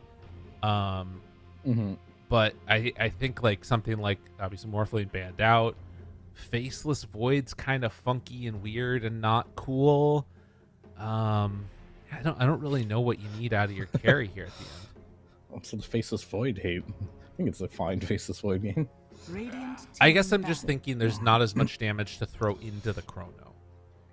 Yeah, but you can become the damage in the Chrono. That's true. And Slardar also can help, is kind of like damage in the Chrono. Yeah, I don't think it's necessarily good or bad. I think it's an okay pick. Okay. 10 seconds All remaining. right, so we got DK, Lifestealer, Enigma. 5 seconds remaining. What are we gonna ban? I mean, obviously TB Radiant was team and ban. TB and Morphling were obvious choices this game, but those won't be here. I don't think Faceless Void is that particularly bad, just given like what are the other options that you can do. Like there's some Ursa that could be pretty cool in a game like this. Yeah. Versus the Lifestealer. I mean, 10 Razor's seconds banned every remaining. single game. Templar Assassin, 5 seconds remaining. PA could be interesting as well. That hero's mega dead though. Yeah, probably. But you'd have to go for like the shard to break the DK, then also just get like Deso for the minus armor. Yeah. It's playable, but maybe not the best in the world. I'm just getting things that potentially could work Turn to here. ban. Right. You can go Monkey King if you wanted, just for the laning stage as well. That's all I got. I mean, there's quite a few options, but I like the Medusa, just sad it got banned out. Because I feel like something that can sort of survive the black 10 hole in some seconds capacity remaining. would be really nice. 5 I guess that seconds you're remaining. sort of just relying upon swap though, so maybe you don't want to have to depend upon that. All right. Virtus.pro's turn to pick. We'll see what it will be here. Down to the wire. The band Coddle. Oh, so they're thinking that it could be an Enigma offlane. I guess they could do Coddle offlane at that point too. 10 seconds remaining. They think that DK could be offlane or mid, right? Team pick. Oh. Okay. Oh man. This I don't know feels about that one. vulnerable. Yeah, I mean, this is not really a good matchup against the Lifestealer. I also don't think it's a good matchup with the Dragon. No. But 10 seconds. maybe the other remaining. options just didn't sound appealing. So this is definitely not a pick where 5 seconds remaining. you're feeling super confident. Now select your heroes. Okay. So damage reduction at early levels for Onslaught, and then the Aghanim Scepter damage per line was decreased as well. I like it. I think this is a good answer, because I think that the scary part of Alchemist was him like coming online early and like around his BKB timing or something being really hard to deal with. But now you've got two BKB piercing disables with Black Hole and Primal Beast. Yeah, that's true. That's cool. It definitely, like, I'm not sure about the lane. It's not really super punishing, but yeah, the BKB Pierce is super good. So that definitely makes a lot of sense here. I'm really liking this Navi lineup a lot. Yeah. I feel like you tried to put something together to Virtus.pro here, and it has some potential. I mean, Kunkka's always pretty good as a hero. Slardar has the option to go really crazy in games like this as well. But for me, it's more of like the Alchemist does not look like he has the easiest path ahead of him. However, they do have the potential of winning all 3 lanes here. Okay. And if that does happen, then things can get really dicey, because the Slardar is really good versus the Lifestealer. The mid lane, the Kunkka versus DK matchup is kind of like watching paint dry, so I don't know who wins that matchup. It's a very boring, super boring matchup to watch in the mid lane. And then the bot lane, I don't know who's going to win. It's going to be... Or sorry, top lane, not bot. I'm already one over bot lane. Right. Is the Primal Beast Enigma lane strong? I want to say Enigma inherently is just not strong as a laner. So there's that. And then Primal Beast versus Alchemist. Sounds like kind of like a trade lane, but I could see the Alchemist dying when Enigma gets level 2 or something with some Eidolons, with some Trample, Onslaught, Malefice type of play. The other thing is that it's got to be even more sort of emphasis on making sure you do not feed those Eidolons away against the Alchemist. Gonna be really, really important. It's not that hard, though. You think it's not that hard? I'm telling you, it ain't that hard to feed your Eidolons to Alchemist. Oh, I got it. Got it. You saying it is easy to feed them. I'm saying it's not hard to micro them. Got it. Not hard to micro them. I was a little confused there. Yeah. I know F&G like kind of struggled last game with it. No, not to throw shade on him or anything, but it seems like he was silver tier Enigma, right? He was silver, which means he probably doesn't play the hero a lot. My boy here, Zayak, that's platinum. That's a lot of games. This is an Enigma player, and this is a hero that you have to play a lot to feel confident on. And I'm pretty sure Zayats is not going to just feed his Eidolons, because they're pretty easy to micro against Alchemist, because he just drops acid spray and you just move them out of the acid spray, right? Well, right. It's not like they're going to burst it. Well, one thing that is a little bit funky about it is that you get at level 1 up to, -6 armor. So I feel like if you get like acid spray down and wave of terror, like one right click is coming close to killing him, I feel like, with -6 armor on the Eidolons. Am I crazy for thinking that?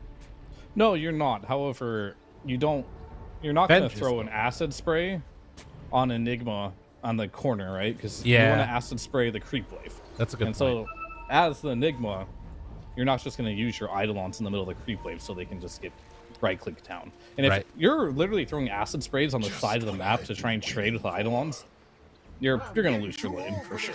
Right. I was thinking about old Eidolons. Yeah, and plus acid spray at level 1 has a tiny AoE. Right.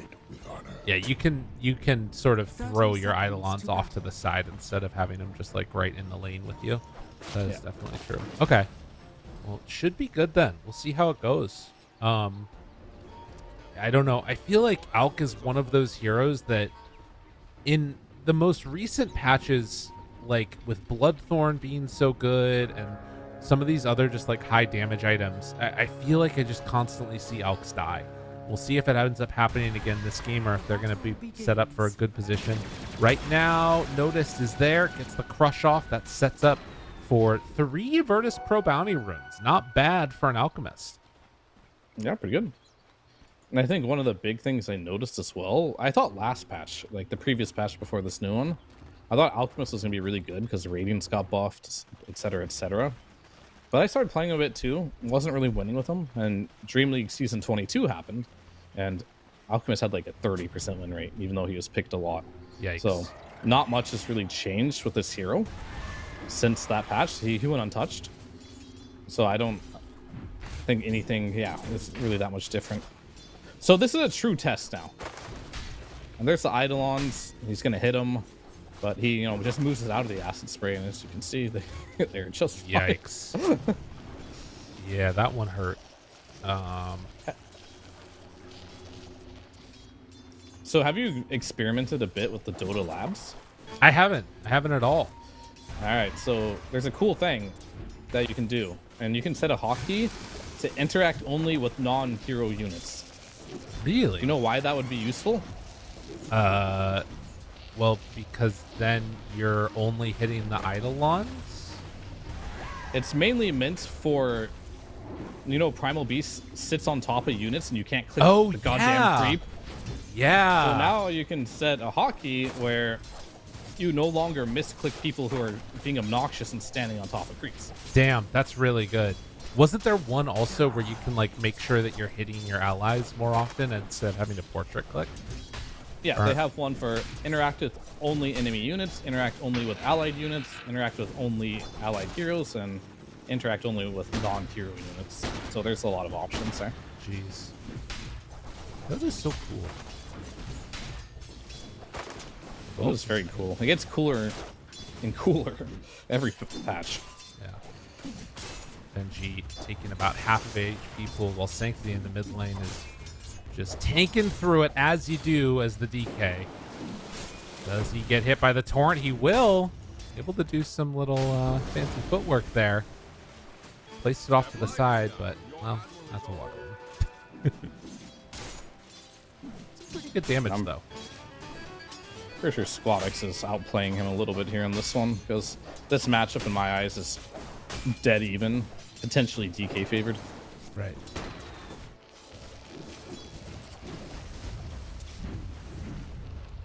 Yeah, he's been making some good things happen with the torrents, it looks like. It's down bottom, Yuragi. I always feel so weird when I see Lifestealer just like taking double passive. I mean, I know it's good, but it's just like any hero that takes like multiple passives early at like the first couple levels. I mean, I'm pretty sure it's just Lifestealer that does this. I don't know if there's anyone else that does it.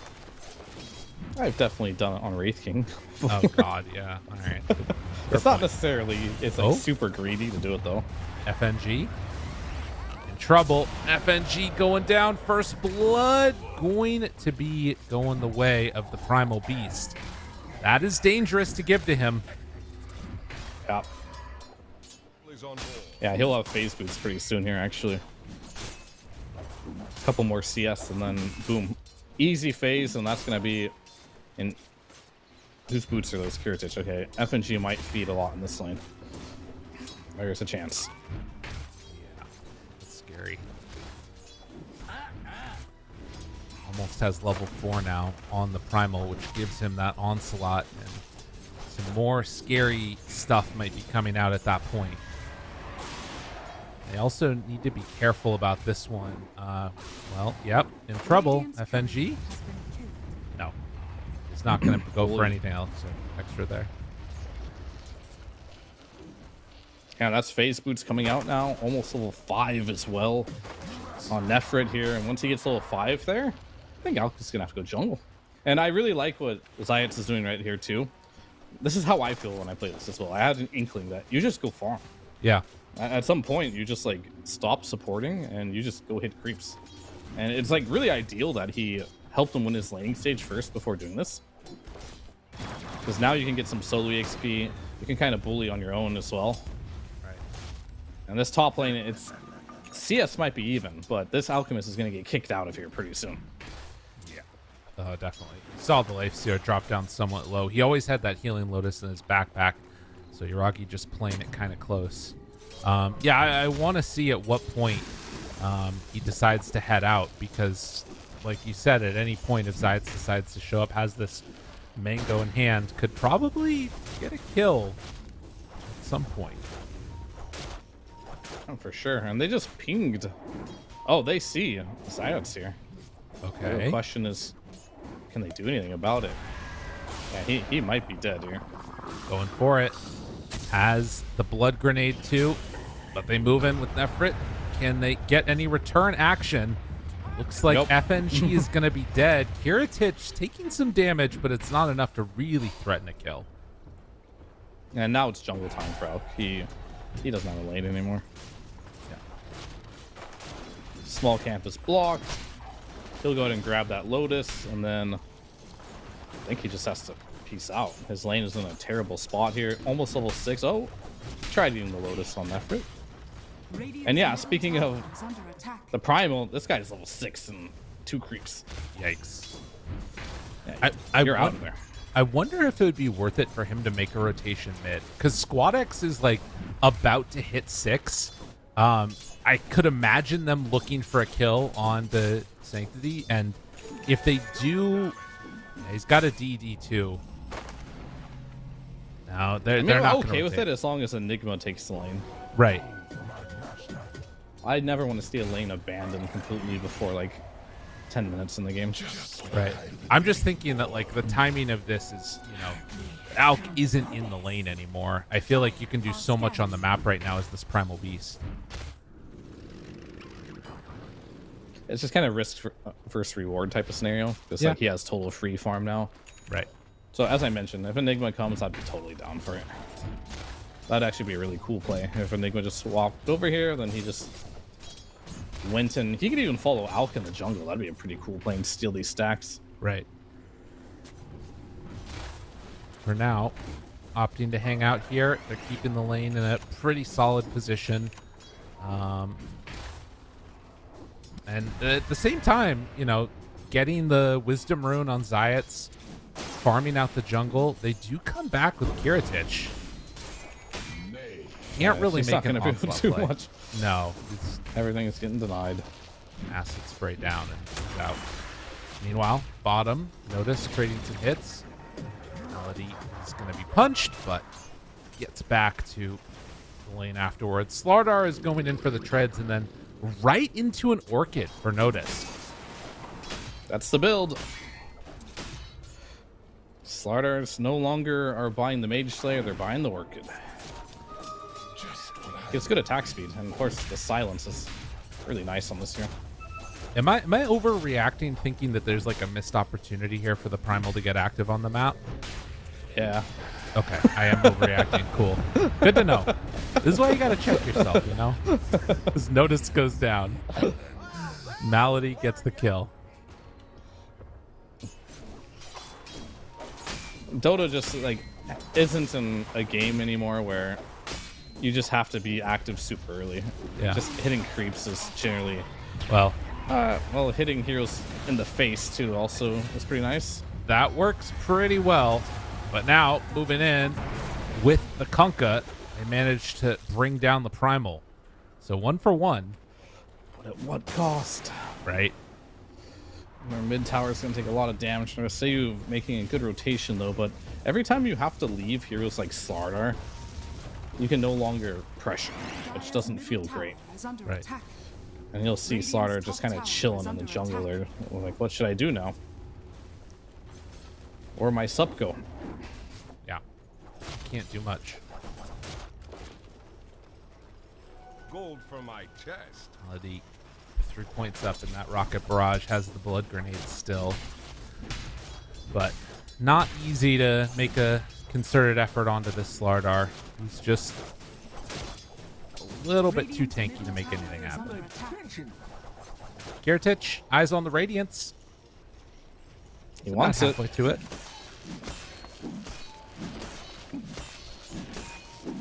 He'll get there eventually. This is what Alk does. And his farm is... Under attack. It's okay. He's doing well. He's a little bit higher than the Primal, thanks to just having jungle stacks.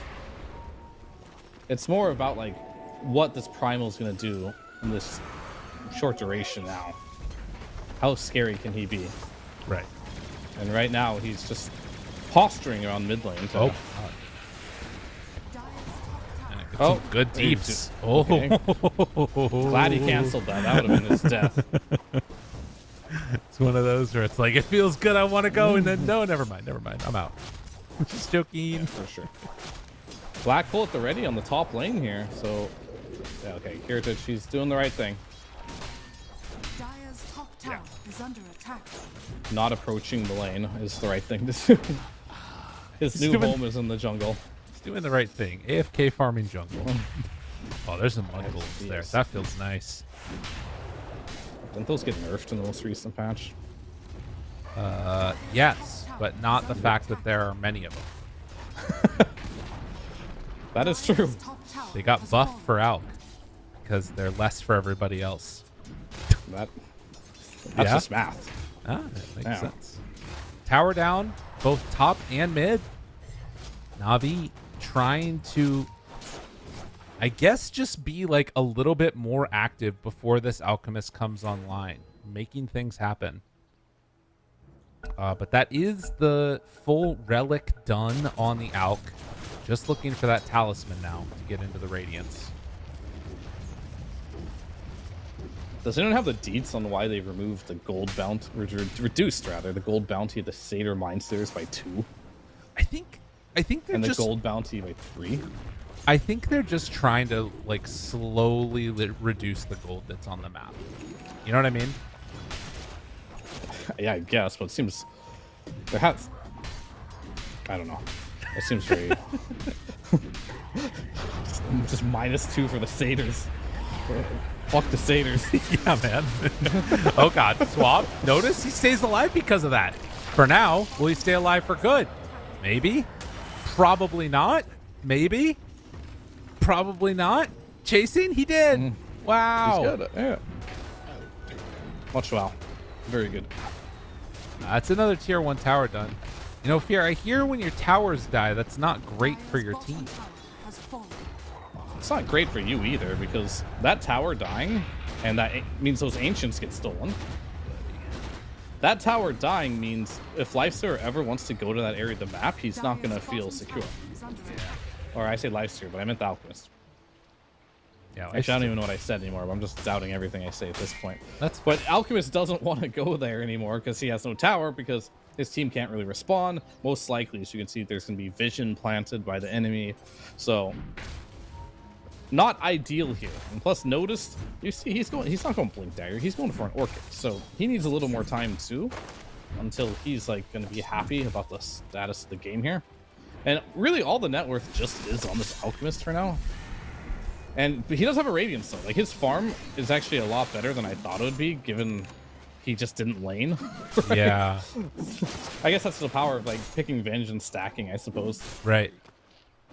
I mean, I'm not gonna lie. I feel kind of bad about this game right now for Virtus.pro, because like you Fair. said, there's just so few heroes that are trying to do things on the map. But I guess that is dependent upon, you know, Na'Vi to be able to make the moves and actually find those heroes, right?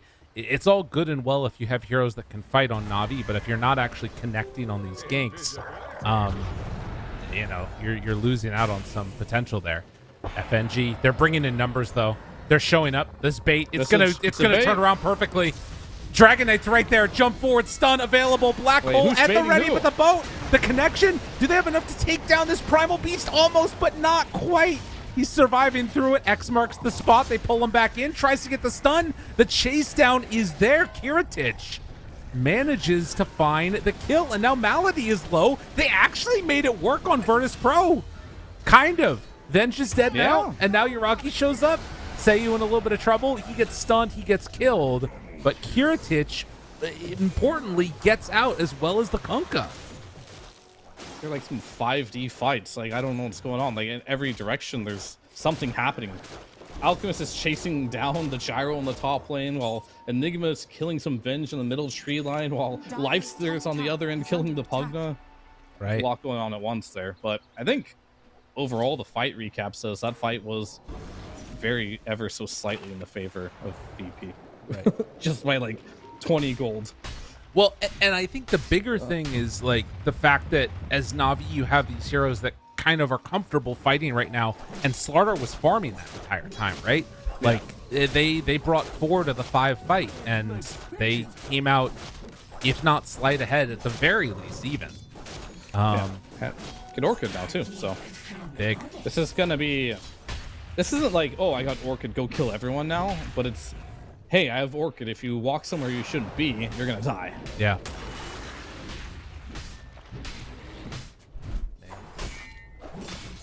It's going to be interesting to see what happens over these next couple of minutes.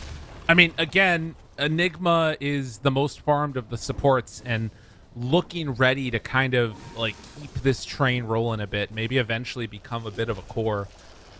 And Pugna just does not have the same impact that the Enigma will as we get to the later stages of this one. But at that point, Kiritich is going to be huge. Maybe it won't matter. Very true.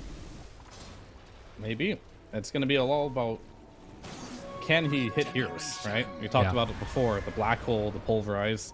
These are all things that can make it very difficult to get on top of a hero. So he's going to have to find those openings. And I just find the way they initiate, this is my problem with Slarnar, right? He's very, I like Lifestealer with him, because Lifestealer can instantly follow up. But here's like Alchemists require a lot more coordination, because you don't have a long stun duration as a Slarnar. It's very bursty, but they're gonna Orchid again. That was nice. Swap into Orchid and then the stun follow-up. Really good.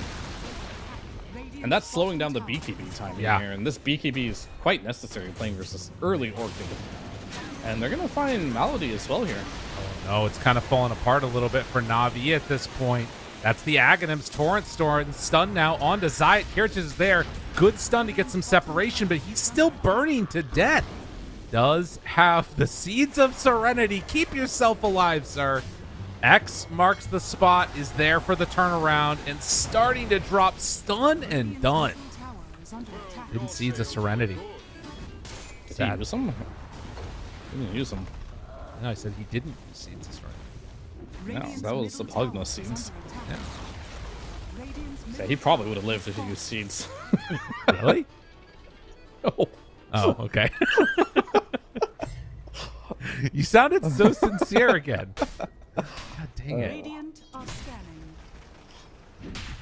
It's okay. 18 minutes. 5,000 gold lead. Is this Alchemist gonna just take over the game now?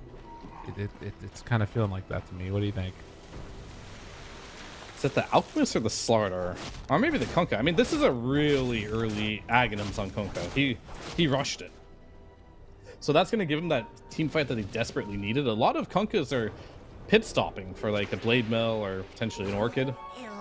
He just went straight Ags. Yeah. So maybe that's exactly what they need. And you know what's even funny about this? Okay, maybe it's not funny for Malady, is he's just dead. Not again. But because he had such an early timing on the Aghanims, Yeah. he only put 3 points in the X just so he could have max Torrent. Oh. By the time the Ags came out. Yeah, that's a good point. I mean, it's still pretty good, but that range increase that you get at 4th point is really solid. Yeah, but you don't want to have Ags without level 4 torrent. So Right. Well, honestly, I don't even think the Ags is really super worth it until the 15 talents, but okay. it's still okay. I think it's kind of cool in this like window here before Primal had gotten BKB. I feel like it messed up a lot of stuff in these fights. Like it made them not feel comfortable taking the fights that they maybe otherwise would have wanted to. Oh, if Alk shows though that they're set up to try and go on this. DK, do you dare? Oh god, Venge is right there though. You can't make this jump. They're gonna go for it though. Oh, they want to fight because they just got Radiant's Lifestealer. Yeah, and They should probably smoke then. Dire's Do they top not tower have them? is under attack. they're going for the Pug to kill Radiant's instead. bottom tower is under attack. Or Seiyu. Or Seiyush. He I dies say a it lot both on ways. Pug now.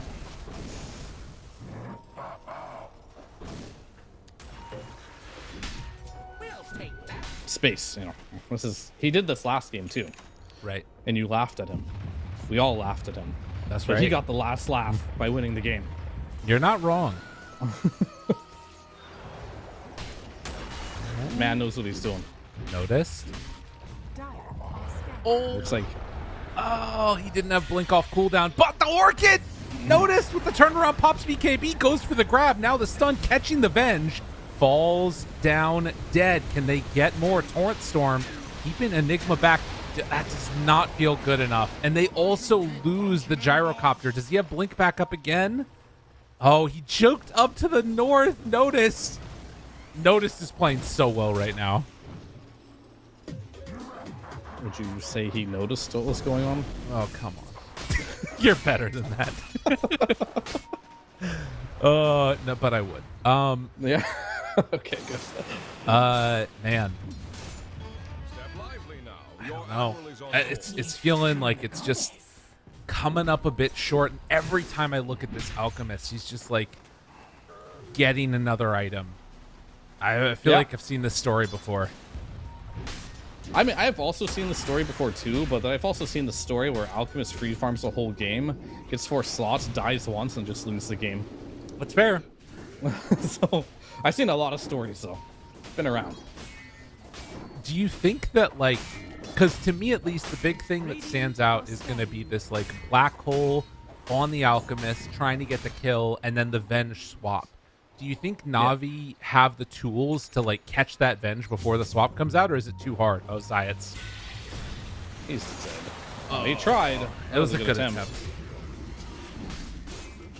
So, the way I think these fights do go is you have a lot of things that can go before the Enigma. You have, like, the Blink DK, you've got the Primal Beast with the Pulverize.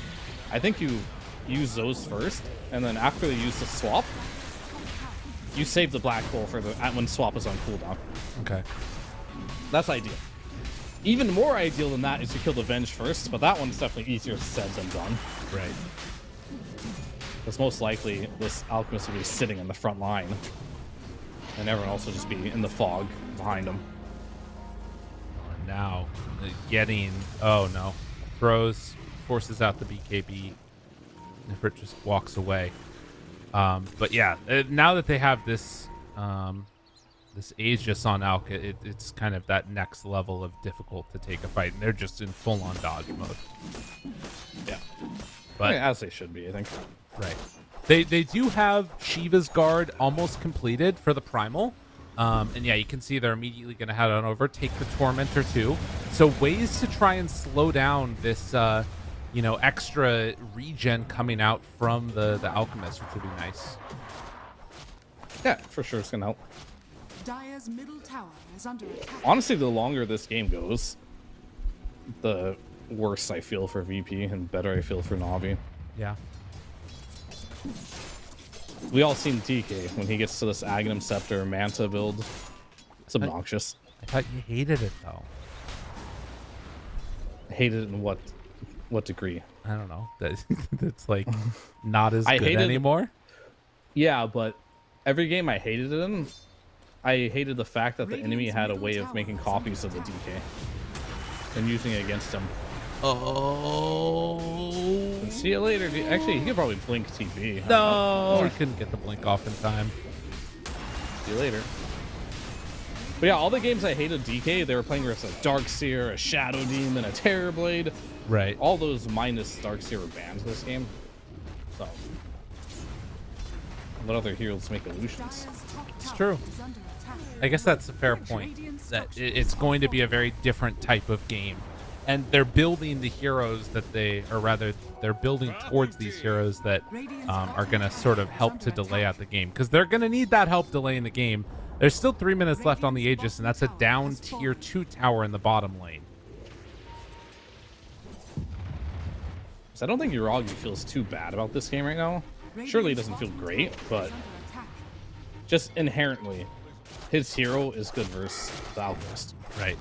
Like, as long as he can just keep hitting him, he will just not die. Yeah. Of course, there's Slardar in the equation, too. That's why he's building into Manta to kind of get rid of that. Mm-hmm. And I'd like to see him potentially get the Shard pretty soon, too. That way he can man fight even longer. And then at some point, maybe even the Aghanims, so you can just stop Kiritich from hitting at all. But if he wants to go that route, he needs some more help in this game to do damage. But I think VP kind of realized they have a strong timing right now as well, and they're going to kind of push the base just a little bit. Yep. But they just got him TV back. While Gyrocopter pressures out this lane. Malady trying to get towards some items. Already has the shard done. They will find some Eidolons, kill them off while DK farms out these Ancients, gets out of harm's way as the Slardar steps forward. There is still a tier 1 tower there, but yeah, they want to make a move. Black hole down. The swap is there. FNG in the area, but now Uragi steps forward on a Natus, realizes that's not going to work too well, but Nefrit's there too. Control, going for the pound. A couple more hits is what they need, but with the boat buff, beat Squadix alive. It looks like... Wait, no, they canceled it! TP. Okay. He canceled it. Decides to stick around. I don't know if he got bashed or what, but he's dead. Nothing canceled that other than his own mouse. Because he thought, and I'll give it to him, he thought maybe he could turn it around and they wanted to fight. Because probably someone made the call like, oh, we can take this fight. I got Aegis. We can take this fight. But reality was, Konka couldn't stay. Maybe the other heroes could. Right. Oh, man. All it takes is a couple hits like that, and the gold lead will evaporate very quickly. And they didn't even kill the Alchemist, which is the real big, it's like a pinata there. They managed killing that guy. I mean, because you're looking at like a couple of these big items coming out. Now you're 800 gold away from the DK. Aghanim Scepter, almost BKB on Zayats. Jeez. It's a problem. And I mean, oh, Torrent. Oh, he almost got him. No. It's right there. Twas close. Oh, God. And then the nerves start kicking in. Virtus.pro. One game away. We haven't slipping. Yeah, we haven't seen DK yet get to the point where he's OP. Yeah. And that's like level 18 with Ags. And guess what? Your boy, almost level 18, almost Ags. Yeah. If you thought DK was strong before, which I don't think anyone did, he hasn't looked that strong yet. But he's going to start looking really strong now. And Kiritich, obviously, another nice window here, getting the Abyssal Blade. But I feel like one of the really big timings is like BKB, AC, Blink Dagger. Abyssal just like adds onto that a little bit more. But every subsequent item that Navi is getting, I think, is significantly more scary than every item that Alchemist is getting. And Malady, forced Staff to try and get out. He is going to die there, but got the Wisdom Ring. Some capacity worth it. Mainly just the fact that he pulled them all back to their side of the base. Right. And he still got something from it instead of just a death. I'll call that a dub. And now we're going to start to see this DK. This DK who is 0 and 1. And 7. And 7. That doesn't fit my narrative. Okay. 0-1 DK is ready to make things happen on the map. And probably just by split pushing. Right. Now, this was like the quote-unquote big nerf that came out in Nefrit. Oh. Wait, Kiritich self-stun. Yeah, that gets him away. And meanwhile, jump in the mid lane. They find Natus. Gonna go right onto him. As Yuragi, a couple more hits, he's dead. The overextension, the gem pickup. Oh, Navi, they're starting to cook a little bit. Virtus.pro may be in some trouble now. You see that? Now it's the 1-1 DK. Yeah. As soon as he picked up that item. Narrative's going smoothly now. Yeah, so a couple things changed with this dragon form. It's the duration is less, and then sometimes you'd make illusions as your dragon form was ending, and for some reason it would keep the poison attack even on the melee units. Right. They removed that, so that's no longer in the game. Yeah. Middle tower has fallen. Well, that's good. Yeah, do go back to normal form and all the rest of it. But, I mean, it's only when dragon form is not active, and the unfortunate part for Virtus.pro is that dragon form is active a whole lot. Yeah. Dire's top Very tower true. is under attack. Especially if you want to go like the Octarine core build. Right.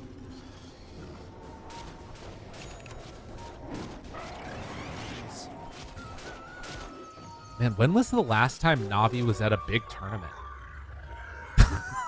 Like, I feel like it's been a really long time. Am I crazy? I know, you're not crazy. You're definitely not crazy. Mid lane. Oh, God, did I just jinx it? Ifrit's caught. They move in, but he has the BKB. Black hole ready. X's. There it is. They got him caught. Do they have enough damage to bring him down? Kiritich starts to die, only half HP. Oh, no. Oh, no. I jinxed it. Navi, I'm sorry. Please forgive me. Sanctity tries to get up to the high ground, but the stun is there. He is going to go down. 4 dead. Gem on the deck. Yikes.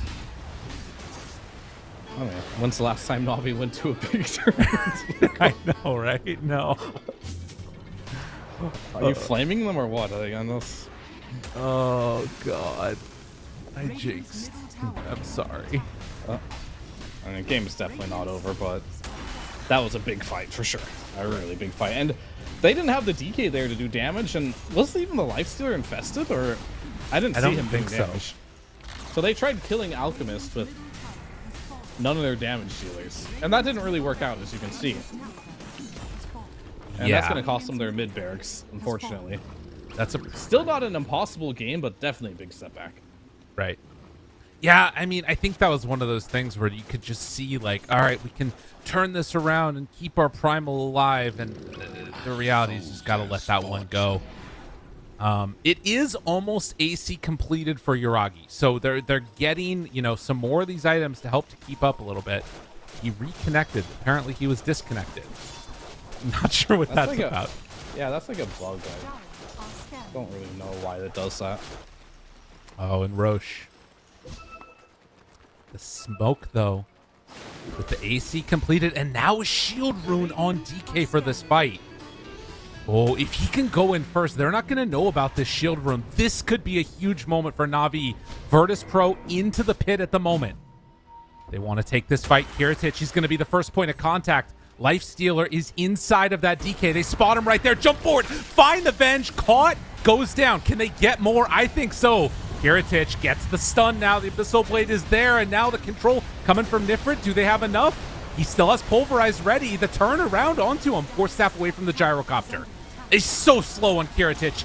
Really hard to stay on target. Stun is there, but Lifestealer moves back in, finds Kiritich, but Malady down low. Natus in trouble. He zoning him. overextended.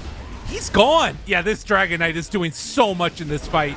Malady has to back away. Kiritich tries to get out. Does he have a way to escape? No, it's not going to happen.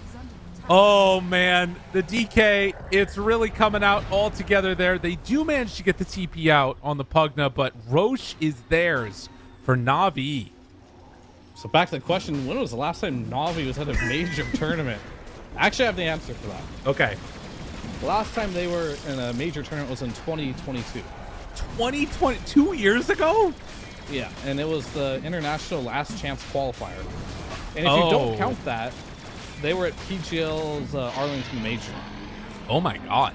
So they were at Arlington. That was the last actual tournament that they qualified, I guess. I think was in 2021. It's It's under 2022. It's Oh, just, okay. It was, yeah, 2022. So it's 8 weeks. it's either been 2 or 4 years, depending. Oh man.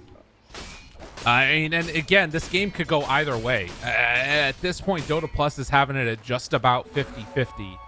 But some solid moves as we'll take a pause and think on what will happen next year.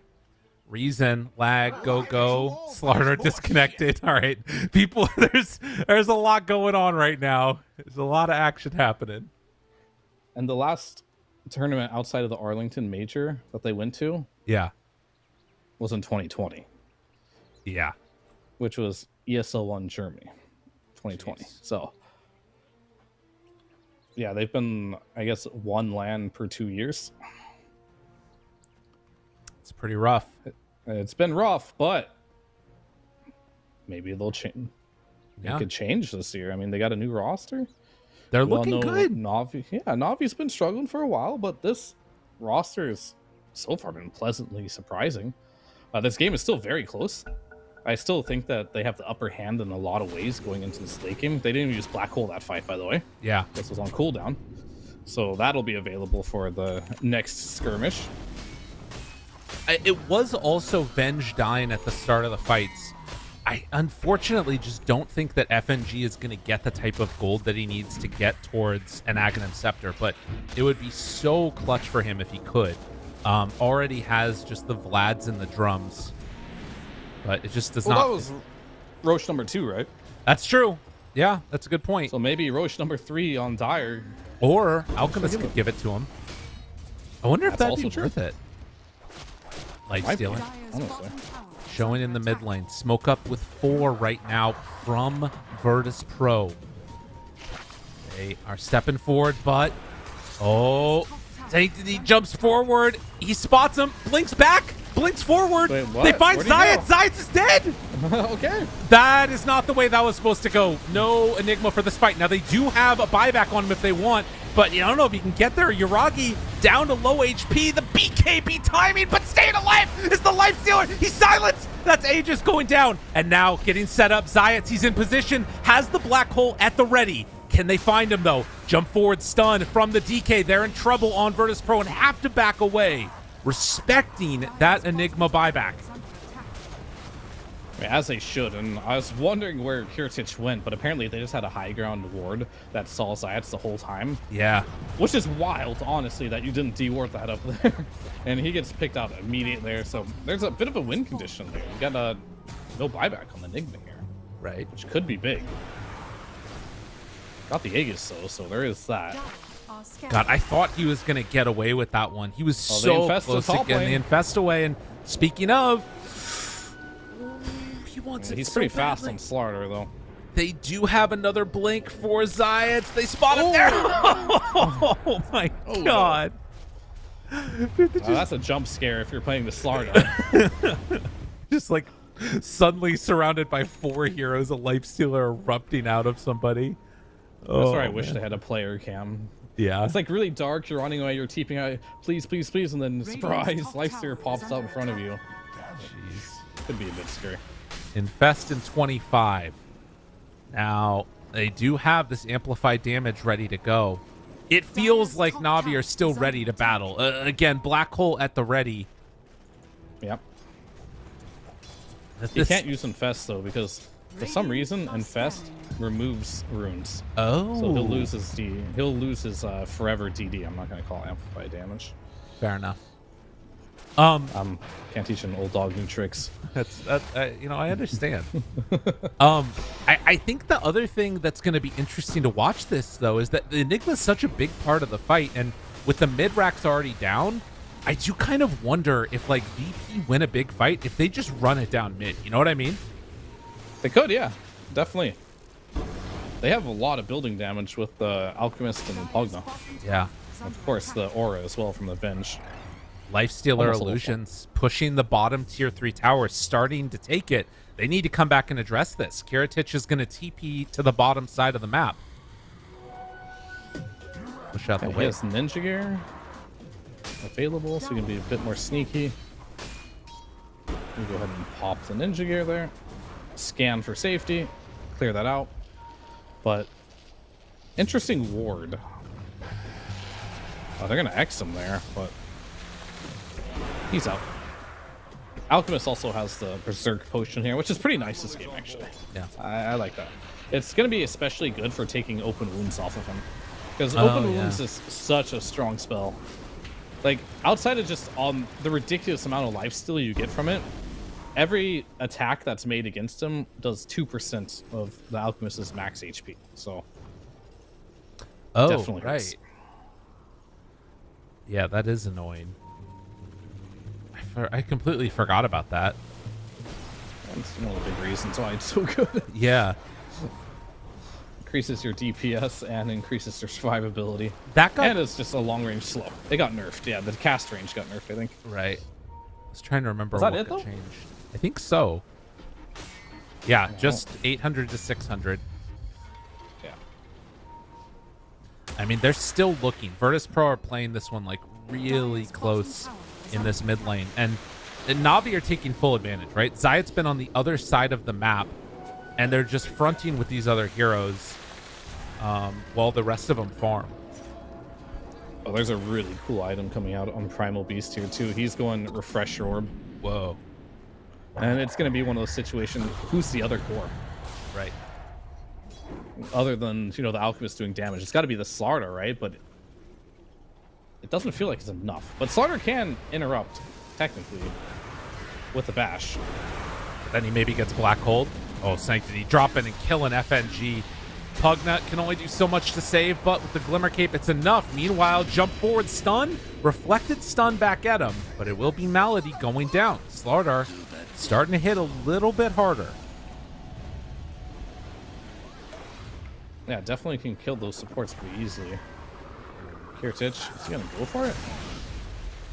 He just stuns the creep wave so he can farm. Fair. All good. And they Black see Dragon. DK here. They see him. They see him. This is crazy. Manta and gets away. Blink out. They're still thinking about chasing. Eyes on him. Lifestealer's nearby, ready for an infest. Now they spot Lifestealer. He used Manta. But with the Eidolons there, that gets full vision. And now Yuragi going to TP out.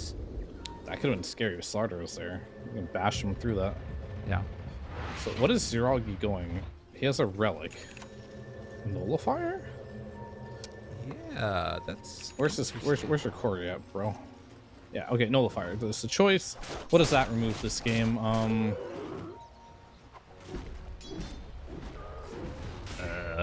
Glimmer Cape. Oh, Decrep. Pugna. Yeah, okay. All of Pugna's, everything Pugna has pretty much. Glimmer Cape, Force Staff, and Decrep. Slardar thinking about That was calling. a pretty obvious one. Overwhelming blink done. Oh man, you can feel the tension again. Like these players, they've been playing all day trying to make it through. And now in the grand finals, game 5, smoke on smoke as Roche gets ready to respawn. Capable in 10 seconds. Vision-wise, nobody has wards down here, but DK is the one leading the charge with Lifestealer inside. They might see the Radiance and the Shiva's Guard. They saw the Shiva's Guard on the creep wave. DK, smoke breaks, jump forward, wants to find somebody. Has the X mark, stun is there. Slardar looking for a jump, Lifestealer right on top of him. Dead the bench. And now Slardar, he went in. Slardar in, maybe a bit too far. Black hole only onto one, but it's a good one to get. And in the meantime, Everett, he's going to be able to connect onto this Alchemist. Refresher, second round, banging him down to death. And Virtus.pro is falling apart. But the heal, is it going to be enough? Kiritich trying to stay alive, but Lifestealer all on top of him. DK keeping him stuck in place. And another huge win for Na'Vi. Yeah, and this DK's... Oh, I thought he wasn't done, but it looks like he's done. Damn. Just gonna push out the wave here. You have no buyback on Kunko, so no matter what happens here, he will not be joining. He's pretty close though. Can he still any... There's a bounty up there. Maybe you can get that bounty and then you have buyback for the Kunko. But they're gonna play really slow. They're just gonna farm, right? I mean, and I don't mind them farming either, because like they're already in a position where they're outscaling. So it's not going to hurt them to just sit back and use this time while they're dead to farm the entire map. Radiant's top tower It is also under feels attack. like they really want to secure that Roche, and it was a little bit of a I mean, it's short respawn time, but they were close to Roche respawning when they went down there. Now they have an Eidolon in here, which should scout it as it respawns. Yeah, they see it now and are going to call for everybody to come on down. Eyeballing Uragi here, too. Yeah. He's out. We got the feather, too, on Lifestealer. Yeah. How obnoxious. You actually can't hit him. That's really hard to deal with.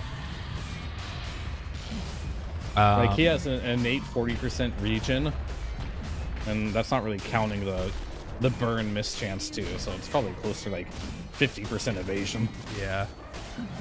Oh, man, and this refresher shard.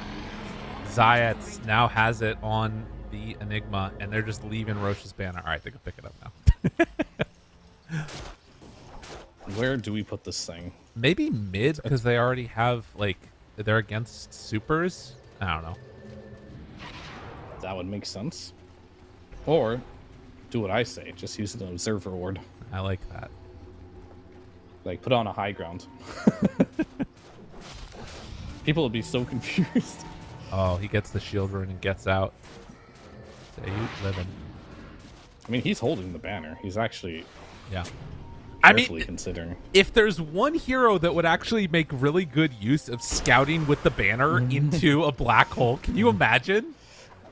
That would be pretty sick, yeah. Dude, he might do it. Meanwhile, DK, he's really far ahead of everybody else. Takes down the ward, Torrent connects. I think Zayats is actually going to do that. I think you're right. He used it. No, boo. I don't know where he used it. I wasn't paying attention. Wait, where is it? Oh, man. This is like, where's Waldo? I have no idea. Dude, where is He it? did use it, right? Like, it's not in his inventory. Did he pass it? Yeah, he passed it to Chara. Okay. Okay, got it. Waldo has been found. All right, still in hand.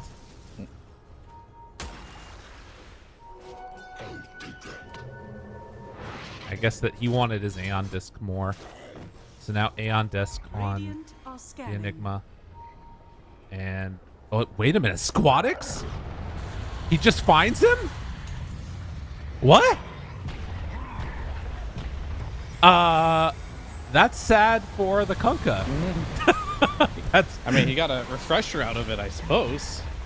oh, that's so sad. How does he just randomly get caught there? Oh, man. They scanned him. Yeah. They Oh. had an idea. Why was he there? I maybe he saw him on the creep wave. That must have been what happened. Yeah, he was pushing the wave out, so they just punished him. Didn't let him get away with that. And Uragi, pretty alone in the mid lane here. Yeah. It looks like he doesn't care too much. Has Aegis. Not a ton of mana, but it's going to hit the top tier 3 tower and start to eat through it. It's fallen quickly. The Uragi special, they do have swap ready.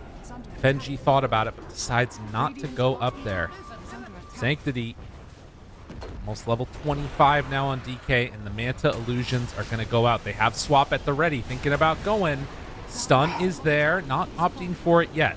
This is still the Feel like you Aegis can't carrier. Yeah, you can't use swap offensively here. Yeah. Because this Enigma has 2 black holes, right? If you use swap to kill the Lifestealer's Aegis,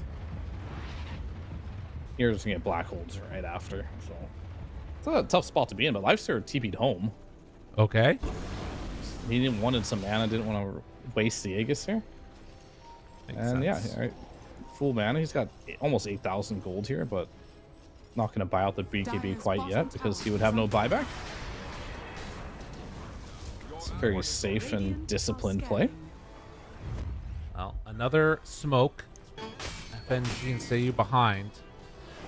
Can they find anybody? Virtus.pro with a slight gold lead, but not feeling... Oh, wait, they're going to run right into Uragi. Spot him there. Oh, the Hex. It came out just a second too late for the Rage. And then the Nullifier. Swap out. That's Venge dead, and now maybe looking for more Black hole. science. He finds them both. No Venge, no save. And the second round, can they do it again? No, it got bashed in the middle of his hole. How did that happen? Another turnaround. Wait, Yuragi's still living though. The buyback comes from the Venge. Now moving out. They need to get away with that Slardar. Oh, how did that happen? I have no idea. Because he got bashed as the there's black a- hole came out, right? I'd have to put it on slow motion. There's either that happened or there's a chance that he accidentally moved and canceled it himself, then got bashed. Oh, that could have been. Yeah. It's hard to say without putting it under a microscope. Man. Oh, look, the banner they used in the middle of the fight there. Just place it on the black hole. Nice. That's so good. I mean, that's crazy. Granted, it did come at the cost of a buyback. Slardar dies, but like the fact that that was not the end of the game, I feel like as Virtus.pro, you are just thanking your lucky stars right now. You know what I mean? For sure. Yeah.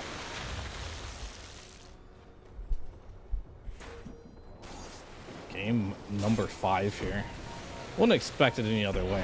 We all knew it would kind of end up this way. Right. But yeah, I think if you're a Navi fan, if those still exist, you should be very happy at this stage of the game. Right. And Or maybe resurfacing Navi fans. You know how sometimes when your favorite sports team isn't doing well, you kind of give up on them until they're good again. step away for a bit. Absolutely. Come back bandwagoning.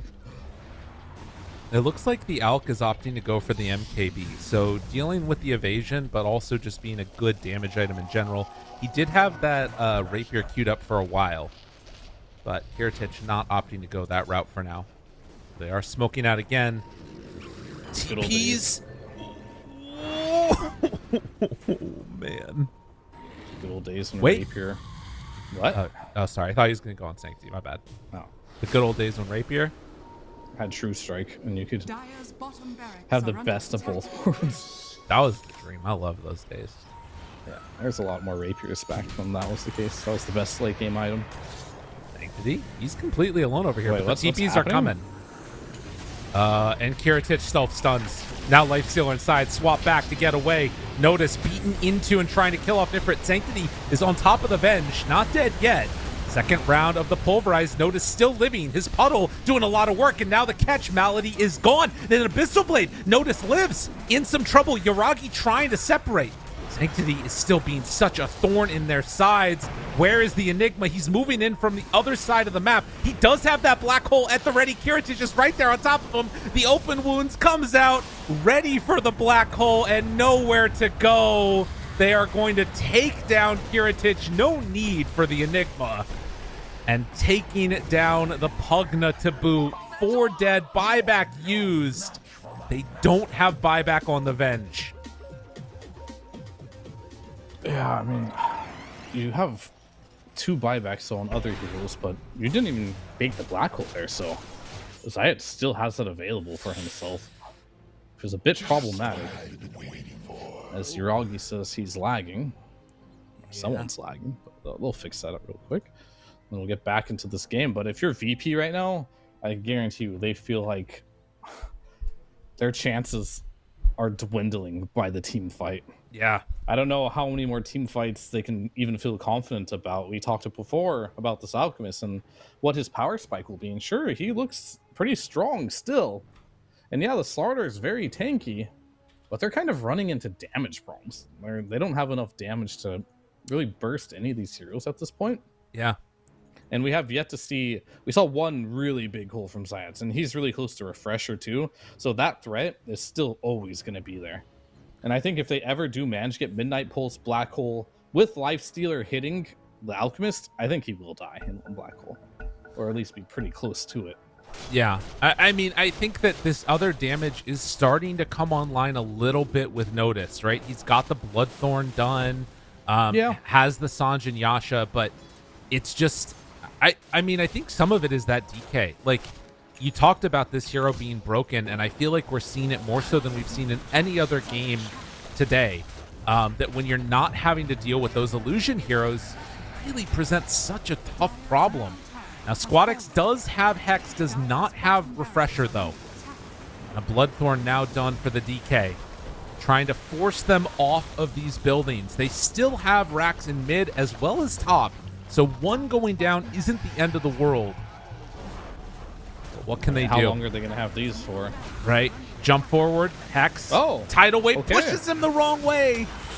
Oh, that's got to be frustrating. And now Black Hole onto just the Slardar. Is it going to be good enough, though? He's not dying in the Alchemist jump sport. Pulverize connection. You cannot afford to die on this Elk. He's living through it at least for a moment. Towards Storm, the turnaround. Is it going to be enough, though? He's just not strong enough. There is no other solution. Black Hole onto 3. Zayat comes through in clutch. Refresher delivered. Kiritich to fall, as they will take this series. And all you fine Dota fans out there, a familiar face is back. Na'Vi at a major tournament. Let's see it. Na'Vi qualifying over Team Spirit. Qualifying over Virtus.pro. It has been a long time, and they earned the rite of passage too, because they beat Team Spirit themselves. It's not like they just kind of got lucky and some other teams took care of them for them. They beat two of the best teams in the region. Unfortunately, they didn't get to play Betboom team, but it doesn't matter. Navi's showing that they are a team to be respected in this region here. And I'm very excited to see what they're going to show us at DreamLeague when the LAN actually starts, because they have a lot of promise. They have a lot of potential here. And what was the key ingredient, do you think, that made Na'Vi come back? Is it just the Yuragi factor, or what is it? I mean, I think that the combination, I mean, you don't want to take away anything from any of these players, right? They've all put out really good performances. I think Sanctity has been like pretty nice, but he's sort of been a little bit like, I don't want to say like completely unreliable, but there's times where he like hits really hard, and there's times where he's just like kind of there. Mainly when he plays Razor, is what it feels like. That's just the nature of the hero. To me, like the combination of Zayat and Yuragi, they both feel like kind of big playmakers. Yuragi in this game goes 11, 0, and 14 on Lifestealer. Absolutely owns, second most damage in the game behind Alchemist. I really like those two in combination. Thoughts from you on what's sort of been pulling this together for him? Yeah, I mean, for me, it's like a mixture, right? It normally goes this way, where you get some of the old guard with the new blood. Right. Like Zayat's, Yuragi, they've been around for some time now. Zayat's for sure has been around for a while playing the game. Malady, I've seen him quite a bit too, but I didn't see a lot from Nefrit. I haven't seen a lot from Sanctity. I think these are newer players that are just really shining right now. Yeah. They figured out the patch. They play a lot of Dota. As you can see from Sanctity, I mean, he's ranked 20, which is a very high MMR inside the European leaderboard. So some really fresh talent here and really good play. And it seems like they just have a very good understanding of their timings, how to play the game, and their drafts were quite phenomenal too. So this new Na'Vi squad, you got to keep an eye on them. They're a team that could make some big waves here, but this is just the beginning. You're going into international like territories now. Ooh. And this is something that Na'Vi has not seen in 2 years now. International competition. They've been playing a lot interregionally, but will they be able to have the same level of performances going against teams that have a plethora of experience playing against teams from other regions? We'll have to see, but I'm very excited to see a new team from the region arise and kind of get a chance to prove themselves on the international stage. Right. And sort of to speak to that a little bit more, the teams that they really take down, their path to get here, taking down Team Spirit. Na'Vi knock Team Spirit out of the upper bracket. They end up facing off against this team that they just played a couple days ago, Virtus.pro, and they lose a really close series 2-1. Go through the lower bracket, have to take down one win earlier today. Again, keep in mind that this game 5 is at the end of 8 games of Dota for Na'Vi that started about like almost 12 hours ago or something. It's kind of been crazy for him. So really, really impressed with what Na'Vi were able to do in this, indeed. But Fear, any final words before we close out for today? I've pretty much said everything I wanted to say. I'm very excited to see I think what I learned the most from covering this region is just in general, there's a lot of good teams in Eastern Europe. It's not like some of the other regions, like where I come from, where there's only a couple good teams, one or two of them. But this region has a lot to offer, a lot of good teams, and they show some really high quality Dota. And it's really nice to see another team get a chance to prove themselves outside of the big dogs you already know coming from the region. Well, I appreciate that, even though I was hoping we could get through like one cast without NA Flame. But you know what? It's an inevitability, much like Enigma and the black hole at the end of the universe. But we're going to end it here as we get ready for the rest of these qualifiers to conclude Dream League Season 23 right around the corner. Thank you all for watching.